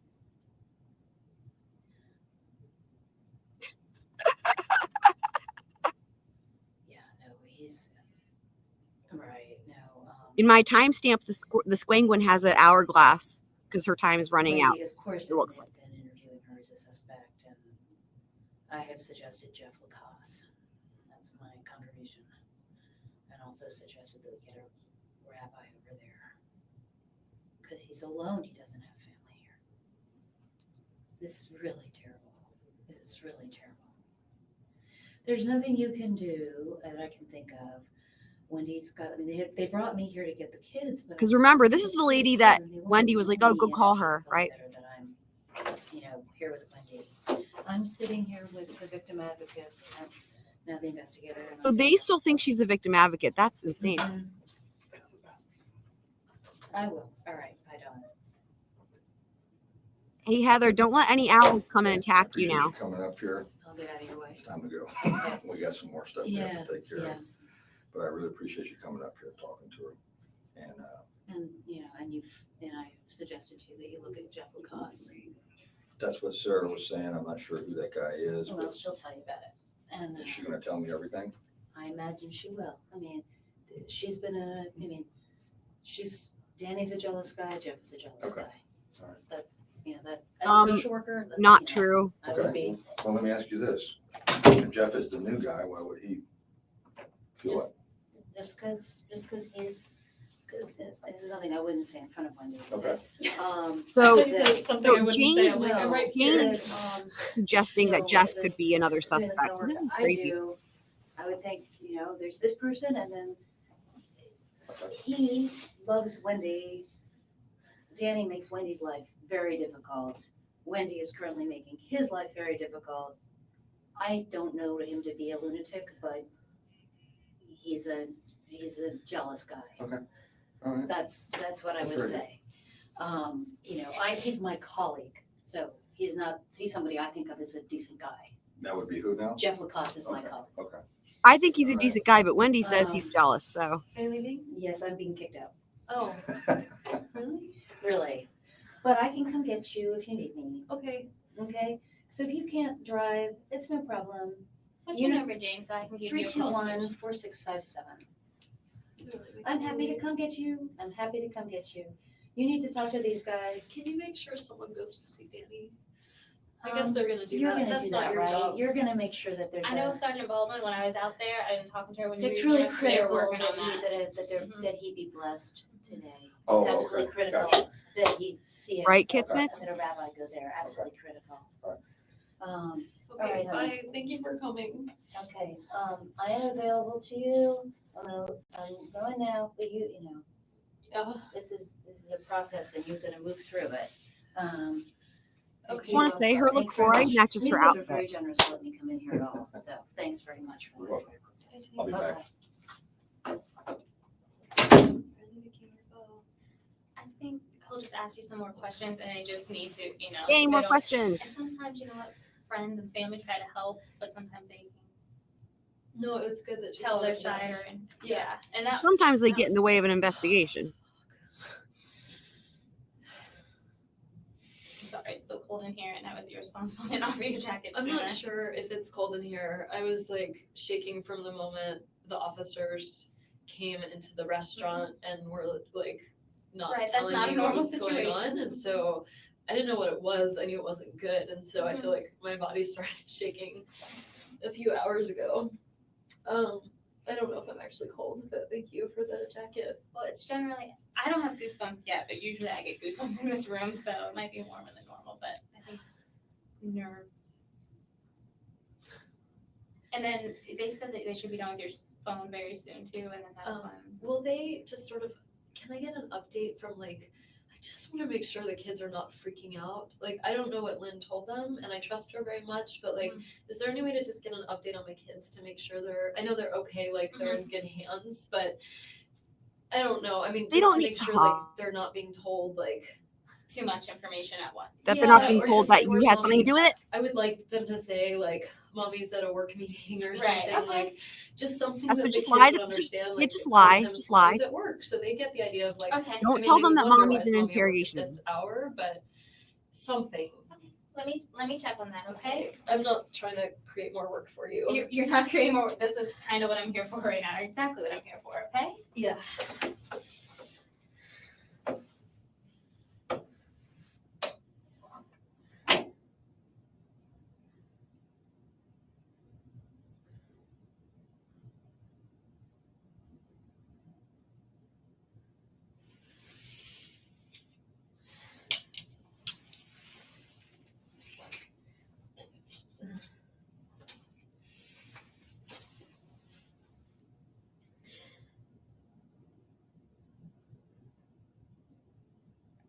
Rolo, did you not have a brother pass away? Did I misread your comment? I thought you said something about your brother passing away. But if that's not the case, then even better.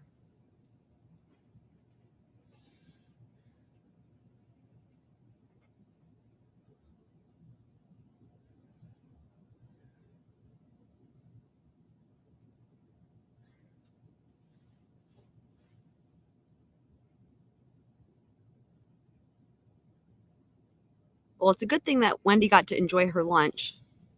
What did she say? She had a whole entire lunch or something like that. That was another good one.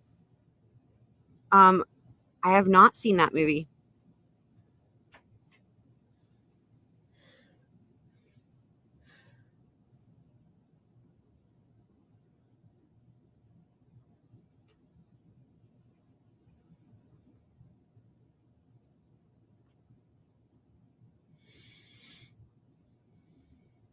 By the way, I hope everyone had a wonderful holiday.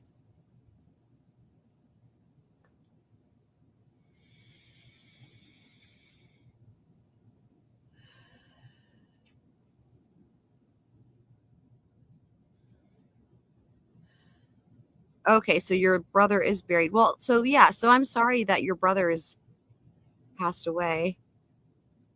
But yeah, I'm not familiar.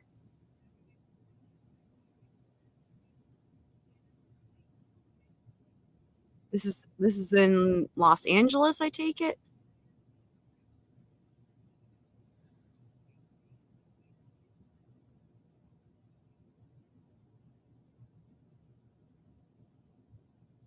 Oh, also I missed I think Heather's not back yet, but there was a comment about somebody that Chris McDonough interrogated, and I'm not sure what that was in reference to.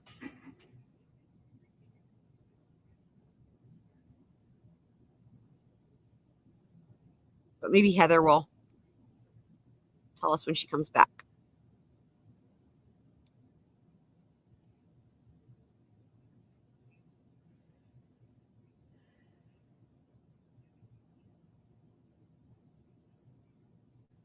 Interesting, though, the difference on this one from Wendi, that she's not doing anything. Huh. This is the first time she's just sat still like that when they've left the room.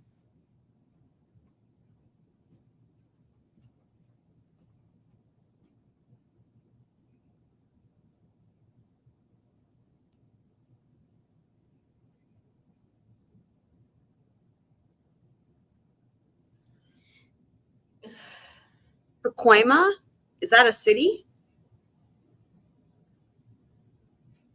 Interesting. Yeah, true.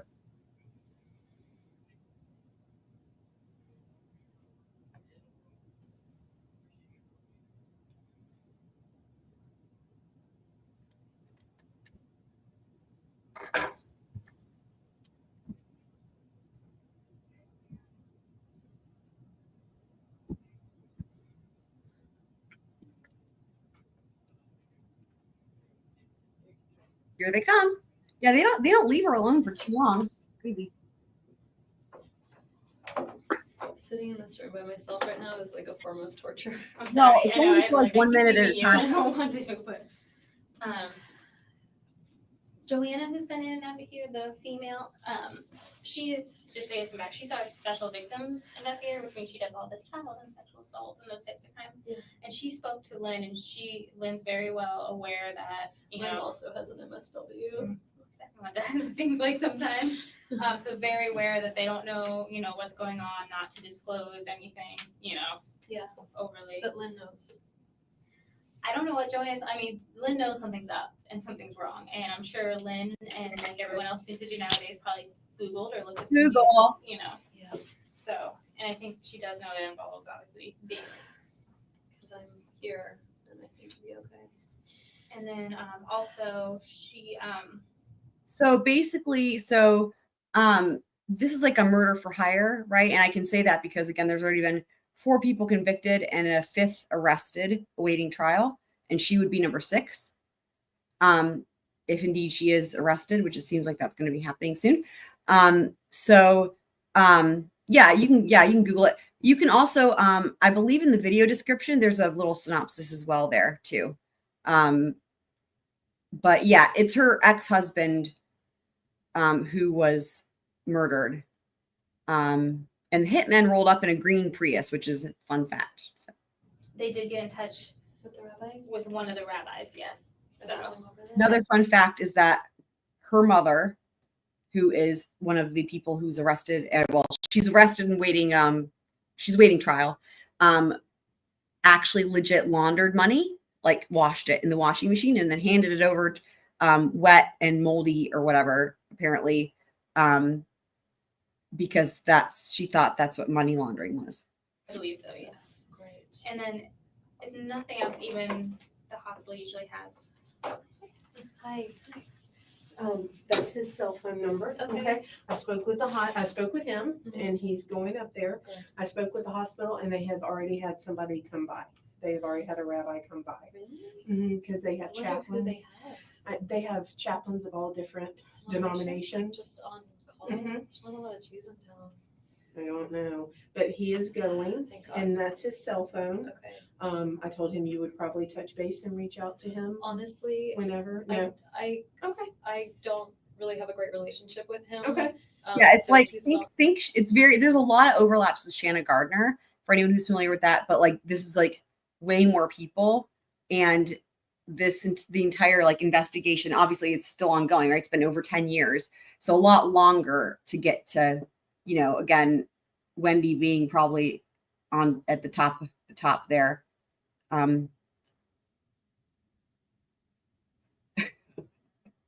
I don't know about the case in the Philippines. not really who I want to talk to right That's now. I fine. just want to make sure he's The giving other Danny rabbi what that he you gave needs. me is out of town. Oh, I have a great relationship with him. Okay, yeah, he's on his voicemail. It said he's out of town I saw till, on Facebook. He's with his grandkids. yeah, so would be in and out. He was like, is there anybody else in the community I need to reach out to? I said, as of right You now. know what? I'm remembering. I think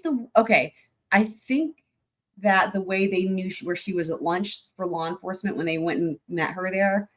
Now I'm remembering. I think maybe that she had a pin drop on Facebook. You know how you can do like drop a pin when you're at a place? I'm pretty sure that's what it was. So like I was saying, I couldn't quite remember earlier, but I was like, I knew it was something that was pretty just self-explanatory, like not anything crazy. I'm pretty sure and what made me think of it is because they are using Facebook to figure out where people are and what is going on. And that's when I remembered, I think it was that Wendi had dropped a pin.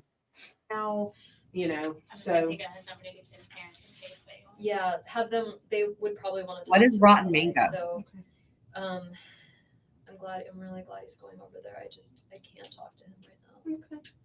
And that's fine. And I mean, he asked about you and asked if there was anything you needed and okay, so I want to talk to you right That's now. I fine. just want to make sure he's the giving other Danny rabbi what that you he gave needs. me is out of town. Oh, weird. Oh. Okay. I have a great relationship with him. Okay, yeah, he's on his voicemail. It said he's out of town I saw till, on Facebook. He's with his grandkids. yeah, so would be in and out. He was like, is there anybody else in the community I need to reach out to? I said, as of right now, Yeah. I'm just so. gonna take out his number to give to his parents in case they want. Yeah, have them, they would probably want to talk to the rabbi, so, I'm really glad he's going over there, I can't Yeah, I mean, imagine right now. Okay. And that's fine. And I mean, he asked about you and asked if there was anything you a lot of needed. people do and- that. Okay, so, and I said, well, I may have her, if she wants to reach out, and he's like, absolutely, anything, that's needed, so. God. Oh, Thank cool. you. No problem. And don't worry, Lynn, we spoke, she knows the children don't know what's going on. And she And- knows, She knows that he was seriously injured, and that, did she seem okay? Like, is she with Yeah. Alan? Are they no, together? I talked with Alan. Uh-huh. She was out when I got him. Okay. Apparently he just does not answer his cell phone. He's like, let me give you my cell phone. I was like, I called it twice. So she was out somewhere. She wasn't at home when I got a hold of him. Okay. So he said, let me call her. I'll have her come. So she came by herself, but she had talked to him. She was fine. Cool as a cucumber. Okay. She's, and just for time's sake, I knew Jane was up here with you. I was going to bring her up, but just, it was No, at it's- 5:30 getting her out to get the kids. Yeah, And she yeah. knows the kids don't know anything. And it was going to be, mom's running late. Aunt Lynn, it's McDonald's time, whatever the Okay. case may be. That sounds great. All right. Thank you. Oh, no problem, no problem. I'm sorry my face is so red. I told her I was laughing because my rear end's sticking up, bending over, getting the seats. I was like, oh, I'm sure 7th my Avenue is God. loving Did you this. see all the Cheerios that are in that car? We did. I At least I know can be it's all back and there. out. I meant to clean No, the car please. this week. Now I'm And- glad I didn't because it would look like I was trying to erase a crime scene. Well, and the funny thing was that we said, I don't know which car seat goes to which. And when we were walking up, I said, okay, I have the left, you have the right. And then we sat them down and she and I picked them up and I went, I don't remember one which kid one is was short which. and chunky, and one kid is long and skinny. So when they get in and it doesn't fit, they'll have to They'll figure it out. They'll figure it out. Because as we were walking out, I was like, I don't remember which one was which. Lynn is really great. Yeah, Yeah. so she was great. And, Ugh. Alan was like, because I was very cryptic with him on the phone, I just don't want to tell him. He's like, do I need to come up there? I'm like, no, That sounds no, like no. Alan. He said, everything's fine. That's a good I was imitation. like, she's all right. He's like, okay. So, But you every- told him that Danny was I told Lynn more than I told him, okay. just because it was on the phone. So I'm sure when Lynn left here, she called. So Am I just gonna be here for like hours? I don't think so. I mean, I don't think it's gonna be that long. I think they're just quite honestly waiting on the phone. Remember how we told you they put it on the machine? Yeah, that he had to. Right, to yeah, do the phone, and it just takes, forever. depending what's on there, Yeah. as far as if you have lots of pictures of the kids or, it takes some time to do that. Yeah. And then they actually brought your van back here, and I got the car seats out of that, and I think they were finishing up. So I think I'm that's all gonna need they're the waiting. police help to get the car seats back in. You may. I always have them installed here. Yeah, and on the strap that goes over, we Yeah. hooked them. I didn't tighten them as tight as they should be. I was like, here, You know can what? you see? And she's like, nope, I'm good, because they weren't moving. So Yeah. it's definitely a true. That's why my face is so red, because I've been out there doing that. But I'll touch base with Isom. Hopefully it's not. We wanted to talk to him about a potential lead, so. Okay, Yeah. I'll let him know.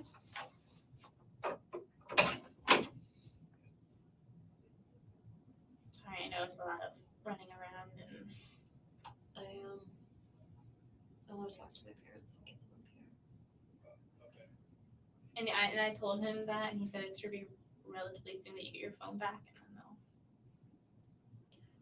Why not use someone else's phone? No, I don't. Yeah, because you know the number. Let me go ask again and just be like, can she just call Yeah. Do you have a phone, right? the cell phone? If I could borrow it, though.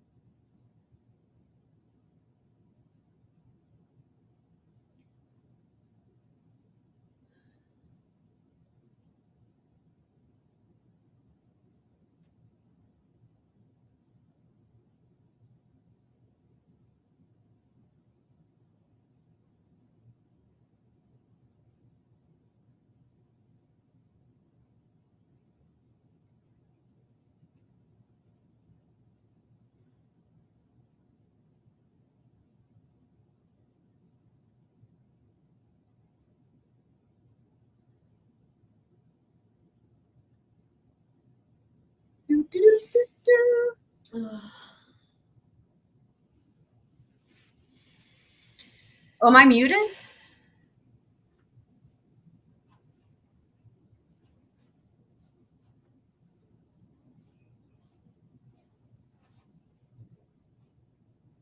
Hold on, let me see here.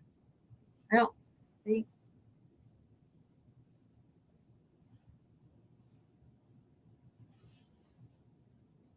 Oh, that's crazy.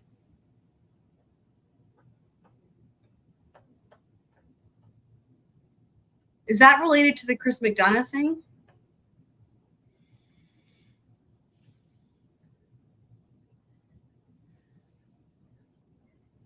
Yeah, I am. It's entirely possible that I accidentally had hit the mute button. I've got my laptop keyboard is something to get How you doing? stuck on there. I don't know. Okay. All right. How are you doing? Weird. Feel like my head's about to explode. I'm about the same. Okay, I need to find out this number here, 6,800. That's Danny's number. Wait, 6,800. Price Heather's not back yet. 8,200. Mhm. Okay, Yeah. same here. I'm just going through, these are phone calls that you made. Yeah. Charlie's your brother? Yeah. Ah. No, I didn't call any like weird sex hotlines or anything this morning. That's okay, we've seen that Really before. embarrassing. Why? Weird. You checked your voicemail yet? Oh. Or no, you Why would checked? it be a 305 number? I don't know.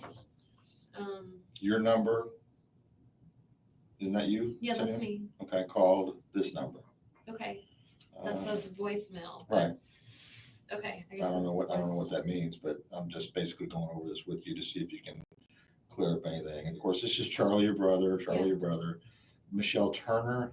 A friend of mine who lives in Colorado. Renee. Renee is the one that used to be the victim advocate. Renee is a very close friend of mine that is interviewing at FSU today. No one cares, Wendy. At 7:30. And if there's ever a woman I would really like to get a hug from, it's Renee. Oh my God, another bother her on her. Rita Hinden. That's the mother of my Love how friend he just- Tova. He just ignored her. So it must be like a family plan under her mom's name for some reason. But So you called the my friend. friend Tova was returning her message. TOBA. TOVA, Tova. Okay. Emily Benfer. I didn't talk to her. I sent her a text. Okay, I see it. Just sent her I just sent her a gift for her baby, and she was texting me to thank me. We're going to talk about Jeff here in a minute. Yeah. Sorry. It looked like part of the ceiling just fell off. I know, I was worried about that too. That one's Right? before, but maybe it was some others. Oh, I really can't. I guess I need to hold on to this in case Danny needs Just it. have in case, yeah. I just, And I took it down too, so when I get in contact with his parents, I can refer. it would matter to them to have contact with like the local Jewish stuff in town.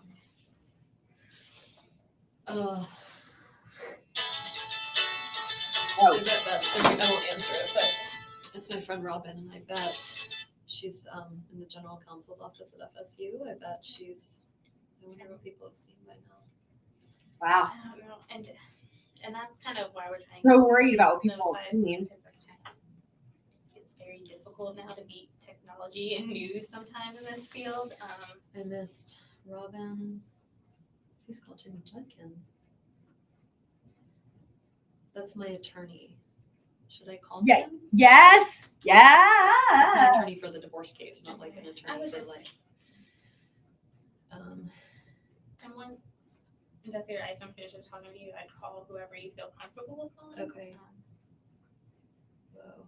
Just need to know you're all okay. I don't even know who these people are. Yeah, I don't know why Heather's not back yet. Can I listen to the message from Robin just to hear what's like why I need to call Jimmy? Rilla, I guess, has been listening to my guitar songs. Well, I'm glad you like it.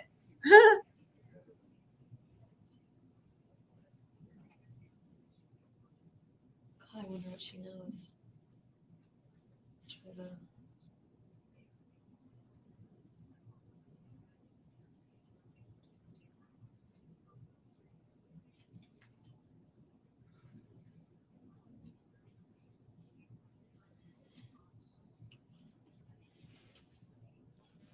Can you write?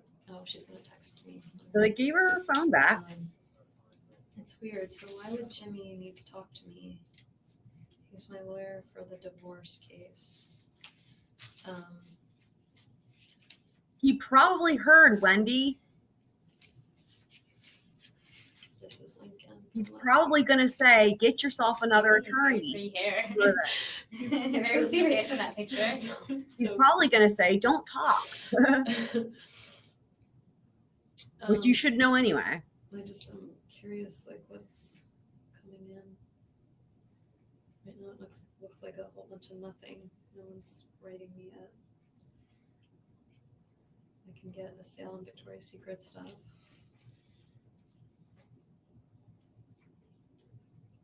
What is, I don't know what that word hyena is.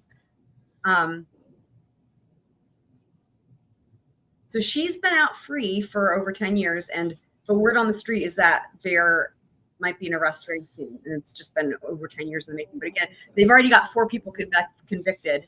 So there's, So I don't forget, because sometimes I so the two hitmen, the middle woman and her brother are already convicted, and then her mom, Donna, is awaiting trial. And so, yeah. that when you're ready to get out of here. Yeah. What's your phone number?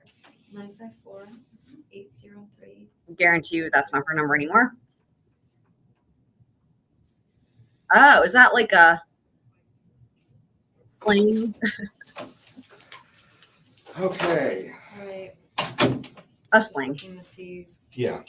There's a lot of nothing going on. And then my attorney really wants to talk to me. Okay. Did you hear about that? No. I think it's nothing. It says we Your got attorney for, our divorce case. oh, okay. It says we got a new judge. Gotcha. Roger Oh, that. Anyway. Okay. I All think right, let's, I mean, talk to- I didn't know earlier, but apparently you got a guy in your life named Jeff. Yeah. Oh, here we Tell me go. about Jeff. Poor Jeff. I'm sorry, I wasn't trying to hide anything. No, I know you weren't. I just Oh my didn't God. think to tell Wendy? you about him. So he's been my Well, boyfriend. because I've been her dating friend Jane suggested it. since end of October. Jane actually set us up, which is why Jane thought of him first. And Jane and I had a long talk earlier this week. We went on a walk together and talked about, I wasn't really sure I wanted to continue dating him. We had like a fight at the end of June and it was weird. And then I went away for 2 weeks and just got back, and I asked him to just no contact for a week just so I could kind of figure out whether I wanted to be with him or not. When did you ask him that? Monday night after yoga.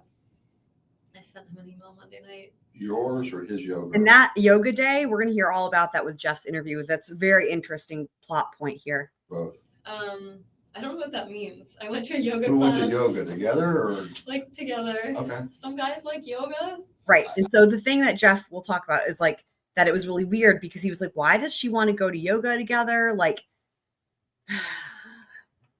it was like he got a red flag from that. Anyway, I'm not judging. I'm just asking. I go to yoga, or I And used Jeff to, goes too? and he would go with me sometimes. So Monday night after yoga, I sent him this past Monday. this Monday, Okay. yes, July 14th. Okay. I just sent him an email and said, you know, my heart is really heavy and I'm having trouble figuring out what to do. It'd be a lot easier if I just like didn't have any contact from you for 1 week, and then we'll kind of figure out where to go from there. And so I haven't had any contact from him. Was he amicable to that, or did he? He didn't respond to it. I said, I'm going to take your silence as acceptance. And Oh, okay. You were in person telling. no, I emailed him after yoga. He'd been like, let's go After tomorrow, yoga. let's go out the next day. And I have a hard time saying no. And Right. so I didn't say no in person. And then later I wrote him and said, I really just need like a week of silence to get some clarity on where we are. Okay. So he never responded. Still has not responded. The only response I had is that I bought some presents for Ben for his birthday when Jeff and I went to Destin one time and he had him at his house. And so he brought them. I came to work and there was a bag of the presents from his house. But I had asked him at yoga, I said, oh, when you get a chance, I'm really going to need you to bring those presents because I don't have the boys this week and I could wrap them. And so he just brought the presents. And again, with the presents, What did he so bring? these little details that she's saying about Jeff, it's going to be really interesting when we hear from Jeff and how Jeff perceived these things, because it's funny that she's mentioning them and they sound just so like whatever, but these were actually really big things in terms of the, you know, again, we'll hear about it more with Jeff. Like I remember this whole thing with the presents had major implications as well. It must have been Tuesday morning at some point. I think I got to I'm not in the office. Right. So this investigator, they came in under the pretense that she was a victim's advocate, and Wendi apparently is under the impression that she's a victim's advocate. Her friend Jane, before Jane left, was referencing her that way, but it became clear, Heather pointed it out actually, and that at a certain point, it was like she had already done her job, and like she had the notepad and the way she was leaving and coming back in. And then I think I pointed out actually at one point, this lady actually said, she referred to law enforcement and said we, and then Wendi and Jane didn't pick up on that.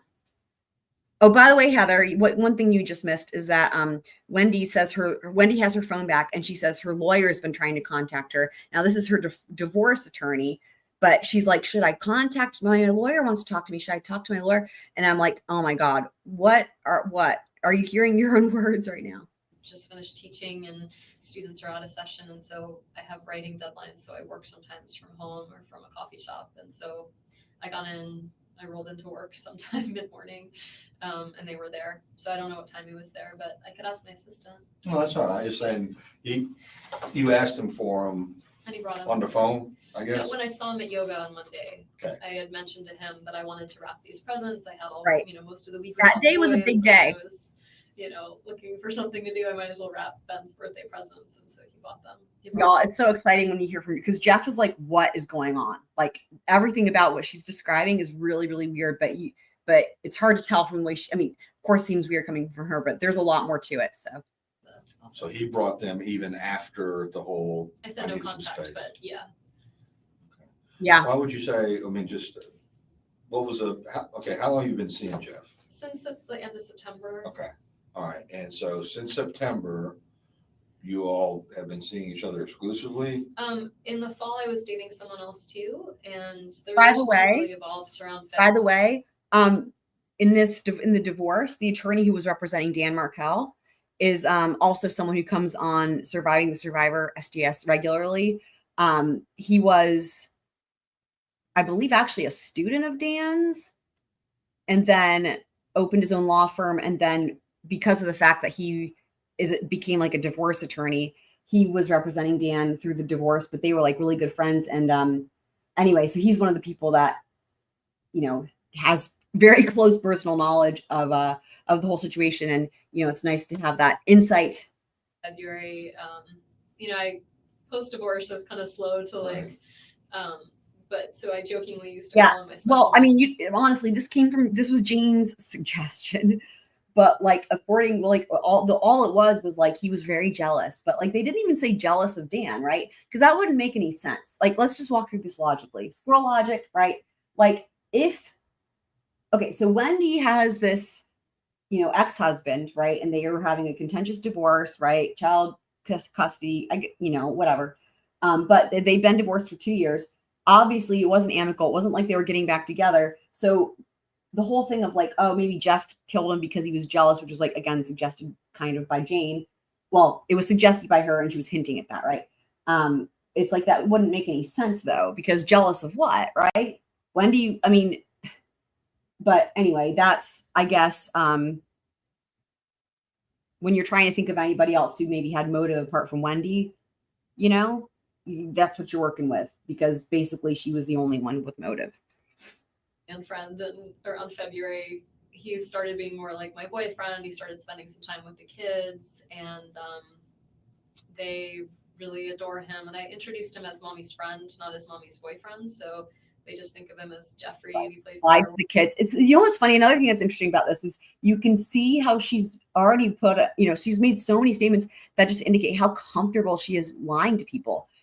This is like the third time she's referenced lying to the kids, but there was also lying to the other friends, lying to the lady who's going to pick them up, asking law enforcement to lie. It's pretty insane. Has no qualms about that. But also, I will say, as far as body language, you missed it with the troll roll. We had this troll in here, and body language came up. Anyway, it was really interesting. Yeah.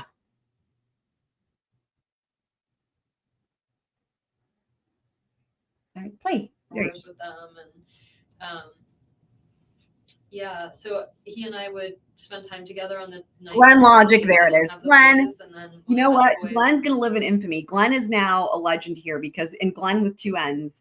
Wrong. At least it's funny because now it's like, yeah.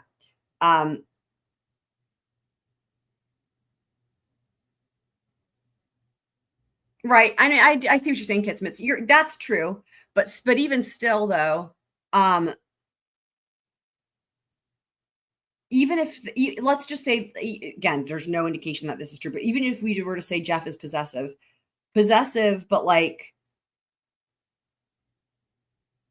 how would that relate to Dan, right? Like, she wasn't spending time with him. They could barely communicate. So I don't really know how, again, I don't know how that would give him motive for wanting Dan to be dead, right?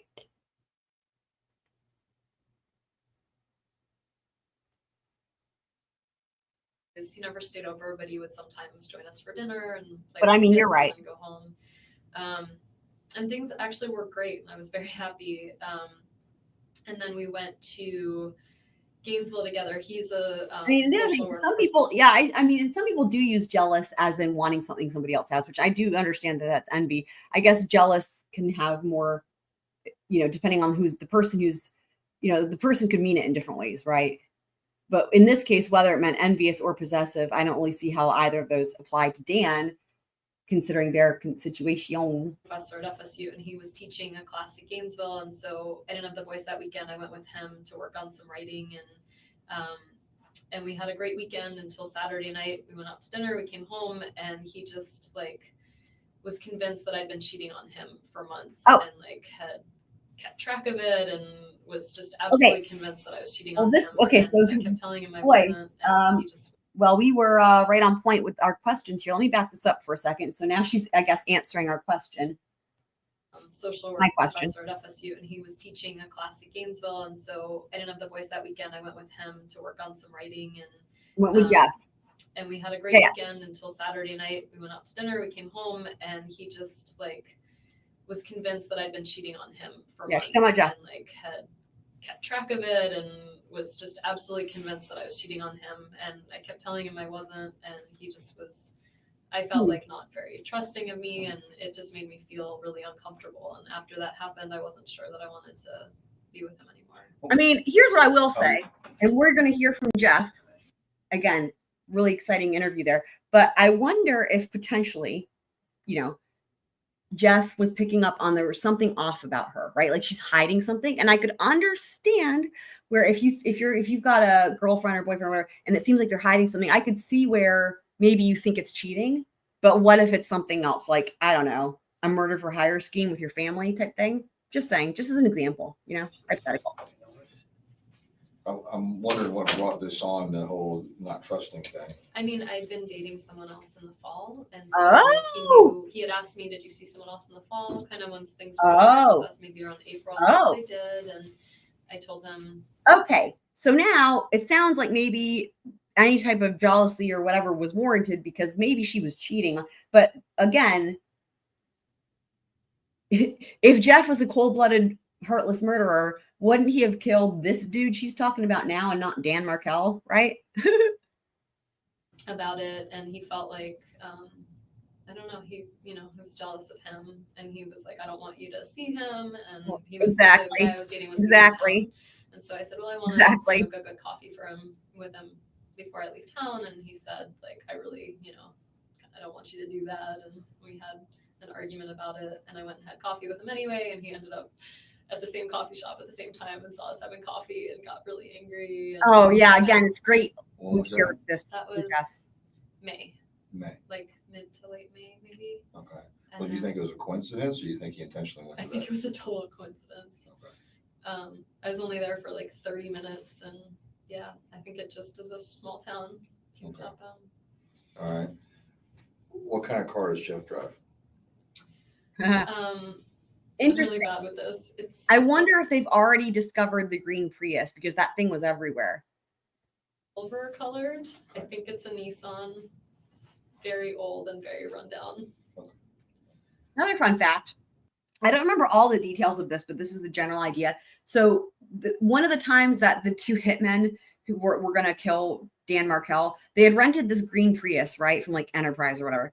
And I guess the reason it didn't, the plan didn't happen that day is because they were being stupid, and one of them was messing around with the guns or something, and like literally shot a hole in the floorboard part of the car, right, like through the flooring, like on the passenger side or whatever. And so what's really funny is like when they recovered this exact Prius, which had notable distinctive things about it, they could tell exactly which one it was. Like they had picked up, like they put the carpety thing on top of it, try to hide it. So the rental company didn't even notice it. And then they pulled up like the carpety thing. I don't know what you call it. And there was like a big ass hole from where they had shot the gun. I mean, again, and you add that to the fact that it's got them on camera pulling up to different ATMs and then buying themselves motorcycles. And they're on every single like toll booth in the area. It's like, they may as well have had a big sign that says, hey, it's us. Like, it's pretty insane, right? Total pros. So we came up with a funny joke from STS, right? When they were covering. So like when Charlie went to trial, that was the first time that Joel went and watched a trial live and like, you know, gave like tweets and coverage or whatever from the courtroom and sat with all his buddies, which is local attorneys and all the people I've already mentioned, like Dan Markel's friends, Dan Markel's family. And anyway, but the whole thing about the green Prius was so fucking funny. And so we came up with this like funny thing of like SDS gang, like the joke being like rolling up in a green Prius. It's just, and again, because I drive a Prius, it's especially hilarious, right? Like total pros. Yes. And right. Put money in the laundry. Mm-hmm. Mm-hmm. Oh, and the other best part, another way that they paid Katie Madbanois, who was the middle lady, like they wrote checks. Like they wrote checks from the dental office. Like they wrote checks. So she got paid with checks and cash. But like the checks are for like, because she used to like work there or whatever, but the checks are for like thousands of dollars. And then like in the memo, it would be like some bullshit thing. Like, and it's like, anyway, it's great. You know, they didn't criminal very well. So, right. Exactly. For sure. Oh yeah. They are. Uh-huh. Oh, another one that's really funny. So when they had the wiretap, so there was this thing, they call it the bump, and the bump is really interesting. So that's when the FBI gets involved, right? So that they can have the wiretap. And this is crazy. So like, and we'll hear about this like at the next trial, whether it be Donna's or Wendy's, and we heard about it in the other trials, but basically just to describe how funny this is, right? So you've got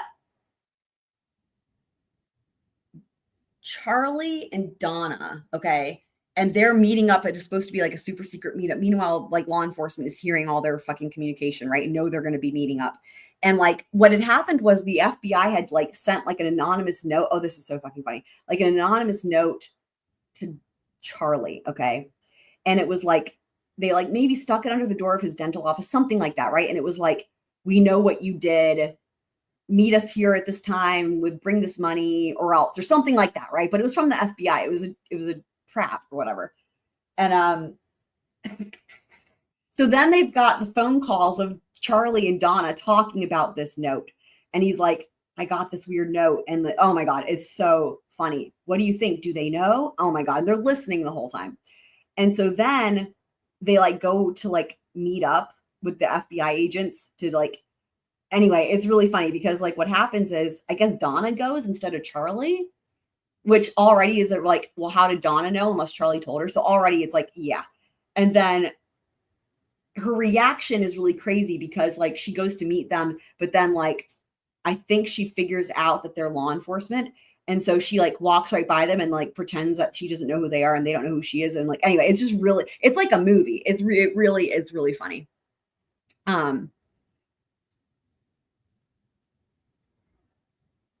I know. Yep. Silver Nissan. Gray, silver. Okay. You don't know what year or how many doors or anything?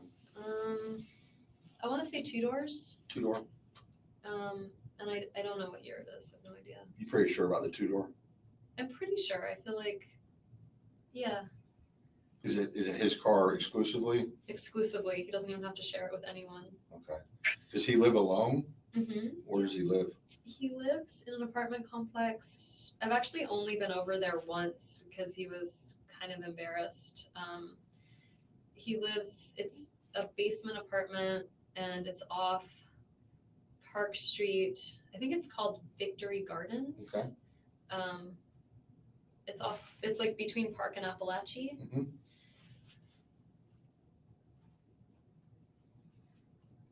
It's off Victory Garden. You don't know the name of the complex? I thought that's the name of it. Is Victory Gardens a road? Victory Garden's a road, yeah. I thought that was the name of the apartment. That's right. complex. That's fine.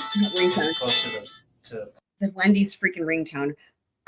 One thing I will say again, just like the alleged crimes for Shanna Gardner and Mario Fernandez Saldana, like they did a way better job at this whole thing, like in terms of the Florida murder for hire, killing an ex-husband type thing, allegedly in that case. This is, did they, I don't know. But there's a lot of really crazy similarities. It's kind of almost like, is that coincidence? Park Avenue, or is it closer to? Right? I know. Or is it halfway down? Now you have to remember, this is Wendi saying this, right?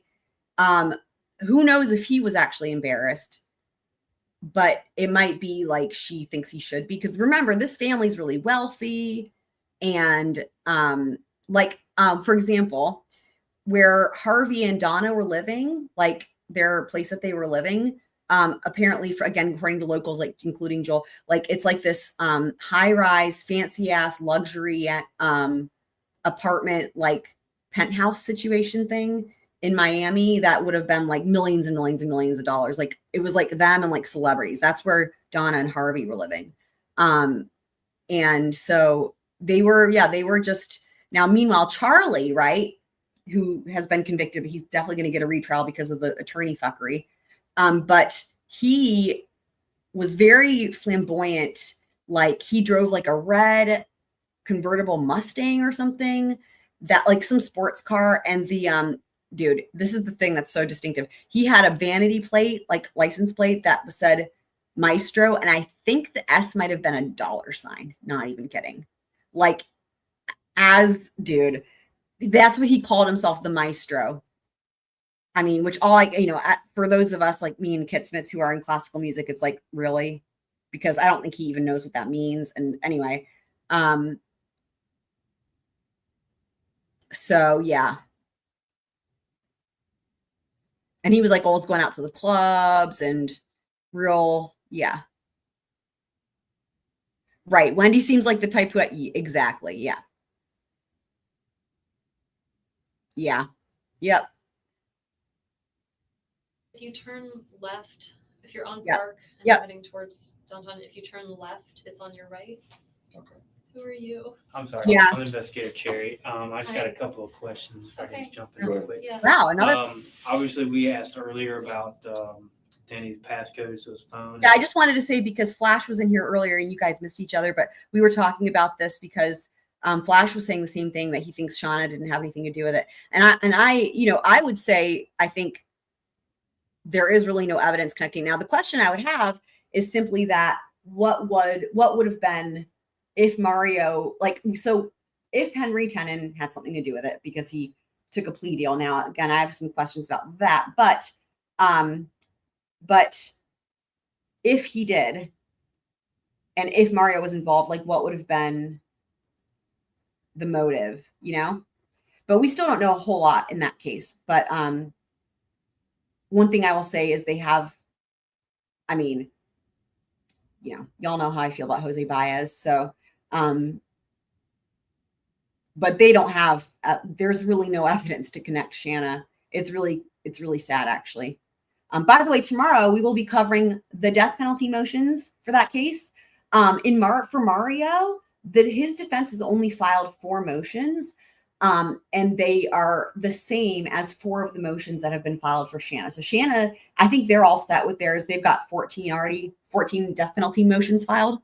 And again, 4 of them are the same as but for Mario, they only have 4, which is weird because he was arrested and charged months and months and months before Shanna, but I guess his defense attorneys just haven't finished working on those death penalty motions yet. I don't know.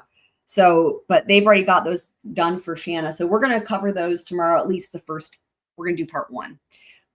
That will be tomorrow evening. And I think tomorrow during the day, I'm doing will be the next Casey Anthony episode. So yeah. His iPad and all his stuff. Yeah. Okay. I can tell you one that he used to have back in the day. Yeah, let me have that one. God, it's the only one I can think of though. It's okay.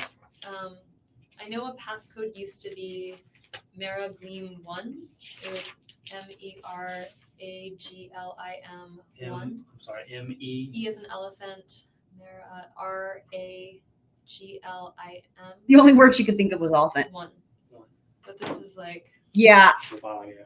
No, and the thing is so Tenon has a long rap sheet. And so and I've talked about this before when covering that case, that like, given the circumstances, and I went over the paperwork for this plea deal, quote unquote, right? And it is insane. I've never seen anything like it. And given now what we know about how the prosecution has been handling this case, which is a mess and not good, and given that it was Detective Johns's first homicide, and he'd only been a detective for less than 3 years, and it was his first homicide, and there's been a lot of fuckery. But given that he had the prior history of being convicted of things, not anything like murder, but, and then looking at that plea deal, it's one of those things, right? Where like, if you look at the pros and cons, right? And you look at like, okay, I can take a guaranteed 15 years, or I can roll the dice, but probably end up, with like a life sentence or whatever, especially because they can, when it comes to sentencing, those other prior convictions could add time. So you could just see where you can see it, especially when you look at his, when you go to and you look at all of his prior convictions and stuff. That's when it really became kind of clear to me that I was like, oh. And then of course, seeing all the fuckery, I was like, oh boy. Well, here's the thing. And also, the other thing that made me think of it is because the whole thing that this entire case hinged on, allegedly, or according to the prosecution, came from Henry Tenon's quote unquote confession. But here's the thing that's so crazy. Everything that he described, which was what they wanted to hear in terms of being hired to commit this crime or whatever, he described the checks and the dates and what it was for. They were, in actuality, those checks are from the wrong year.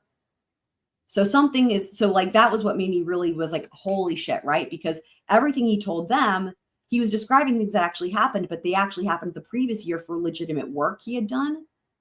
So it's like he took that and tried to recycle it and put it into the year of the murder so that they could then take that. And then they tried to present those checks as if they were from that year. It was insane. That was when I was like, yeah, clear. 3 kids. And we've downloaded a lot of games on our phones and our iPad and everything. And the little buggers will try to know the passcode. Now, Danny seems he did the smart thing, which is, a false confession is terrible if that's what happened, right? But in other words, he would have been on the hook for, secondary murder, but then there would have been additional charges, right? Like it is odd that they never charged him with first degree. And they charged Mario with first degree when really Mario, in terms of the scheme that they are alleging, would have been like a middle person. If you compare it to this case, right? Mario should have been charged as like a Katie McBanoa, a middle person, right? And then Henry Tenon should have been charged as like the hitman, right? But it's odd that Mario and Shanna are charged identically. But anyway, they started out with Henry Tenon's charges way below. They started out already with the charges way below. And then the deal is like, they take everything off. They like just completely change it to some misdemeanor type of thing, right? And it's like, it's conditional. It's conditional, and it says literally in the document, it says, upon testifying truthfully at trial. So you can read between the lines on that one. And once that happens, then they 15 years, but he'll have time served. And so it's like, it's a better deal even than what they offered Sarah Boone. Way better deal. Way better deal. Way better deal. Yep. I mean, it's crazy. Children. Yep. I got that sense as soon as I Took stepped the in the plea house. deal. You took the plea deal. Is there any chance that the kids Maybe may they know? know the iPad code. And again, because even if he didn't do it, you could see how someone in his position could have easily been coerced, forced, threatened. You know, again, even if they just said something akin to, look at your history, jury's never gonna blah, blah, blah, right? Like, you could see how they could have made that sound like this is the best thing that you can do. Take this. It's better than the alternative type of thing, you know? When we get a chance, can we just double check and see that? Because that might help us out. Can I ask them rather than you? I just think. Oh, no. No, you're gonna be the one Yeah, I want you to ask them. Absolutely. They know, I don't have an iPad, but my parents do. And they know, like, what's the secret code? You know, Right. so they would know if Abba had a secret. That's what they call Danny. They call him 'Cause, Abba. you They know, would know. yeah, meanwhile, her family called them gibbers. But yeah, but like, imagine, like, you know, let's say, for example, that for him, I mean, I think that maybe a reasonable, you know, outcome would have been, let's just say that he didn't take the plea deal. Probably would have been something like, you know, I don't know, 50 years to life or something, maybe with the possibility of parole, right? Or guaranteed, if you take the plea deal, 15, right? So it's like, are you going to roll the dice? And you sort of weigh it out, right? It's a gamble, but it's like, okay, if I take that gamble and they're telling me I'll definitely get convicted, then that's like, you know, whatever, 50 years to life or whatever, right? But I can take a guaranteed 15, you know? So yeah.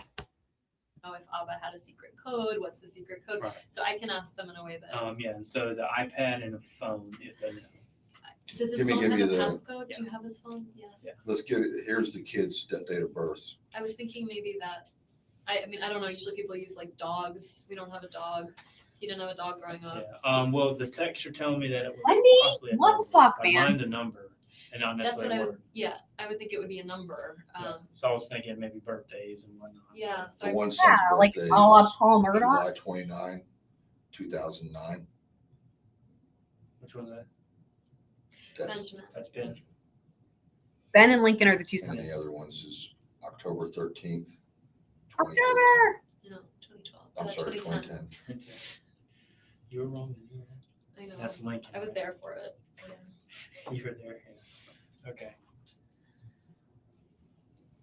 Yeah, mine are 6, 3, and 8 months tomorrow. Oh wow.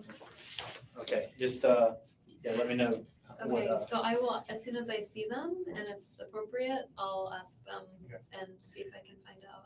Well, he can try the two date of birth now. Oh, so- yeah, no, of course. I just meant in terms of asking them what's Right. Abba's Yeah, secret code. And it may be important to kind of get that out of the way. I know, I just meant like I haven't seen my kids No, yet. I so understand that. I understand that. And it is. as soon as I see them and I can be like, does Aunt Lynn have an iPad? You know, does Abba has an iPad? What's his code? I'll ask as soon as I can ask, okay? Nice to meet you. Nice to meet you. So that's, is that Hebrew, the Abba? Yeah. Okay, that's father? Mm-hmm. Okay, I didn't know that. Yeah. I know that like abuela for Spanish is grandmother. That's true. Right, Sarah? It is. Do you speak Spanish? No, I probably should, but I don't. I do. Okay, the guy that you were seeing in Jeff. the fall that Jeff got jealous of, His saw name's Daniel. Oh. Daniel? Mm-hmm. Oh, that's weird. Sack. Sack? S-A-C-K. He's moved, so he was Okay. he So and I there's a actually lot went- of Daniels in this case. So in other words, the dude who she apparently was seeing somewhere around the same time as Jeff his name was Daniel. Her ex-husband is Dan, but also the attorney who was representing Donna, Harvey, and Charlie at the same time, and is now probably going to maybe lose his license to practice law, is also a Dan Rashbaum. went to college together, and I randomly found out that he was still in Tallahassee, but he was really eager to leave Tallahassee. Yeah, no, it's not just you. And so Law student? No, he's teaching at the theater department. She So we did. knew each other in college and then lost track for 12 years. And then he ended up getting hired by the theater department here. But since left? Since, yeah, in May, at the end of May, he moved to Amherst to start a job there. Connecticut? Massachusetts. Oh no, not Massachusetts. May. Yeah, end of May, maybe early June, something like that. Is Amherst a college? Yeah, but he's at UMass Amherst. Okay. My stomach really hurts. Do you need to eat? No, I don't know that I'm gonna eat for a long time. Wendy, you just had a big whole lunch, you said earlier. Like we know you were at lunch, but you made a point to say that you had like a whole complete lunch. Do you need Good thing I something? had that. You got water? It's only been like 3 hours or something. Been a few and hours. You saw him briefly at the same time you were seeing Jeff? Right? Yeah, I had actually never dated two people at once before, but I wasn't Oh, God. exclusive with either one. Right. Oh God. So I dated them Wendy? both until things with until I Wendy. realized like Daniel just was gonna leave, and I thought Jeff had potential. So. But let's get back to this Saturday. Mhm. I guess this was this past Saturday that he got mad about. When he got mad, it was June 28th. It was before I left Okay. for Miami with the boys. Okay. So, yeah, he got really mad. But what sparked that? That was what was really Good question. sort of surprising is Daniel had been gone. We'd had a month of like really, really great times, very happy month. And we went out to a nice dinner with friends and then got back to the hotel room, and I could just tell he was upset. And so for me, it kind of came out of nowhere. Was that in Gainesville? Yeah. Okay. And that's when Jeff wanted to look at your phone or something? Yeah. Did Jane tell you that? Yeah. Or yeah. So he had said that he wouldn't, it wasn't that time, but he had said, you know, you know, like if Jeff would be over and I was doing something, I would leave my phone out. I have this like old agenda book. I'd leave that out. And basically he said that he like saw that I had called Daniel and he saw it in Daniel my phone. Stack? Mm-hmm. Okay. Sorry, that's why I said there's Danny and then there's Daniel. Gotcha. So yeah, so it had really upset me that he had gone through my phone and that he had, I mean, I was just, the whole time I was just kind of crying. I was just really sad. I felt like we had a great relationship and his behavior made me think that I couldn't really be with someone like that. And I didn't really say much other than I was just really like, no, I didn't cheat on you. Like, yes, I saw Daniel in the fall. Like, no, I haven't seen him more than as a friend since February. And like, if you don't trust me, we can't really do this. So, and then he was, you know, really sad and apologetic and was like, oh my God, you know, you're the best thing that's ever happened to me and I'm going to lose you. And I never really thought I would be in a police station talking about my relationship. Well, I understand that it's potentially relevant. so when this was on the 28th of June in Gainesville. Yeah, so we drove back that Sunday morning and I cried the whole way. We drove back to the house and I told them like, my parents don't believe that I can drive the boys down to South Florida by myself. So they like to drive up and help me drive down with them. So my folks were coming up that Sunday. So Jeff left, I had a couple of hours. My parents came up and then Monday morning I went and picked up the kids. And that was the weekend that Amy was visiting, Danny's girlfriend. Okay. So that was my first time meeting Amy. So I went to our former house and I was really, you know, anxious to meet Amy and kind of sad about 620. Sad about the whole thing. And so my dad was like, well, I'll stand with you. So my dad stood next to me on the doorbell and Amy was perfectly lovely. And I picked up the kids and they seemed really happy and got in the car and said goodbye. Okay. That was Monday. Yeah. And then I was in Coral Springs or Miami with my folks and my other brother came down. It was my dad's 70th birthday on July 5th. So we had a party for him. Harvey's birthday. This is a huge thing in this too that'll come up. But another thing, just to reiterate for anyone who missed it, they have another brother. So there's Wendy and Charlie, and they have another brother who's estranged. And it's really amazing how in this day and age, they have managed to keep it a secret. Like, in other words, no one's been able to contact him or like find out what happened. But this dude is like cut all ties with the family a long ass time ago. And if I recall hearing something about how it had to do with the fact that he married someone who was a different religion or somebody his family didn't like, but basically it cut all ties and like has no association with them, which is really interesting because I would love, and I think his first name is Robert, but I'd love to know more about that. Obviously, that's like all the tea. But Harvey's birthday is a huge plot point in this whole scenario. And I had Skype contact with Danny and the boys. And so after we left the next day, he flew up to New York and was in New York that whole time. Yeah, a non-Jew. So I'm pretty Amy sure. went back, and the next day Danny went back to join her. And so he was in New York the whole time I was in. He flew back July 11th. Yeah, right. I know. Time to pick up the boys on that Friday afternoon. Okay. Let's get back to Jeff after you come back to Tallahassee, and I can't remember which day you So I had lost my voice. So I got back to You Tallahassee. told this story about her voice like and 5 then times. Saturday morning, I took my folks to get the rental car. They left, and frankly, I had a cold and I wasn't feeling well, so I kind of just was in my house all day Saturday. Sunday, Jeff and I made plans to go see. So Sunday the 11th, 12th. Look at your phone. Yeah, Sunday the 13th. You hadn't seen him since you drove back on the 29th. That's right. So July 13th, I saw him. We went to a movie and then got some dinner and we're talking, and it was confusing because I missed him and it was nice to be with him, but I also felt kind of like uncertain given his behavior in Gainesville. I have kids. I feel really protective of, if someone. And it'll be the 13th. The 13th is when I went out with him. Okay. That's a Monday? No, it was a Sunday. And then the 14th was the night I went to yoga, and he came and seemed to want to like go out a lot the rest of the week. And I just knew I needed some headspace to figure out what to do. Okay, the 13th, you went out with Jeff, went to a movie. The 14th, you went to yoga. He went to yoga. Yeah. But no discussion. Oh, no, you email him later. And say I'd like a week off. And I'm sure, I don't know, like, you can find it in my phone. It'll be in my email track of what I sent.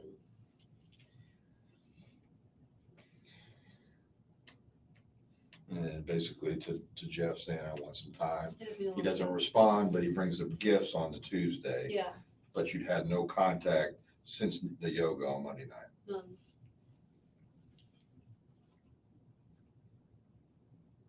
Okay. Nothing, no contact at all No since? text, no email. I told him, I said no text, no email, no nothing. Like, Is Jeff a violent person? No, Not at all? no, Jeff own a gun? I don't think so. My guess would be like 100% no, but I guess I was only in his house one time. He certainly could have a gun and I wouldn't know about it, but he never Lives by himself. Lives by himself. He'd never talked to me about a gun.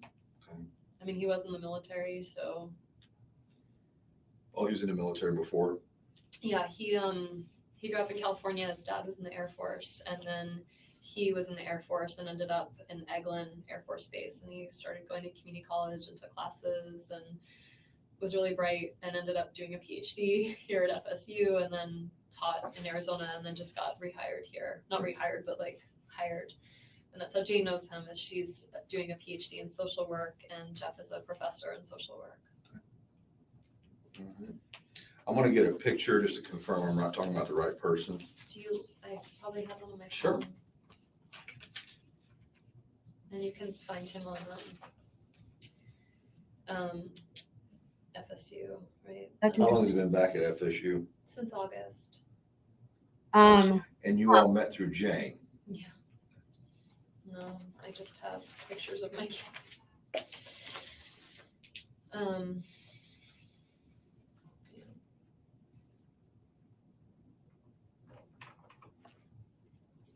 What's interesting though, again, just the irony though, because of the whole thing about how, right, like if that's the case, like, okay, one has to wonder if it was like Donna. So Donna, the matriarch, y'all will learn if you don't already know, wants to have complete and utter control over everyone in the family.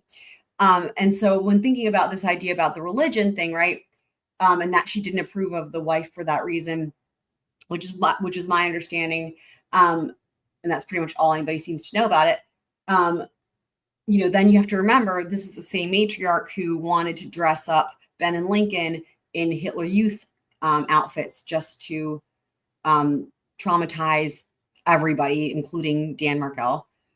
So it's sort of like, I wonder if it's sort of like using religion when it suits her, but clearly not. Like religion doesn't seem to really matter,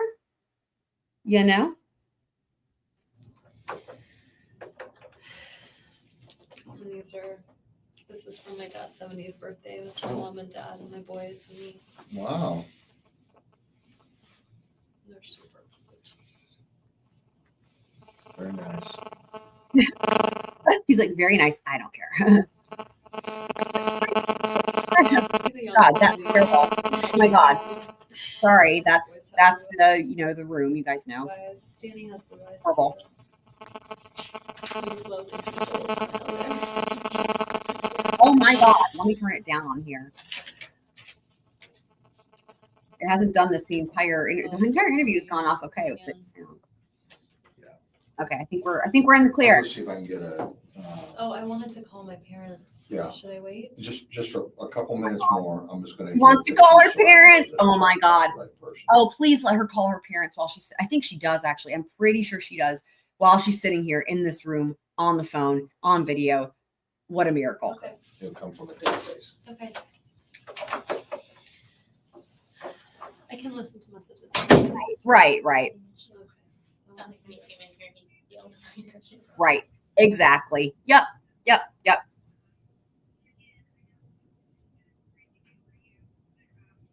Yeah, and because we know that Dan was never accepted. Like another thing that's interesting, just so you know, like when Wendi and Dan got married, the family never accepted him, and for not any reason, right? Again, this sort of comes down to the control. Like for example, like when it came to like planning the wedding and stuff like that, anything that Dan or Dan's family wanted, like they did the opposite, and like I think they didn't even invite his family. Like it was just messed up from the start. So it's not like they ever, like in other words, of the 3 adult children, right? Well, 3 grown children. They never approved of any of the spouses, right? You have one who ended up estranged, the other who ended up murdered, and then Charlie never married and just had girlfriends. The one with the maestro situation. Oh yeah. Oh my God, the sound.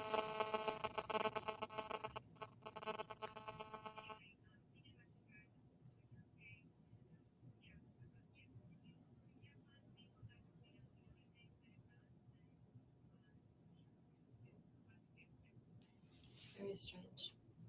Well, not strange. It's unfortunately you're probably going to be getting so many calls. So Tracy Cohen was like this woman that I was really, really good friends with. Oh boy, now we're gonna hear about Tracy. On Trescott down the street. They've got 2 little girls. A and neighbor. She's the one person that it just really hurt my feelings that after the divorce I felt like she kind of took Danny's side. That From Ringtone. Park City, Utah. Oh, I've got a message from them. So you know what's funny? I think Tracy, I'm pretty sure Tracy has also come on STS. Everybody, it's so crazy. I'm pretty sure. She's calling because she's like, she heard that she's on Trescott. She said, no, you heard it, I guess. She said the shooting was, she heard that it was Danny and she called the hospital and they won't give her any information. And so she wanted to find out. But I wonder, like, Tracy's husband, Jeremy, is a friend of Danny's. Yep. Probably should tell them that. Yep. They've come on STS. I know Jeremy. Oh my God, that's so great. That's the same Jeremy. Now I'm putting 2 and 2 together. He's come on a bunch. I didn't realize that was the same dude. Wow. Yeah, I know exactly who she's talking about. Sorry. I just know exactly who she's talking about. That's wild. It's a lot of people because I don't know, it makes it difficult sometimes. Tracy's husband, Jeremy. Okay, and Tracy's the person that you were just telling me about, Yeah, correct? that I That just felt Right? kind of felt a little bit hurt when her husband, Jeremy. Jeremy, is yeah. friendly with Danny. She lives on Trescott, and I'm just thinking Jeremy might be a good person to know about what's going on. I don't know if there's a good person to know. Like, I just. But I Oh would my God, say, Wendy. because we're still trying to work on getting his parents So notified. do that. Yeah, I mean, this is so Then insane. what I'll right? do is She's like, his parents don't even know yet, and you're worried about 50 billion other people. either before I have confirmations, before I get to talk to his parents. I got your number. I'll call you as soon as they know. And obviously, it's unfortunate, like things like this do get around, and it's sometimes for your benefit too, because you're gonna start getting inundated, right? And sometimes my suggestion is if you're comfortable with it, like have someone else man your phone or something like that. You I know. want to see this. I now have 2 messages from the Utah. Oh my God.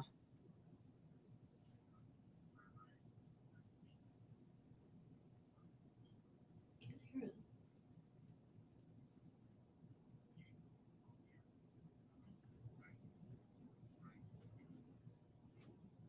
hear it. I can only hear like barely any. She can't help you with that, Wendy. She's not a phone technician. And y'all, you guys, I'm telling you, this whole thing about Wendy being charged, you have no idea how excited that made me. Because again, I have been from the beginning saying I know I have faith they're going to do it, because some people think that she's involved, but they're like, there's no way they're going to be able to prove it. I'm just like, I see it coming. I see it coming. I've been waiting for so long. I mean, this is a really long one, right? If and when Wendy is charged, we're going to do something special on this channel. I don't know what yet, but we will have to have some sort of thing. I don't want to call it a party because that seems kind of inappropriate, but it would be akin to a party.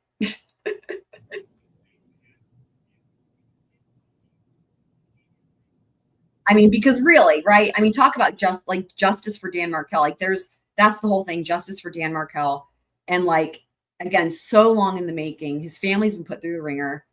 It's just been harrowing. And like, and the fact that like she's, again, my opinion is she's involved, but like living the good life for like over 10 years, imagine like, and especially now, especially too, right? All these other people on her behalf have been incarcerated.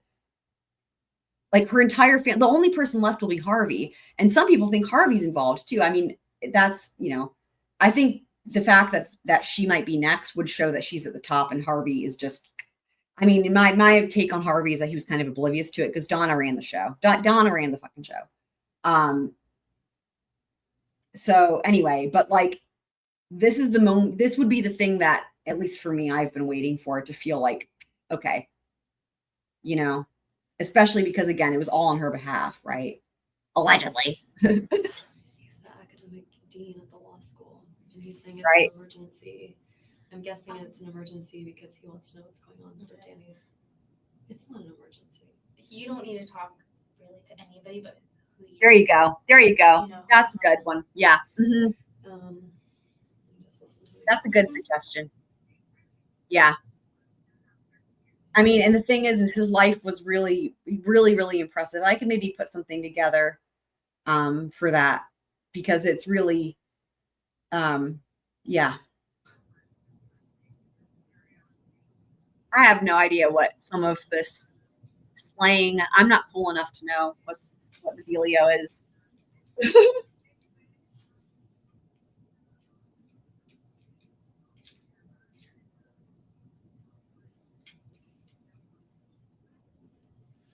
Lynn called not knowing anything at 4:47 just to chat.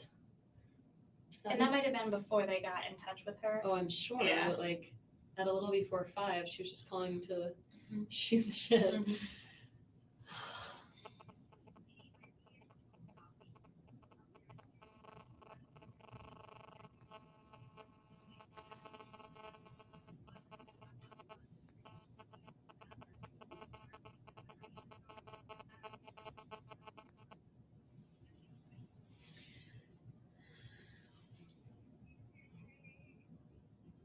Yeah, I definitely do that. Yeah.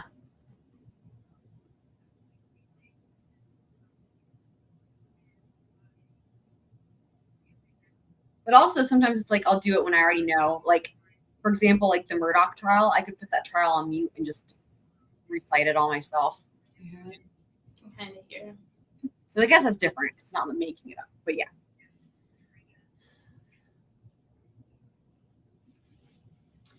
That's really, she was saying that was my friend that was at the lunch. Mm-hmm. She said, I have a feeling who's behind all of this. She meant like she thought it was Danny's fault that I was there. Excuse me. Hey, his parents, do I know they didn't have any medical issues? Oh God, I'm gonna get called involved right now. Oh, We've been. so that means they're not able to find somebody, and they're going to have to see if it's okay to tell them over the phone. Oh God. Working on it. We're trying to get the law enforcement to go. But Yeah, but his mom is a large woman and has some ongoing health issues. Wendy, really? I No. think they're both actually. I mean, they're Oh, they're come turning on. 70 this Sure. year. So, Okay. oh my God, I can't. Yeah, earlier she said they were a young 70, but that is not fair. I know Ruth Markel. She is not, dude. She, by the way, talk about an inspirational woman. She's written a book. This Dan's mom, again, she comes on SDS a lot, but like there's not even words to describe like the soul of that human, and just like the resilience and the wisdom and the generosity, and always coming from a place of like positivity and love. It's hard to explain, but like she's got it going on, man. And her book, I think, is called Beyond the Veil. But yeah, and then they also have like a foundation and stuff like that, which is what they were doing the other day when that breaking news came out. So you don't have a number for his sister, do you? Let me see. I might actually. I've recently went through my phone and deleted stuff. Right. Using, but let me see if I have Shelly. Oh, did you, Wendy? You've been going through and deleting things on your phone? Markel? Really? Markel. Is it SHELL? Why? Just why? I think I have Phil. Okay. I do. I have Phil's. Okay. Because we tried Ruth's number and she didn't answer. So a lot of times they have a place up north that they go to on the weekends. I don't have that number, but Phil might answer his cell phone. So here's 877. It's like he does a lot of business, and so I think it's a toll-free number. Okay. Well, let me see if I have Ruth's. Okay. If I have like the country house number. You guys are calling now, huh? Is there any update from the hospital? I haven't spoken. If people wanted to I did know, speak with ICU. I spoke with the nurse. Is that the number you have for Ruth's house? His parents are recently divorced. Okay. I think she's at that number. Okay. All right. Obviously, something we try to avoid, as far as we like to have someone make contact in person, but we're just not having any luck right now because we don't have an address. We have business, because I was able to Google stuff and see the business stuff. I mean, that just goes to show you, right? Like how little Wendy wanted anything to do with that family, to where she can't even give them general information as to how to get in contact with Dan's parents. Right. So this is what we're going to try and do. Okay. All right. Sorry. Yeah. It's not ideal. Generally, we like to try to get someone there for someone, but sometimes time isn't necessarily always on our side. Because they want someone. Well, they need to tell someone, because eventually he's gonna need someone to make those decisions and stuff. Right. This is really sad. Decisions as to like when to pull the plug. Book club and how life kind of sometimes just keeps moving. Like recommending students for jobs. Wendy with an I, Rolo. Wendy with an I. Get it right. Sort of waiting.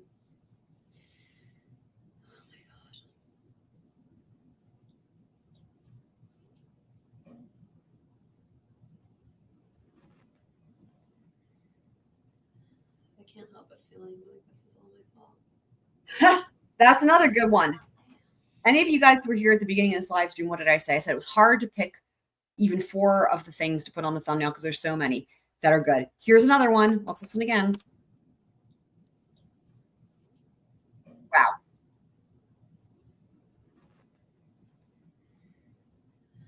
I can't help but feeling like this is all my fault. Yeah. Well. Why do you feel that way? Why would somebody do this, right? Like if I had been still married to him, then Oh boy. there wouldn't be anyone that was angry, right? Like there wouldn't be any kind of disgruntled. Wouldn't be Amy's husband. This can't be a random act of violence. This has to be on purpose. How would you know it has anything to do with you, Wendy? But this is why I tell everybody, you don't cause people's actions. You can control your actions. You can't control anyone else. This is hilarious trying to tell her this. And I know it's hard. And, as you and I kind of talk throughout this process, you know, when time comes, I'll make recommendations for things that might be good for you and for the boys. But right now, let's just kind of deal with tonight. Yeah. We'll get there eventually. Let me I want to send some text sort of canceling my plans. Oh, this is a really good. I love this I part. was supposed to be Oh boy, at a party by now, so let me tell. this is a good part too. God, the person throwing it works at Beavis Funeral Home. Okay. My friend Elizabeth is a mortician. She's the prettiest mortician I've ever met. For fuck's sake. What did we say I should tell people? Just say, Can't if you make want it to keep tonight. yeah, just like, I'm very sorry, I can't make it This tonight. freaking I'll feedback. be in contact soon. Oh my god.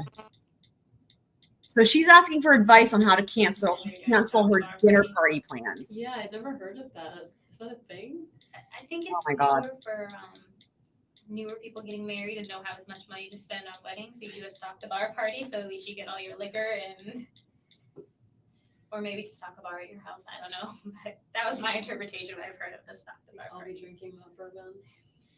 Do you like bourbon? No, I don't know much about bourbon. I don't know anything about bourbon. I asked her okay, so that was tonight's plan. And then tomorrow, should I be Don't worry. Oh about my Just go God. and do your tonight since you're supposed to be there at, basically now. And I I would just just feel wait. like I shouldn't Wow. be going about my life as if it were normal. Oh my god. You know, like Oh my god.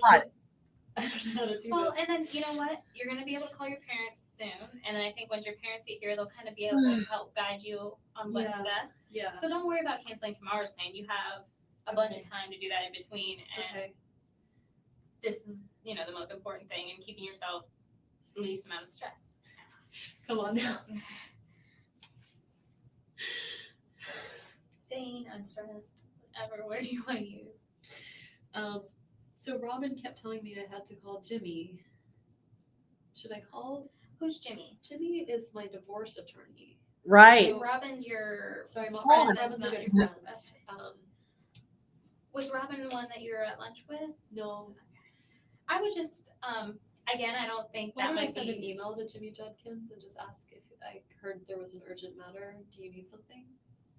If What if are you- what if is that would happening? make you What is feel better, happening? That's fine. Were you guys going through any new thing with your divorce? I mean, or- I have a meeting that was coming up. It doesn't matter. He's Basically, what deceased. happened is It doesn't when we got matter. divorced last summer. When we got divorced last summer, the settlement agreement was that Danny really wanted to stay in the house. So the agreement was that he would stay in the house and he would pay me my half of the house. And he had until like mid-October to do it. And he just didn't do it. And so I asked him, like, where's the money? Like, what happened? And he said, I have compelling reasons and I'm not paying it. And I said, well, what are the reasons? And he said, I'm not telling you. So I rehired my attorney and we filed a motion in court. It just keeps going on and on. But anyway, it's like taking forever. You're a victim advocate. It's taking Oh, sorry. forever. I'm just seeing. So y'all couldn't hear her. Sorry. I'll back it up. And I probably still have it turned down a little bit because of the feedback. But yeah, I'll back it up a little bit. Let me know if this is. Parents get here, they'll kind of be able to help guide you on what's best. Yeah. So don't worry about canceling tomorrow's plan. You have a bunch of Right. Okay. Right. So this was. Oh my god. This was in relation to her being like, oh, should I like cancel my plans? Yeah, I'll back this up. This is because it's pretty crazy. Not the volume. Why? time Hold to on. do that in between. Okay. Are you drinking that bourbon? Canceling. So this is about, remember how she had that bourbon because she was supposed to go to this party, the stock the bar party, right? And basically she's reluctant to cancel because she wants to go. So she's asking this detective who's pretending to be a victim's advocate or whatever for advice on how should she cancel and should she still go and whatever. This is crazy. This is one of the best parts too. Why do you feel that way? Sort of waiting. Let me see if I can put, okay. Let me see if I can put. Sorry. Yeah. It's not ideal. Generally, we like to try to get someone there for someone, but sometimes Okay. time isn't necessarily always on our side. Because they want someone. Well, they need to tell someone because eventually he's gonna need someone to make those decisions and stuff. Here you go. It looks bizarre to get these messages of like about book club and how life kind of sometimes just keeps moving. Like recommending students for jobs and sort of waiting. Well, the thing is, I can't do it justice because Wendi is just that much of a thing.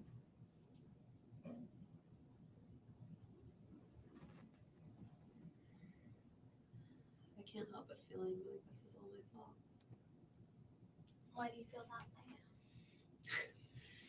Why would somebody do this, right? Like if I had been still married to him, then there wouldn't be anyone that was angry, right? Like there wouldn't be any kind of disgruntled, wouldn't be Amy's husband. This can't be a random act of violence. This has to be on purpose. Someone did this for a reason. But this is why I tell everybody, you don't cause people's actions. You can control your actions. You can't control anyone else's. And I know it's hard. And, you know, as you and I kind of talk throughout this process, you know, when time comes, I'll make recommendations for things that might be good for you and for the boys. But right now, let's just kind of deal with tonight. Yeah. Are you having a hard time seeing these? I can see them just fine. Are y'all having a hard time seeing the subtitles? Eventually. Let me, I want to send some text sort of canceling my plans. Like actually at 6:30, I was supposed to be at a party by now, so let me tell. And God, the person throwing it works at Beavis Funeral Home. Okay. My friend Elizabeth is a mortician. She's the prettiest mortician I've ever met. What did we say I should tell people? Just say, Can't if you make want it to keep tonight. Yeah, just say, I'm very sorry, I can't make it tonight. I'll be in contact soon.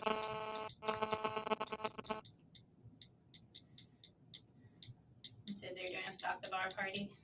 Yeah, I'd never heard of that. Is that a thing? I think it's newer for newer people getting married and don't have as much money to spend on weddings. So you do a Stock the Bar party, so at least you get all your liquor and, or maybe just stock a bar at your house. I don't know. That was my interpretation. I haven't seen you in a while. Glad you're back here. Awesome. For dinner. Do you like bourbon? Hey. No. I don't know much about bourbon. I don't know anything about bourbon. I asked her okay, so that was tonight's plan. And then tomorrow, Have you been, my friend? Don't worry about tomorrow. Just go ahead and do your tonight since you're supposed to be there at, you know. This is, okay. Should I be canceling things? Dude, okay. Tonight's plan. And then tomorrow, should I be Don't worry about tomorrow. Just go ahead and do your tonight since you're supposed to be there at, you know, basically now. And I just feel like I shouldn't be going about my life as if it were normal. Incredible. You know, like the kid, I don't know how to do Well, this. and then you know what? You're gonna be able to call your parents soon. And then I think once your parents I think she's like fishing for like, am I supposed to be sad? Like that's what that translates to for me. It's almost like seeking approval. Well, it's okay. Go ahead, go on about your life, right? Just go on.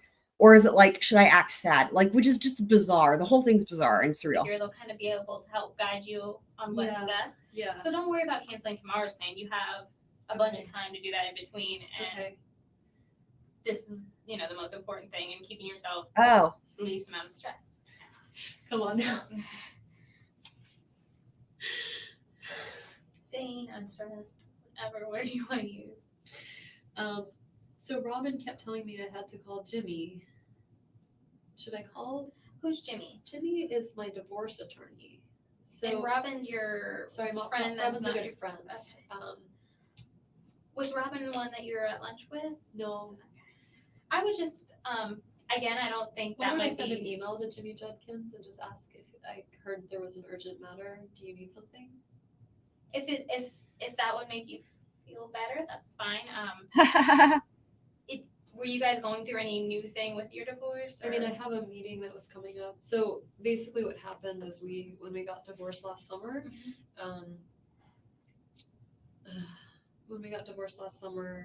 the settlement agreement was that Danny really wanted to stay in the house. So the agreement was that he would stay in the house and he would pay me my half of the house. He had until like mid-October to do it. And he just didn't do it. And so I asked him, like, where's the money? Like, what happened? And he said, I have compelling reasons and I'm not paying it. And I said, well, what are the reasons? And he said, I'm not telling you. So I rehired my attorney and we filed a motion in court. it just keeps going on and on. But anyway, it's like taking forever. You're a victim advocate. It's taking forever to get through. Well, it's teaching me to have a lot more funny, patience as an attorney. Funny she says that, right? But we have like a meeting coming up soon. It was supposed to be the 24th, and then Jimmy just moved it to the 30th or the 31st. So that's why I feel like, what's the urgency if it's not about this? Well, how do you know it's urgent? I mean, maybe he is just calling to say, hey, it's confirming on this date or whatever. Like, what would he need to talk about? When did he start sending this email? This, like, I Or actually, voicemail or I got one from Robin at 5 and one at 6. And that's unusual. And she's not like. And I don't know, you know, what's Rob, but she might have inklings of what's going on, and she might be in, you know, you need to contact an attorney. But again, you're not being. Oh my God, she almost said the full word attorney. Finally, what we've all been thinking, you might need to contact an, but then she stopped herself. Was that as assessment? Oh my God, wow. Well, I'm trying to help. I mean, and you have been, and I think you and Investigator Isom have been able to communicate well with each other and everything. Wow. Wow. Don't take her advice, Wendy. Come on now. Email to me. So when we had our hearing with the judge about whether Danny needed to pay me, the judge was like, you need to pay her the money. Like, we're going to hold you in contempt of Which court. judge is it now? I know they just changed all the judges. They over do. there. So it was Judge Hobbs. Before? Okay. So like Judge Hobbs at that hearing, she was like, I'm going to put you in jail. Like, pay her the money. Right. And he was like, well, Your Honor, I have, you know, I'm going to file a motion for full custody of the kids, and I'm going to file a motion for, he never did that, but like a motion for sanctions against Wendy's attorney, who's Kristen Adelson. I don't know if you. Motion for sanctions. That's how you know it was some litigious shenanigans going on. So Kristen was. I mean, my God, motion for sanctions. Yeah. Melodramatic. Because he filed sanctions against my attorney, Oh, how Kristen funny. was like, I can't represent you anymore. I need to represent myself. Like, I need to be a witness in your case because he's impugning my professional reputation. So Kristen hooked me up with Jimmy to be my attorney instead. And so now Jimmy's my attorney. And so we're trying to like. Rolly, you know you can make a queue, right? Like you can make a queue or you can make like a playlist and then it should go in order. Just saying. Me writing to me and Kristen and trying to work this all out. But they wrote this at 3:44. Clearly they had no idea because all it says is basically we have a new judge and I think this is good news and like here's some stuff we have to do on our case. And you can also turn autoplay off. I'm gonna skip it. It's Yeah, not, I it can't be don't that think urgent. you really need to be stressed. I mean, Yeah. Great. Okay. and I think when time comes, I think anyone that's been trying to reach you about anything will understand completely and entirely why. What's going on? Yes. God, one of the other, there's like a young faculty member at the law school, this guy Mark, who had a heart attack. Mark is like 33 or 34. Why are you talking about Mark? He's like super fit, healthy. He just had like a congenital heart defect. So, you know, he's fine. He's actually alive. He made it. He's okay. But, you know, the whole law school is like, oh my God, like what happened? And now that's why Manuel's called twice. And it says it's from Park City. That's where his wife is from. So either he never changed his cell phone. That's possible. He either never changed. I've never talked to Manuel outside of school. So either. And he's the dean of the law school? He's not. So there's like the dean in charge of everything, and then there's like the academic dean. Okay, because so the law school is pretty much separate. I mean, it is part of the university. I but will like, say its own this fake victims advocate is doing a really good job of pretending like anything that Wendy says when she's talking about stuff that's not related to the case matters and like engaging in conversation with her.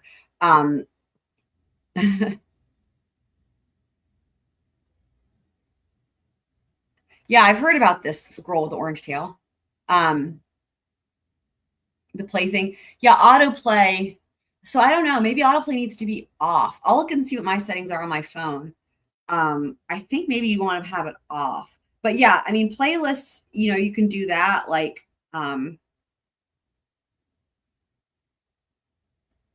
let's see. I think I usually have autoplay off. We'll solve this. Well, I'll take a look. You think the squirrel is angry? Maybe the squirrel is hungry or just wants like some little pettings, you know, like a little scratch on the head. academic deans and all those type of. Did you go to FSU? I did. Yeah.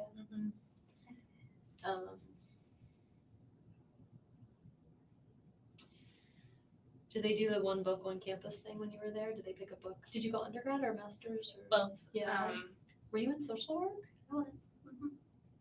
I I graduated fall of, how long ago was that already? I think 2011.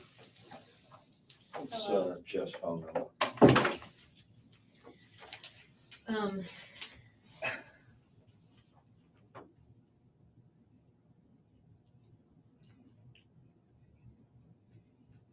I have this work number and cell phone. The work number would be the Who is that?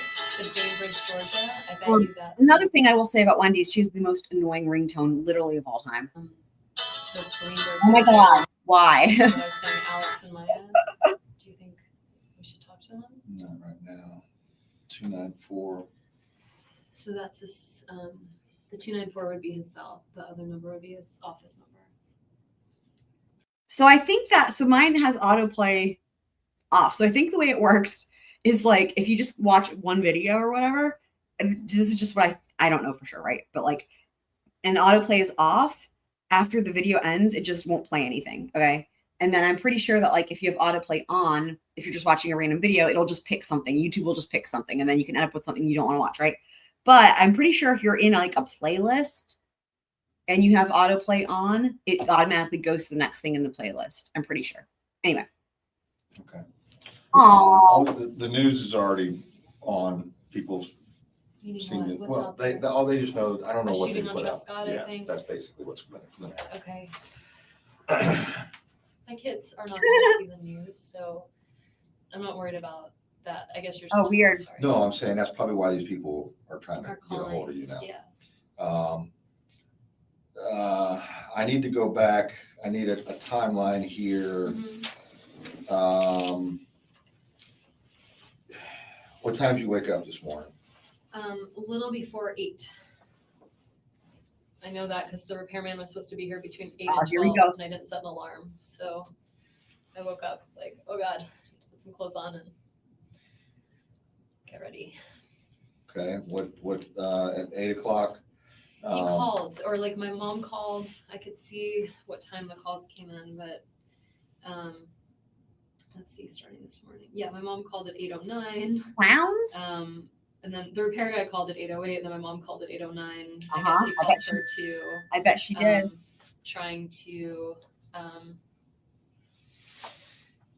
sorry. So yeah, so then the repair guy called, and I don't remember exactly what time he got there, but like between 8 and 9, probably closer to 9. Okay, what time did he leave? Around 10. He could probably tell you, like he'll have a record of what Wendy? time he called in to figure out whether to repair it or by anyone. Okay.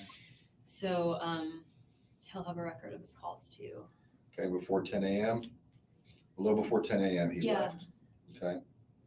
And then you went back to working on papers and so forth? Terrible. Yeah, I was making some breakfast. I remember I was making oatmeal, so it was taking a while. It was like that kind that you have to stir for a long time. Wendy, no one and I cares. was talking to Charlie, so there's my call to Charlie, and then I called Renee, Talking Charlie. my friend who's interviewing for a job at FSU today. She was driving in, and I wanted to wish her good luck and see if I could meet her for a hug at some point today. Okay. So that was at 10:24. I called my friend Tova back at 11:22. I think I was just, in between working on the paper, being distracted. So between 10:24. During that time, she would have known is when the hit was going to go down, and she probably didn't know yet if it had been completed, because he's going to say between 10:24 and then what 11 and 11:22. Yep. He was shot at 10:55 a.m. And so it's interesting that she says like I was supposed to be working, but I was distracted or whatever, so I'm like playing around on my phone or calling people. Interesting, right? All right, 10:24. You're talking to Renee. I talked to her for 18 minutes. It's also kind of like a la Alex Murdoch style, right? Like if I make a bunch of phone calls, it'll look like I'm not guilty. So now we're up to good one. 10:24. 424 plus 18. We're at 40 something. 42. 42. Yeah. Then I went back to working. Why did Wendy need a hug? I tried Danny again. I left a message at 11:42 a.m. It's probably just 27 seconds. And that's another one of those classic moves. Again, Murdoch did the same thing. They know the person's dead, so they call them or text them to try to make it look. Everyone's done this, right? But like, classic move right there. Hi, it's me again. Yeah, okay. So I left him a message. And this is all at your house? Oh. Mhm. Oh, wow. Yeah. Okay, all right. Well, the reason I'm getting down to this, I'm trying to Weirdness. whittle this down with what they pulled. Oh, in you your might be phone. right. Did you ever leave your house before you went to the liquor store and got turned around on Prescott? No. Never left? No. And so at 10:42, you're done with the call from Renee. Yeah. And you don't make another call again, according to what I have here. You call Tova. 11:22. At 11:22. So between 10:42. I worked for a total of like 20 minutes. So right there, this is really interesting, right? So he's noticing that there's a gap in time of that window, right? At this point, they would have already known because so the neighbor was like a witness to this, right? And they would be able to, the first thing they would be able to do is pinpoint exactly when the shooting happened, okay? So they are noticing exactly what I said, which is there's a window there. And so she's saying she's working. It's a good thing I'm not on a timesheet. Now we know she wasn't there. So from 10:42. Well, you know what? If you took my computer, you could probably find records of like what time I saved the document.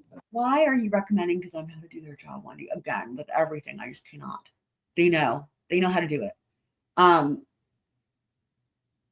having said that, you know, when she does go to Trescott on her way to the ABC store, right? I think that initially their family's plan was for her to discover the body, quote unquote, discover the body, and that's where you end up with this whole story of like, you know, it's my routine, blah, blah. Because here's the thing, the people that live in that area, right?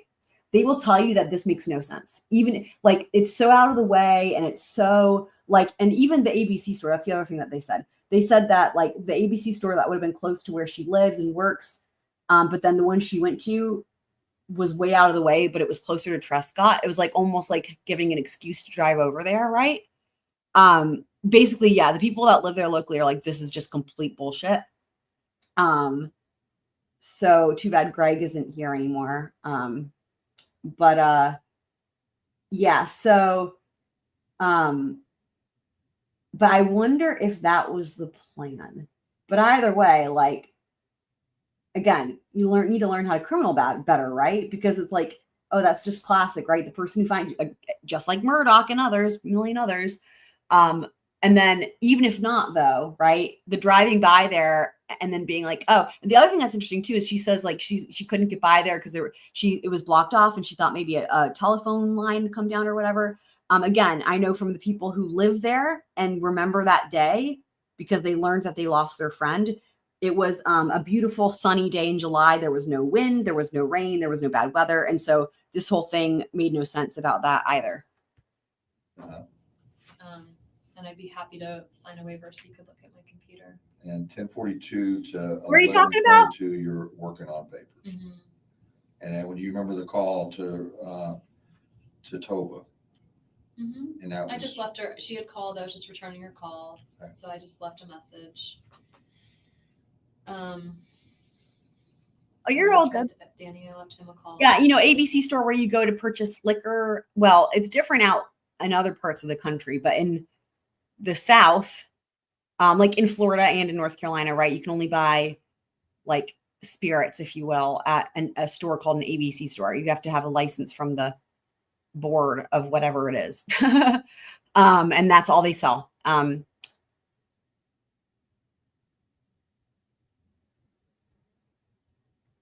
Are you doing? I don't know. I guess you're talking about a YouTube channel that I'm not familiar with. Oh, so okay. Right. So she went to go get the bourbon for the Stop the Bar party. But the significance again of it is that there's other ABC stores that would have been the one that you would go to that's close by. So she went to the one that was out of the way, but closer to Trescott. So then she could drive by the old neighborhood, you know. I worked in between. Once again, it would be good. I'll get you my computer if you want to take a look at the documents. I just have to validate all this. That's all. So and you could probably go to my email records, which you should have when you guys look at her helping them. Records, so good job, Wendi. Like what time I sent messages. Oh my God. Were you sending email messages during those times? Yeah. Okay. Yeah. All right. between 10:42 and 11:22. I think so, because I remember, I don't remember Wow. exactly what time, but before I left the house at noon, I sent off the like edits, like the citations to the law school library to have someone look at Yeah, it. they have it, and they have actually, I have the receipt. I can show you all the receipt. They place her there. Again, remember, all this is like timed really specifically, but the timing on the receipt is interesting. Let me pull that up for you guys. So where'd it go? Where'd it go?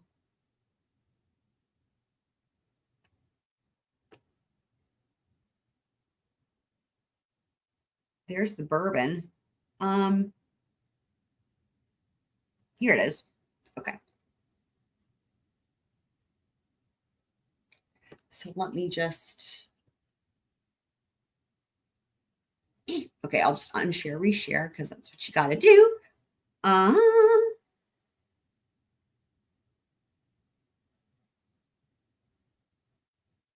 Okay, here we go. So this is literally the exhibit in trial. I know you're probably like, where's the rest of the receipt? This is literally the exhibit in trial. And it could be because it has like some of her, like the last 4 digits of her AB or her credit card or whatever, but literally this is the exact, in fact, you can even see there's an icon down here because that's how it was displayed in court. So that's exactly what the jury saw. So I'll zoom in though. Her cashier was Ryan. So this would have been the fellow who commented on her eye color, according to her. But there you can see Bulleit Rye. It was on sale. And there's the time. So 12:49 p.m. And so this would have been, I think she said she went here after she drove by the house. So, and before she went to lunch. So there you go. Bulleit Rye. Yeah, we can take a look at that in case you guys aren't familiar. Let me pull that up. She drinks a whiskey drink. She drinks a vodka drink. She drinks a Guys, remember that song?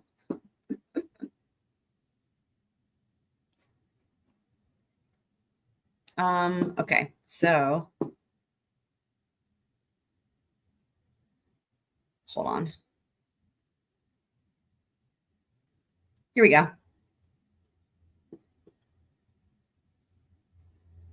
That's it. Right there. Popular for like old fashions and whatnot.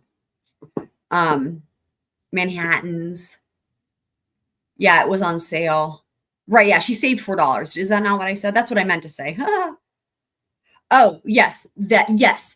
So there has been a lot of talk about that, Kit Smits. Yes. The name, absolutely. Yeah. I guess I kind of assumed that you guys, yeah.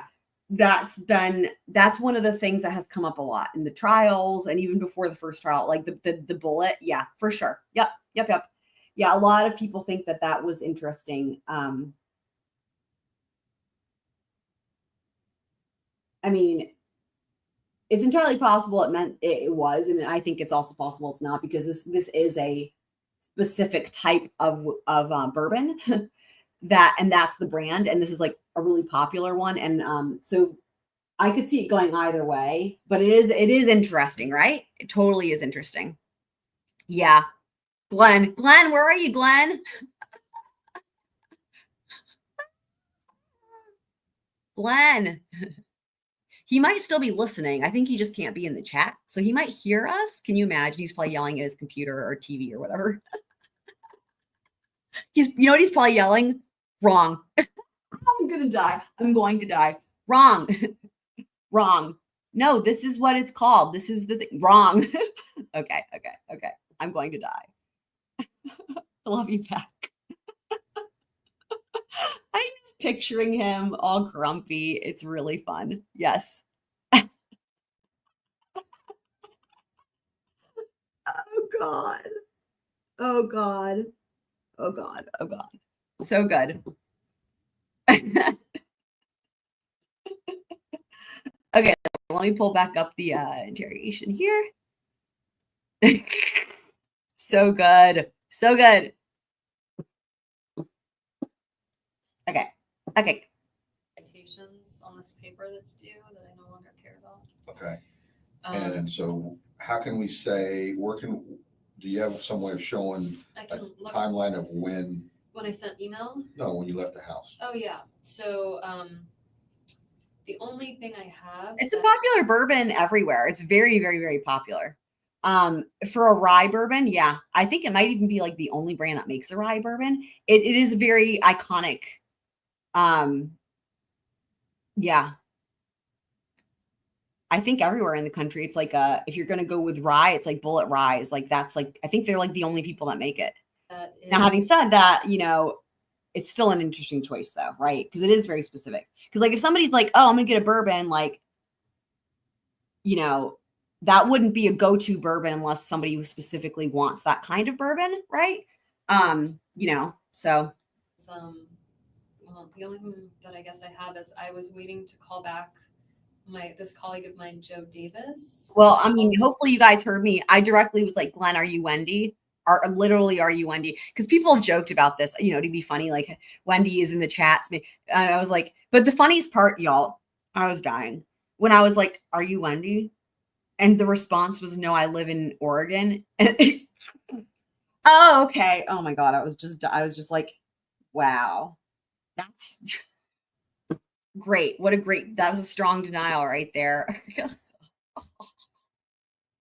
Yeah. Ask your hubby what he thinks. But yeah, I have training in like from years ago in like the fine wine and spirits and whatnot. And like, it's pretty iconic for a rye, but see, that's again, not everybody would drink that, but you would use it for certain cocktails and whatnot. So, I mean, for reals though, I totally get you for sure. Oh, really? Okay. Interesting. Huh. A dark rye whiskey. Huh.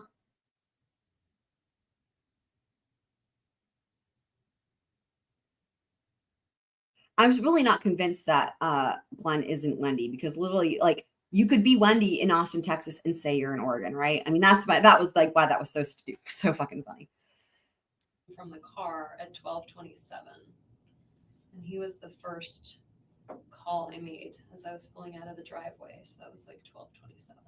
That's leaving the house. That was leaving the house. So I got into the car, I put on my earpiece, I called Joe, and Joe was busy with a colleague. And then I was returning phone calls. I called back this woman, Laura. That was at 12:29. Busy little bee, just like I called my friend Jeff Skopek, who's different Jeff, lives in Boston, just had a baby. And so I was catching up with him about his baby. And we were on the phone about 16 minutes. I was on the phone with him on the way to the liquor store. Joe Davis was the one at 12:27. Mm-hmm. This is just so reminiscent of Alex Murdoch talking about the calls he made on the way down. I actually spoke with Joe. Laura, I left a message, and then Jeff, I spoke with for a while, and then the connection cut out. I went into the liquor store. I tried him back again. We talked for a few minutes. Connection cut out again, and I was like, I'm at lunch. I'll just call him back later. Okay. When you went to the liquor store, did you already know what you're going to get, or you had to? Yeah, I had the name of. I don't know bourbon, but I was supposed to go to this party tonight. It's like a stock the bar party, and so I asked my friend what do they like, and she wrote down the name of the type of bourbon. So I went in the store to get Bulleit Bulleit bourbon. Did you guys hear that though? I mean, whatever this thing, if this happened, will be coming up in the trial, right? Is there a note? Did the friend write it? But the funniest part of all, really, Wendi, really? Bar party, and so I asked my friend what do they like, and she wrote down the name of the type of bourbon. So I went in the store to get Bulleit Bulleit. But then Bulleit, really everything but Bulleit, really, Wendi? Bulleit. Are you joking? What? So I went in the store to get Bulleit Bulleit bourbon. And so I asked the guy in the store, like, where's your bourbon? And so he showed it to me, and I found it. Okay. So you just went. He pointed out where the bourbon was. Yeah. And you go there and you just grab the brand that's familiar by the name. Yeah, that's what they said they wanted. So. Okay. So you didn't discuss. Oh boy. Clerk, was this good? Was it bad? Right. The only thing I said I discussed is I walked over and he was like, "Can I see your ID?" And I was like, "Oh, why are you laughing? I could be 18." Okay. I was like, and so I was like, "I love to be asked how old I am." I'm like, "I'm old as dirt. Here you go." And so I handed it to him, and he's like, "You're not old." Oh my God. Stop. So, Part about the anyway, eyes. we had like a little banter, and he was like, "Your eyes are so blue," and I was like, "Thank you." And Ugh, I left. gross. Gross. Will you put Right? his name underneath I it, know. please? I know. Just print his name. That looks like him as a student. I wonder if that's like. Oh, will you sign it as you're saying that's who Jeff Lacasse is? Do you want me to like? Just sign your name and the Oh. date. Okay.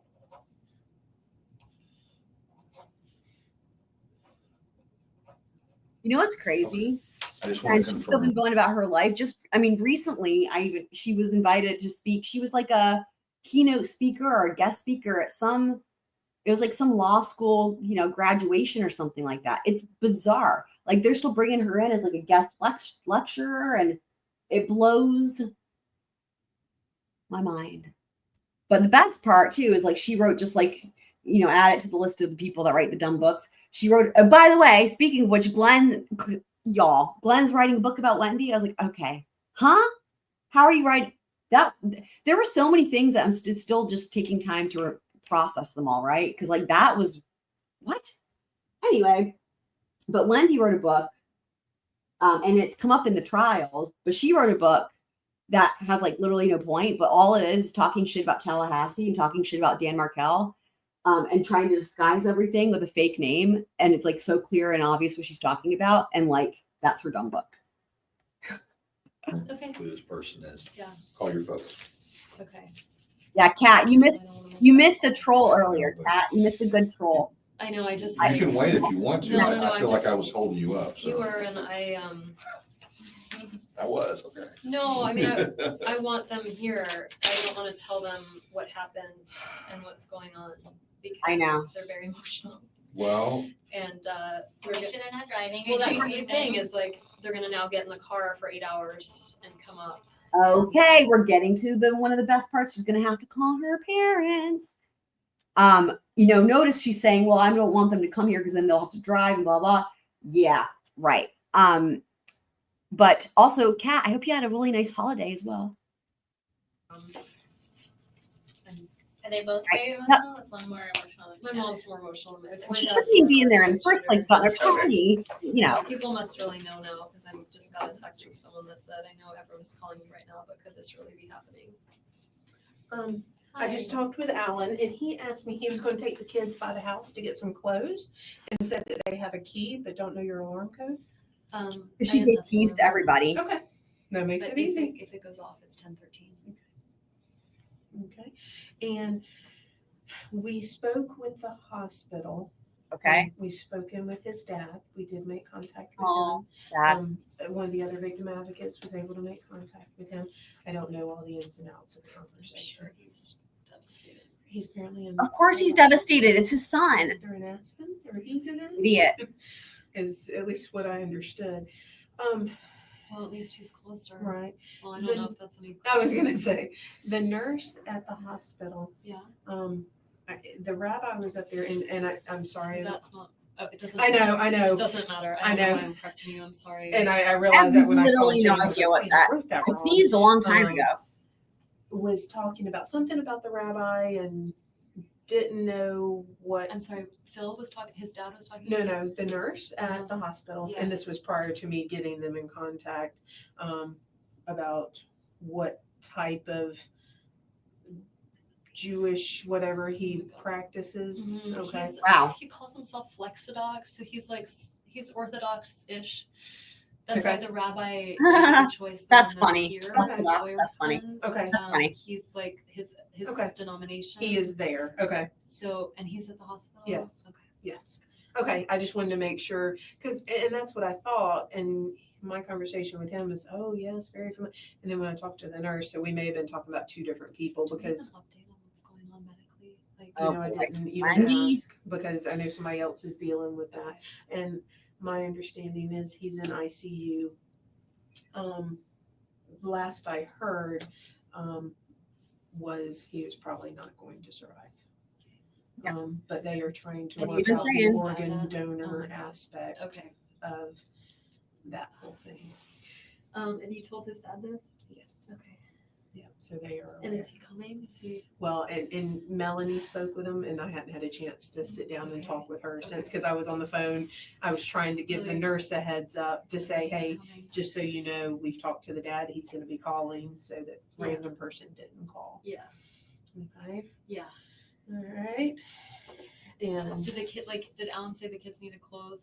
well, they can just sleep in their closet. well, and he didn't know how long you were going to be, and Yeah. you know, stuff like that. And Jane Right. called. I know. When it, you know, when you are ready to Yep. go, she would like to come up here and go I with know. you. If she, I know. just so you're not going by yourself. That'd be You great. know, that type. Am I allowed to take my car?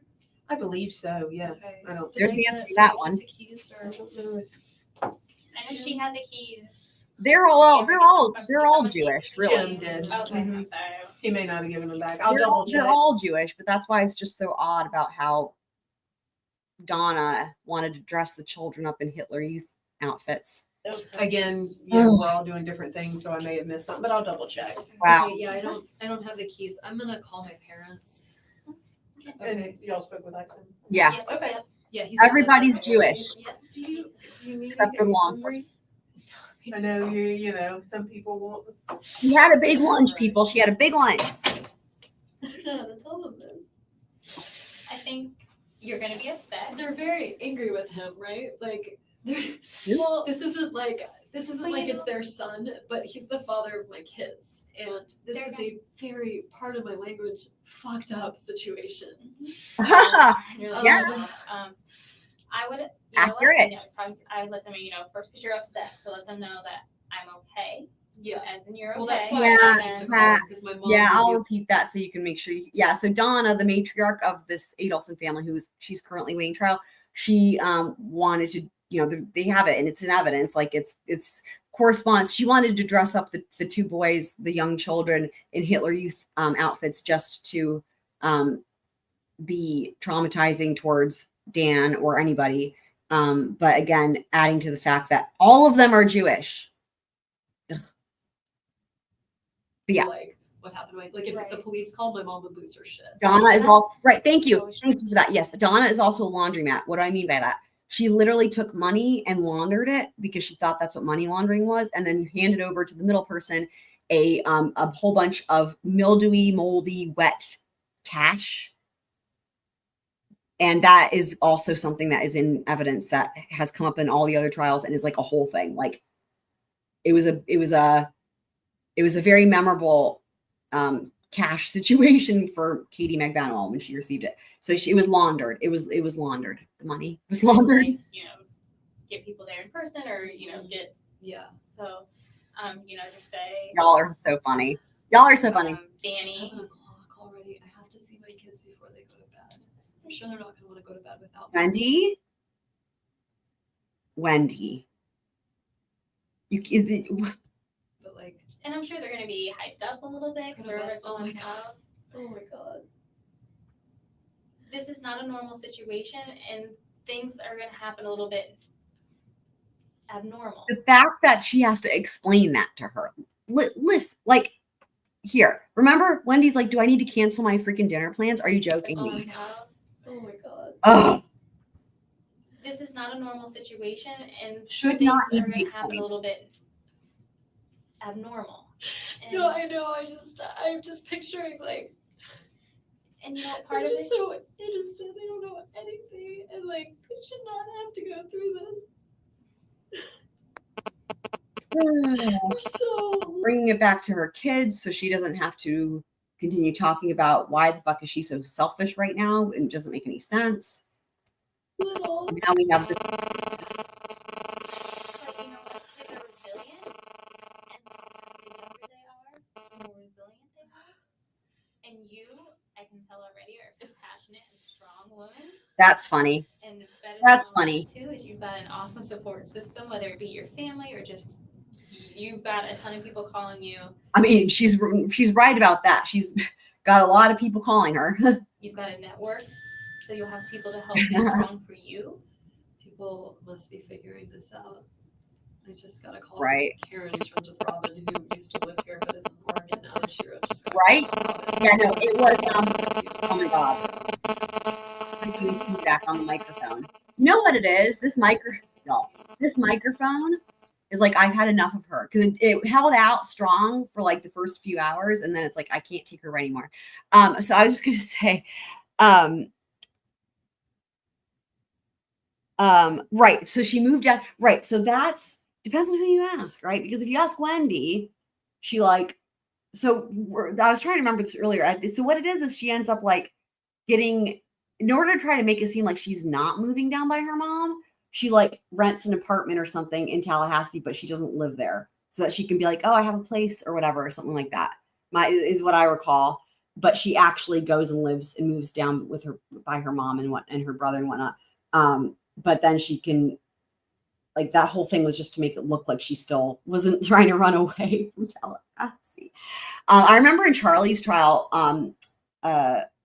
Georgia Kappelman had a really good cross about that, where Georgia referenced excerpts straight from Wendy's stupid book. Oh, it was so good. It was so good. It'll be even better when it's her trial. Mm-hmm. I mean, I don't know if you're like, I don't think you should be worried. I know, like, I don't have to call him. Yeah, and you know, and I think if anything, it's probably Oh, it's awful.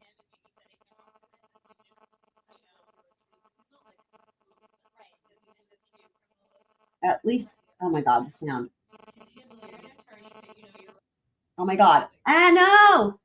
I just was trying to mute it, guys. Sorry. Hold on. So what I was going to say is like that sound is horrible, but at least the subtitles are pretty accurate. But they're talking about her attorney. So,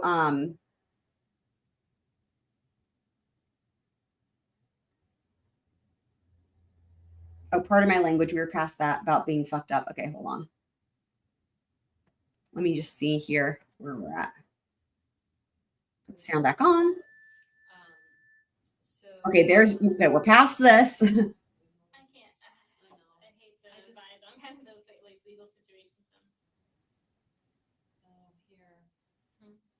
I mean, this is Lisa Frank, just like a. Oh, okay, I think we were right before this. Okay, yeah. Okay. Yeah. We were not to hear yet. Although it sounds like the microphone is fixed, so. I'd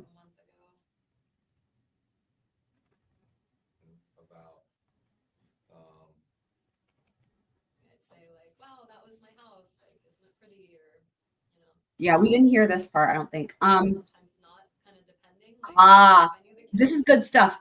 This is good stuff. More inquiry about Jeff, more inquiry about when would she take that weird back way that she says is a shortcut, that everyone who lives there locally says there's no way in hell. So let me. I thought I might have the chance of like running into them, then I didn't. Okay, we need to hear this. This is important. And then she's going to get into calling her parents. So let me.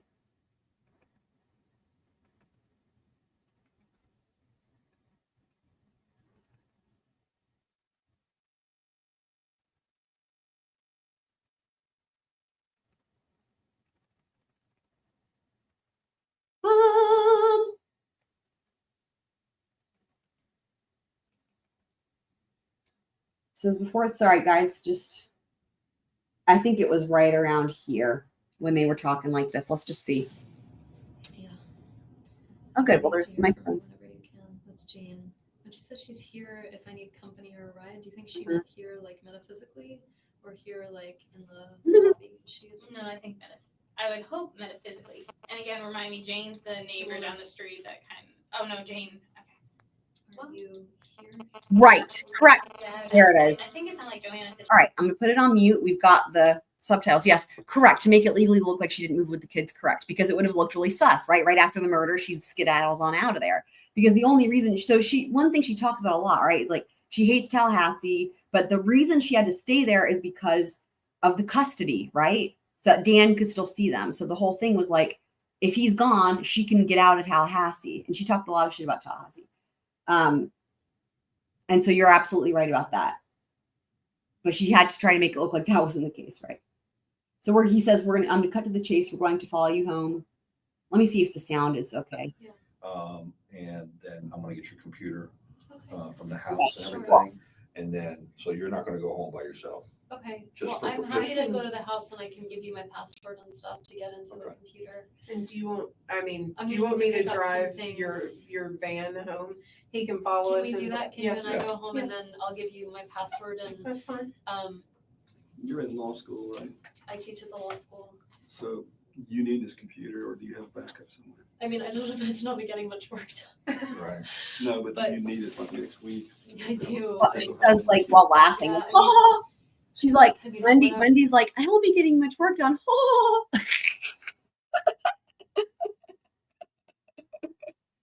Sorry. Or whatever, I mean, obviously this is more important, so if you need my computer, you can have my computer and I just won't work for a little while. It's so important that I'm willing to give you my computer or not work, but not so important that I'm like, do I really have to cancel my dinner plans? Do you have it backed up somewhere?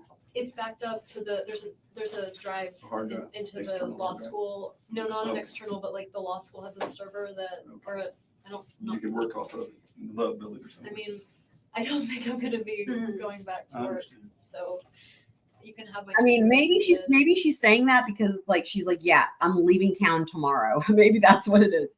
I'll figure out what to do. Okay, Thanks. You'll get it back. okay, This email to Jeff and then, on the 14th, I haven't looked at any of that stuff. yeah, Um, I could probably find it for you, like in my, well, I'm just saying, like, if we stop at Apparently my too, I remember like, and again, it was somebody who was like a good friend of theirs that came on SDS, said something like she kind of had like drank a lot of wine. I think maybe Jeff says something about that too, which is interesting. Anyway, just side note.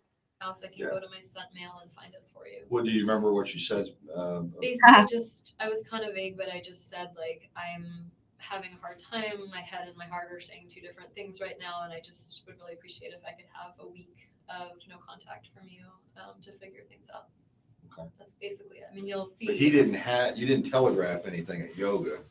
I You mean, waited till after you got home, right? he was Telegraph? really like, let's go out tomorrow, let's do this, let's do that. I was having trouble saying no, but I was feeling kind of pressured.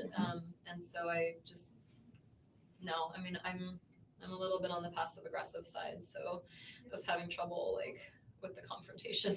And then he left and you Well, left. Wendy, all you had to do was just get your mom involved, and then she would just, talk to little Charlie there, and then y'all could just do away with him as well, right? And then you don't have to worry about it. Separately Yeah. from yoga. Mhm. Okay.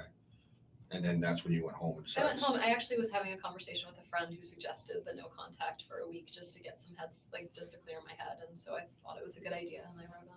But I want to clarify, that's because That's because I was trying to decide whether to get back together with him. well, because of the lapse in time for the 28th of June. That lapse in time was because I was. Oh my God. Again, they're on to this. They're on to this. Dude, they are already figuring out that this is sus as fuck. And they haven't even talked to him yet. To my knowledge. Now I could be wrong. He could be there and we will watch that interview and we will see the timestamps.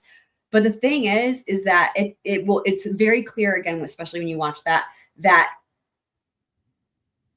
she wanted him to be at a certain place at a certain time to like make him into the fall guy, right? That was sort of part of the plan. And so in order to do that, she had to then try to get back together with him, right? Come meet me at yoga or whatever the fuck. And he was like, what is going on? Like, it's crazy. And she was trying to like manipulate him. And then the plan was like literally next day, like ditch him or whatever. And then what happened was like, he was still going to be going out of town or whatever. And so then she just ditched him at that point. And it was like, what? I was in Miami with my family. So, yeah. Separation. There was separation, but I was Only for the trip. I was 24/7 with the kids. I wasn't like, I don't know. I was just in full on mommy mode. I wasn't like thinking of what was going on with Jeff. I kind of wanted to be in Tallahassee and like feel his absence. Yeah, Heather, you have really good intuition for this because you and I wasn't even gonna say it because I didn't want to like spoil it for Jeff's interview. But when you said it, then I was like, nah, now I have to say yes, confirmed. And it'll be even better again when we hear from Jeff. So but yes.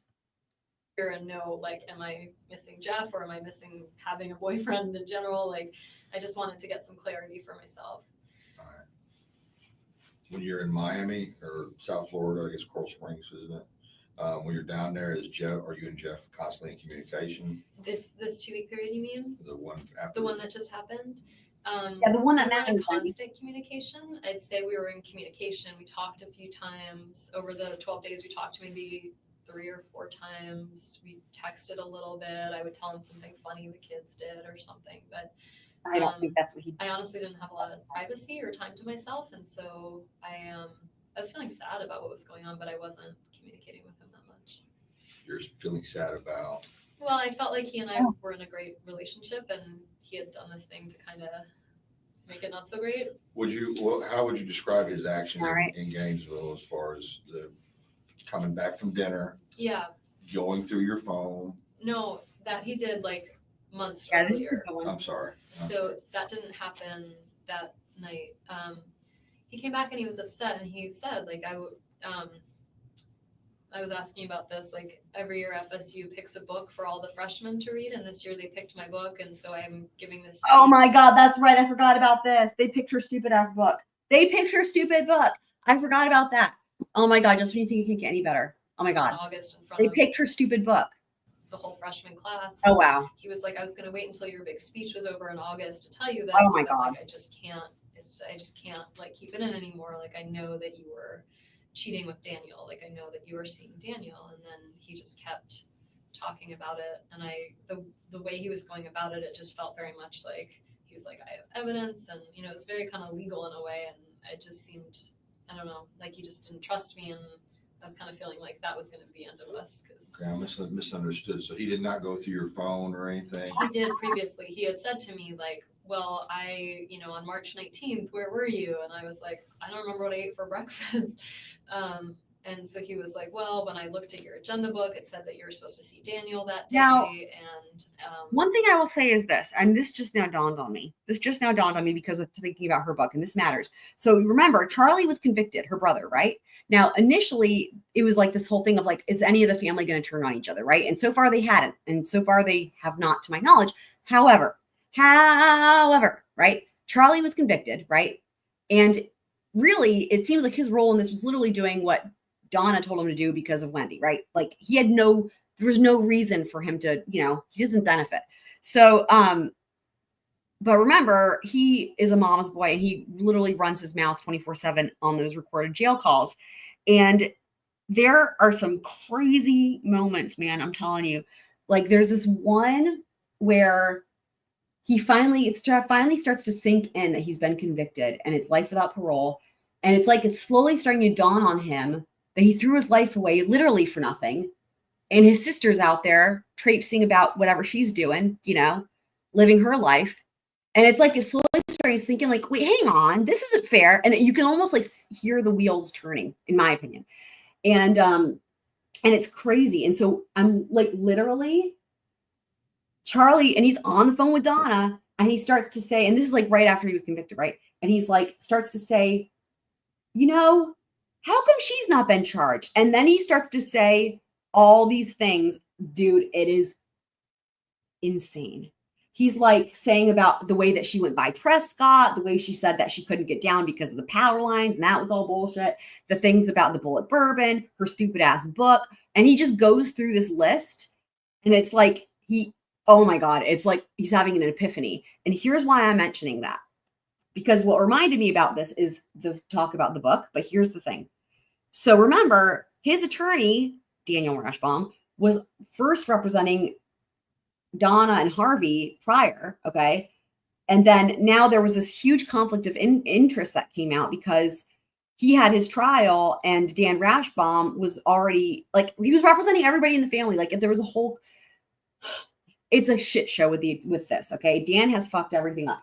And so then, Charlie's convicted. Now Charlie has an appellate attorney who's really, really well known, Michael Offerman, one of the best in like Florida from everything I know. And lawyer, has also said that. And I think he came on the show. Anyway, but now, guess what? Who was representing Donna in her trial? Dan Rashbaum. And guess who the state was playing to call? Charlie. Just the layers of disaster, right? And so basically, Dan was representing to the court that Charlie had waived his privilege and said, it's fine. It's fine. Well, just like right before Donna's trial, this was in like October, okay?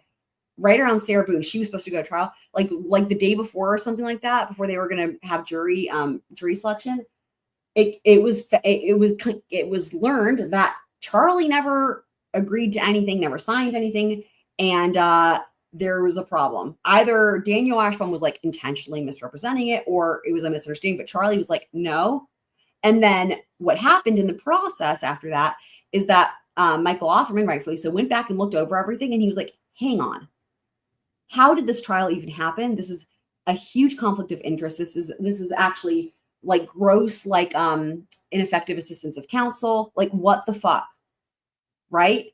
And basically, Charlie's getting a new trial. There's no way around it. I'm surprised it hasn't been like formally announced yet, but there's no way around it. So here's why I'm saying this matters, because here's what's thinking about the timeline, right? We've got Charlie being convicted, I think in the spring, right? And like I said, he's starting to sink in. He's like, why is Wendi not getting in trouble? Blah, blah, blah. Look at all this shit. He's like, if it were me, I would have gotten her first thing. I mean, the stuff he says is insane to even be hearing it. You're like, yeah, what he's saying is so true. Absolutely true. But the fact that it's just now dawning on him, and the fact, anyway, so that happening, right? But now, having said that, if he's like, well, it's life without parole, whatever. But now, a couple things have happened, right? Because now he's got his mom. Remember, they could be pitting anybody against each other. And so somebody could say, hey, I'll take a deal, right? And the person to do that would be Charlie. Why? He has the most to lose and had the least to gain out of the family.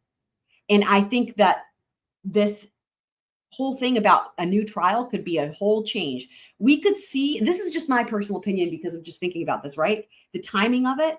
And then Donna's trial was supposed to be in October, but that got delayed because of the whole attorney thing. And now we're hearing they might be coming for Wendi. So my thought is this. This is just literally my thoughts, right? I don't, is it possible? Because a brand new trial, right, is a brand new trial.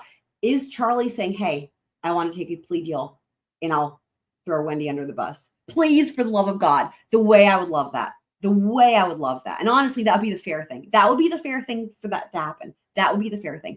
And who knows, maybe he'll even testify against his mom, although I doubt that as much. I think he'd be more likely to testify against Wendi because he's like such a mama's boy.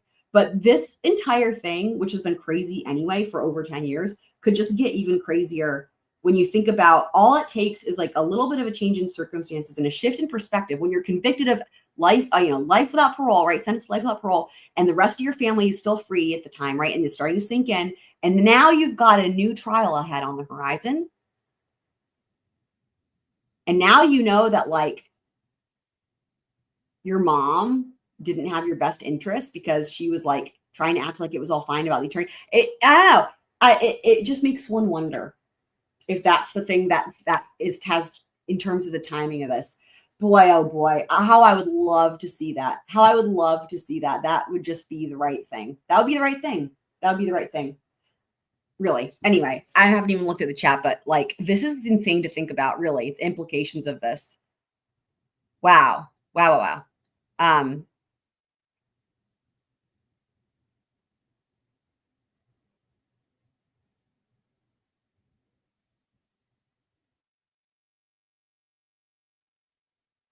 Kat had some tortillas.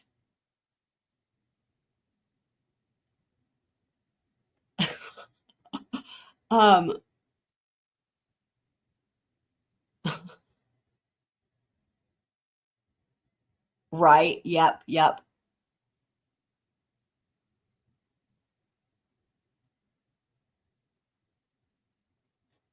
I don't know what you guys are talking about with the sergeant. Y'all have all these inside jokes. I don't know. Right. I mean, the issues go even deeper than that. That's the basic way of looking at it, but like it's a no-brainer, right? Like I remember, and it's not just me, everybody that was following this remembered at the time when, because again, Dan had already been like, he was like their attorney, like on retainer, right? For Harvey and Donna, right? And then everyone, like, I remember when it was like, yep, Charlie's hired Dan Rashbaum. And I was like, surely they've gone through and decided how the fuck this is possible. Like, because literally from day one, it's like, what? Right? Like what? Like even if he said, I'm not representing them any longer, still doesn't work. But that didn't even happen. That didn't even happen. And so the thing is like Donna and Harvey were not called. Like the defense didn't call them in Charlie's trial. They didn't even attend the trial. And instead what were they doing? They were packing their little suitcases and hopping off on a one-way ticket to Vermont. Oh my God. Vietnam. Oh my God. Thinking they were going to get out scot-free. I know. Love it. Good night, kids. Well, everything will be timestamped. We don't have much longer left in this, but yes, if in case you want to finish the interrogation, it'll all be timestamped. But yes, thanks for being here. Hopefully see you tomorrow. So people are definitely insane. I mean, the whole thing that would have happened, like had this gone off, had their plans, recent plans gone off, it'd have been Charlie's in prison. Donna and Harvey are living in Vietnam, and Wendi is just living in the US with her kids and doing whatever she's doing. And Charlie is calling his mom every day from jail. And that would be, but how the fuck is that fair though? You know what I mean? So, yeah. And Donna's reaction when they come and pounce on her in the airport is priceless. It is so good. Okay. And he's like, and I looked on your phone and you used to have all your old text messages up, but now you've erased them all. And I was like, classic, right? I don't know. I just went through my phone and erased stuff sometimes. Accidental factory reset, maybe? He's bringing this up on the 28th. He brought all this up of past stuff that had happened since February. Did he ever show any jealousy or any towards Dan Markel, my guess? Anger towards Danny? Right. Or was it all Daniel? Because it doesn't make any sense. Like I said a long time ago. He was jealous of Daniel. Yeah. He was not jealous of Danny. So then this is pointless. Why are you wasting time? This is so stupid. Right. So you mean he killed the wrong one on accident or what? Or is Daniel also dead somewhere? We need to go looking for this body? What's going on? Spent a lot of time talking to me through the OG it's been a contentious divorce. I mean, it's been a hard time. And so you already said no to that question, ma'am. Things I would be upset about. Sorry. It's gonna happen now, I guess. Well, you could put it on silent. So, I mean, he's a therapist, so he would sit and let me talk for. It's just the craziness, right? Of the last one standing is the attorney who fucked everybody. I mean, it'll be hard for him to ever practice law again, if not impossible. Honestly, this was so bad. This was so bad. This was so bad. And it's everybody saw it coming, and I don't know. He just kept saying everything was fine. Anyway, yeah. All right. The time about how sad I was about certain things or how upset I was about certain things, and he would just listen and offer ideas of well, what if you tried if it upsets you that you hear from him so often, we have a parenting coordinator. What if you ask the parenting coordinator to only have emails from him twice a week instead of all day long every day, 5 days a week? He would listen and say, I'm so sorry you're going through this. And then he was being a good boyfriend. I don't know what you're saying here. For alternatives, but he was never I'm so pissed or, he wasn't. He never showed emotion towards any of this. I mean, in the sense of I'm so sorry for you. This sounds really hard. I'm sorry you're dealing with this. He would hold me, that kind of stuff. But not I'm so angry. Did he ever meet Danny? Yeah, he met him a few times. Sometimes Danny would be late to pick up the kids, and there'd be an overlap where Jeff would come, and so he had met him. There was the boys sang at the Capitol one time, and Danny was there, and Jeff was there, and Danny seemed. I mean, I'm sure it's not fun to see your ex-wife with someone new, but Danny he was very pleasant. And very stop it! About it. He was over you, Wendi. By the way, so just to say, the girlfriend he had in New York, she seemed like a real catch, and they were in a really serious long-term relationship. Versus Wendi having just started dating Jeff, but also was apparently cheating on him. Just the fact that she wants to make it seem oh, it must have been hard for him because he wasn't over me. Come on, Wendi, come on. And Jeff was they'd say, hey, drugs. I don't think there's drugs. And well, having said that, So Charlie's whole story, right? His lifestyle, there could have been drugs involved because he was again like Katie McBanoa, the middle lady, was like, okay, how do you say this? She did bottle service at like clubs, and I don't know what all, you know, but like Charlie was really living that life, that glamorous Miami life. So I don't know, maybe there could be, but that's not really part of the case. In other words, it's not come up. It's like the one thing that's not in this case, I would say, at least yet, could change any day, you know. But Had fine, Jeff ever been to your former house on Trescott? no, Would he have any reason to go there? no. So Jeff's Does he know where? I think he would know where it is because I would sometimes take Trescott and sometimes not, kind of depending. Like if I knew the kids were there and I thought I might have the chance of like running into them, then I didn't take Trescott. If it was like nighttime and we were driving back. Well, having said that, I will say there is prescription drugs. Donna takes a lot of, is prescribed. Donna is prescribed Xanax, and you hear her talk about, wait, sorry, Melanie, scratch that. That's still true. I totally forgot. There are drugs involved. Not prescribed. Actually with, I forgot about that until now. So Charlie and Katie, they talk about taking bars of Xanax and stuff. And like, I feel like it's part of like her payment sometimes is like taking bars of Xanax. And like, there's like one time too, where she feels like worried about the plan and she like feels like this isn't right, blah, blah. And I feel like he's like, here, let me just give you another bar of Xanax, something like that. But also again, still Donna mentions it all the time in the phone calls. And like, there's actually times in the jail phone calls where, she's like saying, I'm worried, blah, blah, blah. And like, maybe even when they were doing the wiretaps, and then Charlie says to her, Mom, just take another Xanax or something. Like, so there's that. Or from somewhere, sometimes I would take Trescott. And I think he was. Here's my former home. You know, like it's, you know, I would point it out. With him in the car. Yeah. Okay. I don't remember like a specific instance in which I did that, but I'm sure that would be something I'd say like, wow, that was my house. Like, isn't it pretty? Or, you know. Huh? So you never took him there specifically. That was my house. Isn't it pretty? Pick up the kids or no. Exchange anything or anything along those lines. No. What was the most recent time from now, the most recent past time that you had this discussion about the trials and tribulations of and so forth with Jeff? It was all the time. All the time. Okay. I can't pin down a date, but I'm trying to think of like what the most recent issue would be.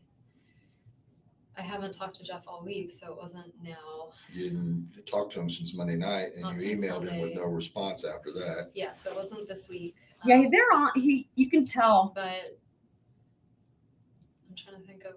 Now it's great. So this detective testified at every trial. There's There been were always things so like far. when he first started dating Amy, he would Skype from bed with Amy, and so I would talk to him about that. Of like, I don't think this is that appropriate. Like he's Skyping, you know, from bed. You and I would never do that.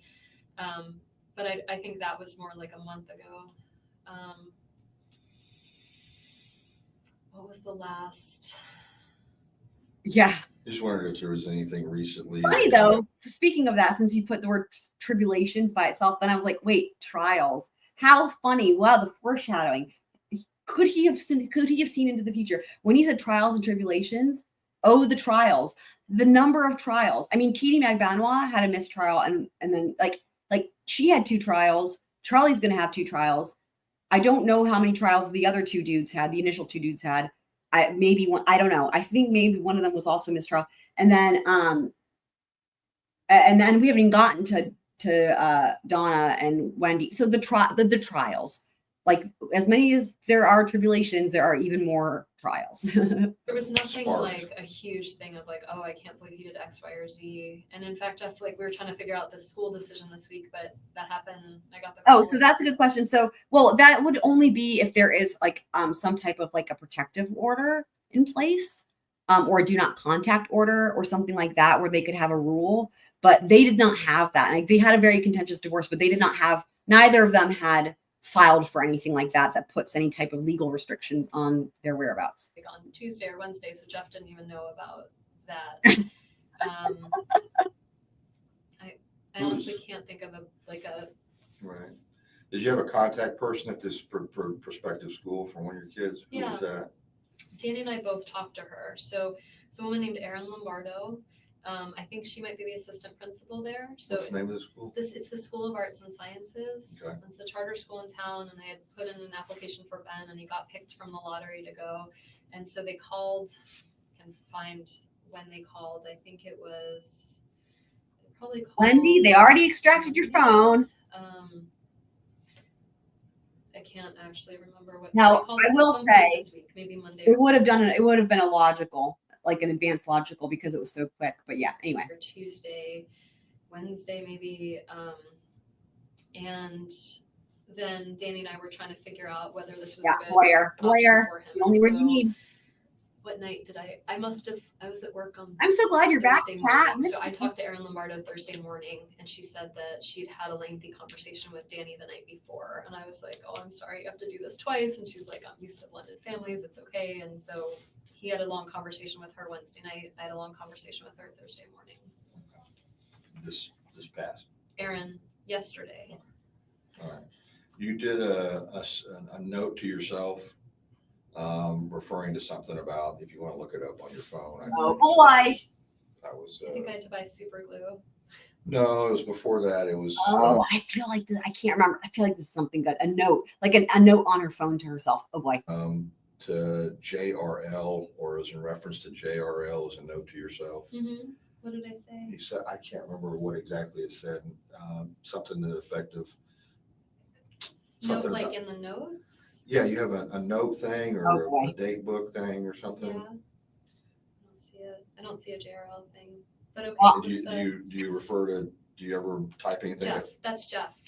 Do you refer to it as JRL? Sometimes when I write his name down, just because I have other friends named Jeff. So. Okay. I'll have to look. I'll have to go get it. Yeah. I'll see what exactly. Mm-hmm. Just want to check on. I know. I'm running out of juice.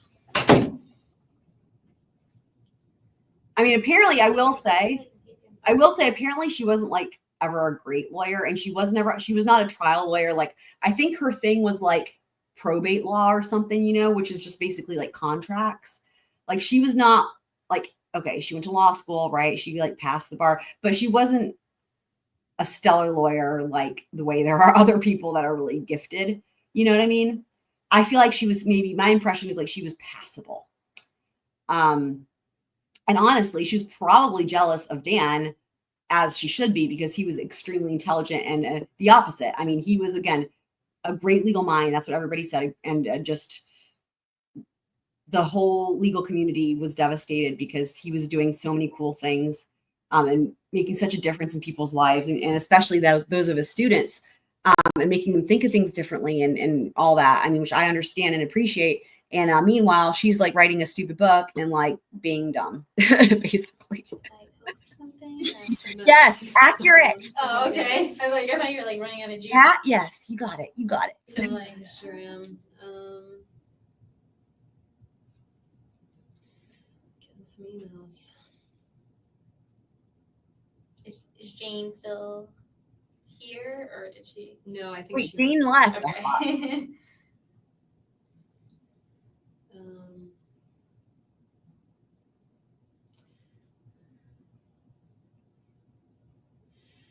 Oh my God.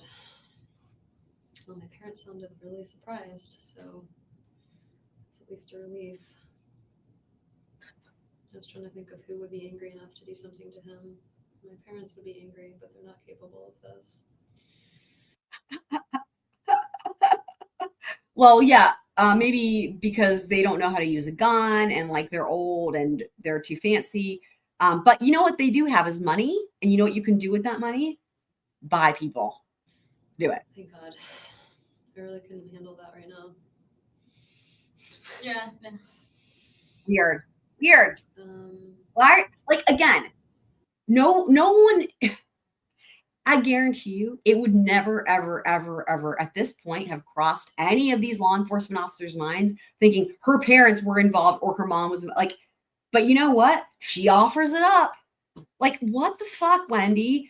I mean, again, just to remind everybody, if you came in late, less than 22 minutes in, she's offering up her brother. Less than 22 minutes in, she's offering up her brother. And now it's her parents. I was trying to think of who would be angry enough to do something to him. My parents would be angry, but they're not capable of this. Thank God. Again, you shouldn't, the fact that you're having to say my parents aren't capable of this, that's not normal. See, now it's just doesn't make any sense. I really couldn't handle that right now. Oh, Yeah, no. she's like, what the fuck is happening? That lady, the fake, whatever the fuck, victim advocate.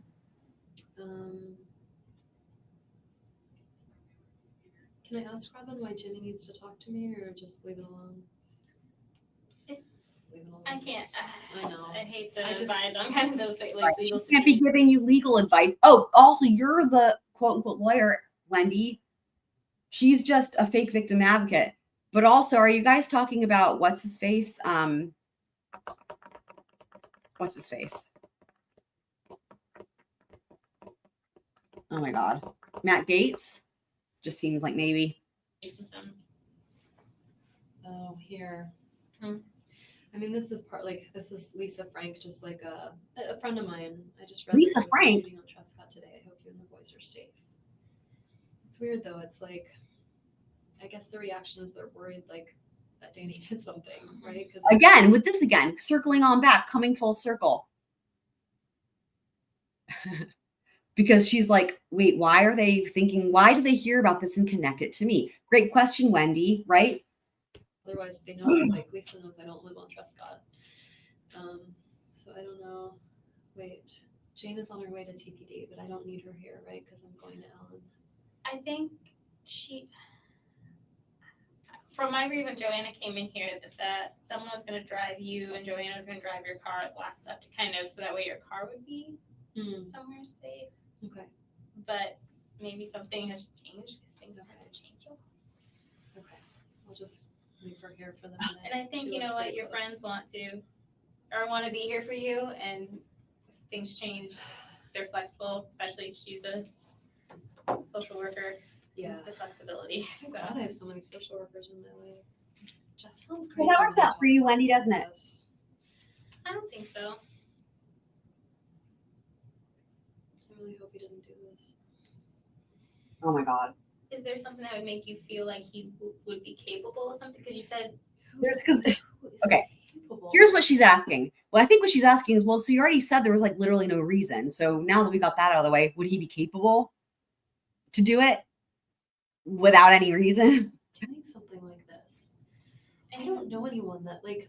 Oh, God. Victims of trafficking, but like Boy. I don't know the traffickers. And like I don't spend time with them.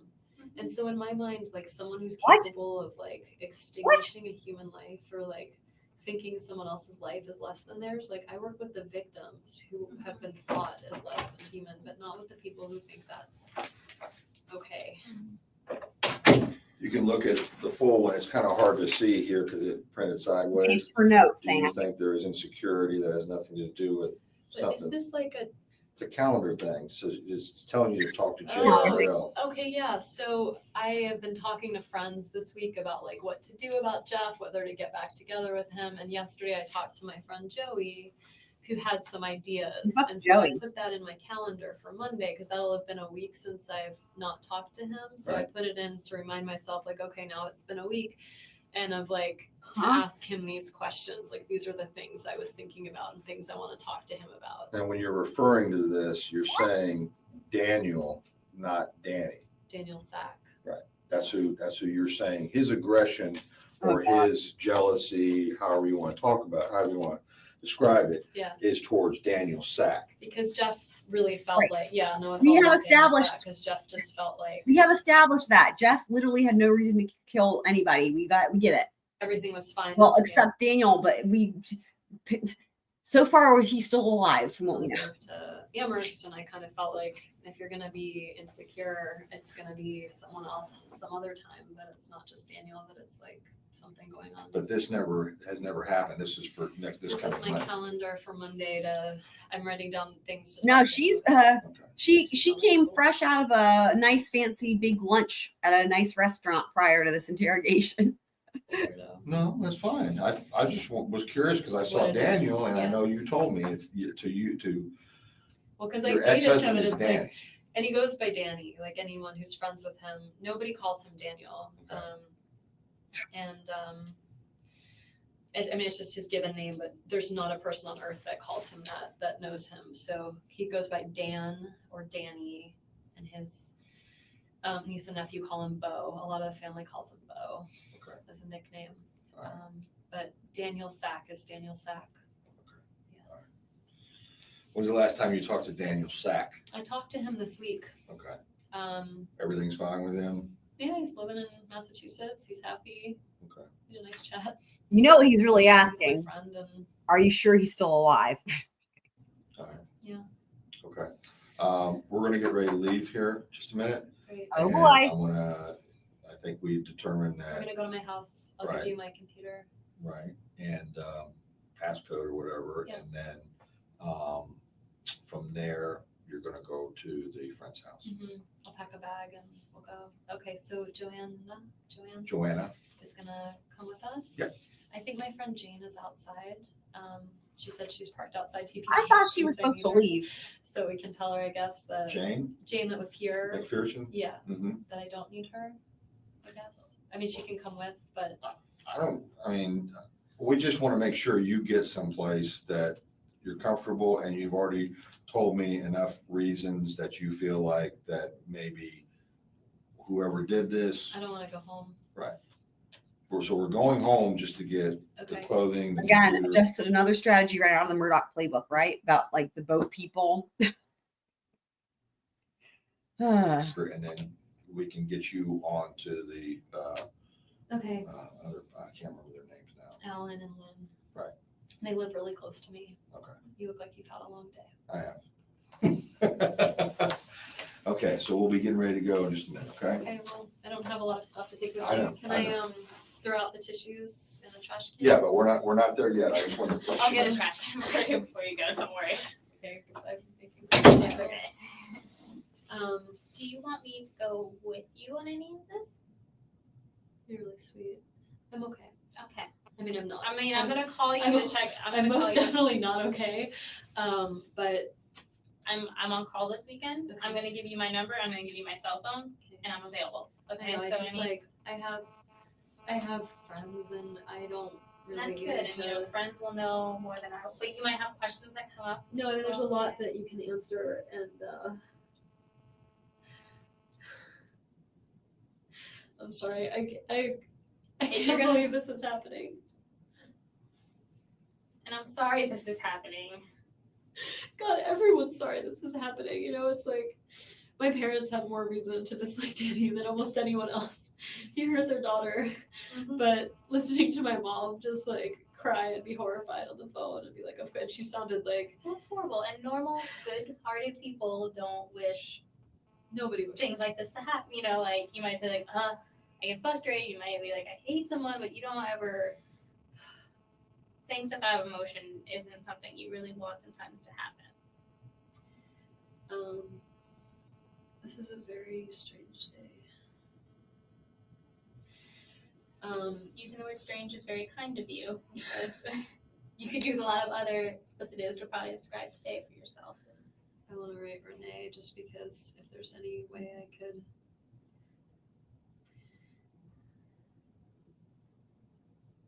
It's so strange that she's here today of all days. Is she going for like a Title IX position or something like that at Florida State? It's not a Title IX. It's actually like a social entrepreneurship position. I called the wrong number. Yeah. Or maybe she's lost her cell phone. She's run out of money. I can't even. Like, No, you're okay. I'm sorry. I'm asking you. You're relevant. Renee is. I mean, she's apparently in Austin, Texas now. somebody said. It's really. I mean, that's what somebody said in the chat tonight. But I will say that again, I have it on good authority that somewhat recently there was again another local in the area in Miami, of course, right? That they knew where she, so like someone who knows, like a friend of hers and knows where she is, and that she was in Miami. But maybe since then she moved to Austin. I mean, she's probably going around with a mustache, like, and glasses, like just full on disguise, right? So yeah. That people are worried when they hear gunshots on Oh, Scott. That just, they okay. something happened to me. I guess it makes sense. It's divorce. I mean, it looks like it could be literally about her, like controlling, possessive, toxic. Very soon. I'm sure you would too. I know. And I'm on call this weekend, so. Yeah, it's a really hard job. It is, but it's something I think's needed, and somehow I'm able to do it. And I don't know if it'll be my forever, but it's. I think it's probably for now. She's like, after today, I might quit this job. It's hard to do this forever. My stomach really hurts. She's like, I'm thinking like the fake victim advocate. She's like, yeah, I used to like this job, but nope, not anymore. You ruined it for me. Just those little things too to keep in mind when you're kind of going through the motions, because that's what you're probably going to be doing the next few days. To eat. When they're like, you need your computer, I'm Right. like, work. Take my computer. There's nothing on it you're gonna find that's gonna. Well, I don't know. Maybe there's something they'll find that's useful, but. Well, they're used to thinking. A lot of times things will happen like burglaries, or they deal with suspects who aren't cooperative and don't, they're like, give me my stuff back. And, yeah. The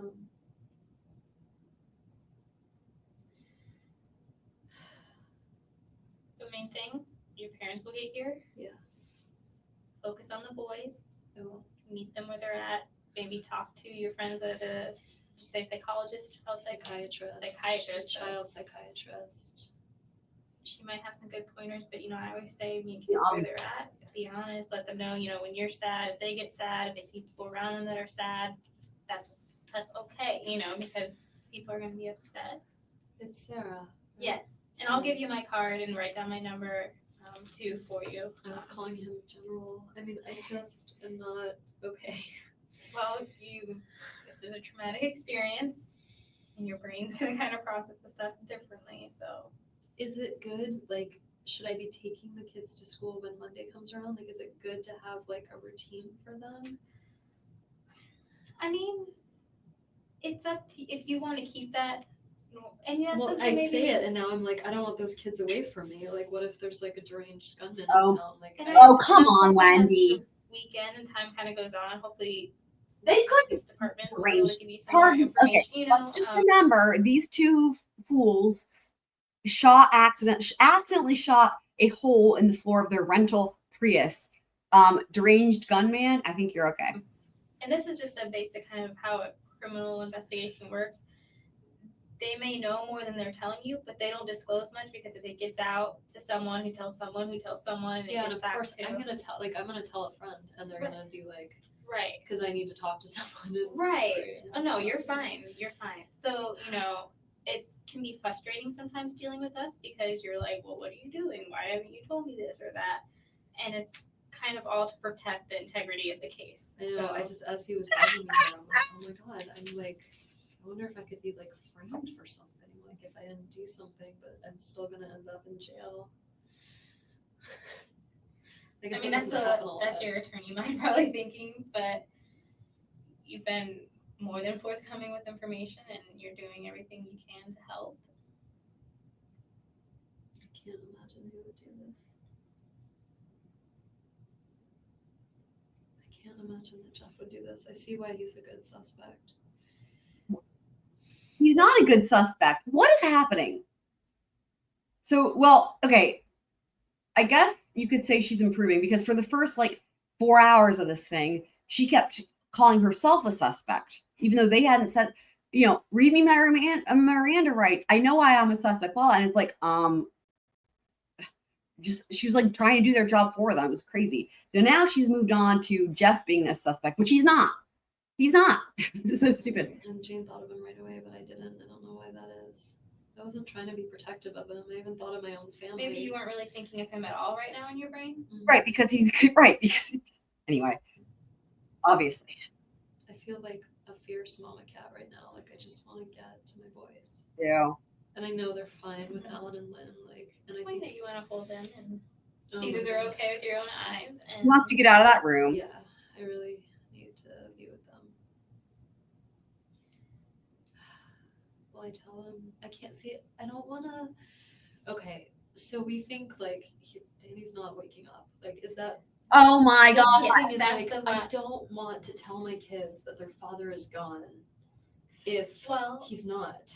Like, I don't want to have that. Do you think you can be around them tonight without maybe disclosing to them? I do. Then maybe it's something you could just wait till the morning till you know a little bit more certainty. Is somebody going to tell me? Like, if he doesn't make it and it's like official, is someone going to? What? I mean, I'll know because they'll notify me because then as when incidents like this happen, they'll have to do an autopsy and things like that. So I can ask the investigator to let me know when they get, because they'll have to notify the police. They'll figure this out, right? They'll figure out who did this. That will be their goal, and that they figure it out. There are unsolved crimes, aren't there? I mean, there's always Oh my God. crimes. And you thought you were going to be one of those. But you know what, Wendy? The bell is going to toll for you. I feel it coming. I feel it coming. I got that hourglass in my thumbnail with the squang. Let this not be one of those. I mean, it's partially solved already, right? But like, we're missing the biggest and most important piece of all. And yeah. But I would say these guys that work here are really good. They're going to be working really hard, probably throughout tonight into the seem weekend. To be worried about my safety. Why is that? I'm not saying they're like they don't care about me, but they don't seem to be worried about Probably me. because there's, from whatever they're looking at, there's not any indications as of yet, and I think they're taking the good precautionary measures to say. I'll stay at home. And it's good for you anyway to have support. I will like. I have an alarm system, right? I just don't necessarily I got the alarm because my parents were like, "You're a single woman that lives with 2 kids, like you should have an alarm." I just don't think they're that useful. Like I think by the time they call to be like, "Hey, what's up?" I feel like it's always too late.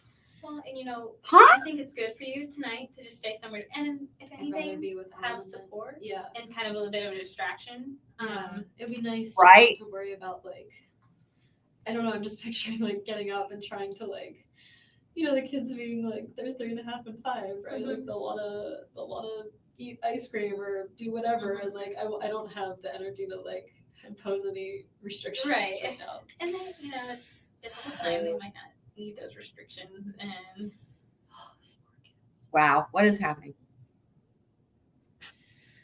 But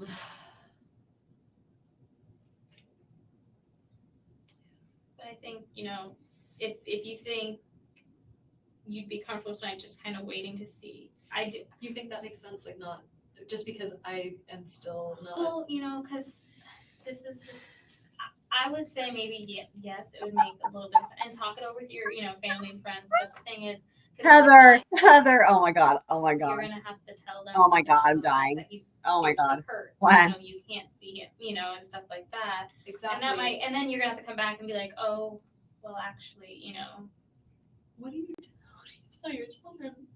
Wendy, y'all been through this 1,000 It's not times. like Daddy had cancer and he's sick and he's around I for a don't long think you time. tell them all that right away. And No. again, I'm not, I don't work with children very often. Oh. But I would tell them, just that, he was really hurt and he had to either, go to heaven, whatever kind He's of in the clouds. have on that. I don't know how, I said, like, I don't know how much they get this. But, like, yes. he was fine. Yep. Wendy with an I.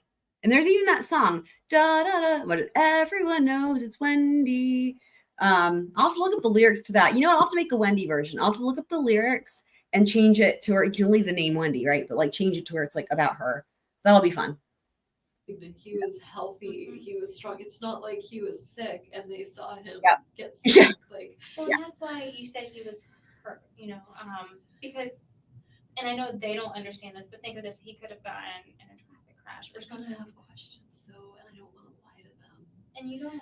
Like, And I don't then want to you say can- it was her. Oh yeah. She heard. For those of you, right? For those of you guys who missed that, right? Thank you. Who missed it? Glenn, who was the troll who was here earlier, said multiple times that he would bet his life that they weren't gonna arrest her. I think he said it different things. I think he might have said that she didn't do it, or that she won't be convicted, or that I don't know. What did he say exactly? It wasn't specific enough because I don't think he knows enough about law. But anyway, it was like basically he was betting his life that like she has nothing to do with this law, something like that, right? So he said that several times, but then he had to he upped the ante. Then it was like, I'll bet $5,000 or whatever. And so it was funny because multiple people in the chat and myself all said, look, you already bet your life. Like, you don't need to be betting money on top of that. So that's hilarious, Heather. That's hilarious, right? Oh my God. Oh my God. Oh. He felt like Well, you Right. can then say something like, some very bad person harmed your dad. You know, do you think they're gonna ask? I don't want to. I You don't don't want wanna to say expose them to something, them? but like, Well, well, they're and gonna be then- so scared. Like, what if the very bad person comes and harms me, and then they're gonna be orphans? We'll talk to, and again, I Foreshadowing there, orphans.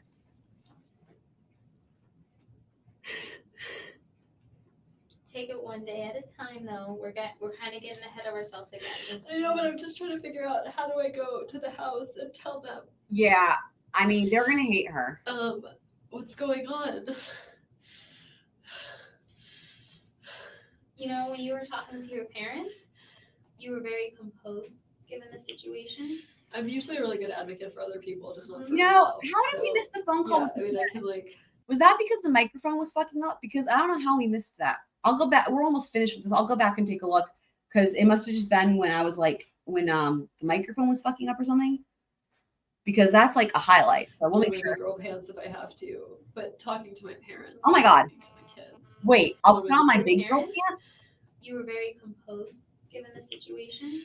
I'm usually a really good advocate for other people, just not for myself. So yeah, I mean, I can like put on my big girl pants if I have Ew. to, but talking to my parents and talking to my kids. Well, and then you, when you do talk to them,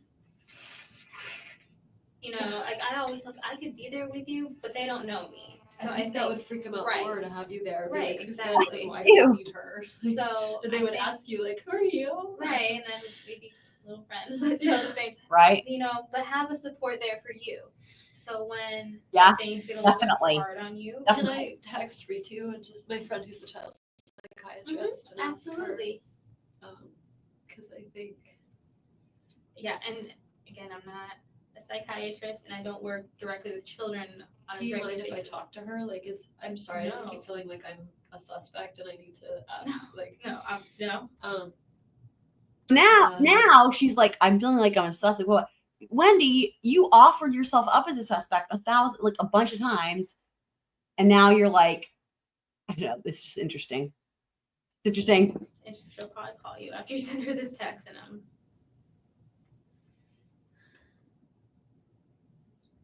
Right. I'm gonna run out of batteries. He was like, yeah, I think he bet his life again, right? Didn't he bet his life again? He was like, I bet my life again, like that. When they call her the trial, she'll say that Wendi was distraught. That was the funny thing, right? So that whole one was that because she would say that Wendy's distraught, it proves that Wendi is not involved. But the problems with that are so numerous that it's hard to even, yeah. There's only problems with that. There's only problems with that, like from start to finish. No, Glenn got kicked. I appreciate you asking that. So here's the story on Glenn. Glenn was here for like, I don't know, 3 hours or something. And we were all very, very, very, very patient. But there were a lot of red flags, like repeating the same sentence over and over again. And then he started bringing in politics. There were a number of red flags.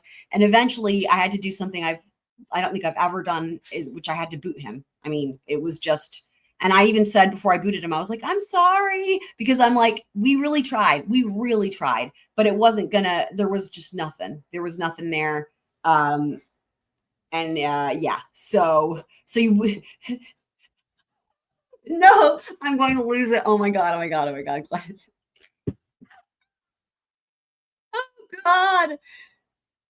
Oh God. So Yeah, and if you ever go back and watch on replay, you can see the live chat replay, and you can see everything that was going on with Glenn and all the things that we were saying, and it was really crazy. But we really tried, and I really tried with Glenn, and but as far as I know, they can still watch. They just can't be in the chat, so he might be, hearing what we're saying. But yeah, but yeah, I've like literally never had to do that before, so.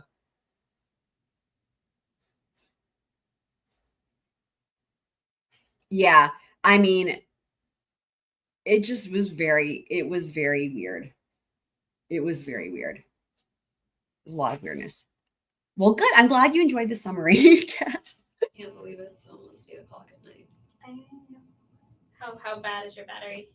I have 36%, which isn't terrible. I was gonna say I have a cable at my desk. It's an older one. It's not one of the. Oh, then yeah, I've just been to you. Sorry. I really wish I had taken a shower this morning. My plan was to go to this lunch and then come home and work out and shower and then be ready for this party tonight with the boys. Plans are funny. All kinds of plans that will not be happening. I was taking my dad on a trip for his 70th birthday on the 2 weeks when Danny goes with the kids to Canada. I was thinking about that before of like, if the situation were reversed, I want to make sure that his family has access to the kids, that like they can feel like I didn't have a good relationship with them before. They're pretty difficult people, but these are their grandkids, so I want to make sure that they can have a relationship with them. And that'll be good too, because that'll be kind of giving them a relationship with their dad.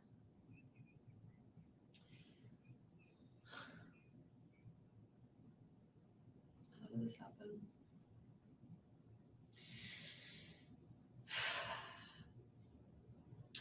I feel like either Amy's ex-husband did this or somebody did this on my behalf. Some crazy deranged person. I mean, again, right there, embedded confession. Somebody did this on her behalf. Was a good way to support me. And that's why I feel responsible. Unless it was something to do with Amy, and then I don't feel responsible. But then I'm still responsible because I'm the one who left Danny. If I didn't leave him, he would never be with Amy.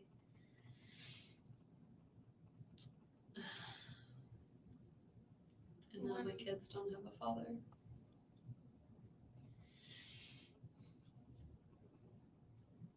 I can see why you'd have that logic of that blaming, and it's going to take some time, but that's not the way to think.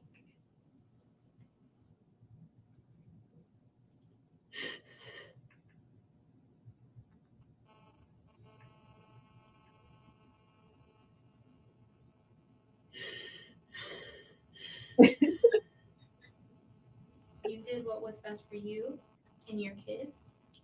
This is so insane. And you said it yourself. If He just anyone wants took this on their all the part, they validation. were clearly not in their right mind. This is insane. I feel like by complaining about how difficult he was, like I inspired this lunacy. Okay. You went through a divorce. You're not the only person that complains about their soon-to-be ex-spouse. Yeah, but you know what? You're in an elite group, an elite category of people who kill them after the divorce. Select few. Divorces aren't really things that are Yeah, happen to people that are completely happy Heather, together. same. And each Yeah, person's same. to talk to their person. Okay, you did what you needed to do for yourself. And just because you confided in friends and family and got the support that you needed, doesn't give anyone in your friends or family. You confided in like 80,000 people during this day. The authorization or even to conclude that that was an okay thing to do, if it was even something like that.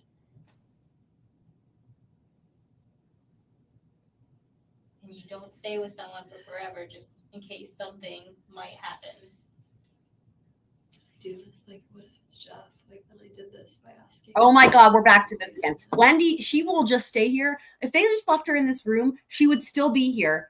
Over 10 years later, she would still be sitting here talking herself in circles. Jeff, Charlie, my parents, someone did it on my behalf. What should I do with my plans? What about all, there's like a million other things, right? I'm a suspect, blah, blah, blah. Oh my God, I can't. But you haven't said anything that would indicate that you would think Jeff had anything against. I mean, he didn't like Danny because Danny hurt me, you know? Right. But what would make you think he'd Yeah, go to this? y'all phone calls are insane. Nothing would make me think that. He's a very therapist. Like, he's a social worker. Yeah. So. I mean, you have to remember, there's already been a lot of convictions, right, in this case. Sad for me when I was sad. She's the last one standing. Reason out things and figure out how to like.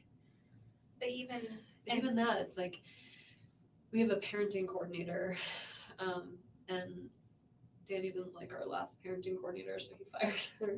Didn't they already We've talk been about without one for a while, and like it's just all been dragging on. But we had a meeting July 24th, so next week, with this potential parenting coordinator, and Jeff helped me. Like, I didn't ask him to, but he wrote. We're in the parenting board. Okay, so let me see if I can find the part. I don't know where the phone call was. What's this? I just left a message. And then I tried to, Danny, I left him a call. I worked in. It must have been around the time when I accidentally clicked on started over, and then we were trying to get away from the microphone. Something in that. Let me look for it here. And this is from my dad's 70th birthday. That's my mom and dad and my boys and me. Wow. He doesn't care, Wendi. Ugh. Oh my God. See if I can come from the database. Oh, maybe here? Maybe here.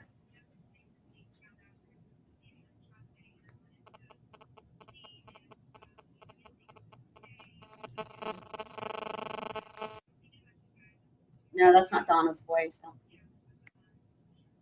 And unfortunately, you're probably going to be So many inundated. calls. So Tracy Cohen was like this woman that Okay, let me see what's after this. Tracy. I'm sorry. Sorry. There's just a lot of people, and because I don't know, it makes it. I remember this part about the friends. I wonder if it's in this area though, because this one the phone call.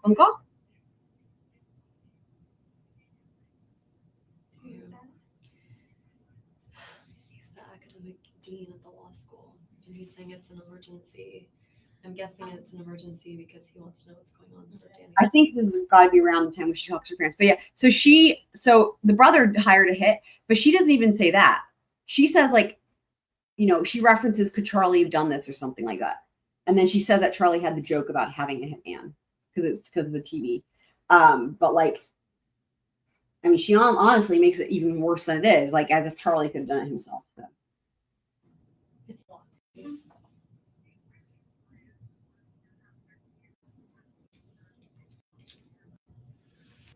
And that might have been before they got in touch with her. Oh, I'm good. Yeah, this is around when I accidentally restarted it. So maybe this is good.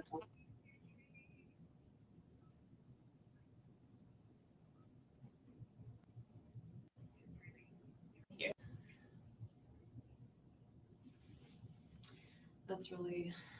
She was saying that was my friend that was at like. I know they didn't have any medical issues. Oh God. Oh right, this Health part. issues. So You don't have a phone. It's SHE. I do. Remember I don't that? have that number. Yeah. Is there any update from the hospital? That number. Sorry. Someone to make those decisions. Oh my God. I can't help but feeling like this is all my fault. I remember I'm the one this. that was angry. This season. As people control anyone else's throughout this Okay. process. It's going to do that thing, so I'm going to turn it down. It's going to be awful. It's going to be really gross, the sound. We'll just turn it down. We'll get there eventually. We've got subtitles. I want to send some text sort of canceling my plans. Like I'm actually Okay. 6:30. I was supposed to. We can go forward a little bit from here. By now, so let me tell. Why does it always do that? The person throwing it works at Beavis Funeral Home. Okay.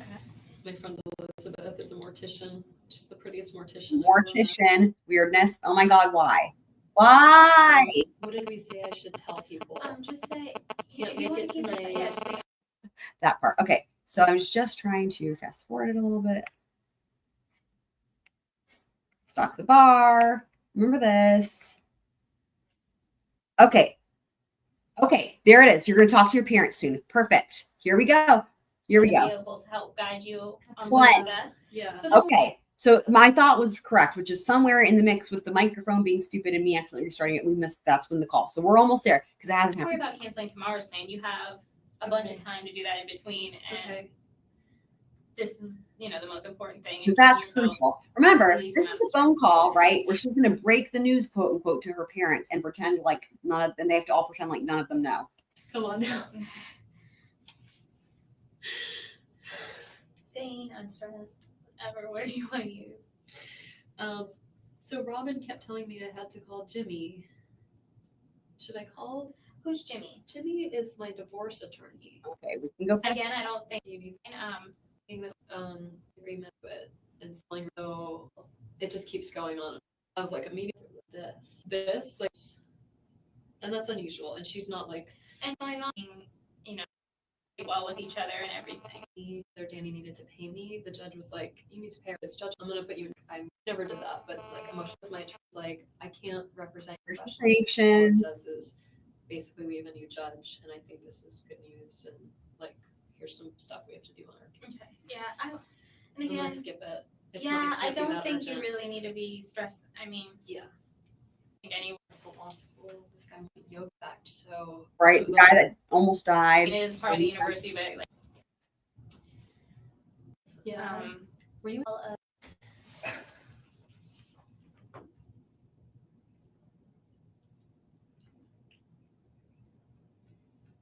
I have this work number and cell phone. The work number would be the Who is that?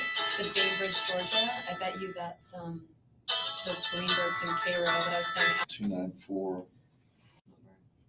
people's. Okay. That I guess you're just telling the story. No, I need to go back. I know that I woke up. Okay, she's got us. Starting this morning. Yeah, my mom called it 8. Anytime now. Like he'll have a record of his calls too. Okay, before 10 a.m. A little before 10 a.m. he Yeah. left. Before. I could meet her for a hug at some point today. Oh, there's meter for a hug. Okay. I just left him a message. And this is out at your house? Mm-hmm. Trying to, you're done with the It's also call. possible that we were busy laughing at something and we missed it. That's also possible. But we haven't missed Renee, it I at have. that point. It's So all- from 10 I missed. on paper. Mm-hmm. And that I was, just look at the documents. I'm computer. okay. The citations to the law. Okay. Oh yeah. So the only Joe Davis, and I called him from the car at 12:27, and he was the first call I made as I was 29, and then I called my friend Jeff Skopek, who's There's the part with Bourbon. he showed it to me, and I found it. And it was on Okay. So sale. you just went, he pointed out where the bourbon was. Yeah. And you I go there remember and you just that. grab the brand that's familiar.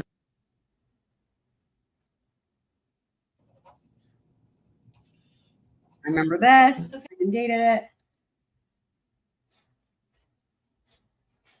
Well, people must Okay. really know now because I'm just got a This must be the part. I remember. Okay, let me back up. So here we go. So she's gonna say her mom is emotional, her dad is more of a straight shooter. They're gonna now get in the car for 8 Wonderful hours stories. and come up, and are they both very emotional? Is one more emotional than my the mom's other? more emotional. My dad's more of a straight shooter. Okay. Well, people must really know now because I just got a text from someone that said, "I know everyone's calling you right now, but could this really be happening?" I remember that part. I just talked with Alan and he asked me, he was gonna take the kids by the house to get Oh my some God. clothes and said that they have a key. What a freak out. It seemed like she was about to call them. Wendy, okay, get that lady out of here. No one cares about stupid Alan. Let's get to the good part. Flexadox. I remember we were laughing about this. The keys.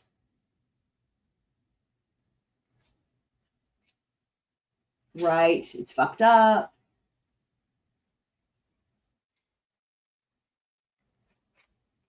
Kids are resilient, or wait, what was that? Hold on.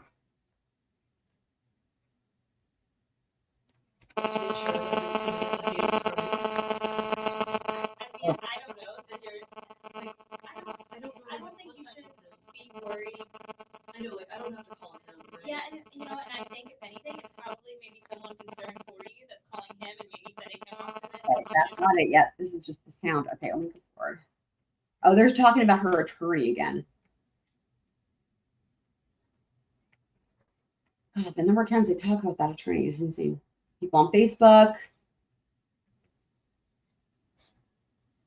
And But all signs of that everyone's telling you. I mean, when they start talking, sorry to be blunt, organ donation. I know that's not really. He's Okay. kind of. Okay, so I just want to tell them what Okay, happened. And here we go. Here it is. that I need them here. And they're He's asking for help on what to say. Oh my God. they're gonna fine. go Your probably kids are fine. and let them know. You know, when they ask, say the kids. Oh are my with God. Here we go. Lynn Here and we go. Alan. I'm gonna probably be seeing them relatively soon. I will, right? I'll be out of here soon. Yeah, okay. I know it's It's probably so you're in creepy like to see Jeff's picture. Like it looked like a weird mugshot. Like it's can you Huh? Weird. Okay. nervous. No, I just like I think it's shock reaction. You know, right? Shock reaction? Yeah. Oh, and I'm a shaker when I get upset. So I yeah. don't usually shake. I really don't. Okay, here it goes. Well, being worried that you're going to get arrested for murder could do it. This is the worst day of my life. Here we go. Make those sounds up. Oh my God, here we go.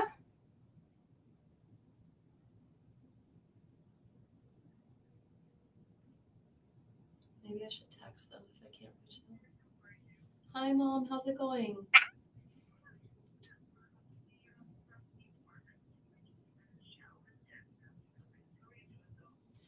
Mom, I need you to sit down. I am fine. The boys are fine. Oh my God. I need you to sit down. I'm fine, and the boys are fine. Danny has been. You can put me on speaker. Oh my God. Yeah. You can hear Donna just running her mouth in the background, which is, you know, the apple doesn't fall far from the tree, right? Wendi has already said, I need you to sit down. Obviously, like, if somebody said that to me, I'd be like, the fuck? Somebody died. Let's listen again, because, wow. I'm fine, and the boys are fine. Danny has been. Wow. You can put me on speaker. Wow. Yeah. Danny has been shot. What? And I don't think he's gonna make it. And so I know.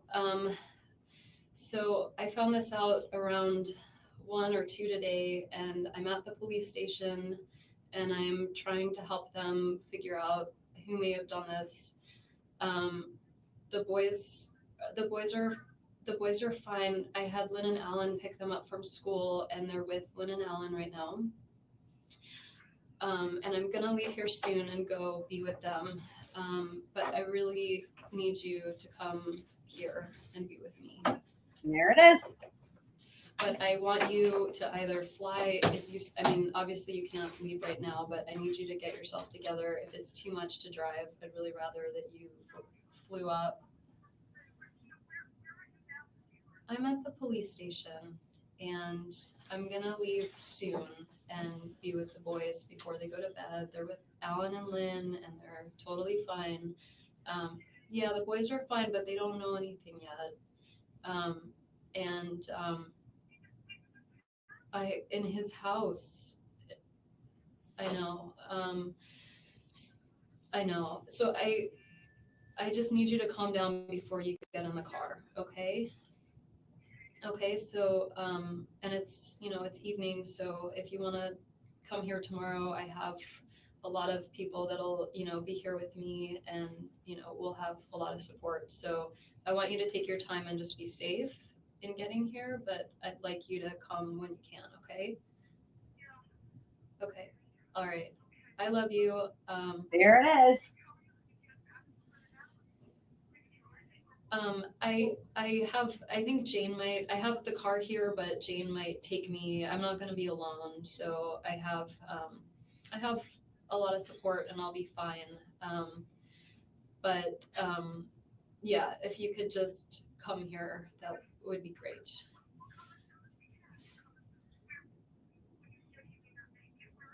He's in the ICU in the Donna, Donna's just squawking.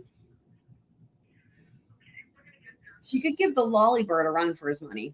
Okay, but be careful, okay? Okay. Okay. Okay. Love you too. Bye. Mom. Weirdness. And now You did awesome with that call. You were so stressed she's like, you're such a good liar. out about it, and you handled it. Great example right in front of law enforcement, right? How well can she do this type of thing? I talked to Alan. Okay. Okay, so that was the part we had missed somehow. So yeah. So y'all, we will watch the Jeff interviews. I think there's more than one, and they're really, really good. But this is going to be something to be on the lookout for, people, when they make moves on this. So, but also we're going to be doing some more Shanna Gardner here soon, and I think also I've got the next episode of Casey Anthony. We got a lot going on with trials. There's not been anything new out of Idaho, but I always keep an eye on that. But this was insane. I'm going to be really excited to read the new #1 hit bestseller, on Amazon, New York Times bestseller as well, I'm sure. It's called Wrong in all caps. And the sequel,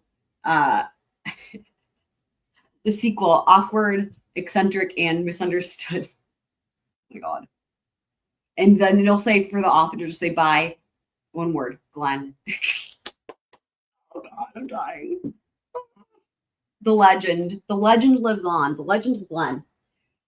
It's great. But y'all are the best, the most absolute best ever. Love you guys so much. Y'all are just so much fun.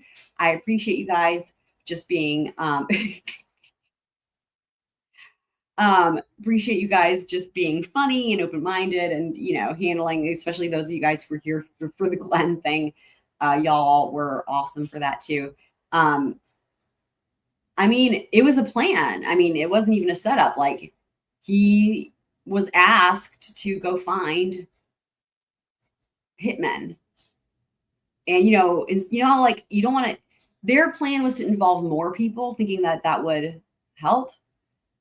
So like, he talked to Katie McBanois, who found the two dudes that are, struggle with as we know. So they, it's in a way it is like, she didn't have to set him up, but like literally he is in prison with LWOP, right? And she's out free. But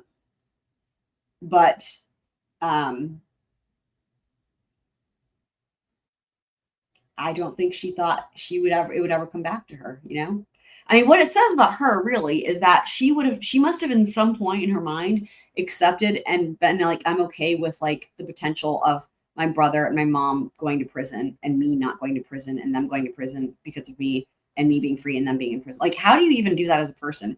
Like, she must have had to come to that at some point. Like, even Charlie would start dawning on him, like I referenced earlier, started dawning on him. He's like, wait, hang on, something's wrong here, And yeah, so no hard feelings,